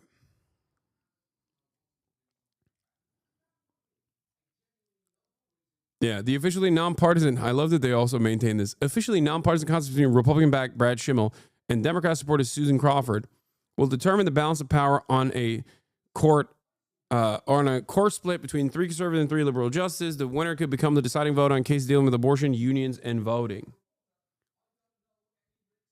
What happened? He's announcing the tariffs after the markets close. Elon is the Nukes Taku of politics. I thought Nukes Taku was the Nukes Taku of politics.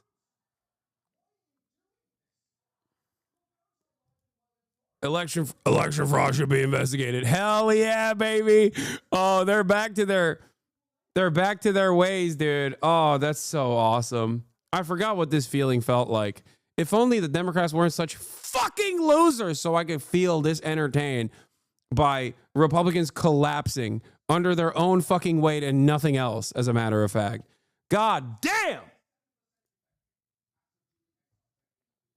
The Mules, George Soros, and Hasanabi.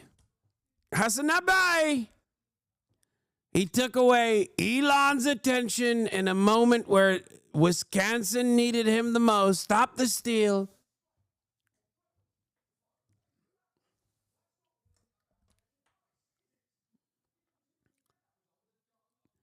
Scott Presler, oh, my goat. Wisconsin, if your polling location was impacted by a ballot shortage, submit a report right now. Oh, my God. This is what they're going with.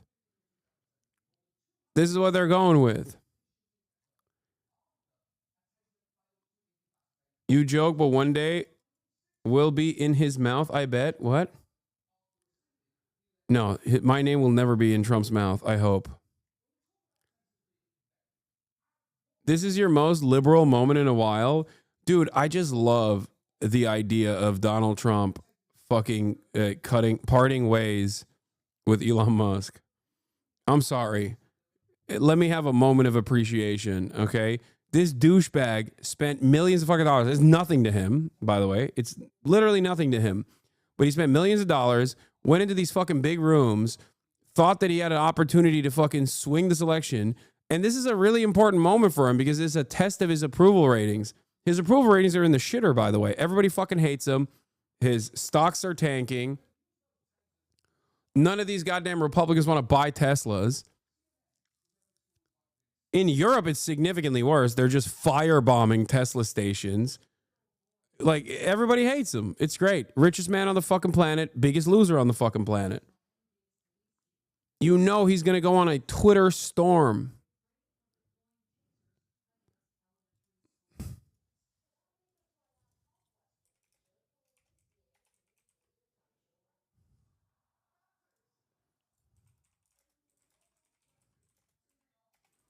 I'm going to say, yo, at Elon Musk, maybe you shouldn't have showed up. Wisconsin, man. I think people hate you, dog.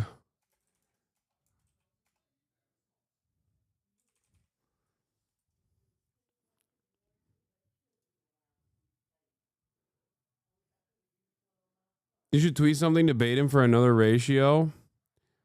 I mean, I don't think this will get a ratio. Tesla delivery numbers are also due tomorrow. Asmongold's video tomorrow. It's not based. He went nonverbal after it was called. He went nonverbal. He went nonverbal when discussing Elon Musk's Twitter habits. Oh, damn.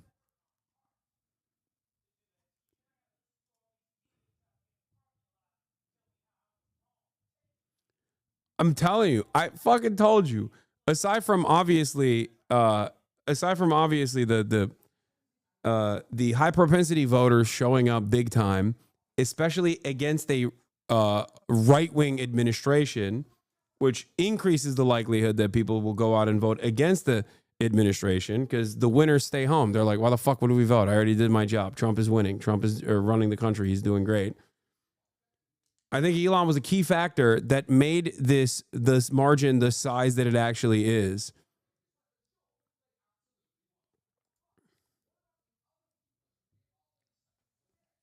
Liberation Day came early, and so did I. Trump is putting tariffs on Wisconsin tomorrow.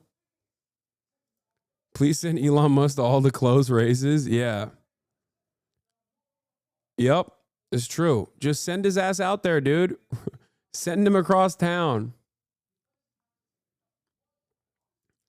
Can you shed any light on why the Dems are able to mobilize around a candidate, Susan Crawford, in this example, but are unable to put forward strong, accurate messaging regarding voter ID amendments? Because with Susan Crawford, there is actually a very valid lesser evil harm reduction voting outcome because she's a Supreme Court judge in a fucking 3-3 deadlock. So that's the reason why. That's one instance where you can unironically make the only argument that the Democrats make, which is, you know, vote for this person. Otherwise, you're fucked. Whereas in other circumstances, you need more. You need more to drive turnout, especially because your opposition is driving turnout in you know, crazy numbers. Trump said you only have to vote once, and this dipshit was saying how important this was. Like, nah, yeah. Votes are still coming in big, bro. I really don't want you to have to delete that tweet, says Gay Lennon. Gay Lennon 1917. No, dog, they called it already. Votes are called off of projections, and I'm not Dave Wasserman, even though he is infinitely better at this than myself. But even I told you early in the night that as soon as these two counties drop, we will know who wins this we will know who wins this race. And those counties dropped, spectacular numbers. Like, not only was Susan Crawford already outperforming Kamala's performance in red counties, but once the fucking Dane County and Milwaukee votes came in, it was over. This is where large numbers of the population reside.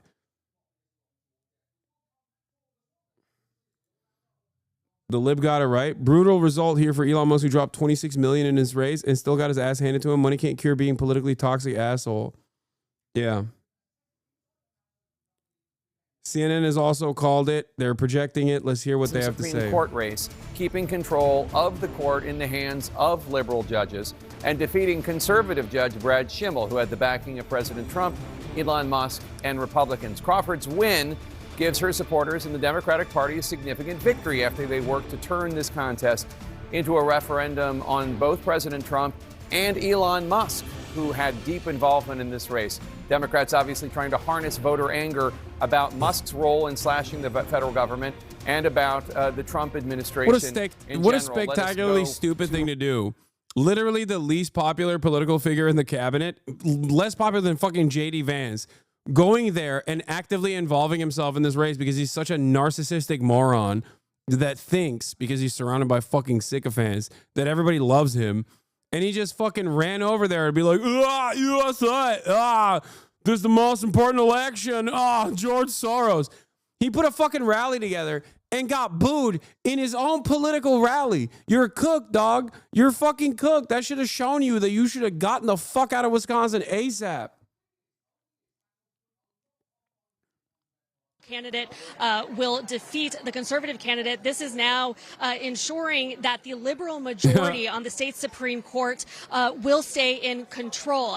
It comes at a time when there's a lot of hot button issues that could come before the court, things like abortion rights and congressional maps as well. But it also comes as Crawford and her Democratic allies have really sought to turn this campaign into a referendum of Elon Musk. I can tell you, crisscrossing the state over the past week, that is something that we repeatedly heard from Crawford at each of her campaign events, saying that Musk's involvement in the race should be concerning for voters. And it seems that at least in these results that are starting to come in tonight, that some voters have bought in. Dude, Elon Musk, if he was like a real American, by the way, if he looked like, who's like a real fucking rugged American looking guy, even if he looked like Tom Cotton, who also looks like a loser, okay, and wore like cowboy boots and a fucking belt buckle and didn't have like a weird accent, I swear to God, it would be very different. But he looks the way he looks. He operates the way he operates. He sounds the way he sounds. Ain't nobody fucking with him. That's just not happening. It is indeed, and we've also been talking about the huge. Sometimes politics is that stupid. Okay, it's that stupid sometimes, where they're like, there's a lot of. We also have the results. There's a lot of wealth worship. There's a lot of like idol worship. For Americans, especially for wealthy people and powerful people. But Elon is too repulsive to be able to take advantage of that. We'll put them up when we have them. Yeah. Oh, look, this is an important win for Democrats in the state of Wisconsin.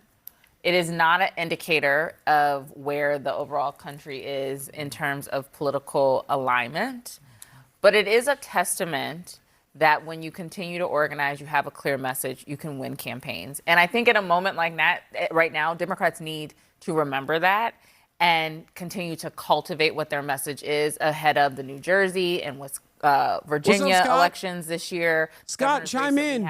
Say something, Scott. Come on, Scott. Say something, you bitch. I think that, come Florida, on. yes, no one expected Democrats. Talk about how anti-Semitism won tonight or some shit. Come on. In Florida. Talk about how this was the Hamas election. Scott. Area that we will flip back in 2028. That's not what we're saying.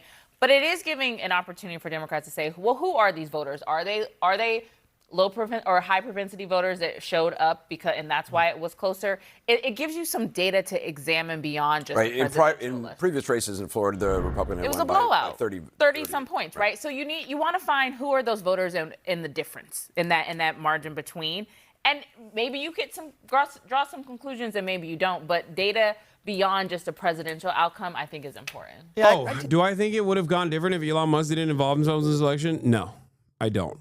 I don't think it would have gone different. No, for the reasons that I mentioned already. Oh, Scott's talking. Any of these races in Florida or Wisconsin, or was it largely they just kept doing what they've been doing, which is showing up for Donald Trump and nothing else? That's one thing to be studied. I do think the Republican takeaways tonight are going to be this. In Florida, Democrats burned about $20 million on 2 congressional campaigns where both Republicans look like they're going to get around 57% of the vote. Yes, Dog, that's not as less high as than what they Donald Trump burned got, in Wisconsin. But certainly commanding victories. Democrats were down in the low 40s, Republicans again at 57%. Wisconsin, the voter ID initiative that Donald Trump was heavily involved in and heavily supported, that's a big issue for Republicans and conservatives. Last I saw, it was passing at about a rate of 60-40. So they're going to like that. I agree with you that Democrats have a nice win on the Supreme Court here. Called it early in the night. But for Republicans tonight, I do think a lot of people were sort of bracing for impact that, what was going to happen tonight. And what do we find out? Republicans are okay in their Florida districts, and voter ID is still a popular thing. There's a bunch of people that voted for a liberal Supreme Court justice and turned around and voted voter ID tonight in Wisconsin, which shows you the popularity of that issue, which has been a Republican issue. I think there's a significant disconnect between Why didn't it translate to the Republicans who Republican feel like judge we're only then? 4 months into the Trump administration. There may have been some hiccups, but they're largely willing to give him some bandwidth to get his agenda into place. Even tomorrow when his Liberation Day is coming and these massive tariffs are going to go into effect, they're willing to give him a glide path to see if his plans actually work. I think Democrats to some degree may have overhyped that. Florida is irrelevant ultimately because it's a fucking massive Trump state. Wisconsin, on the other hand, was a close one. Trump won Wisconsin by barely, like less than 1%. Okay. Trump won Wisconsin in 2024 by less than 1%. The reality of the matter is the factors involved in why this blowout is taking place in Wisconsin for the liberals is because of the factors that I laid out earlier: high propensity voters and their likelihood to go out and vote in special elections. Liberals love higher, more educated, wealthier, white liberals, liberals in general, fucking love voting. They love voting. They come every time they vote. That's a big part of it. You also miss someone doing the Nazi salute? Wait, what? I missed someone doing the Nazi salute in this video. Where is it? So I do think that with or without Elon, the race probably would have gone to the Democrats. Having said that, with or without Elon, the race probably would have gone to the Democrats, but the margins look the way they are because of Elon. 1040. Where is it? So, I mean, yeah. Oh, this guy. Oh my God. It's because the banner was hiding it. Did you guys see it? This guy was Sig Heiling and going, "My heart goes out to you." Holy fuck. How did you clock that? That's crazy.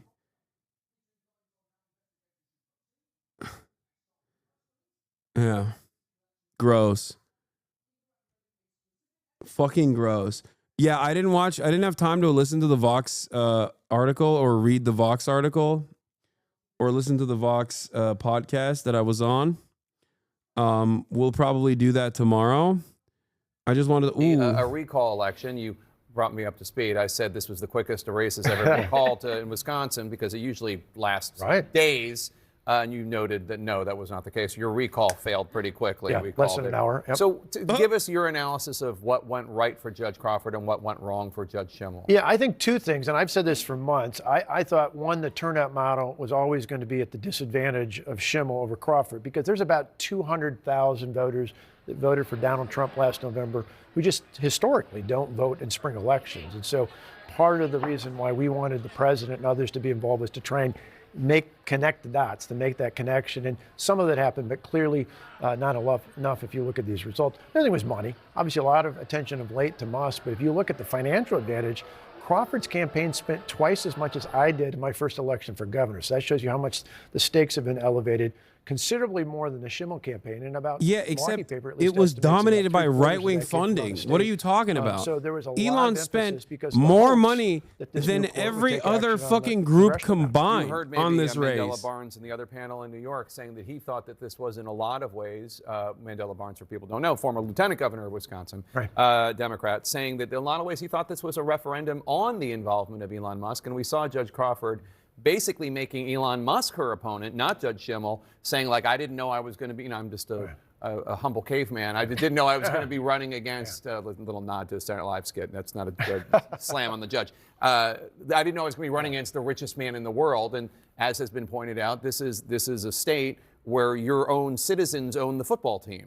So do you think that was compelling? I think it's an interesting tactic. It's a little Saul Alinsky-esque in the sense that you've got George Soros and J.D. Pritzker and Reid Hoffman and all these billionaires who've spent far more than Musk did in this, and now pointing and saying, well, wait a minute. I don't think they spent on this. They didn't. Well, collectively, if you look at all the money from outside that was given to her, again, 77% of it came from out of state, only 15% came from Schimmel, and collectively, a number of the analysis showed. I'm just saying, like in terms of the money from individually, J.B. those did, but if you look at the whole outside money that came from out of the state, it's clearly. But you don't think it was a referendum on Musk at all, though? Oh, I think it had a part of it. I think a lot of different issues. I think, again, in Wisconsin, you see that flip back and forth. Elon single-handedly made up, like, I don't know what the exact percentage is, but he made up like a significant percentage of the donations for the race, like personally. Okay. USA.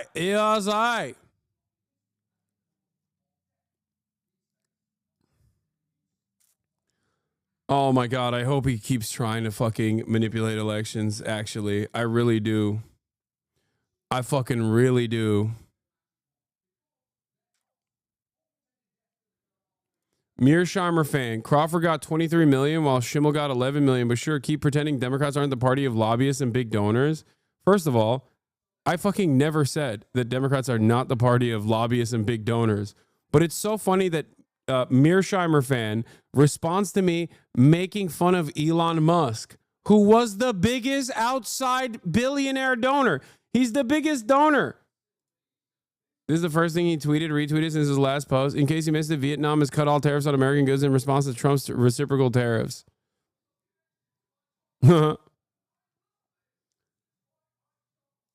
Unite, libs unite.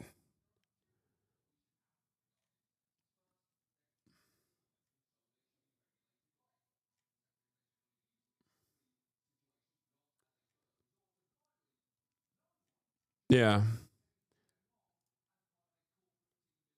Yeah. Billionaire donations to the Wisconsin Supreme Court race.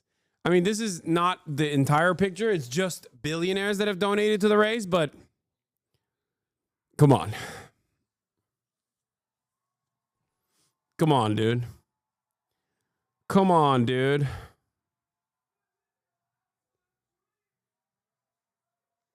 Come on, dude. Maybe he's not tweeting because he's trying to be, he's experimenting with biblical doses of ketamine. Let me Google this. Can you overdose on ketamine? On ketamine.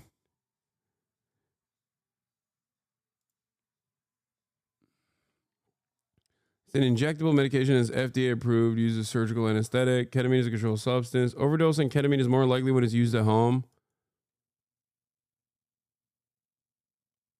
Okay, this doesn't say.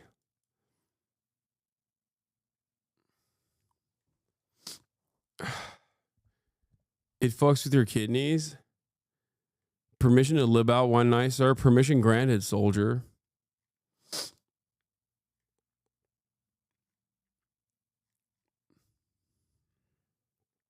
In 2026. I want to go back to Elon Musk for a second because, I mean, it is true that he spent $20 million on affiliated groups that were involved in this race. Is it a risk for... Can you tell me why Elon tried really hard? Can you explain why Elon cared about this race? It says skill shots fired. The answer is yes. The reason why he cared about this race is because Elon Musk has been claiming that he will be Donald Trump's attack dog. Okay? He's been claiming that he's going to be Donald Trump's attack dog. He's going to use unlimited amounts of funds to primary Republicans that speak out of turn. He is basically trying to be the outsider that whips votes in favor of Donald Trump. This was a real opportunity for Elon to test this strategy. This was a real opportunity for Elon to basically prove his work, that he has the capability, he has the motion, he has the money and power to be able to win results for Donald Trump. If he had won this race, his allegiance with Donald Trump would have calcified. It would have hardened. Okay? It would have turned into, it would have definitely given a much longer time frame for Elon to keep dominating the country, to keep running the country in the ways that he sees fit. And yes, there's a Tesla lawsuit, but that stuff is fine. It's like, okay, Tesla can't enter Wisconsin because they have an auto dealership lawsuit or whatever the fuck. Who cares? That, ironically, is a lawsuit where I'm on Elon's side, by the way, surprisingly enough. I think that auto dealership, the auto dealership union, capital union, is insane. It's just ridiculous. That's not the real reason, though, I think. I mean, I don't think Elon cares about fucking entering Wisconsin as a market that much. I'm sure it would be nice. It would be a nice little fucking, it would be a nice gift on top of that, but that's like secondary. The primary purpose here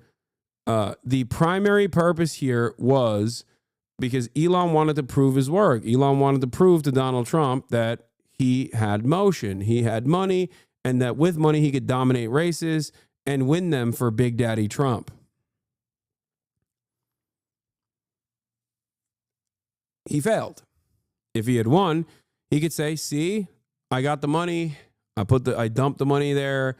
I went there. I got this victory for you, Mr. President. But instead, the predictable outcome happened. And it actually happened in it happened in a way that was a spectacular defeat for him. And I think part of the reason why the margins currently look the way they do, in a state that Donald Trump won against Kamala Harris by 1%, this special election showcasing a 55 to 44% split implies that people, on top of their proclivity to go out and vote in special elections, were extra annoyed with the presence of Donald Trump. That's it. So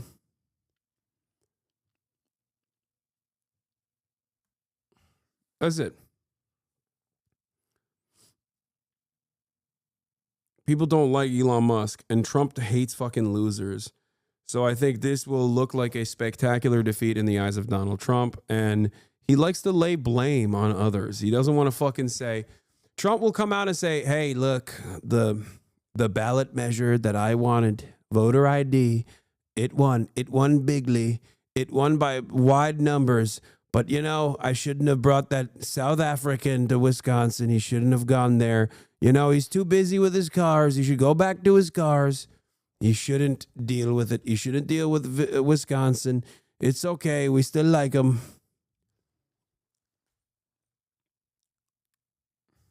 And I think that's what's going on.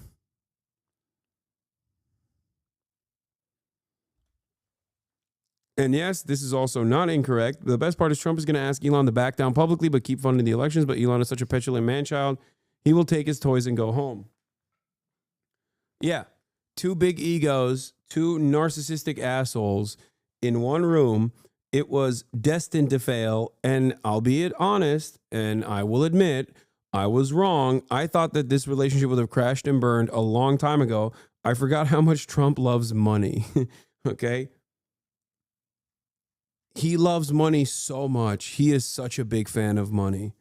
He is the number one fan of money. There's money, money, money. Okay? I thought that relationship would have fallen apart by the first month. I do think now, regardless of how much Trump loves money, he fucking hates losers. He will look to this and go, all right, you're done. It won't happen instantly. Remember, tomorrow, Donald Trump will probably come out and defend Elon Musk. That's what I suspect. but it won't be like a full-throated defense. I think it'll be, told you, look, voter ID just approved in Wisconsin election. There it is. There it is. Democrats fought hard against this. This is a big win for Republicans, maybe the biggest win of the night. It should allow us to win Wisconsin like I just did in the presidential election for many years to come. No statement about the top of the ticket.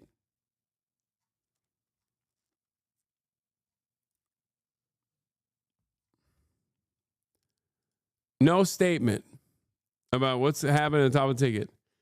I'm telling you, he'll probably say something. He'll lightly defend Elon Musk tomorrow because he still likes money. But that doesn't mean that the relationship has not taken on significant damage. But on that note, I will leave you with my outro. I love you all, and I will see you tomorrow as always, and we will dissect all of the things that took place tonight. All the shadows trickling in has helped people hate. But that'll be all for me for tonight. Peace and love, and see you tomorrow. Peace, everybody. Bye-bye. Just begun. There he is again, Hasan is streaming, Hasan is streaming.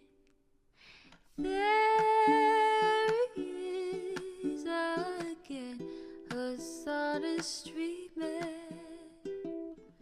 Hasan is streaming. Reviewing the P.O. box, Uncle Uger's face.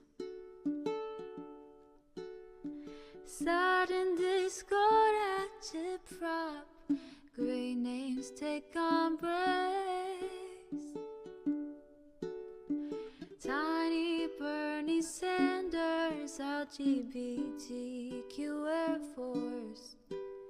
The whole left at your fingertips, Ane at your door. The H3 crowded debate, the Young Turks online show. 3 full fucking years of this, plenty more to go. 90-day fiance talks of champagne bourgeoisie. A Trump rally live reaction on mass riot at DC. There he is again, Hasan is streaming, Hasan is streaming. There he is again, Hasan is streaming, Hasan is streaming. Reading live stream fair comments, Austin show chat advice, and all the ways the right-wing pipeline can suck you in online.